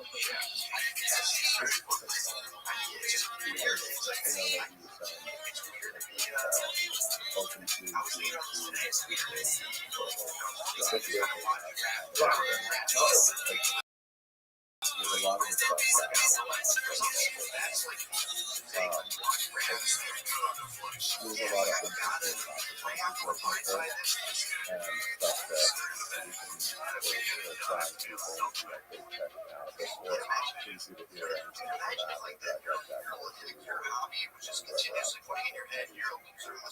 to the mass public it's kind of a wake up call to realize they're trying to regulate. Yeah, it's rough. But then to that same fact, it's like those types of feelings and pressures on those guys are what stop, like trafficking from going on. It's those type of pressures. When you have a decentralized network, you really need to, and why we say like community is so important. Like, you need to foster it. You need to go with your community. Otherwise, it's crashing with this stuff real fast. Because, you come onto that network. One of the projects I'm working on essentially things are like a Reddit from a blockchain. They're really trying to stop. It's funny because that's when you move barriers. That's what happens a lot. That's why there's so many different things. That's why you see people want to buy the Constitution. Why do they want to buy the Constitution? I think it's interesting to see. It's really a social experiment. As much as we want to say the computers are the ones that are doing this and that, but it's really it goes back to the community of social. We're really just doing a huge experiment. A lot of education on the future of this tech. So a lot of people they're not there yet, and that's okay. But there's like a time when this happens. It's interesting. It is a community, but a lot of the people in that community are also not. It's like yeah, I mean, there's some projects that are run by semi-anonymous people. Being doxxed is very important. When you're the head of the project, you want to be everyone has to know who you are in real life. But you say community, nobody knows who people are. But most people are anonymous. Reputation is everything. Crypto is a very small. Everybody knows who used to It's weird though because like there's so many people on like crypto Twitter. I was talking to a guy the other day, and he's got like his name is like some weird. I think it was like 15.eth. He's got like 300,000 followers. I don't know who the hell he was. His profile image is an NFT, and he says he's like a CEO of 12 different companies. And it's like, how do you know who the hell this guy is in real life? You know what I mean? They have so many followers. So many people obviously trust him and follow him. I saw like he was followed by Obama. But like just like some made up name with a made up profile. Smoking mirrors, bro. I told you this industry is there are lots of smoking mirrors. Maybe it's like it's like you said, two certain Jesus and crypto. Right. So like if you're in the States,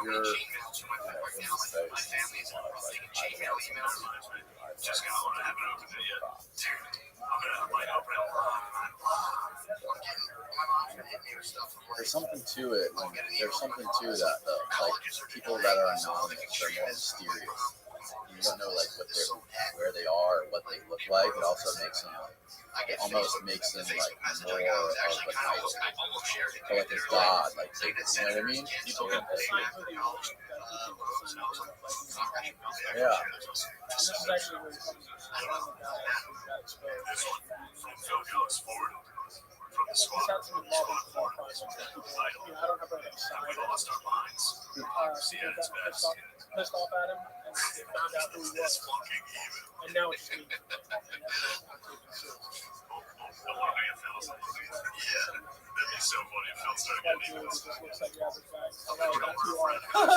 Just a normal guy. Now no one cares. I think it's cool, you know, like It is cool. it's just exciting. Every day is exciting. Yeah, well, it's like the beginning of the regular internet. Everything was anonymous.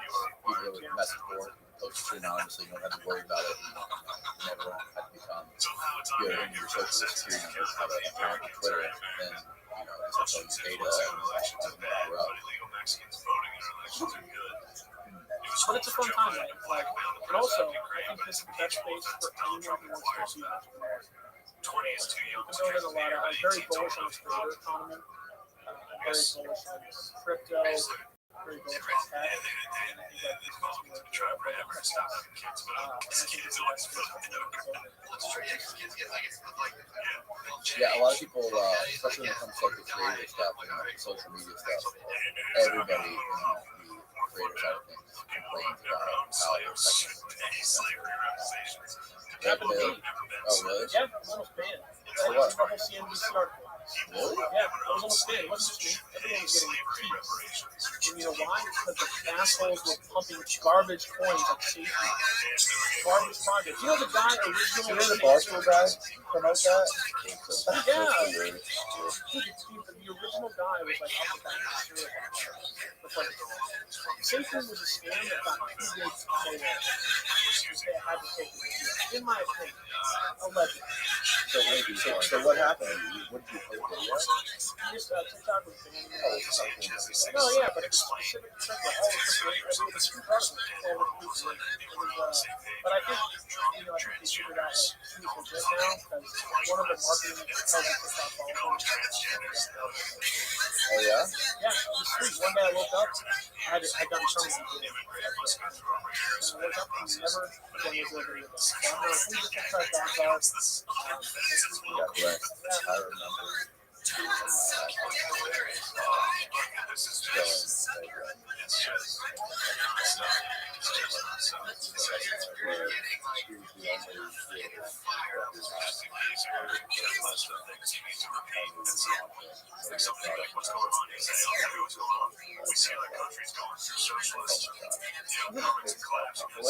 This moment, he goes, "Yeah, man, I don't know what we're gonna do." Yeah, man, it's not comforting having the future of your business relying on these things. Especially when they gain everything, but social media is TikTok's still very underrated. Can you pull up this guy's TikTok? What's your TikTok name? Blockchain. Oh wow, that was quick. Holy shit, Austin, you're on it.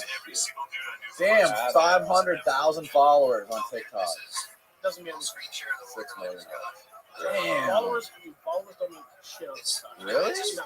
The only thing that matters on TikTok is your content. You know how much money I make from the creator fund? I think maybe $1,000. And I rack in tens of millions of views. What makes a video good on TikTok? You have to learn how to engage things. You have to learn how to grab attention. There's a certain way to make TikTok. Have you ever made a video for the chicken and macaroni dance? No, I can say I'll make one for you too. Will you? Do you know what song I'm talking about? I don't know. I won't sing it for the sake of not getting clipped. But yeah, I've been taking a break from posting because I'm leaving. So you just find popular songs on popular trending songs on TikTok and you make a video for that song, right? you have to hop on trends, but that's not going to break the game. You have to create that engaging content that's going to bring people back. What do you offer? It's not like, oh, we're selling. Are you providing value? Are you educating? Are you being funny? Are you causing an emotion in people, whether that's positive or negative?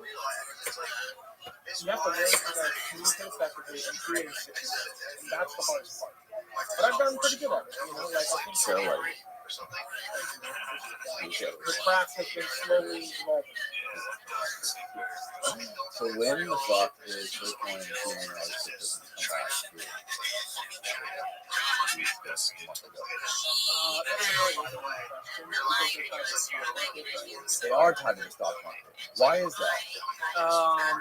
Because think of it like this, like liquidity in the stock market, and that liquidity in the stock market is going crazy and provides other funds to invest in but they seem to speculate this year on yeah. So crypto will mirror almost sort of the movement of the stock market does.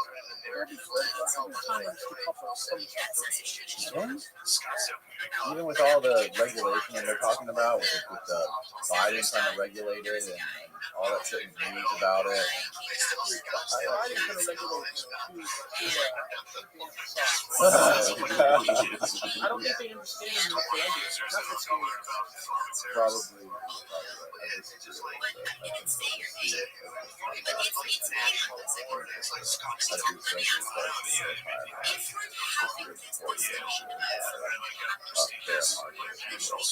But I think that the reason it's attractive is because so many people right now, so much social money is no longer extra collection. People are one institutional money crypto, and it's still relevant. But for the most part, I think crypto takes advantage of the around from going into back and forth. Like I really agree with you. That's why we start seeing that and when people are like, how are we gonna start trading things? When you have like 20 having a new asset class, it's happening. It happened in the 1970s. It happened before like mortgages and real estate were like collateralized and being sold around everywhere. We were going into a collapse, and they were like, and they take mortgages and they start trading like stocks. And then also housing. This is obviously as much as well, but I think that there was a lot of behind the scenes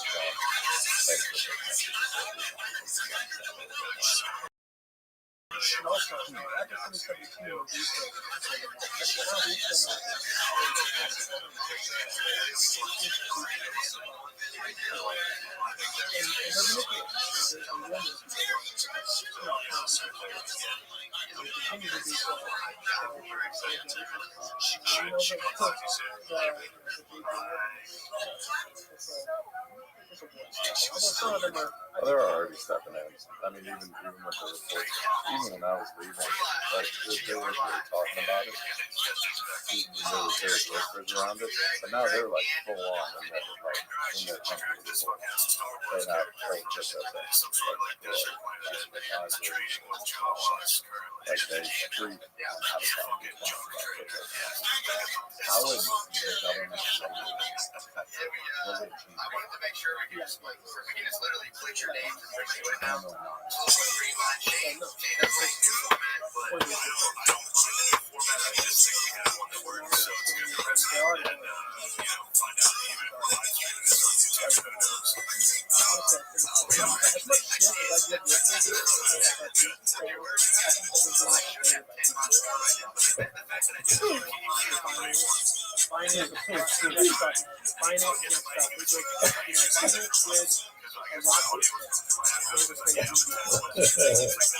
They did a lot.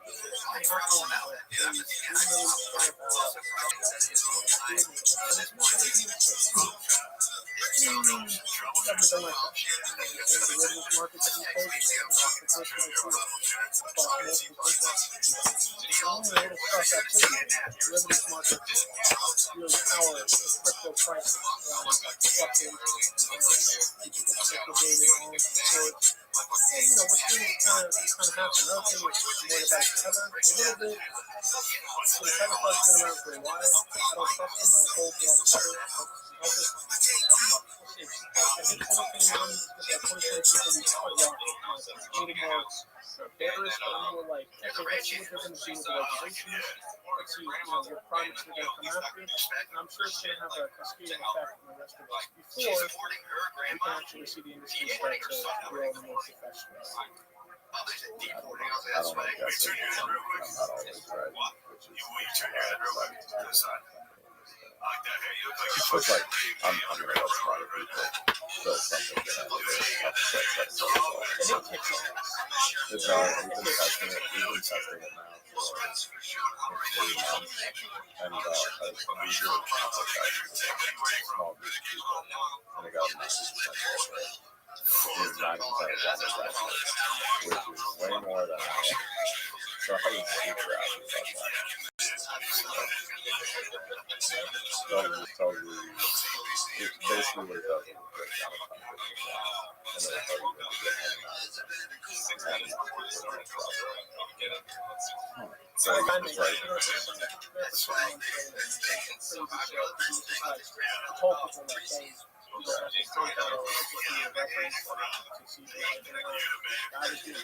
like they wouldn't let me in the chat. I wanted to come say hi. They wouldn't let them do it.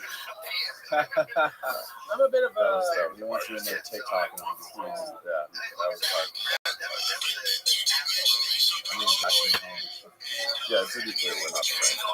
Oh, God, smart guy. Actually, he met all the people that I met on the misogyny and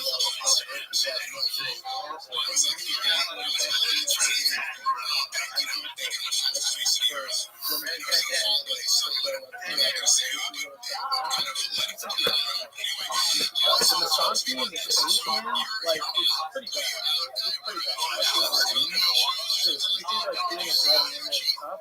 Imagine people who are chronically online, who are oftentimes, like, deprived of social interaction, and who have, like, money. It's a problem. I'm not gonna lie. I feel like talking to Wendy, she's done a lot. I respect her a lot. She came on the team, we're very close with her. And also got the level man who built the bomb. We had a discussion about Tia. It's like, man, Tia's horse. It's astrology for men. It's like, technical analysis. I'm like, these people drawing lines of stars. No, he sounded down. He's like, let me teach you Tia. So we hopped in the Zoom call. 5 minutes into the Zoom call, I knew I was going to ask him to come work with us. His brain is amazing, and so his personality, and put that together to get a really flash out. I think it's a good fit. So he built the algorithm for his bot, literally scrapes news sites and social media to see if it's worth it. No one else is doing that. Yeah, the bot has some really good functionality. And it was, I knew the second I met crypto, like, this is great. I need to introduce you to my partner. My partner is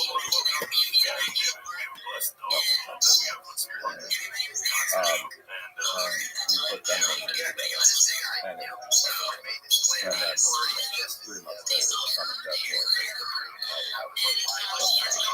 some built-in signals that we can actually put out there. Our last creator is Joshua J. He's happy helping us out with our studio. One of the smartest guys I've ever met when it comes to research. So that's our dream team. Josh, you guys did like already. I met him in we went out one night and I showed him that business letter that I wrote to my house. And I showed him that and he was like, yep, I'm in. It was like, you don't know how this thing works. I was like, I'm down, and then a month later, I remember. and we're building up the studio. we were in the hotel room in Miami at 4 a.m. I was writing a diss track Crypto diss track? Yeah, crypto diss track. That's on SoundCloud. If you want to look it up. Pull it up. Pull up. Oh, Pull up it might be the copyrighted. SoundCloud, Might be copyrighted. Pull up the SoundCloud. I'll just Yeah, beat it. so this was at 4 a.m. in Miami, and Josh was there hyping me out. He was drunk as hell. I was getting food poisoning. We had to like grab him at the car. We got Cuban food in the morning. He was just like vomiting on the side of the road from like this horrible bar. Yeah. Where did you get They went to some fucking food truck. I stayed at the hotel. I was Miami? Yeah. This is for Bitcoin 2021. We usually a lot of spots in Miami. Miami is like the crypto capital of the world. I was there in 2019 when they unveiled the Bitcoin Center in Miami. And I was right next to the building and I knew from that point. You were right next to it? Like from me and the guy that was that's how far it was. It was like that moment I knew Miami was going to be. Dude, I just saw a video the other day of this dude in Miami. He was a young guy, and he was like walking through his house. He owns some house in the water, and it's just full of NFTs everywhere. Makes sense. You know what I'm talking about? His name's like Pierre. He's like a French guy. Is he on Twitter? I think I might have seen a clip from his house on Twitter. It was on Vice's YouTube channel. It was a clip from Vice. Okay. I saw the dude, Miami is like the main crypto community. My favorite artist is named Sergey. He's got a lot of like Bitcoin work. I saw him. First crypto conference I went to, what did you say? Same conference call.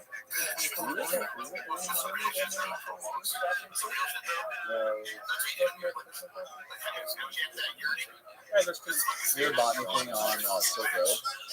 No, but I did meet Rothschild. Yeah, I had her on YouTube. She was a very nice woman. I'd love to do something with her. Like, we were on Skype. But I was like 17, so I didn't have shit. But now I have a wife. She's wants her son. Isn't it crazy the sentence that they got? It doesn't quadruple the sentence of alcohol. Well, wow. Yeah, Double alcohol. Something insane. But this is what happens when people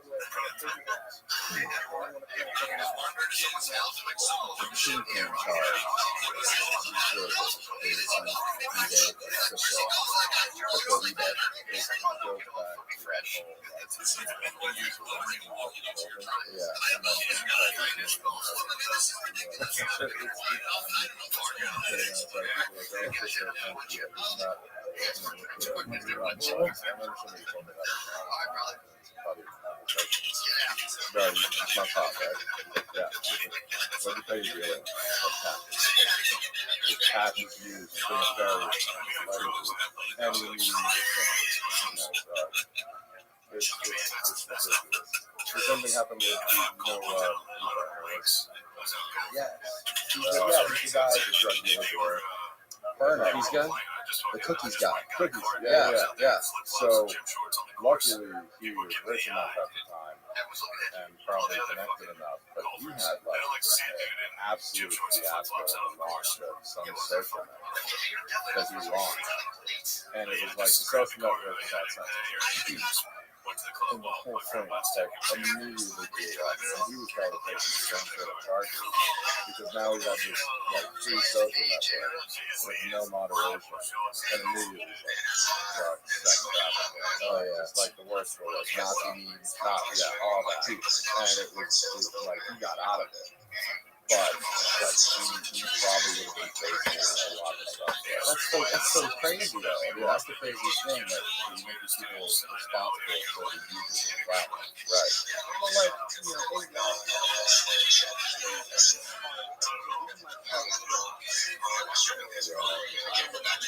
Shout out Charlie.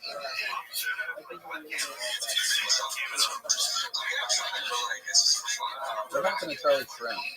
He lives in Sarasota. Yeah, yeah, he does. Yeah.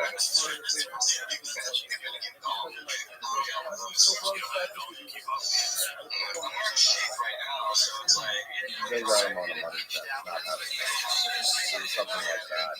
And it was over something ridiculous that he, when it was brought to the attention, he took action to it. So there was no reason for it.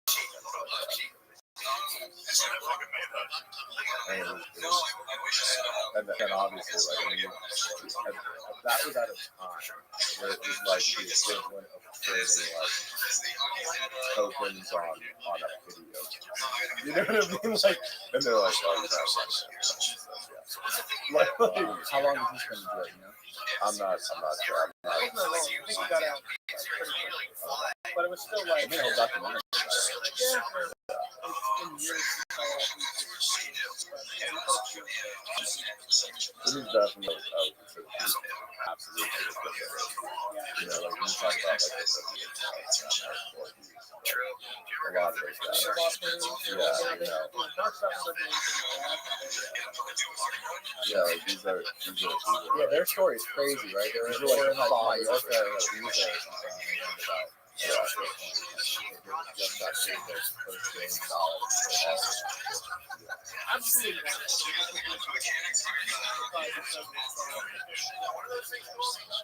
That's the crazy thing about it, though. I mean, it's like you don't know where it's going to go, and you set like this. You buy an NFT today for $100,000, and you're worth $150,000 tomorrow, and you sell it for $50,000, but then every 2 weeks later it's worth fucking $1 million, and you'd be like, God damn it! But are you mad? Yeah, kind of. Still really bummed, yeah, but you're still mad. You just gotta find the next one. Yeah, that's so many opportunities. It's just like betting. Yeah, there's a lot to it. Somebody asked me in the comment section.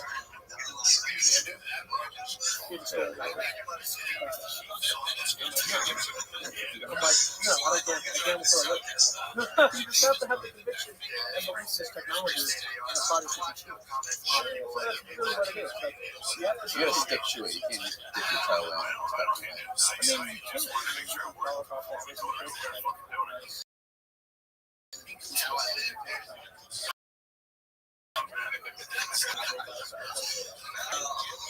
I'd like to say it. I'm so sure. Like, everybody's trying to I don't want to sound like a dick. yeah, everybody's ready to go. So one, you don't have to worry about that. And two, if you're blanketing it on media, people, it doesn't matter. You can tell people, buy Bitcoin. That's it. But if you're telling it to a blanket audience, personalized, this is one of those things that you saw somebody do it, and everybody don't know why they do it. Well, also, you don't want to be that guy. This cryptocurrency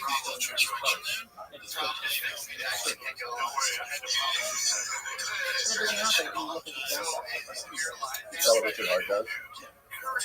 But this is just like some of the stuff in the crypto scene. You know, like everyone's always talking about this and that. I like to, like I said before, bring it back. I like to be realistic. It's not all sunshine and rainbows, so it's not a rainbow. Really, it's how about you're gonna come in here, you're gonna get your ass handed to you, but it's the only way you're gonna win. Fight for you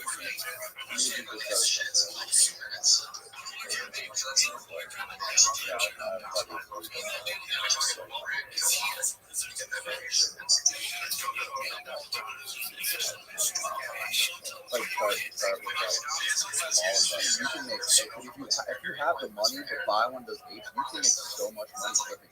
So pretty much every single ape that's for sale, you can look at it. It was bought 20 days earlier for like $50,000 less. You don't even need that much money. You know, like, pull up the Invisible Friends. Like, the Invisible Friends right now, I think it's going to be a free shit right off the bat. I was looking today to get whiteness. On OpenSea? Just look up the Invisible Friends NFT. Okay. It's not out yet. You can tell these NFTs are coming and when they're going to be just by like being in this space. Well, no. The Invisible Friends, I think, 7 to 9 Ethereum floor price. Really? 7 to 9 Oh, those are Ethereum. kind of cool looking. Yeah. 7 to 9 each is my That's super prediction. dope. Are they animated like this? Oh no! So you can actually get whitelisted if you buy.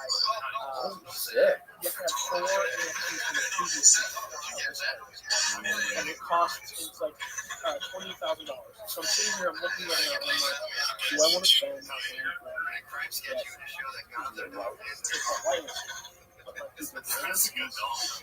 So if you get whitelisted, you buy 4 of his previous NFTs, you get one of these for free.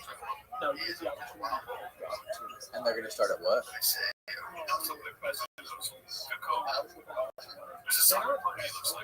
They're dope. If all of them are animated, like these rotating, like these looping discs, that would be super sick. Oh, really?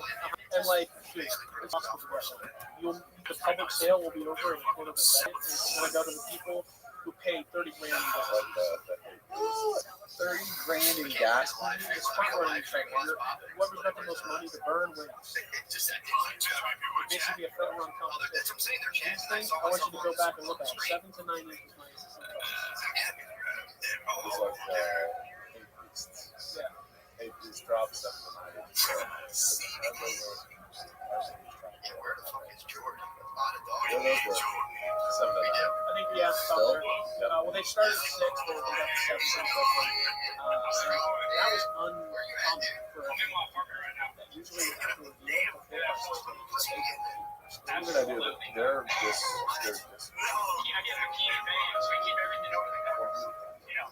It's like 400,000 people in this. That's 4 times the size for one project, right? That's not even enough. And only 8,000 items. So you have 400,000 people. My friend bought a couple of those, the serums, you know, the beaker with the, like 4 days ago, on Friday, I think it was. He bought one of them for 16 each, the other one for like 25 each. Now the one he bought for 16 each, 4 days later, is selling for like 31 each. Oh, I thought you were talking about the M3s. No, the M1. He bought 2 M1s and 2 M2s, and they're both double what he paid for 4 days ago. Yeah, that's crazy. Yeah, I had an opportunity to buy them. Yeah. I was with Alex. We were together in the car. We were in the car. Me and Alex got to meet the guys who was like talking about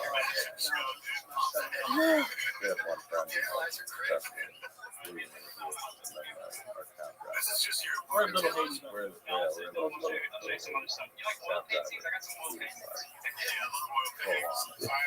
Yeah, and they were having a podcast. Yeah, he's like, Welcome to the chug walk. Again, talk. Yeah,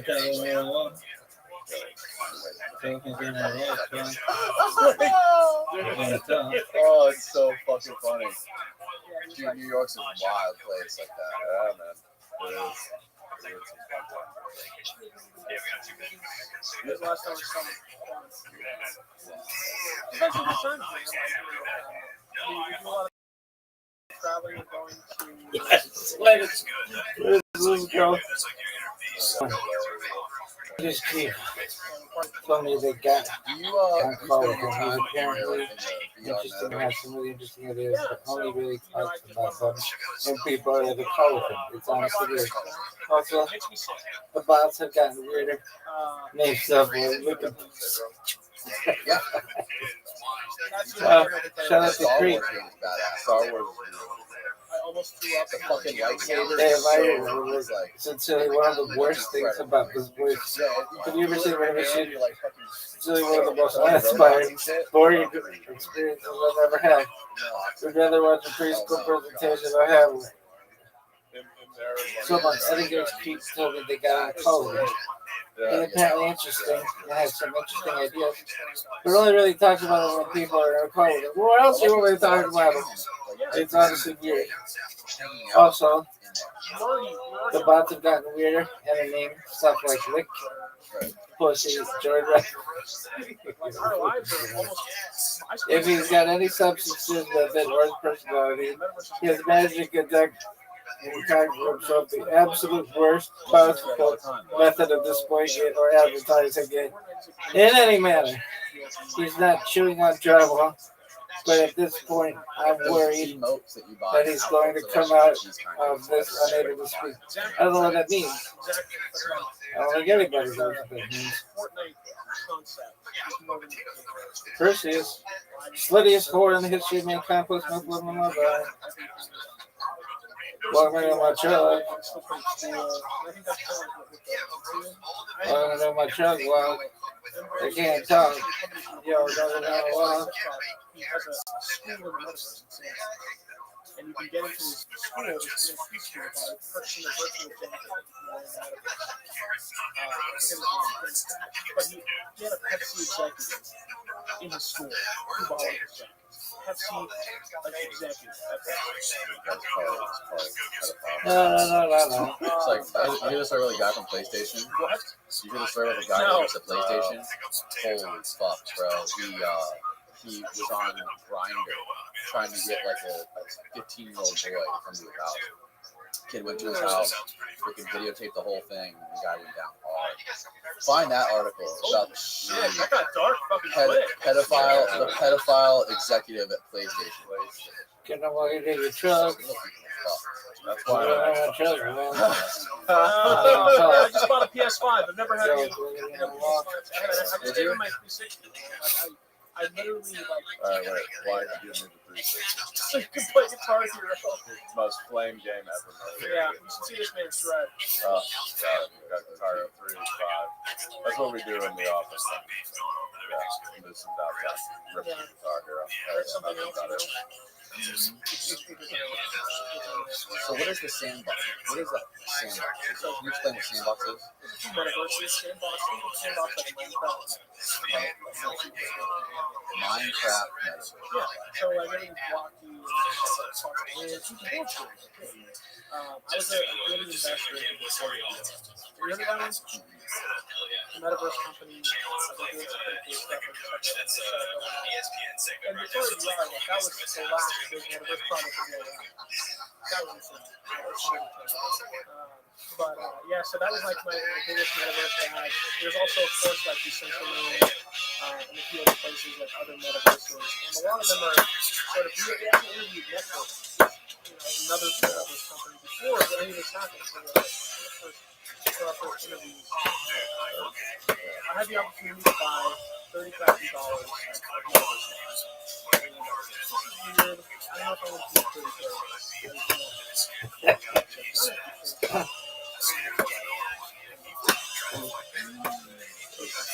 $300,000 for some property in the metaverse.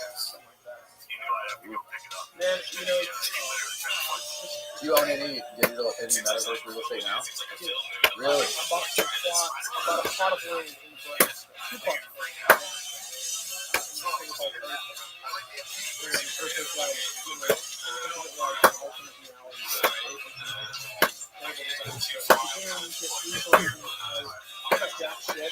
2 plots of land. How'd that go? Get the fuck out of here. I bought the same shit you gave me in Nebraska.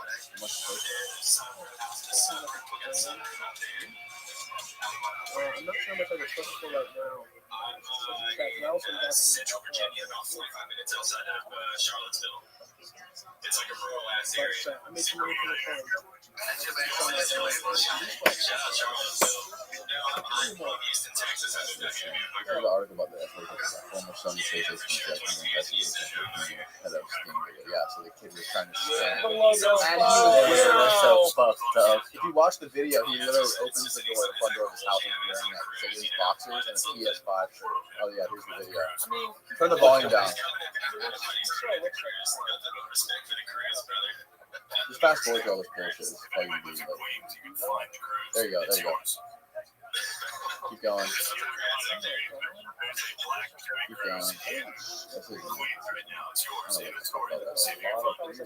is a bunch of bullshit. This is not even it. I thought they had the fucking house with the presidential shit. That's crazy. Me and my grandma, when that shit was going down, I was in the Tiki George shit. I was in North Well, Carolina. wow. Yeah. Thanks for doing this, guys. Yeah, it was a pleasure. You got deep. You went deep. Tell everyone listening and watching where they can find you guys' websites, your guys' social media, all that jazz. Check us out, Flickr.io. On TikTok at the Blockchain Board. All about cryptocurrency. Come join our Discord community. Hang out with us.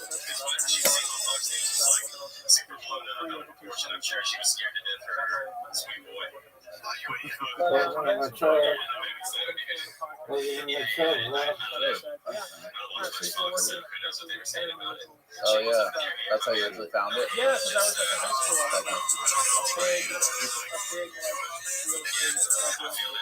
A big real estate. A lot of people are attracted to rich people online. I would say it's not about that. It's just about. It is about that though. It is. A lot of people are attracted to wealthy type people who sell it. You're attracted to it. What they want. He's a character. That's why. Yeah, right. Yep, absolutely. Everybody wanted to be Jam. Yep. You did it. You did it right. That's for sure. You know, he mic dropped when he's like, stop posting. You went to school like 20 minutes from here. You went to really very high school. Yeah, you got kicked out of the game. Yeah, I can see that. That makes total sense. Wow. Yeah, he like pulled up in his car and like pulled his AK out of his trunk and just showing it off to somebody. I guess he didn't know. He didn't intend on doing it bad. He was showing it off. Yeah. And he got this out. Wow. Well, thanks for having us, man. This has been cool. It's our first real podcast experience. Is it really? I'm honored. I'm honored to pop the cherry. No problem. Yeah, you gotta come back. Anytime. Anytime you guys want to talk crypto. Hell yeah. We can do dedicated stuff too, like. Yeah. Yeah. We'll do it. All right. Well, cool. Thanks, boys. I appreciate it. Thanks, guys.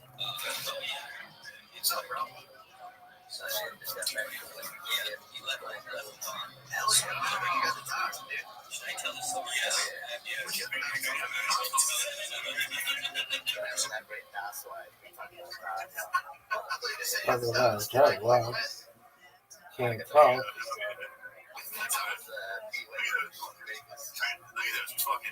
Those headphones you got. What do you game? What do you play?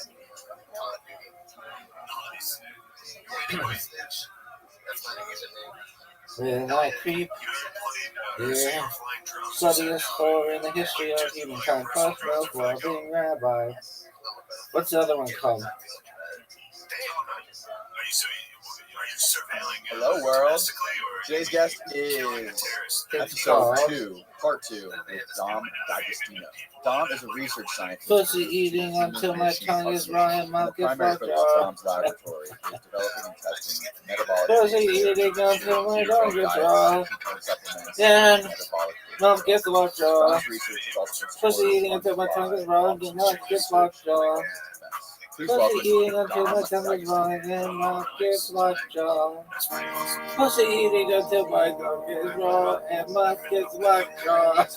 Thanks for coming on the show again, man. Really What is appreciate it. But for the new listeners, Fucking I want you to let them know. hallelujah. Yeah, appreciate you knowing. Thanks,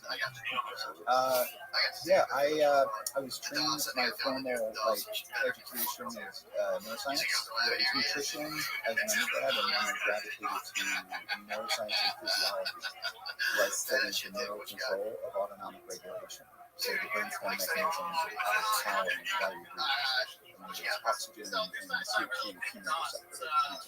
Study is cold and history. And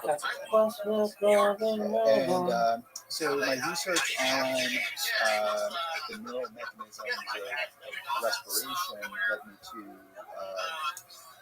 dive into physiology. So I was an avid diver during my PhD, and that led to opportunities to do my postdoctoral fellowship in diving physiology, specifically funded by the Department of Defense, Office of Naval Research, where I did work on looking at oxygen toxicity seizures, which limits Navy SEAL diving.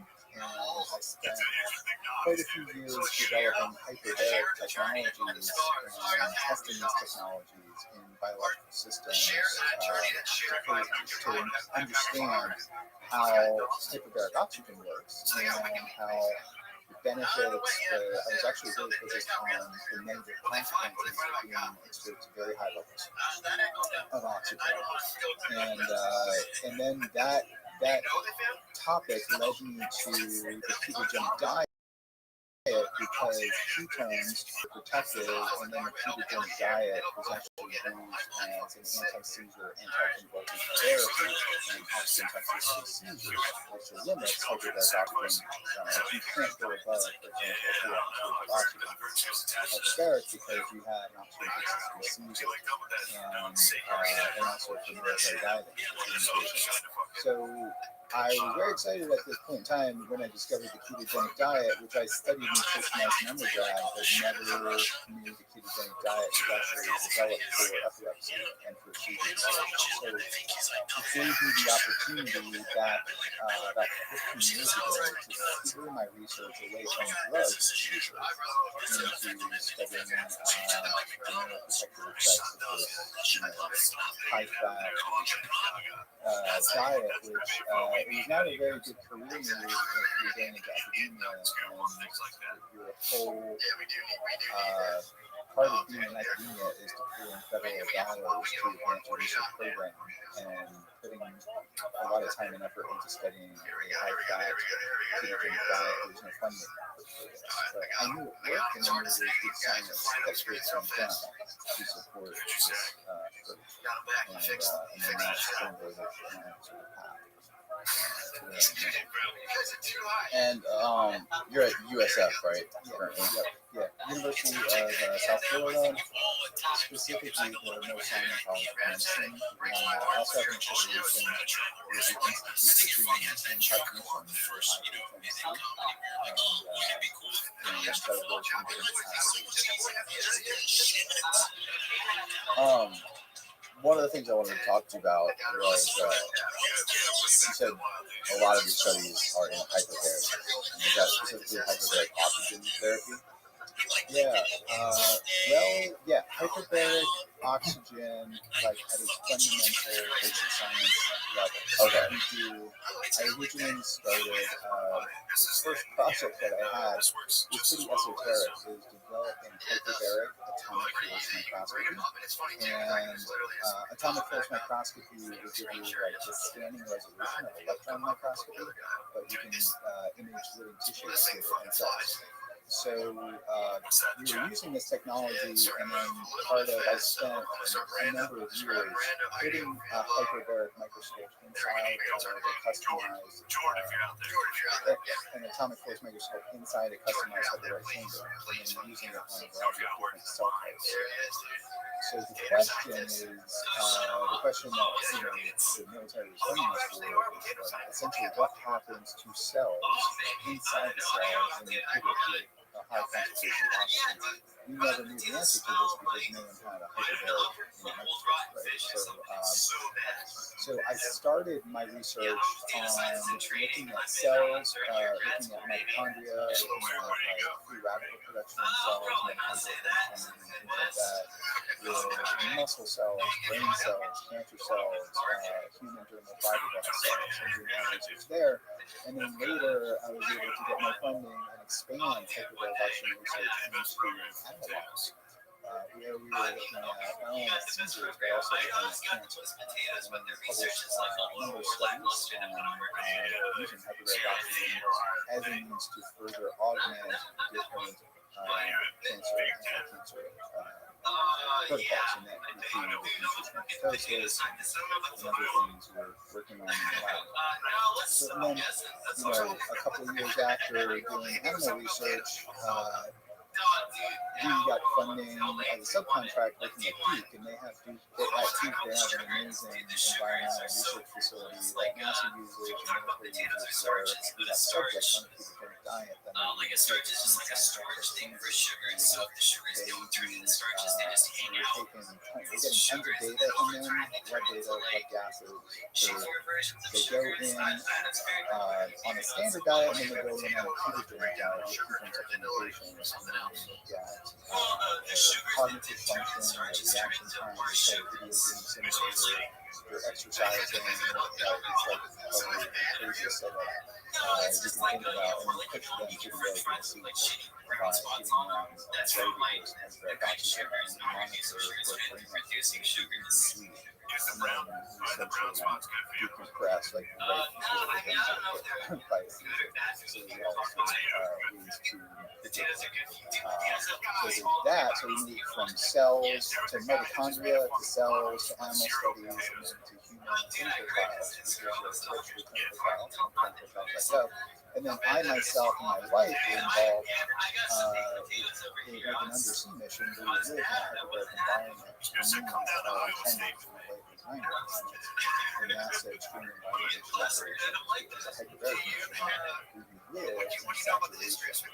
And if you live in saturation more than 24 hours, So like sweep the data into the different structures on the plan. from So a they're both research background and a diving flights, background, like you're the ones that modify but that's part of the modified actual stuff. training program. Oh, wow. So we get to work with, and my crew member, Dr. Shell Langdon, and Samantha Brett, who did European Space Agency astronaut, just selected to go up and the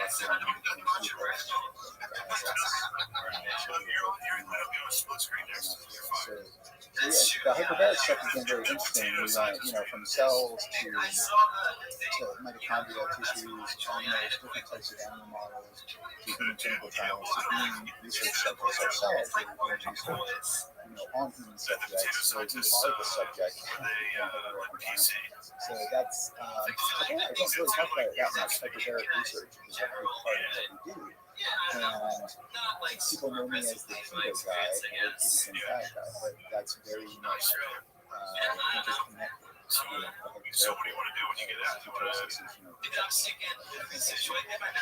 One of the reasons I want to talk to you about that is because a really close friend of mine just bought a hyperbaric chamber for himself. Like one of the consumer hyperbaric chambers that really involved with and it's supposed to come in this week.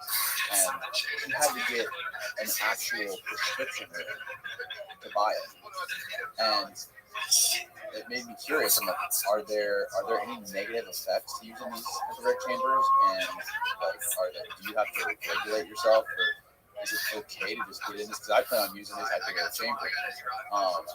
Is it okay to use it whenever you want, or is there risks involved? Yeah, well, I would highly recommend, getting hyperbaric medicine and diagnosis.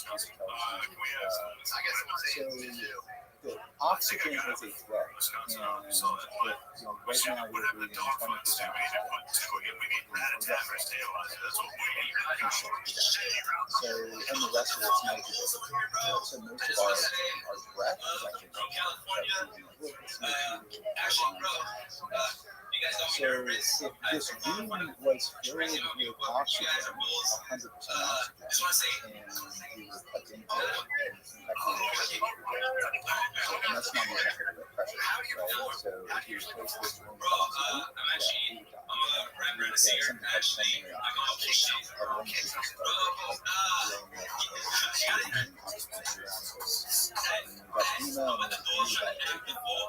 so you have to understand oxygen is a very powerful drug and at hyperbaric pressures, which means we are at 1 atmosphere of oxygen and pressure 2 atmospheres and 3 atmospheres.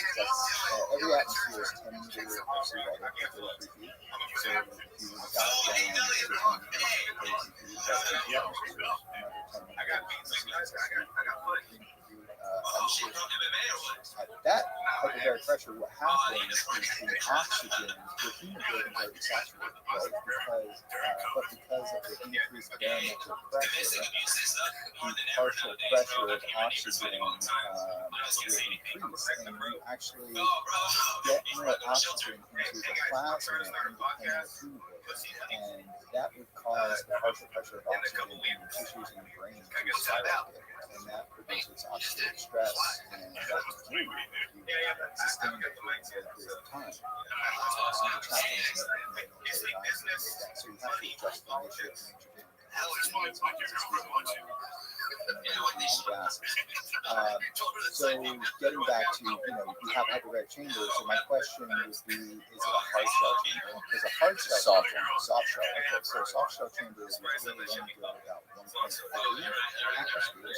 So what that means is it can only basically take you to a quarter of an atmosphere higher than that. So it's probably made out of like polymer, like Kevlar, even. So the chances of you hurting yourself, they are far less likely. But if you They still have to receive for it. Keep on. okay, yeah, if you were to stay in that hyperbaric chamber for a protracted period of time, then you could potentially run down into lungs. You're not going to get oxygen toxicity, or CNS oxygen toxicity, because you need to be essentially the higher pressure. So a lot of the work that we do, we have chambers that are like 67 hours. A lot of what we do is within the military diving operations at about 5 hours. But yeah, there's, I study the negative effects of hyperbaric oxygen by looking at the various mechanistic things that hyperbaric oxygen does, like, it enhances wound healing, it decreases inflammation, it activates stem cells. Most of the people who email me are people who are using hyperbaric oxygen to enhance their athletic performance, to speed recovery. They use it as a nootropic, so oxygen as a drug to increase growth factors in the brain,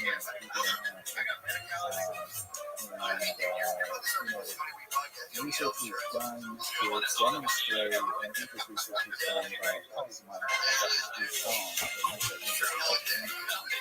who shows that hyperbaric oxygen can increase stem cell production and then the release of stem cells. So there are various drugs that people take to increase stem cell production, and you can use autologous stem cells. Or you could undergo hyperbaric oxygen therapy and actually get the body to generate more.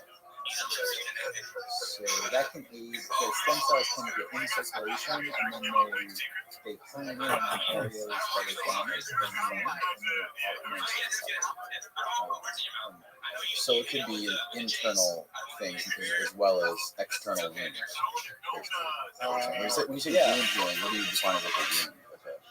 Yeah, so there's about 14 different FDA-approved applications for hyperbaric oxygen, and the big one is probably wound healing. So there's a facility around here, if you just search the hyperbaric chamber around here, they're using that for mostly diabetics, for people who are overweight, and they have a wound up on the foot, and that, because many people are overweight or have diabetes, that impairs blood flow to the area where a diabetic wound becomes resistant to healing.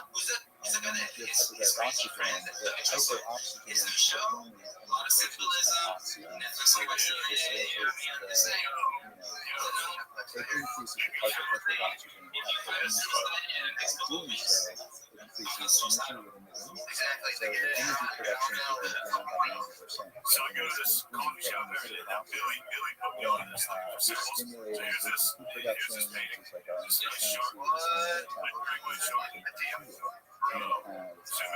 so it's used mostly for wound healing.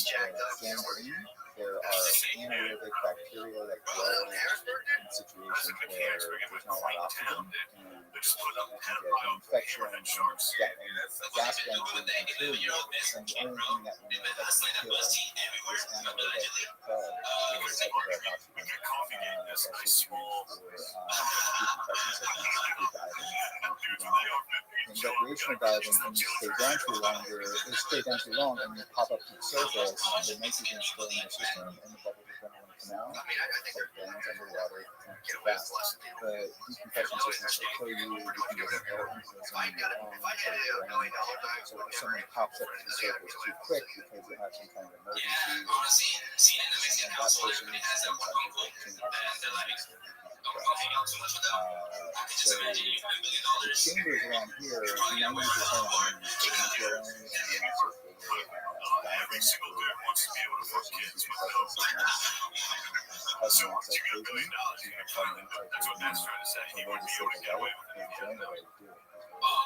That's why everyone hates the rich. These are some of the applications.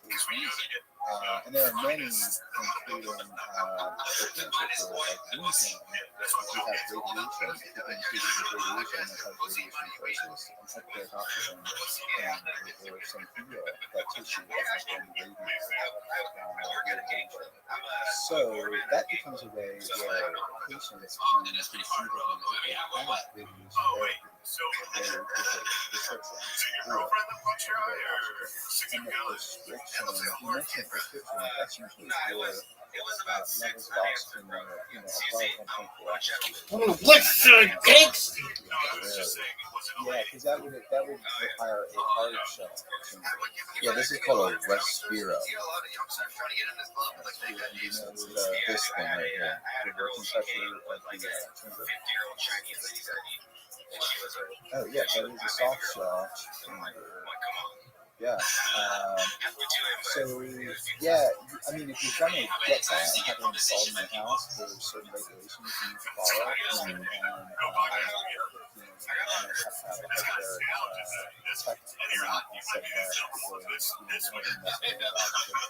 if you were to get a hard shell, then that's a whole other set of regulations you have to follow. But most of our research has been done within the pressure ranges that would require a hard shell chamber. But I do believe that there's a lot of benefit that you can get from the soft shell chamber, and it's quite a bit safer too. Yeah, that's the one like LeBron uses. I know some videos of that one. Yeah, so he's using it to like augment his recovery, like in between when he has like going to play off another game every other day.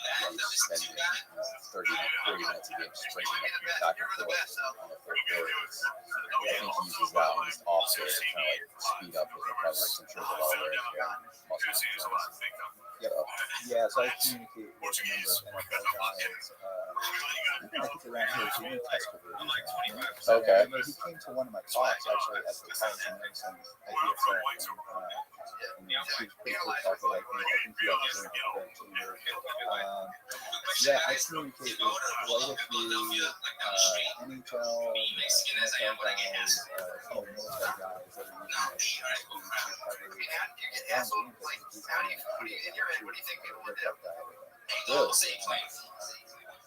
well, I mean, like, really shorter. I mean, a lot of these guys, I haven't personally communicated with Yeah, I've heard things about it. I've heard people talk about really it. got people talking. Diet is. I've seen videos of them talk about it, and especially in the playoffs. Towards the end of the season, it's like really goes out and cuts out carbs, eats a lot of steak, a lot of high fat stuff, and completely cuts out sugar 100%, as well as the oxygen. So I don't know. I know he's known for spending more money on his body than any other athlete. He claimed he spent over $1 million a year on his body. Whatever that means. That's easy. I mean, because stuff too. This one is these guys have to, I don't know how to get tested, but for supplements, you have to do NSF, certified. Yeah, there's a lot of things that you could do. A lot of it's unattested and not really. Weird dog. Thank you guys. Fucking really bad.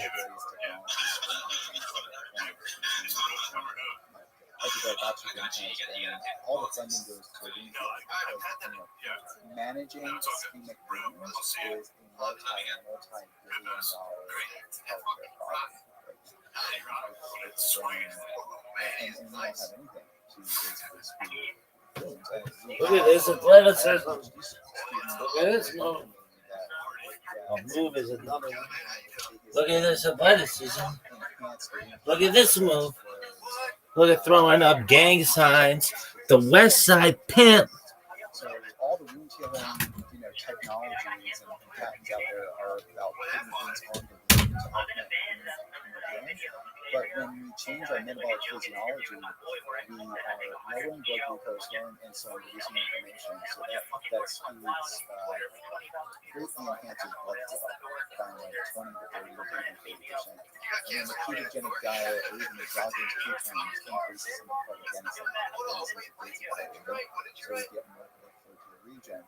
And that blood that's flowing into the region has ketones. And ketones are metabolic substrates that can reactivate cells.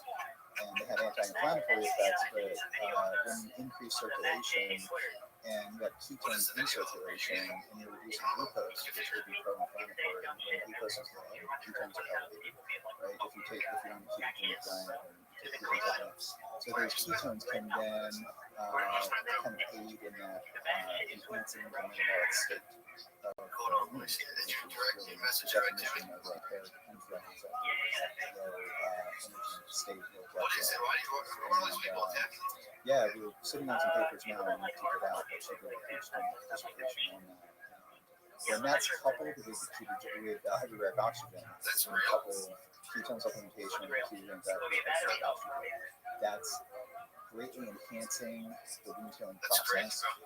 And one could extend that when we work out, we are basically, you're trying to enhance tissue.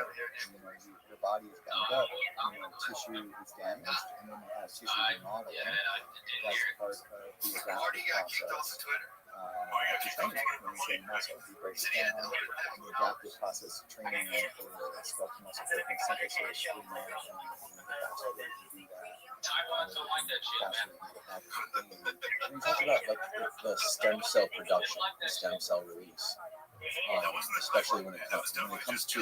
I can understand how it can help heal people that are affected by radiation and chemotherapy. Could it be used as a replacement for chemotherapy or radiation to an extent? I know it's obviously scientifically not there yet, but I think that's a possibility. Well, there's a couple things to answer that question. When people do undergo chemo or radiation, sometimes their blood counts drop and certain hematocrit drops and white blood cells drop too, and stem cells can drop too. And hyperbaric oxygen could be a way to help them. If we have, the Israelis showed that with hyperbaric oxygen, it can actually increase HIF-1 alpha, which is element 2, because HIF-1 is hypoxia-induced factor alpha. When we undergo hyperbaric oxygen and come out of the chamber, our body senses relative hypoxia just because of the relative changes in that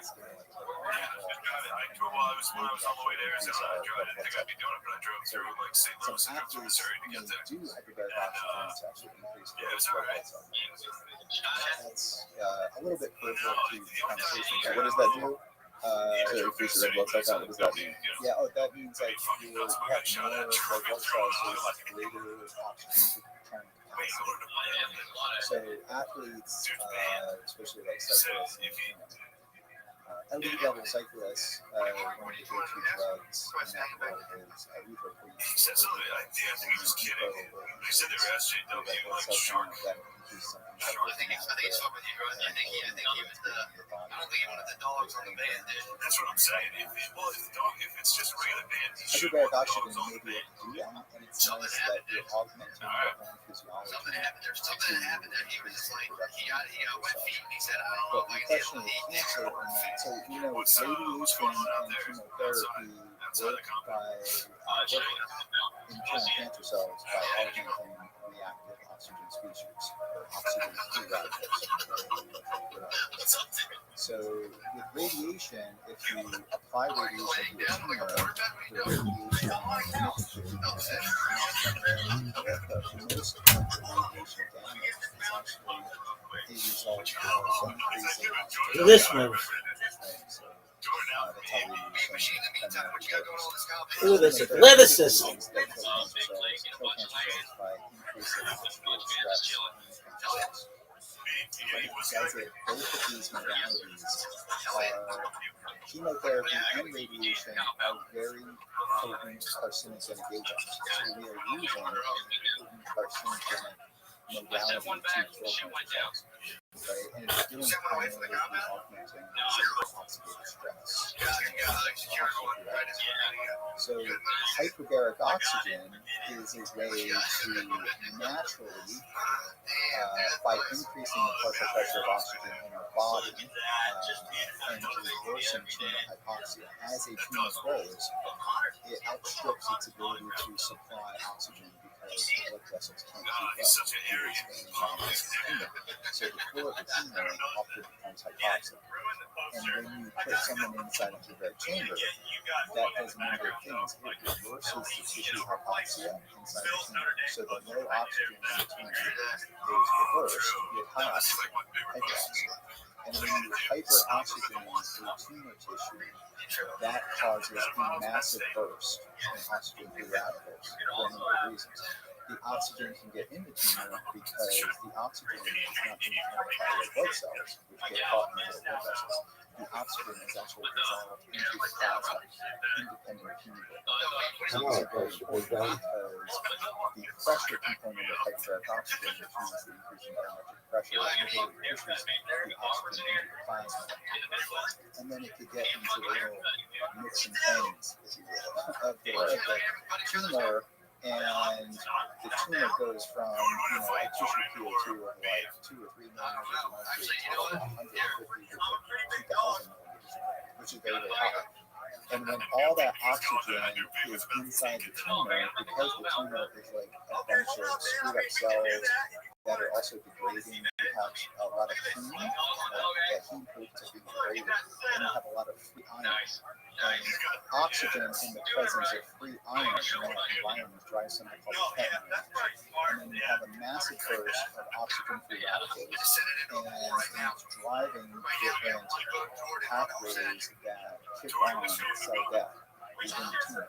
Now, this can happen in normal healthy tissue, but it's greatly augmented in cancer tissue because the cancer tissue's relative state is low oxygen.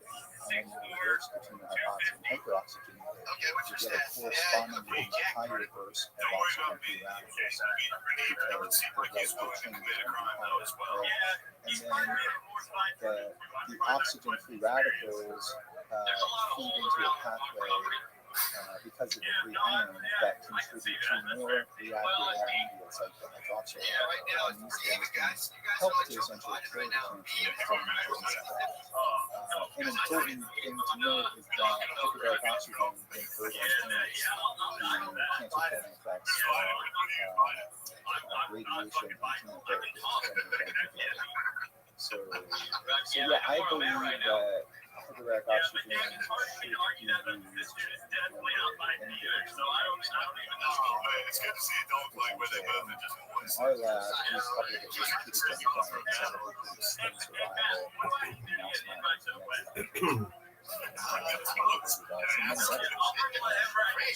When it hyperoxygenates these tumors, and you explain how the oxygen radicals explode, what does that physically do to the tumor itself? Does the tumor shrink or die? What happens to the actual tumor or the cancer tissue?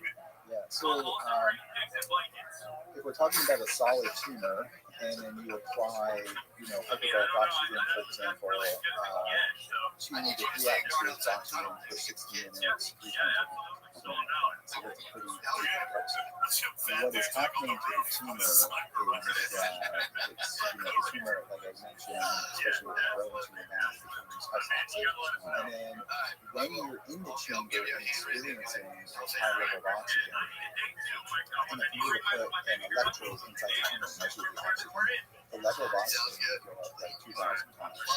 So when that oxygen gets super high in the tumor, it's stimulating the production of these free radicals, which then kick on a number of different pathways that can essentially rupture the mitochondria, start spitting out oxygen, that creates oxidative stress, and then you oxidized lipids, proteins,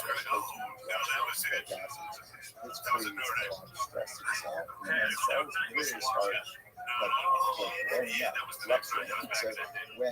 So when I was some of the early studies that I did, we actually developed in hyperbaric atomic force microscopy, and then later I made a laser scanning contour microscopy unit to this microscope inside the chamber. And we were looking at different cell types, and one of the cell types were idiosyncratic cell types. This particular cell type is really it's not super important that it's derived from mutation. So I had the cell line preserved.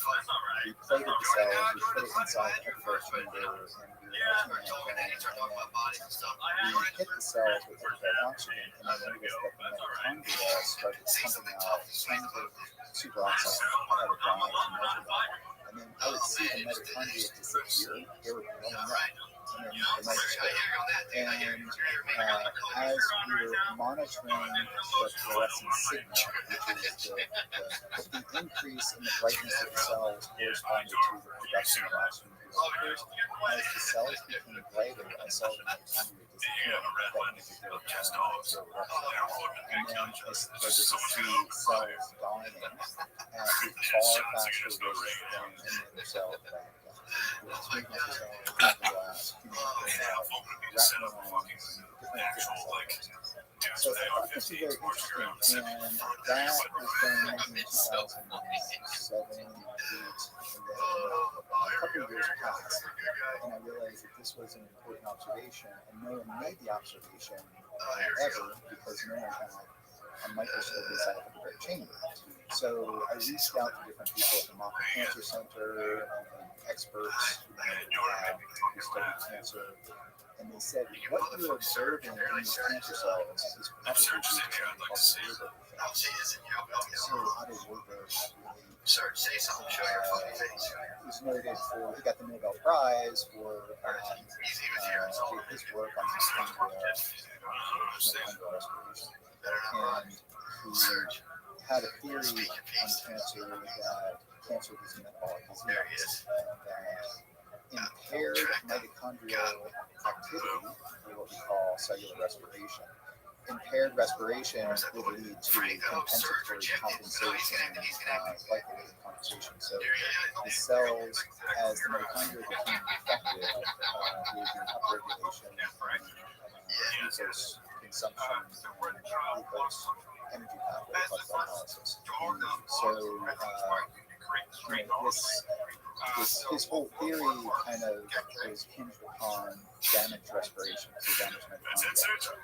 And when I was reporting from these cancer cells, I noticed that they had a lot of mitochondria.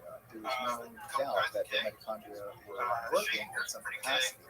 But I also noticed that when I increased the level of oxygen, the mitochondria had a rate of free radical production that was many fold higher than the cells.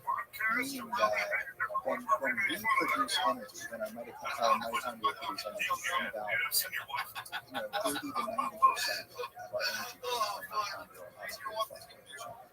A consequence of that energy production is the formation of an oxygen called superoxide. Hydrogen peroxide and potentially hydrogen hydroxide.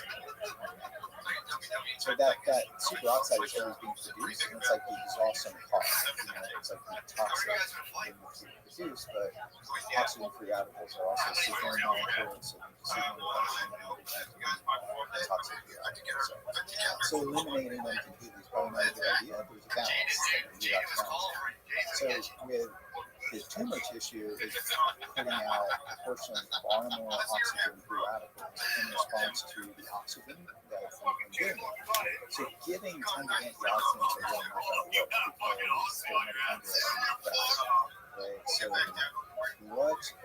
what I was witnessing is that I was witnessing damaged respiration and mitochondria. When we talk about respiration, we talk about mitochondrial ATP production. Okay, so that's instead of respiring because they use oxygen. Okay. So with cancer cells, you have damaged mitochondria, and call that their way of making energy is called cellular respiration or oxidative phosphorylation. And when you give the substrate for energy production, which includes oxygen, to the mitochondria, they produce proportional oxygen free radicals, and they're essentially killing themselves from the inside out. When you expose cells to high pressure oxygen. This is what we saw, this is what I saw in the microscope. So it made sense to me that this was happening because of the Warburg effect, which means cancer cells have rates of sugar consumption that are like 100 to 200 times higher. And they're using sugar as a fuel for two different reasons. One is because the mitochondria are disrupted, and there's impaired mitochondrial ATP production. Another reason cancer cells use glycolysis to get energy is that it feeds into a pathway of biosynthesis. So it's necessary for biosynthetic pathways to generate its using glucose in cancer cells, the cancer cells can also convert it to, it can increase the pentose phosphate pathway, which is a way that cancer cells can actually increase their antioxidant capacity. There's a number of different reasons, but the important thing to know is that cancer cells have defective mitochondria, and because cancer cells have defective mitochondria, we can exploit that defect with hyperbaric oxygen by using it as a tool to further increase oxidative stress and selectively in cancer cells. When we hit our body with hyperbaric oxygen, when we go inside the hyperbaric chamber, we have an increase in oxidative stress all through our body. But our normal healthy tissues have the adaptive response that we can increase our endogenous antioxidant enzymes. So our tissues actually get stronger because, like exercise, when we exercise and do a super hard workout, and if we were to take our blood or take our tissue sample, we would see a lot of bad things go on. So that's actually the stress of exercise, right? So the adaptive response that comes after that makes our tissues stronger and it upregulates other pathways. If you're training anything age, you have skeletal muscle remodeling, glucose synthesis, upregulation of enzymes. So cancer cells really can't do that because when you hit cancer cells really hard with a high level of oxygen, it can actually trigger cellular apoptosis and necrosis, which really starts training.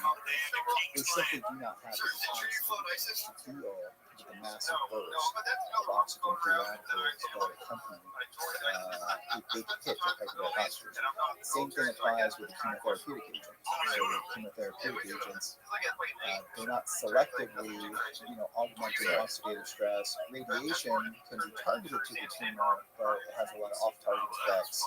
And you get a lot of damage. Plus, that radiation in the tumor is also creating more mutations in the tumor that could cause the tumor to mutate in a way that becomes more aggressive. So, where it's hyperbaric oxygen, it is a more gentle approach to increase oxygenation in the body, and then you have selective hyperoxygenation and far greater oxidative stress in the tumor tissue for a number of different reasons that I went through. But the tumor environment is a really good environment to apply hyperbaric oxygen because you have a lot of dead cells and a lot of free heat, and that creates a lot of energy. So when you apply oxygen, it's almost like throwing gasoline in the fire to kill it. So it all sounds really nice in theory, and it works really well in cell model systems and animal model systems. High oxygen, no sugar. High oxygen and no sugar. Yeah, when you couple high oxygen with very low sugar, glucose, right? Like a ketogenic diet, by restricting sugar, that actually can restrict something like pentose phosphorus. By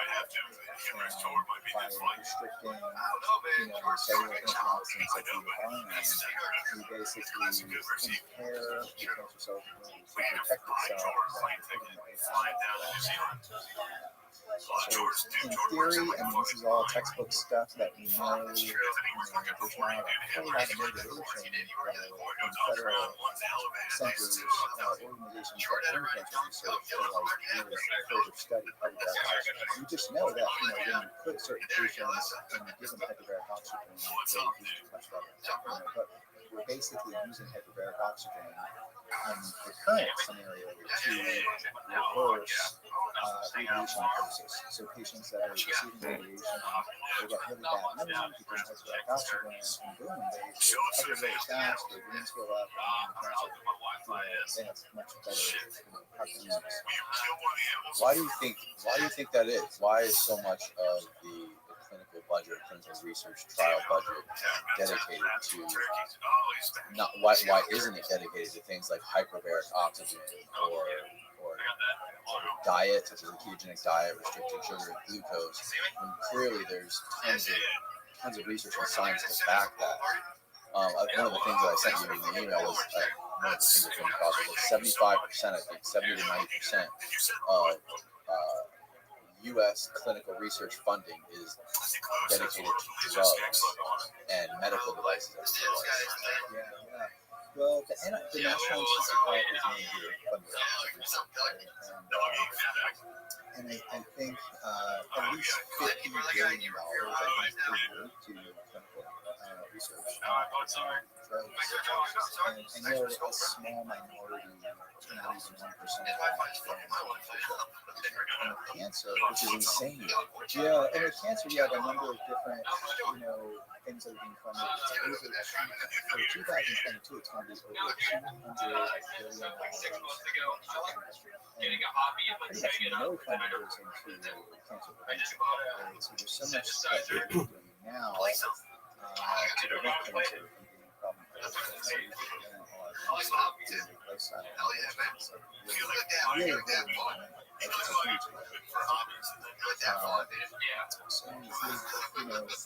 There's not a whole lot of incentive for funding nutrition, not a whole lot of incentive for funding that oxygen.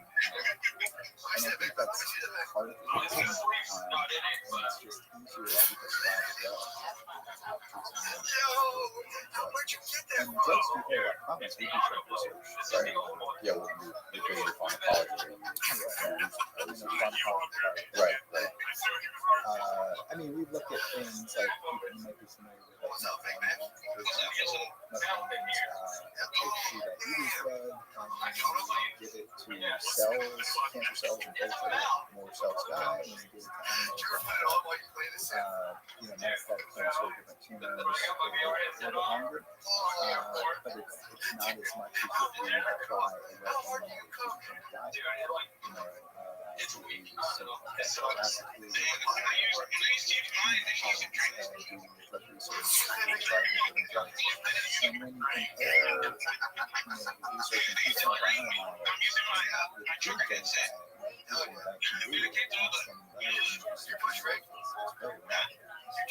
so, and some drugs actually work much better in the context of a ketogenic. So, there's certain metabolic drugs like PI3 kinase very largely, mostly efficacious in the context of ketogenic diet. Well, this particular drug is a kind of regulatory drug and insulin. So a lot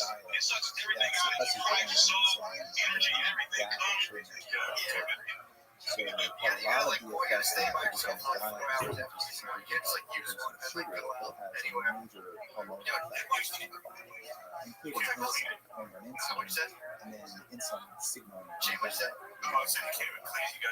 and mTOR and all these it's hitting many downstream pathways that from sugar scrambling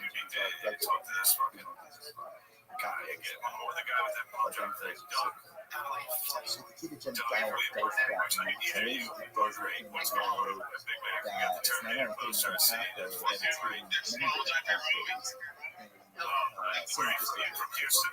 So by lowering glucose, lowering insulin and insulin-related signaling, and also elevating ketones. And ketones by themselves have anti-cancer effects, anti-inflammatory effects, and anti-productive effects. So if you put a brain tumor patient onto standard of care, which includes chemo and radiation, and you put them on a ketogenic diet is putting metabolic stress on the tumor and making the tumor selectively vulnerable to those treatment modalities. So the highest setting is like $5 for tumor. Whereas the healthy tissues are benefiting from the elevated ketones because the ketones are actually protecting the healthy tissues from the inflammatory effects of radiation, reduction species, so they're more protected. I mean, we know that from a lot of research that we've done, right? Because we hit cells, we hit animals, we hit humans with oxygen, with similar radiation. But we are doing it in the context of elevated ketones. And we typically do that with an exogenous ketone, salt. So we deliver that, yes. The keto salt product is the product that I use on a routine basis.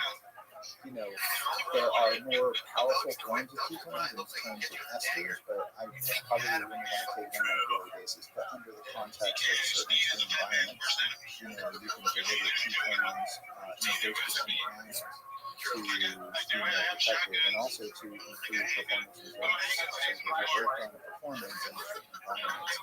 And we think that the direct combination of ketones or different energy intermediates, we can preserve that. What did you say the number was again for clinicians in the U.S. from 8 billion? Yeah, I think, well, I'm just talking about the NIH.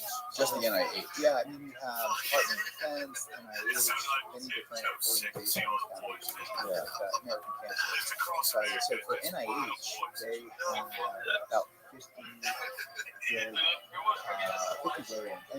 that's when you think about, cancer research in general, just from all the different organizations, about this year is going to be about $2 billion. But, the budget for nutrition is Less than 1% of that. And the United States is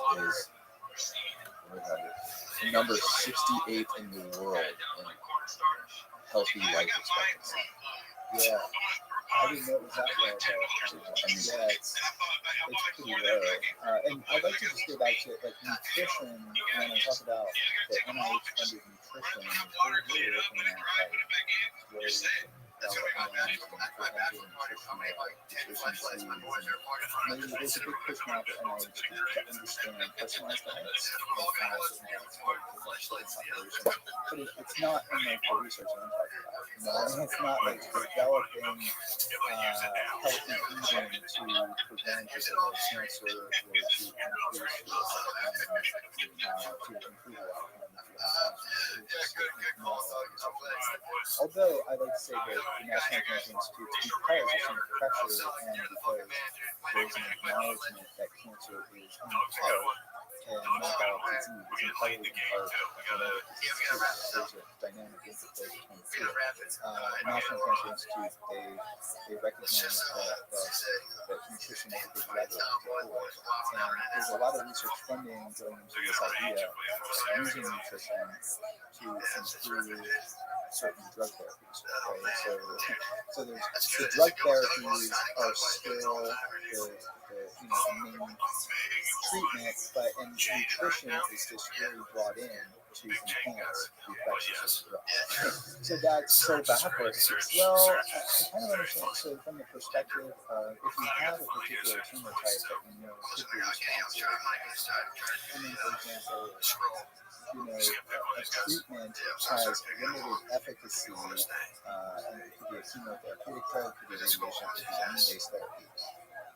Let's bring the ketogenic diet in or nutrition therapies to make that standard of care, which is not working, work.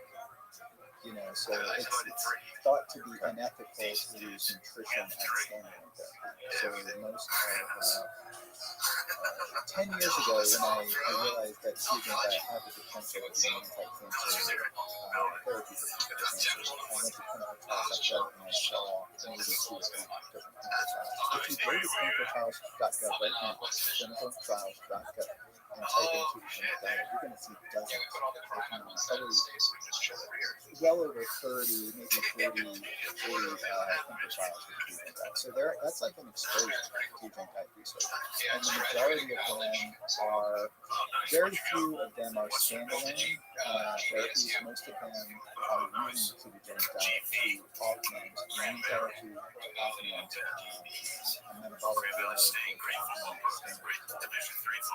These therapies are what really generate the revenue for ketogenic centers. You're not going to get a ketogenic diet so that's kind of But oxygen therapy could, right? Oxygen therapy could, yeah. So It's like all the rich people actually can't afford it. It's so expensive. They do have the central heating go and rent one by the hour or whatever. yeah, they're really big, and so I think cancer centers should be leveraging retail centers and sending people into health centers for chemotherapy. There's a lot that we don't know. So every person's response, and this is like to diet, your individual response to hyperbaric oxygen may vary, and the dose may be different between different people, right? So the dose, the timing, frequency, duration, all these things need to be taken into account. So, and these are a lot of unknowns, and I suspect that's a big reason. In the world of wound healing, it's just, 5 days a week, 2 hours a day, 60 minutes or whatever. It's just like this cookie cutter approach. But when you're dealing with a cancer patient, you have an immune system, if they're really old, maybe you're pushing oxidative stress too high in the body. So with our protocol, that's actually why I did not do 5 days a week. That's why we did Monday, Wednesday, Friday. It's kind of convenient to fit in the week. But the idea was to come in with a big hit of oxygen, really stress out cancer cells, and have 1 day for the body to naturally adapt and upregulate its antioxidant systems, and then come in on Wednesday and hit it again, and then a day of recovery on Friday, and come in and hit it again. And these seem to work really good right out of the gate. So we was like, well, let's just do this. And then we did try lower levels of oxygen, so we went 2.5 atmospheres of oxygen. Because a lot of people kept asking me, they have access to a soft chamber. So we went and did a mini pilot study with just 1.5 atmospheres of oxygen, and we saw trends for improved survival, but it was not statistically significant. So when people asked me, lower levels of oxygen, I have cancer. I have to say there's no effect. We didn't see an effect. There's trends, but it was not statistically significant. Really? It was not, so I had a hunch that if I was to get more funding, we could boost the animals to 20 or 30 animals per group, that we would get the power to get statistical significance. But when people ask me what I think would work, I have to say, well, we didn't see an effect, statistically significant effect. So I advocate for using a higher level of oxygen, 2 atmospheres. 2 atmospheres, unless, if someone has like a cancer in the lung, or maybe if they have a brain cancer, then you could be more susceptible to actually exercise seizures. So it's good to start out with. We can do a couple sessions low. So the great thing about hyperbaric oxygen therapy, unlike standard care therapy like chemo and radiation, you come out of the other side your standard of care, you come out on the other side like a broken and your immune system shot. Yeah, your whole body. It is. It's like patients say it's like they got ran over by a truck. They ran a marathon. And the truck ran them over. They were really in bad shape. Whereas with hyperbaric oxygen, it's like actually enhancing your own body's resilience. Like it's improving stem cells. It's like augmenting, your immune system to reduce inflammation. It's improving your overall health. That can't be said for any standard of care, immune or radiation. It's just going to work. So we're very motivated to develop a comprehensive, non-toxic metabolic approach to cancer. So we're going to do nutrition and supplementation, but also exercise. We've not done a whole lot with exercise that we notice exercise can move metabolic markers in the direction that we What about anti-aging?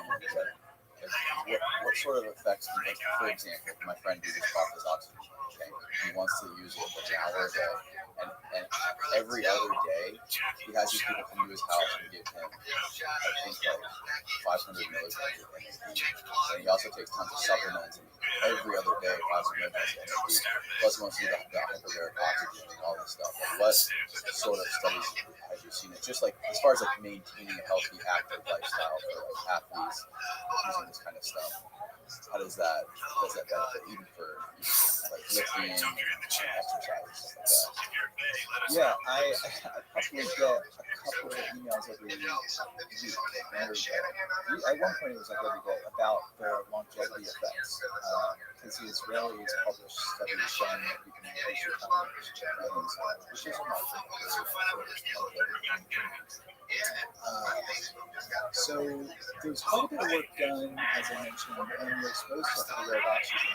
It augments your endogenous antioxidant system, so that includes like enzymes like superoxide phase. These are things that your body produces to protect you from the environment from oxidative stress. And oxidative stress basically causes us to age. So it's like rust oxidizes, so our body oxidizes from the inside out. Hyperbaric oxygen may be a way to delay that, but I'm skeptical. The NAD question is like an interesting one. So I have been using a supplement that's NMN and also resveratrol. So is it the Verso stuff? Yeah, Verso. I got some of that too. Oh, do you? Yeah.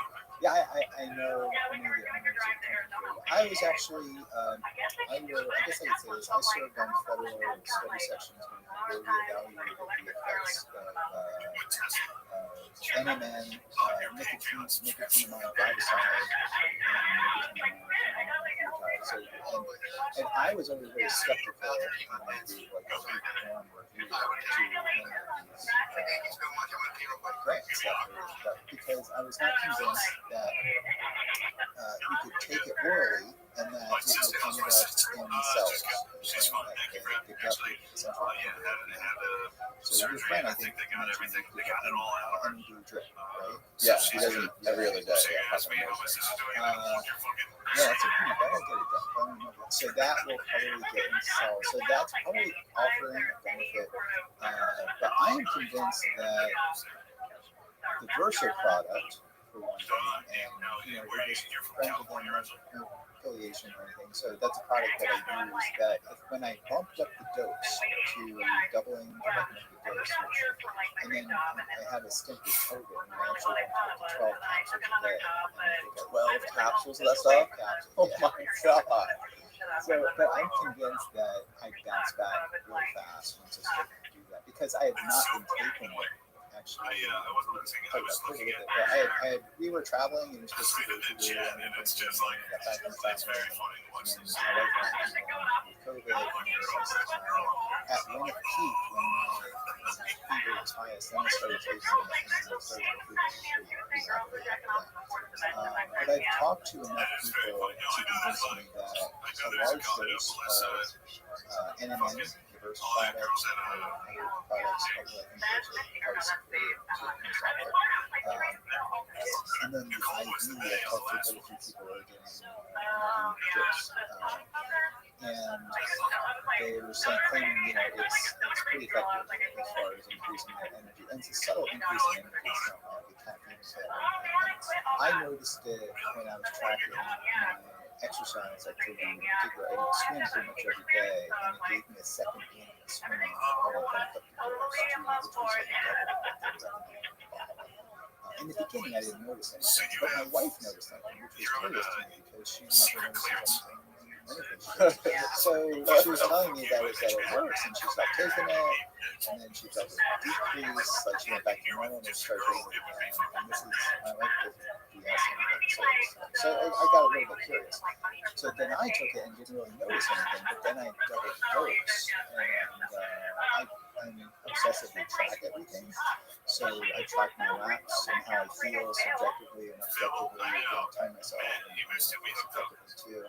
And I definitely noticed after 2 or 3 days of doubling the dose that I got like the second thing. And that was really interesting. During the exercise.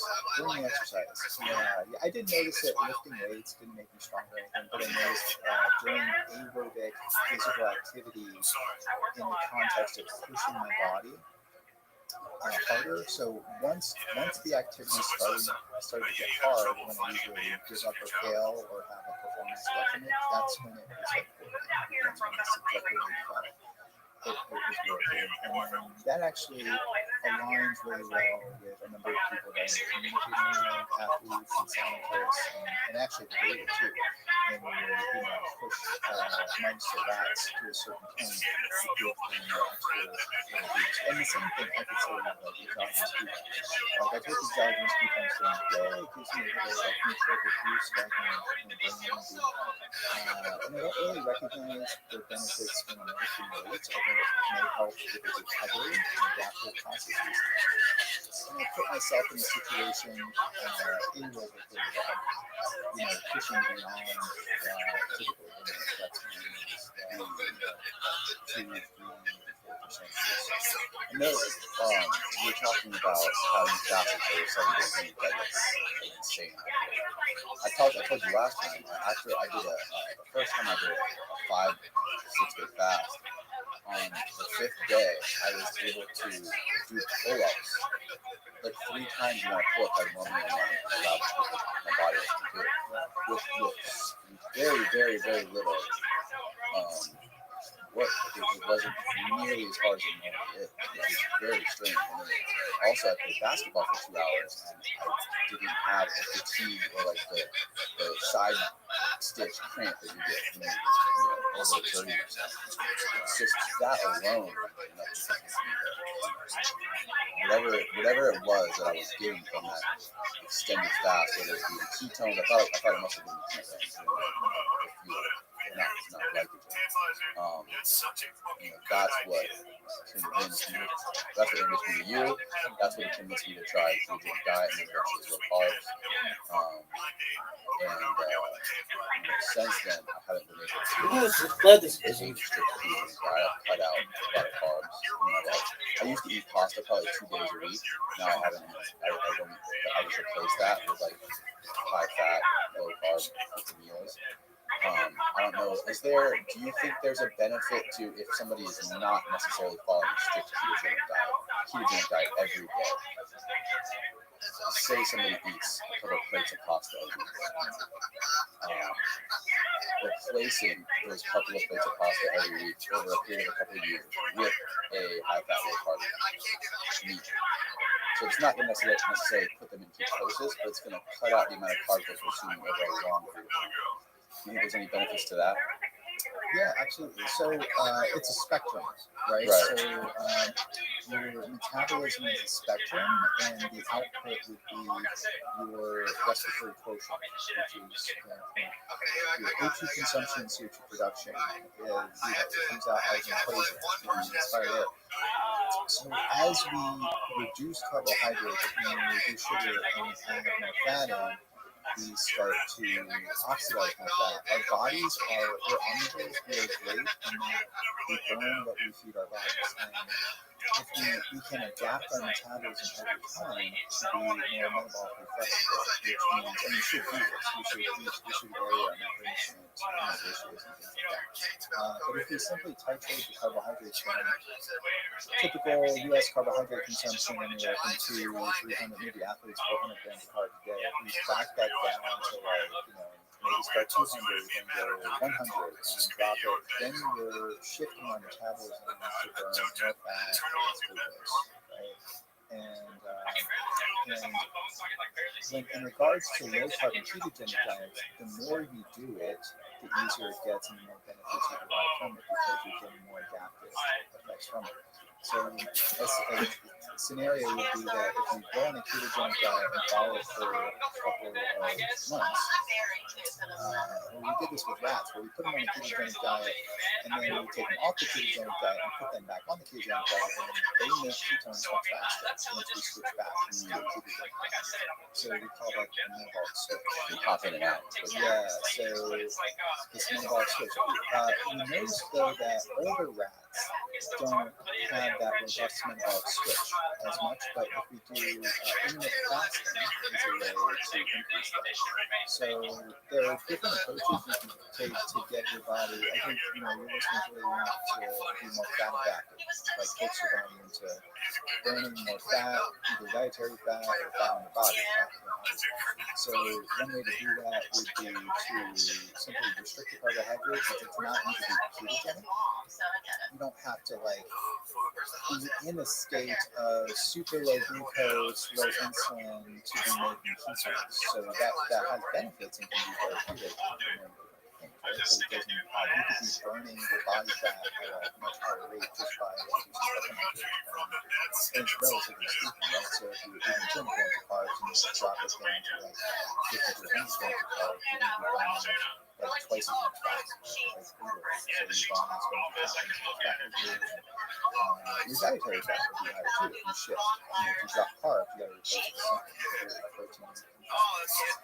So the more we do that, there's adaptive processes that happen in our liver, at the level of the muscle, and even our brain. We start transporting ketones across the blood-brain barrier, and our brain starts using ketones for fuel. And not only using ketones for fuel, but the brain adapts to using lower levels of glucose, which means, and you see this with people with diabetes, right? So if someone's diabetic and they wear a continuous glucose monitor and their glucose level is stays at 150, and then through a dietary intervention or even a drug intervention, you drop that down to 90. That's still relatively high glucose. That should be a lot, but the relative changes that they will perceive that as hypoglycemia because their brain is used to 150 milligrams per deciliter glucose, right? But when you go on a ketogenic diet where you do intermittent fasting, that trains your brain, for lack of a better term, to talk mechanistically what's going on. But the brain adapts to using to being comfortable at a lower level of glucose. So I've been in situations where I'm fasting on a ketogenic diet, or even if I take exogenous ketones, that tends to lower my glucose too. Where my glucose is 52, sometimes 48, and that's when I feel most lucid and have the most brain energy because there's various transporters associated with getting the glucose across membrane, and that could be the blood-brain barrier, and then you have the cellular membrane, which is the membrane of the neuron, getting across there, and there's a variety of different transporters. The ketone is called the monocarboxylic acid transporter, and these things get upregulated, which means you have a neuron, and it's got 100 little transporters, but you go on a ketogenic diet and start fasting, and then it ramps up production of these proteins, which are transported by protein. They get embedded in the membrane, and it allows your body to transport more of this energy across the membrane, and then moving into the mitochondria, where it is also transported. So this adaptive process does not happen overnight, but the more you adhere to fasting protocols, carbohydrate restriction, or ketogenic diet, then you upregulate ketogenesis enzymes, which are enzymes that make ketones, so you're making more of this alternative fuel. You are augmenting the production of ketolytic enzymes, which are enzymes within the mitochondrial cell that actually allow us to generate energy from ketones, and also increasing the production of the transporters, so we can get more of this across. So there's a lot of adaptive things. And you talked about, when you're fasting, you do more chin-ups and everything. I think a lot of things are going on there. You basically you're relieving your body of the burden of digestion, right? Digesting, and your organs that actually uses a lot of energy. So when you're fasting, all that extra energy and blood can actually go through the muscles. When we fast, about 24 to 36 hours of fasting, we have about a 30% increase in brain blood flow. And this is kind of like a mystery that people are studying this. And I think it has to be attributed to then your gastrointestinal system, your liver, your kidneys, your organs take up a massive amount of energy. Because you're not digesting food or anything, that frees up. Your liver actually shrinks. Metabolic activity in the liver. So you have more blood in circulation available to muscles. And the inflammatory state of your body goes down. So your inflammatory markers, your cytokines and your chemokines go down. And when that happens, the skeletal muscle, the actual contractile apparatus of the skeletal muscle, the calcium signal, even at the level of the sarcoplasmic, reticulum and the neuromuscular junction, you have a better activation of muscle contraction from the brain to the motor neurons to the neuromuscular junction to the release of calcium. So you have a stronger, more efficient contraction in your body in the state of low inflammation and you reduce the burden having sluggish sleep. And then you have ketones too, so your body becomes a more efficient machine. So just probably, your strength will probably go up in like pulling exercise, maybe in deadlifts, but probably not things like bench press or certain exercises. You have the advantage of maybe holding extra weight because you simply have, if you expand the cells, there's like creatine and carbs and the holding extra glycogen, then simply have more cellular leverage. So for example, my nutrition, fasting regimens are different depending on like the type of workout I'm going into. Yeah, that's another thing I wanted to ask you about. Obviously, I'm sure you spend a lot of time during the day sitting at a computer doing research. I do the same thing. So when I try my hardest, I can go on a month-long stint of being pretty damn close to being in ketosis. But so I have some questions and trying to form it into keep it organized. What is your specific regimen when it comes to like your everyday? I know you have different workout routines that you're going into. For someone like you're a big guy, you work out a lot, but you also spend a lot of time sitting down. Like what and sitting at a desk working, not being active. It's different for people like you or people like myself than it is for somebody who works like construction or is on their feet running around all day. For someone who spends a lot of time at the desk, like what is your regimen, for example? Like how often do you typically eat? What does that look like? And then what type of supplements are you taking? Yeah, very good question. Well, I think sitting it can be like really toxic if you're sitting all day. So I actually built a stand-up desk at home and work a lot at home. So favorite that I also teach, and like last week I had to teach all week, and then I'm standing behind podium. So that's better than sitting on desk. And my students actually bought me a stand-up desk for my office. So we only got 10 minutes this week. So I do probably more than 80% of the time, if I am at the desk, I'm standing and moving around from conference calls, like I walk around. So, depending on nutrition will vary depending upon if I want to lose weight, maintain weight, or gain weight, right? And also varies depending on my routine. I'm telling you, just one thing. It depends on the type of workout that I'm doing too. Last week, I guess for an example, I hosted Thomas DeLauer. He's got a massive YouTube page. It's like 3 million followers. And I knew he was coming in. I knew he was going to. My typical routine is, through in academia, you have very long hours. So, even when I was a PhD student, it was like get in there, warm up, work really heavy, and get out. And I was able to build a lot of muscle. Just doing a lot of exercise. Glory and Nate's and my Instagram, Dr. Rothschild, and of course, I had a beauty approach. And it was just like, I followed them and we learned to warm up and do 2 or 3 major compound movements and maybe 1 or 2 accessory sets to really do that.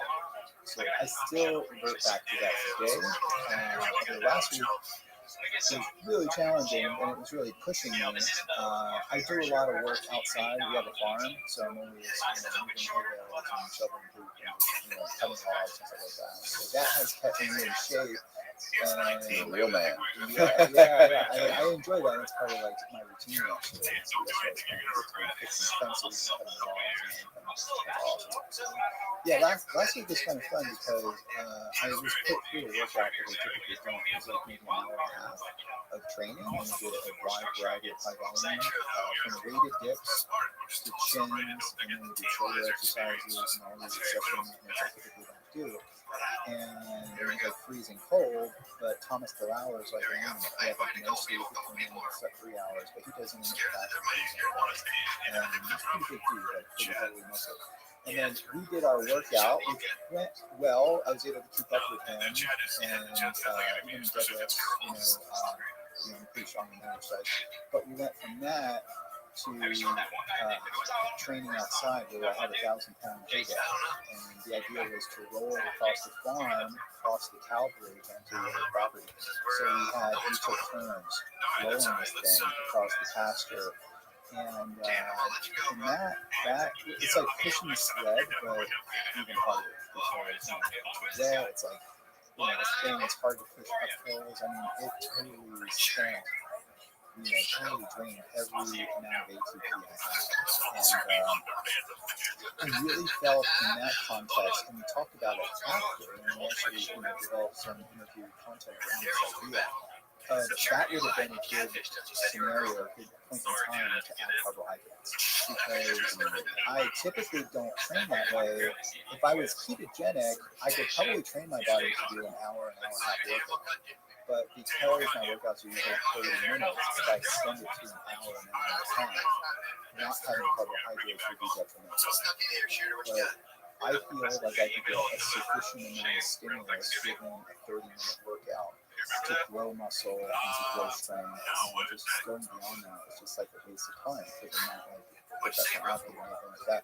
Although if I was going to be, a bodybuilder, a competitive powerlifter, a football player, I would be doing 2 or 3 hour workouts, and I would probably introduce some carbohydrates in my normal workout, but not much. A little bit goes a long way. But and I'd probably add them into a workout about halfway through. So for me, I probably spend about an hour. Carbohydrate supplements. Yeah, like a little bit of simple sugars in the form of glucose polymers, or I actually just have like dark chocolate. I'll have some dark chocolate if I'm not really into carbs. And sometimes I get into routines where I'm just like moving logs all day, and just like it's like 8 hours of deadlifting. If I'm doing some fence work or something like that, doing a heavy farm work, and I will titrate some carbs in. But I like to keep my body hungry for carbs, and in the process of doing that, you're adapting your physiology to be able to perform and preserve that performance in a low carb state. And I think there's a lot of advantages to that. So your glucose is low, your insulin is low, and that allows you to tap into your fat reserves more efficiently. So we have an endless amount of fat. Even a lean person has 20 to 30,000 calories of fat on their body. Even a lean person. So we can at least tap into that. Whereas if you cut carbs completely out within 24 to 36 hours, you're going to deplete all of your glycogen. But if we are fat adapted and we have good mental flexibility, that means that and a good way to assess this is if you stop eating and you fast, and if the fast is extremely painful and you get a headache and you just can't perform, then you're not fat adapted. So one way to get your body more fat adapted is simply, the first way to do it is to simply eat within a 12-hour window and fast for 12 hours. So start there, and then you can push it to like a 16-hour fast, 16 hours of eating. Some people go like 20 hours fast, 4 hours of eating. If I did that, so what I do personally is just I do intermittent fasting, 16-8 protocol, just twice a week. And that's actually enough. So 16 hours of not eating. It's 16 hours fasting, 16 hours of just skipping breakfast. Like last week, I mean, lecture twice. So I would finish my lectures for the day around 2 or 3 o'clock in the afternoon, and then that would be my first one. So, and sometimes, during the day, I might have some ketone supplements, or I might have black coffee, something like that. Yeah, sometimes I put in creatine, sometimes I don't. But basically, the most important thing is to keep insulin and glucose low, and that pushes your body to be more fat adapted. And when we get fat adapted and we go in a situation that we don't have any carbs, or if we're going into a fasting situation, the body is completely immune to the energy crisis. So you've got to know what to do quickly, either raise fat or fuel. And I think a lot of things are going on there. It's like you're increasing things like glucagon, you're stimulating the sympathetic nervous system, there's hypolamines, and that's basically hits the hormones called hormone-sensitive light. So basically, it's just like it opens the floodgates for fat to go out of your cell and to be used as energy. And some of that fat goes to the liver and through ketogenesis generates ketones, and then ketones can largely replace glucose as an energy source, which you were experiencing when you were fasting for 5 to 7 years. I did. I quit on the 6th day. I wanted to go 7, but I quit on it. Yeah. Well, at that point in time, like the majority of your brain energy was coming from ketones. Right. You fasted that much. So it doesn't. It takes a while to get to that. For me. And we calculate this through something called the glucose ketone index. So you can measure glucose in milligrams per deciliter or millimolar. So in millimolar, we're about like 4 to 5 millimolar. But when you fast, you don't go to zero because we always produce glucose through glucose and amino acids and glycerol backbones like glucose. So our glucose goes down but stays like low and stable about 3 millimolar.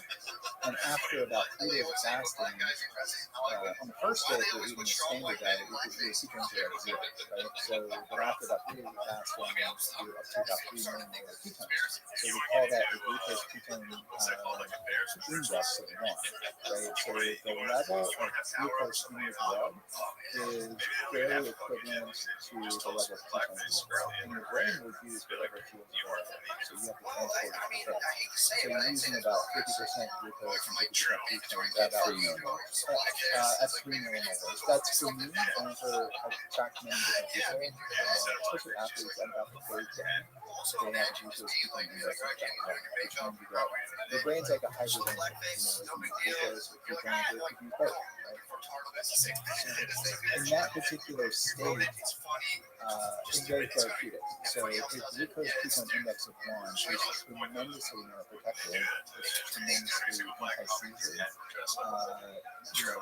organizations like Johns Hopkins and Mayo Clinic, when they have kids that come in and put them on ketogenic diet, if they can get their glucose ketone index to 1, then that has remarkable seizure control above and beyond any anticonvulsant that we know. That's really amazing to me, and that's what actually motivated me to spend my career studying this.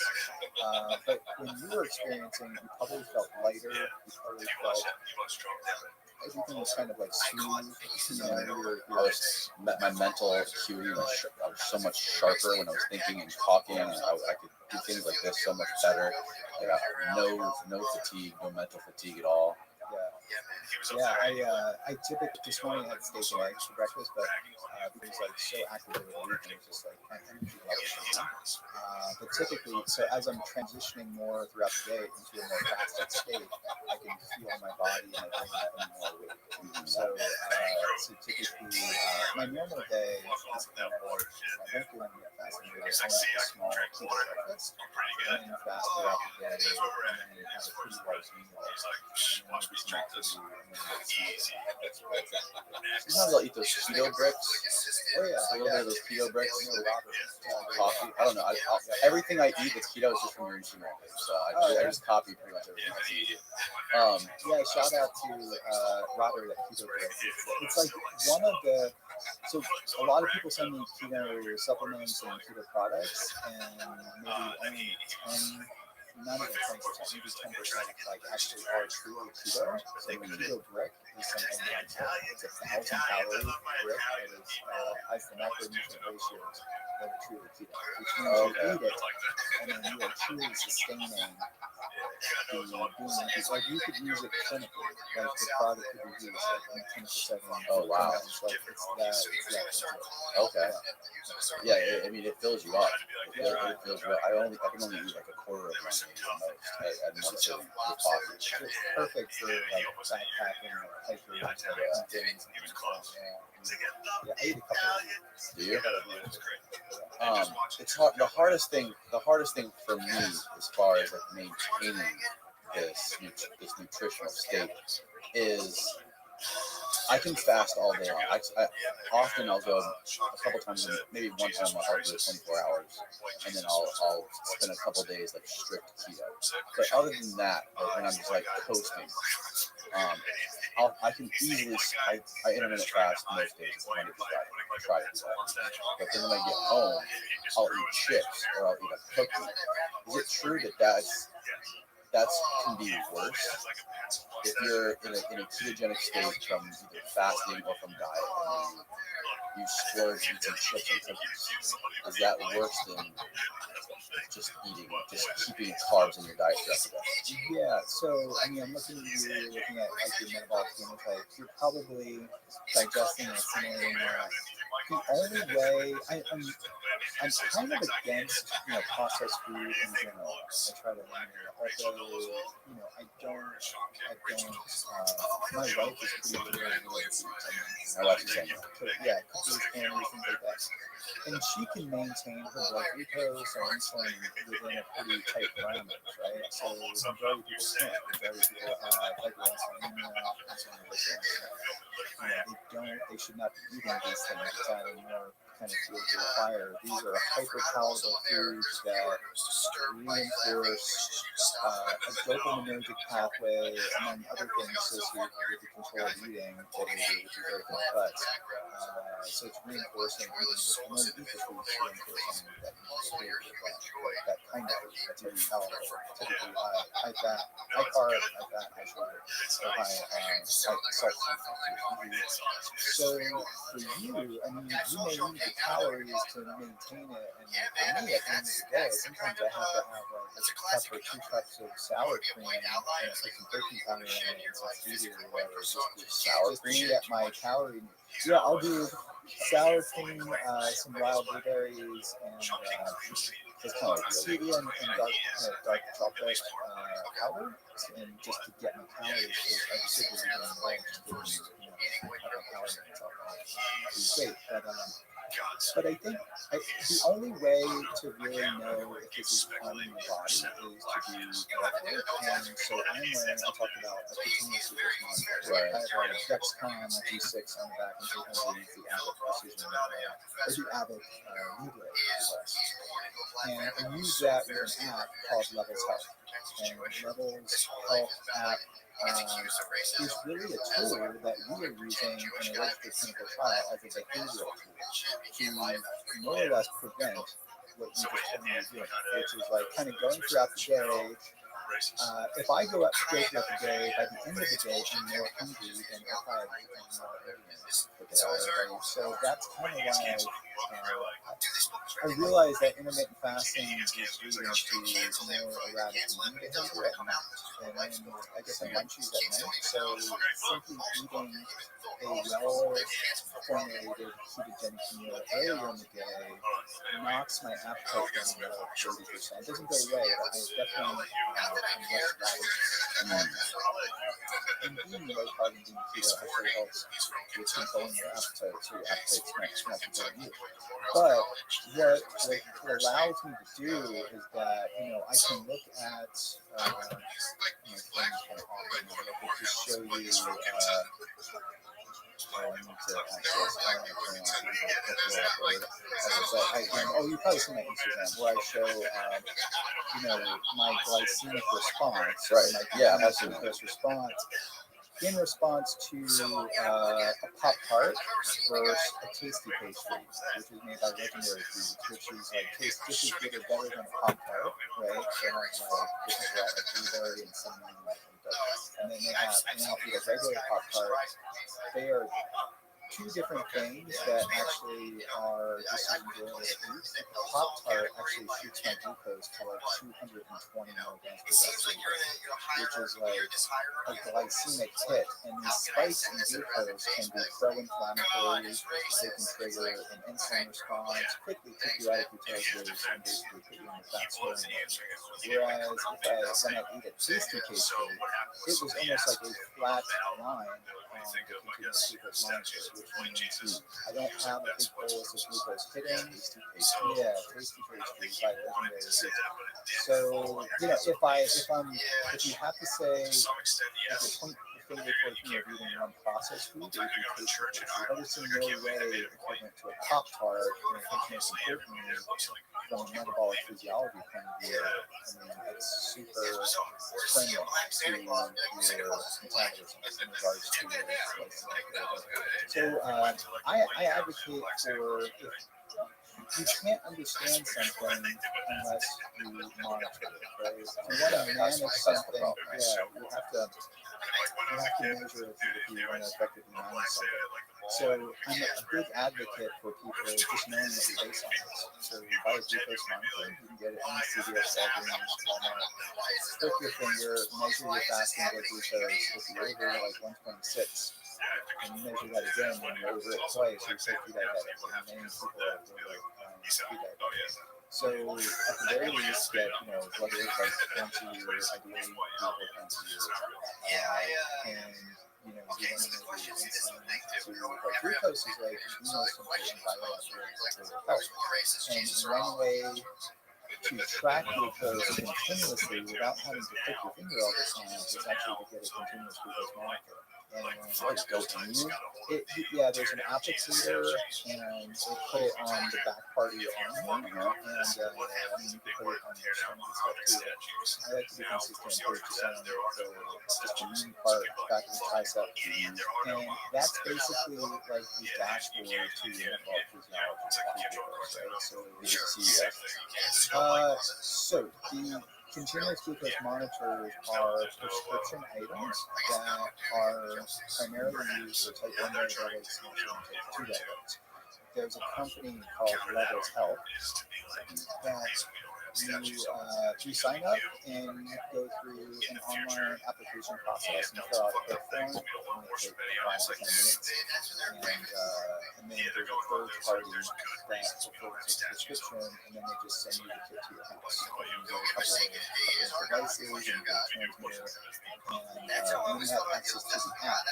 So that's where like the technology comes in. And within the app, for example, I ate a tasty pastry and then I ate a Pop-Tart, and then I had on 2 different days, and I had a very informative glycemic trace over the course of several hours, and actually gives you a metabolic score. And then I can go into the app and then do compare, and I can just go to day before. Basically, I take a picture of it, and I like tasty pastry, and I take a picture of Pop-Tart, the next day. And I go into the app and I compare these two, and it shows me it overlays the glycemic response from Pop-Tart and the metabolic score, the rate of rise, peak rate, and the area under the curve, and all that stuff is calculated. And it compares that to tasty pastry to Pop-Tart. And it shows you have two dramatic, two very dramatic difference between two things that are just as enjoyable to eating, but two different metabolic responses. So I'm a big advocate for measuring glycemic responses too, because I thought whole grain oats oatmeal would have a nice flat response, but it shot me to like 200. And I thought eating an orange would not be if I ate a large orange, it would shoot me up almost 50, 60 pounds. So even blueberries, if I eat blueberries without protein and fat, I get probably a 20 spike. So I learned a lot of things using continuous glucose monitor. One is that if I eat fiber before a meal, fat or fiber before eating a carbohydrate or a large amount of protein, that fiber and fat, so eating a salad with like a lot of olive oil and mixed greens, and I eat a steak or a lot of protein after that, the protein could spike me up a little bit. Or even if I eat carbohydrates, eating that fat and fiber first will block that glycemic response. So, not only like the peak glycemic response, but meaning the area under the curve. So, which means the total glycemic load is reduced simply by eating fiber. So what that tells me is that I have an appropriate insulin response, and the insulin is doing its job more efficiently and taking that glucose and putting it into the muscle. Whereas if I was to drink, 24 ounces of Gatorade, that glucose is hitting the system, and the body is going to dump a massive amount of insulin. Typically, what's going to happen is that the insulin gets released, it's going to stimulate de novo lipogenesis.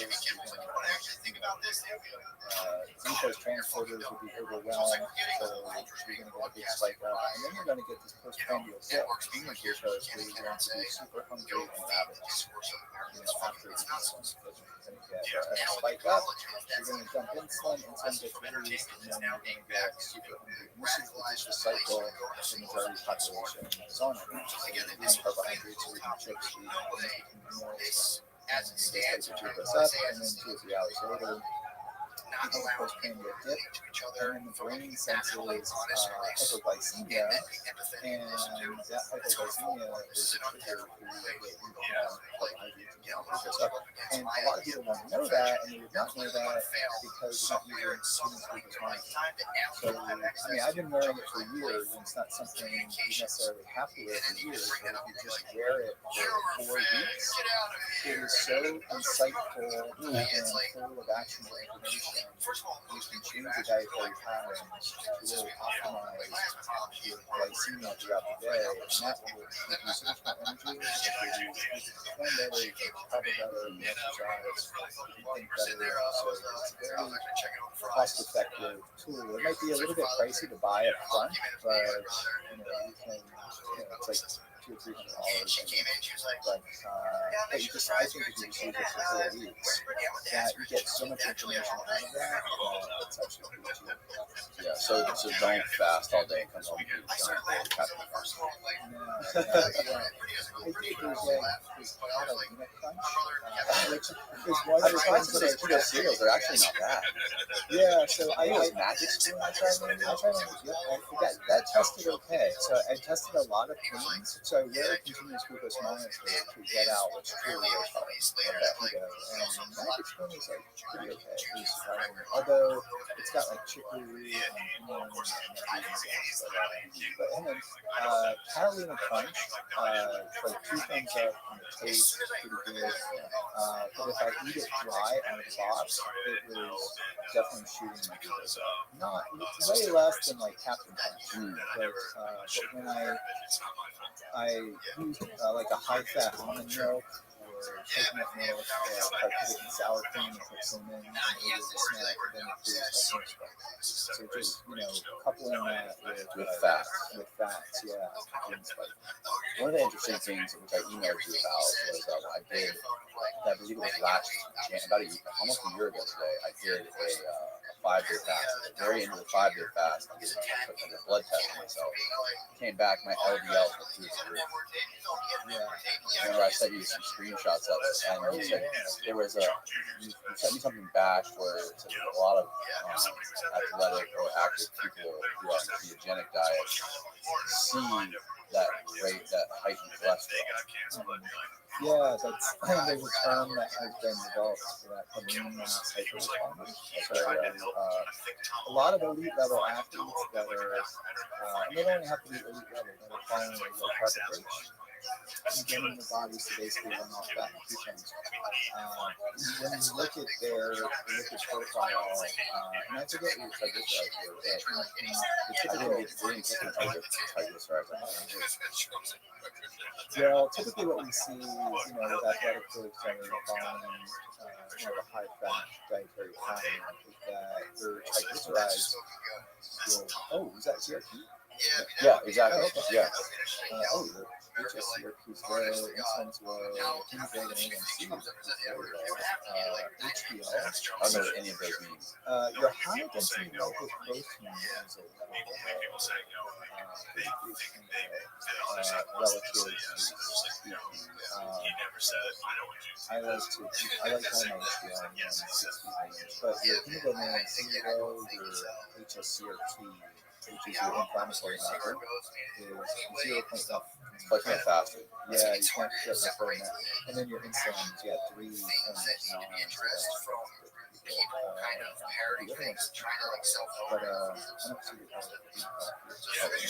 But it didn't have LDL, but it had what is the HSCRP?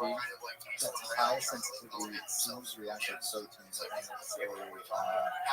it's a marker. I like it. Some people, I think it's very good marker of systemic inflammation. And I basically see that people with high HSCRP usually have bad metabolic health, and as their metabolic health improves, high sensitivity reactive protein goes down, so systemic inflammation goes down. That's also people who have HSCRP, if it's high, you're more likely to get cancer, you're more likely to get last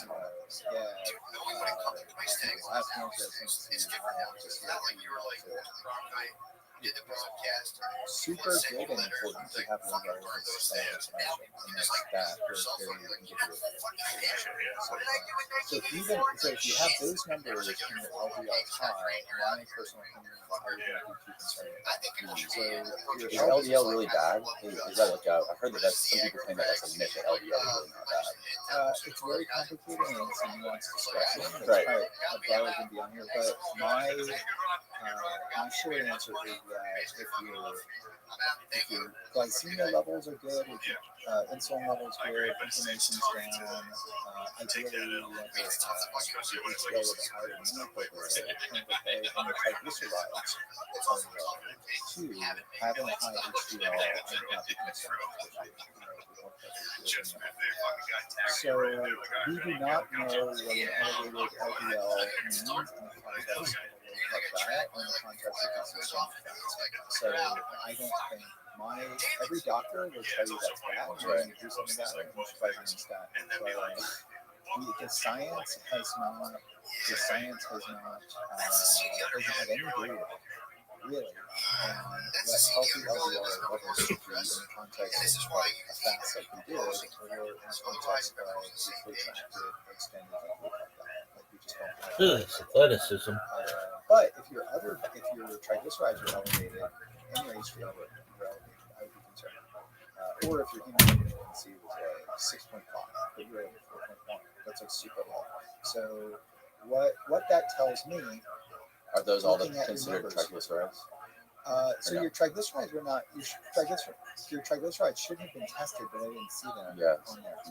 But basically, just by looking at your insulin and your glucose and your other markers, what that tells me is that your body was in a very high fat oxidation state. Your glucose was low, and in the context of an elevated fat metabolism, you're going to need more lipoprotein. You're going to need more, and that's LDL is not cholesterol, but it carries cholesterol. So low density lipoprotein carries not only cholesterol, it carries phospholipids, it carries triglycerides, it carries other fats. So we need more of that protein when we are preferentially using more fat for fuel, because that's a transport system for fat, for phospholipids, for other molecules. So we need more carrying molecules in circulation. And yeah, if all your other biomarkers are okay, I would not be too concerned. Although, follow up, the only way to really get insight into that is to do what's called an NMR lipid profile, which basically measures like your LDL-P, your ApoB, your LP little a. These are things, again, kind of beyond the discussion here. But if your LDL is persistently elevated across a couple blood draws, and your triglycerides are a little bit high too, and your HDL is a little bit low, so HDL high is good, HDL low is bad. Right. You may want to adjust your diet a little bit. Which I've done. Yeah. So, but I wouldn't. I mean, those numbers are great, especially like after a fast. I would expect that. It's also pretty similar to mine. I didn't see what your. I was trying to find it. Yeah. On the laptop. Going back, I want to talk about more about the NMN and what was the Versa products, NMN and resveratrol, which produces naturally NAD, right? Well, it hits the sirtuins, which is kind of like an PPAR. So essentially, what it does is it's elevating NAD. So as we age, so I'm taking Versa, so my NAD levels may go a bit higher. So if I was not taking a Versa product, my level of NAD would probably be half of what it was when I was like 17 or 18 years old. So as we age, we have a correspondingly progressive decrease in NAD levels, which is sort of like this energy intermediate that's really important for cellular energy production, signaling molecules. So the NMN or nicotinamide riboside or nicotinamide mononucleotide, which is found in the Versa product, with resveratrol is hitting SIRT1 receptor and associated pathways, which is really helping the body. The way I think about it is it's coupling mitochondrial activity and mitochondrial health with the nucleus. So there's crosstalk between the mitochondria, which are the energy producing organelles in the cell, and the nucleus. And there's like this retrograde response where there's crosstalk. And essentially, and there's a lot of activity that's driven by NAD, cellular respiration. So the NAD supplement is sort of restoring the cofactors necessary to make ATP, but I think about it mostly from a signaling perspective. It's coupling the mitochondria to the nucleus and producing an appropriate response in regards to generating the bioelectric or the bioenergetic state of the cell. So that's the couple. And my criticism of NMN and NR is that when you take it orally, it's not getting into the cells. But I think the data is to the point now, especially if you take a large enough dose, that it is getting to the cells. And the dosage that we need, the human studies really are not there yet. And I'm a little bit hesitant taking it, although anecdotally, if I take a large dose, I do feel it. And I've not taken IV to do that. But the feedback from people that I just got suggests that it's pretty effective. Yeah, my friend who I was telling you about, who's been doing it every other day. He's in his late 50s, and he says he doesn't really notice much of a difference. But the first time I did it, I felt like I could jump over the moon. I had like an insane energy that I've never experienced. After that, it wasn't so bad. One time I did it, I felt like I was going to throw up afterwards.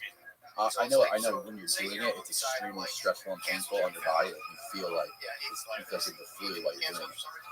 But after, I think it was the third time I did it, afterwards, I felt like I was sick for a couple hours, which was really weird. I didn't have the energy spike. I don't know if that had to do with like the needle placement, if they messed up, messed it up when they put the needle in my vein or what. But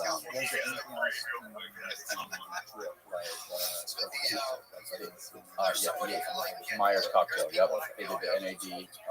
So you were experiencing that sort of like coldness that you feel, and sometimes there's different effects you feel. Also, you have to acknowledge that ascorbic acid is a glucose antagonist. So vitamin C. So vitamin C and glucose use the same transporter. So when you get a big dose of vitamin C, big dose ideally would be in like 20 grams, your body goes into almost reactive hypoglycemia because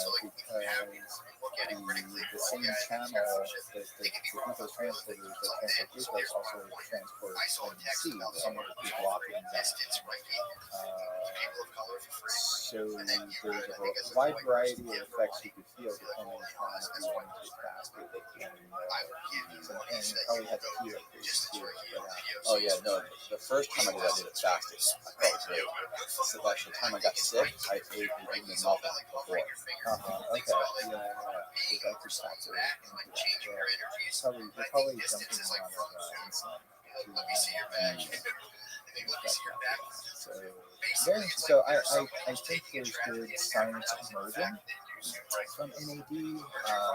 I'm of the opinion, let's try to increase NAD levels naturally, since it's naturally. So ketogenic diets, there are some people in the field of basic science research and clinical research that feel that the therapeutic effects of the ketogenic diet on the brain and on the body are due to reducing NAD to NAD ratio. So there's a whole field of people kind of studying that fasting will increase NAD levels and exercise. So if you do a low carb ketogenic diet with intermittent fasting and exercise, you're basically doing like everything you do to boost your NAD levels. I don't think you have to do the IV route. I think you can get the benefits, and it's much easier, right? And it's interesting that it helps with COVID too. I didn't expect. I think it was from like an energetic point of view. Like I came down, I had very mild symptoms for about 2 or 3 days, and then I got a fever about 3.7. I remember I was working all day during this interviews and stuff with the school, and although it was virtual, I was not spreading my drink. But it was that day that actually got back on this antibiotic, and I was negative. So I didn't feel after. And I turned the corner real quick. Like the next I woke up, I was sprang out of bed, I was ready, I went to work. I had a lot of energy, but I could still feel that my immune system was in a hyper immune surveillance point of view. My glands were very swollen. Throughout the course of the day, by the end of the day, my glands had went down, and I was just left with back to the show. So for me, I don't know what version I had. I suspect I might have had the Delta It started as just like laser hits in my throat. And then I missed that. It was really bad for 2 days, and then just kind of whereas my wife, who obviously got the same thing, because it happened like the early symptoms started at the exact same time, and they both had the same fever. But her symptoms were muscle pain and bone pain. And eventually her symptoms were a little bit less than And you're vaccinated?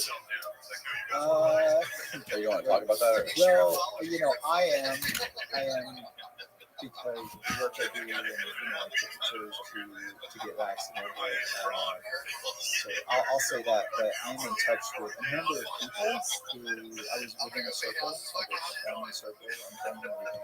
They all got the same variant, because we all got sick. Oh, you're right. Well, yeah, and I'm not. I mean, my wife is part of this bigger group, and it was kind of interesting in that it does not seem to make a difference vaccinated or not. Between you and your wife. Her symptoms were less than yours. Yeah, her symptoms were. Well, I'm not going to say if she's vaccinated or not, but I'll say that we were amongst. She included a number of different people, and actually the people that were not vaccinated had most symptoms. A couple of them didn't get it at all. We had a big family get-togethers and stuff, so I traveled back, and then got on the phone and was like, realized everybody was sick, so I got a head count. Got who's sick, what are their symptoms, and went through everything. Yeah. And it was a couple of people among family and friends that were unvaccinated, they didn't even get it, but all the family members got it. So I think the bottom line is that I don't think the whole point of vaccines was to decrease the length of the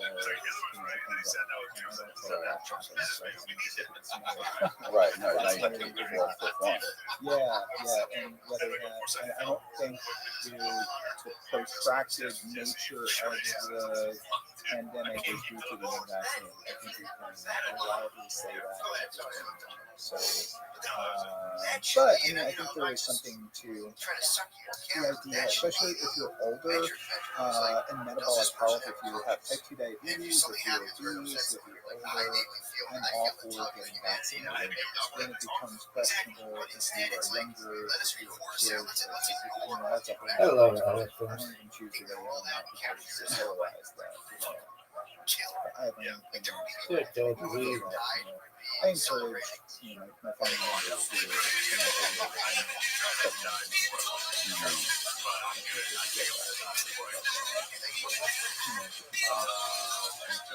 definitely didn't help.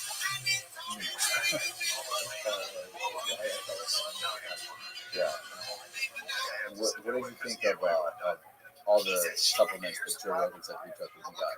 So they were shitting all over him, all over the news, and they were saying the same thing. He was doing ridiculous stuff, like forced people and all that stuff. But he took a lot of stuff. Yeah, well, it takes money. And NAD, right? Oh yeah.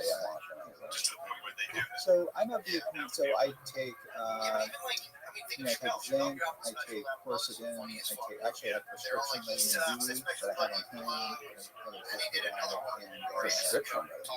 Yeah, it's actually prescription vitamin D2. So I'll take D2 and D3, quercetin, zinc, vitamin C, a couple other things here and there.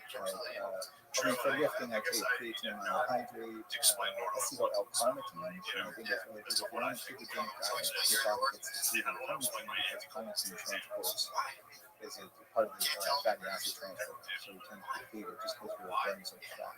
So I do that, and then I take a lysine, which amino acid kind of contributes to immune system, and then exogenous ketones. So I think all of that, and omega-3 fatty acids. Right. So I tell people I'm basic supplements, but I just mentioned all of it. But it's all, I wake up in the morning and I set all the powders out. And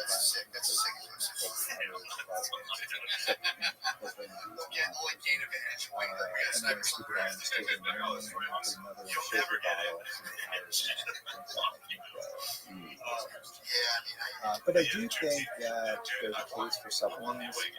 Ivermectin is a really good. I think there is some benefit that needs to be studied on it. We had cows, we had animals, we had some on the farm. I didn't dig into in my veterinary stash. It's funny that it's in the heartworm stuff that you give dogs, Yeah, right? sure. So if you read the ingredients, it's actually in there. Tractor Supply, they like sold out of it.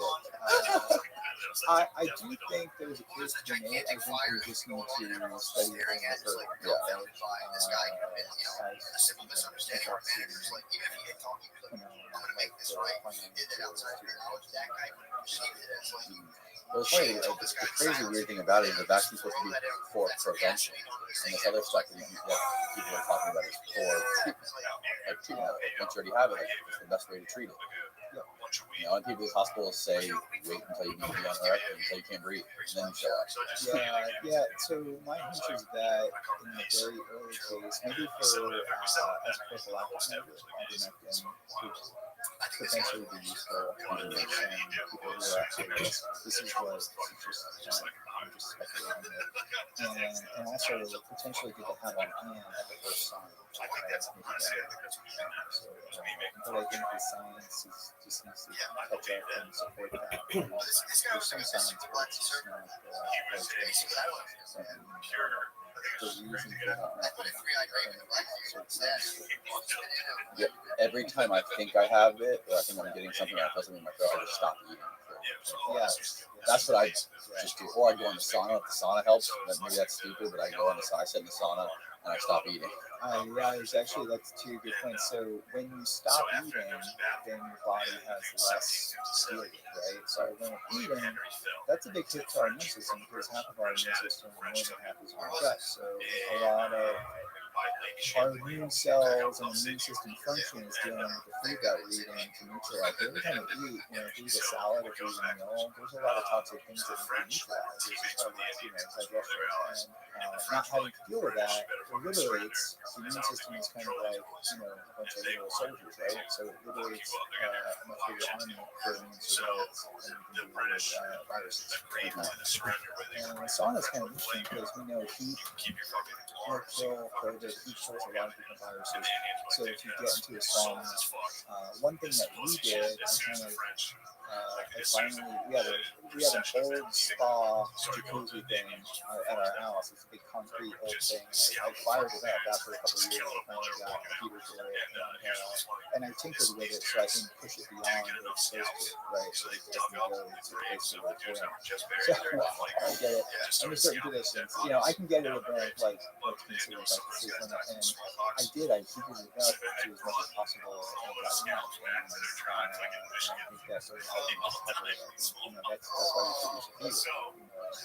Just boosting your body temperature a couple of degrees as an antivirus decrease viral shedding if you're in the process of viral replication. So I think that was smart to do what we're doing. Go into the sauna and you don't want to be pushing your body really hard with exercise because that could compromise the fire.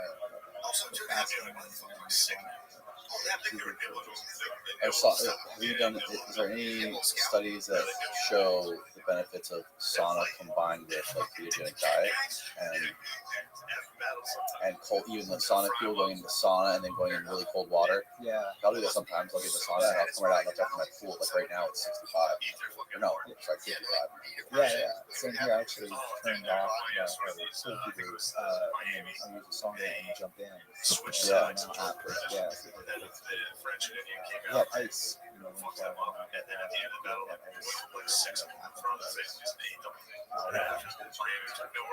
I'm a big advocate of that. Cold therapy, sauna. So you're asking about ketogenic diet. I think the ketogenic diet will enhance the adaptive responses to the sauna. Like a lot of scenarios, so we studied therapeutics. We studied the ketogenic diet, and then therapeutic ketosis induced with exogenous ketones. We studied that too in the this extreme environment and had seen that the body is much more resilient and adaptable when it's in stage two. The reasons for that are reasons that we are investigating. Cool. Well, Dom, thank you for doing this. That's 2 hours. Where can the people listening and watching find more of your work, your website, everything that you're doing? Yeah, well, thanks for having me on. Giving this platform, Steve. KetoNutrition.org. So KetoNutrition.org.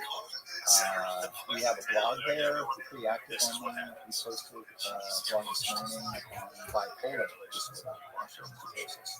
So we are very interested in actually advancing areas of science that are underfunded.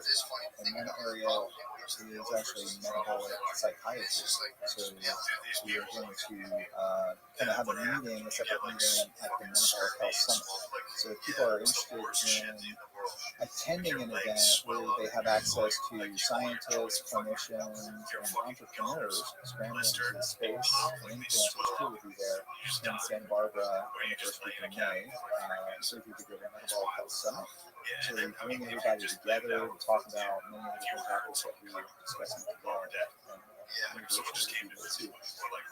Gotta work some more of that stuff. Yeah, so KetoNutrition.org, go to metabolic.summit.com and get more information about speakers. We have speakers from Harvard, Yale, and Stanford speaking on many topics that we hit today, including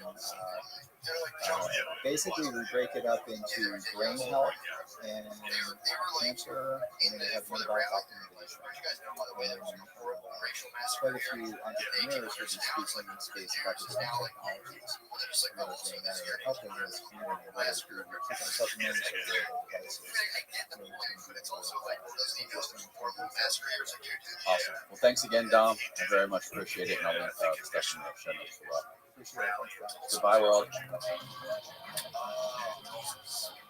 So they were like, scale it back. Yeah, I think they pushed it back.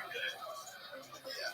Well, it's also one of those things that was like, I didn't know that. So it's like, if you had no idea what your key was, you're not a student of history, you're like, I'm thinking Tulsa. What do you think about that? They're like, what, do you have to scan the fucking annals of history? Was there a genocide there? No. Yeah, Tulsa just on HBO. That was the scene. That was the scene. Yeah. Tulsa was pretty rough, dude. They had in Tulsa. Hello, world. Rick Allen Ross is a cult. Yeah. They're throwing bombs out of actual. Why don't they ever talk about it? Programmer who has been helping people escape cults since 1980. I mean, that's me another thing. You're in history class in high school, and they're like, and the government bombed a black town, and everyone's like, He recently appeared on HBO's documentary called The Vow, which examines Nexium, a self-help organization turned sex cult. His book is called Cults Inside Out, which demonstrates many of the tactics the groups use for control and manipulation, and more importantly, some of the more effective methods he and other experts have used to reverse that programming. This episode's a wild one. We talk about mind control, Nexium, Keith Raniere, the Heaven's Gate cult, Scientology. We talk about political cults, political ideologies, QAnon, and much, much more. I hope you all enjoyed this episode as much as I did. Please welcome the cult boss, Rick Ross.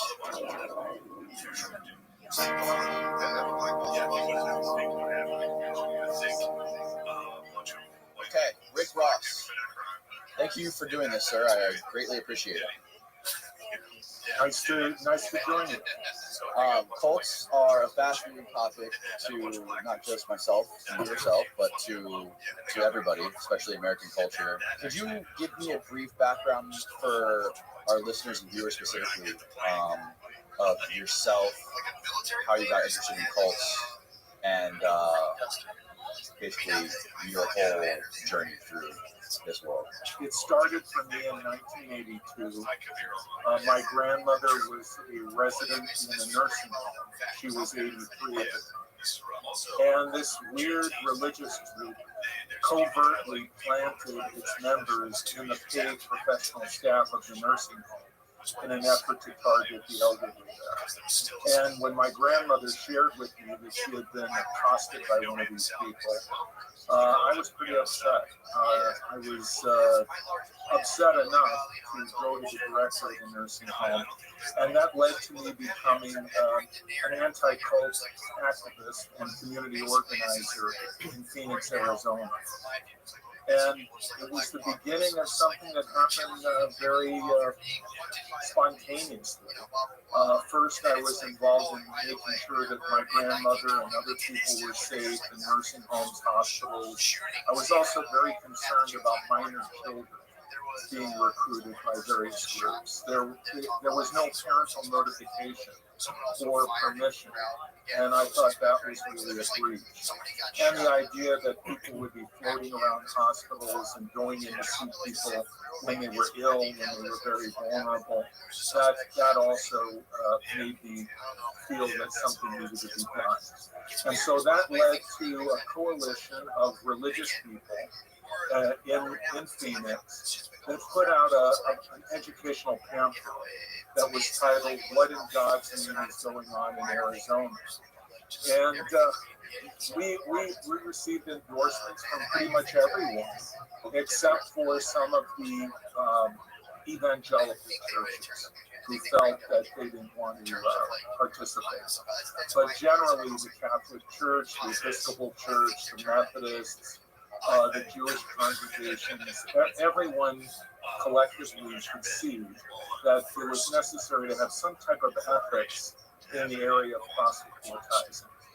And that led to families approaching me about loved ones that were in various groups, some called cults.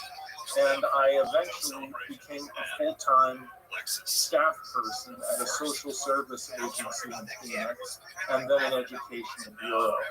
And by the end of the 80s, I was doing intervention work as a private consultant, where I was called a culty program. And since then, I have done over 500 interventions across the United States, internationally. I've worked in Australia, across Europe, in the Middle East. And you know, it's just been a very interesting journey. I then wrote my book, Cults Inside Out, which is a compendium of information about how these groups exist and have existed historically, how they manipulate people, how to define them, and then the process that I've used and others have used to help rescue people and get people out of destructive cults. Why is it that all these cult leaders are short, oddly proportioned men? Well, not all of them. There have been some cult leaders who are quite tall. I guess Heaven's Gate, that guy wasn't a short, weird. He was kind of weird looking, but he wasn't super short. You know? Well, there was one leader of a group that was in North Dakota, and he was well over 6 feet tall. And so not all cult leaders are short little guys. Though David Miscavige, the leader of Scientology, is quite short. And Keith Raniere, who I dealt with for 14 years, was a very short, kind of weird-looking guy. And so, yeah, a lot of Charles Manson, very small guy. But and you could say that they were compensated or whatever. But in my experience, cult leaders most often are very narcissistic individuals, sociopathic, maybe. Most of them, I would say, are psychopaths, very destructive people, malevolent, malignant, not interested in other people and whether or not they're hurting them or how they're exploiting them. And they just don't seem to have any conscience whatsoever. I mean, in my work, over almost 40 years, I have met so many different cult leaders, and yet I feel like I'm meeting the same person over and over and over because they talk alike, they act alike, and they have that same kind of dead emotional response when they're dealing with people and their pain, their suffering, which they inflict. It's fascinating trying to kind of deconstruct these people's personalities, especially when it comes to people like Keith Raniere, because he's such like a quiet, he's not like an overbearing, charismatic guy. He's very quiet. He projects himself as being extremely intelligent, which makes him so interesting. What is it about that? Like, what makes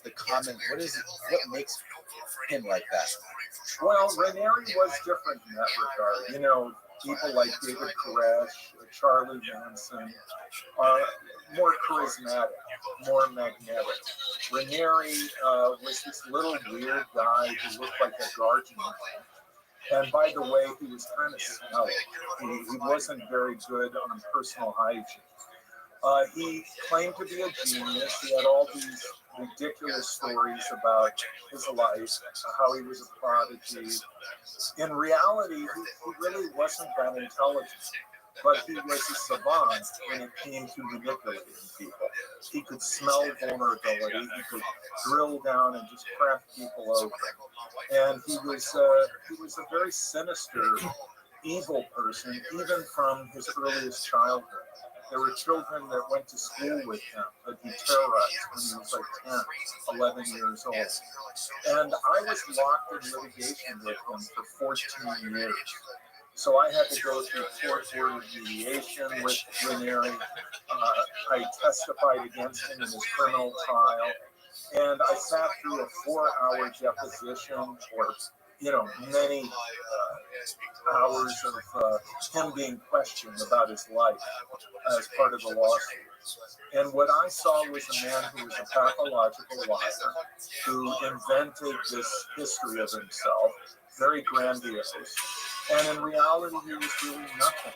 He had never really had a real career or a job, other than being like an Amway distributor and then conning people in his consumer byline multi-level marketing scheme, which went under because of litigation and lawsuits that were pursued by attorney generals in numerous states. And Raniere was just, he was somebody who could never get enough. No matter how much money he got, he had to have more. No matter how many women he had to have more. And they had to be submissive to him. They had to be his slaves. And so he just kept going further and further. And this is the story of many cult leaders. They can never get enough power. They can never get enough money. They can never control people enough. So they keep pushing it, and eventually they push it over the line, and they get caught. And in Raniere's situation, ironically, I think it's fair to say that he was a misogynist, that he had no real respect for women. It was women in the end that took him down.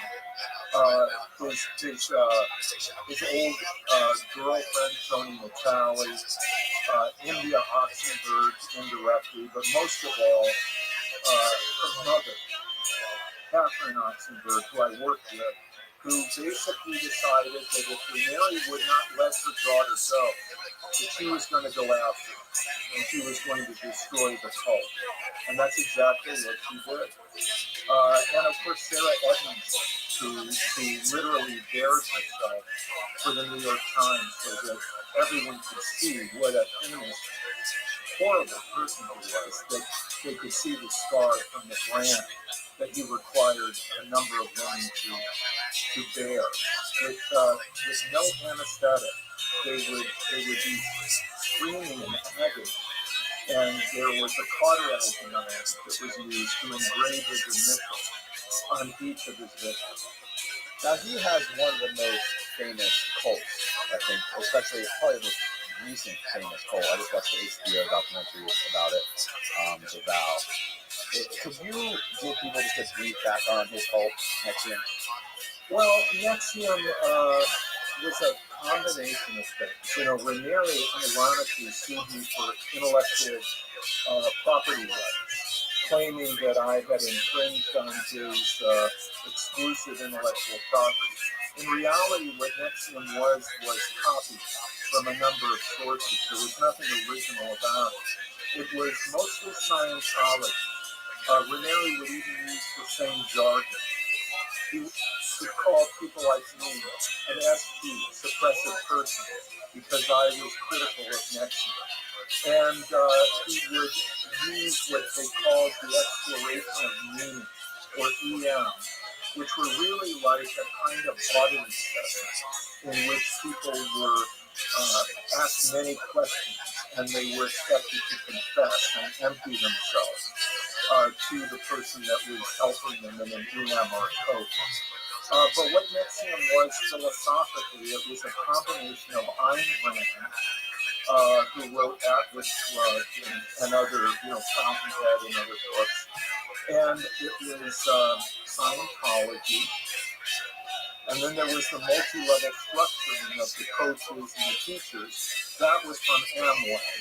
And then there was the structure of seminars in which people would go through grueling day after day after day of these intense seminars. They were literally called intensive. They could go on for weeks.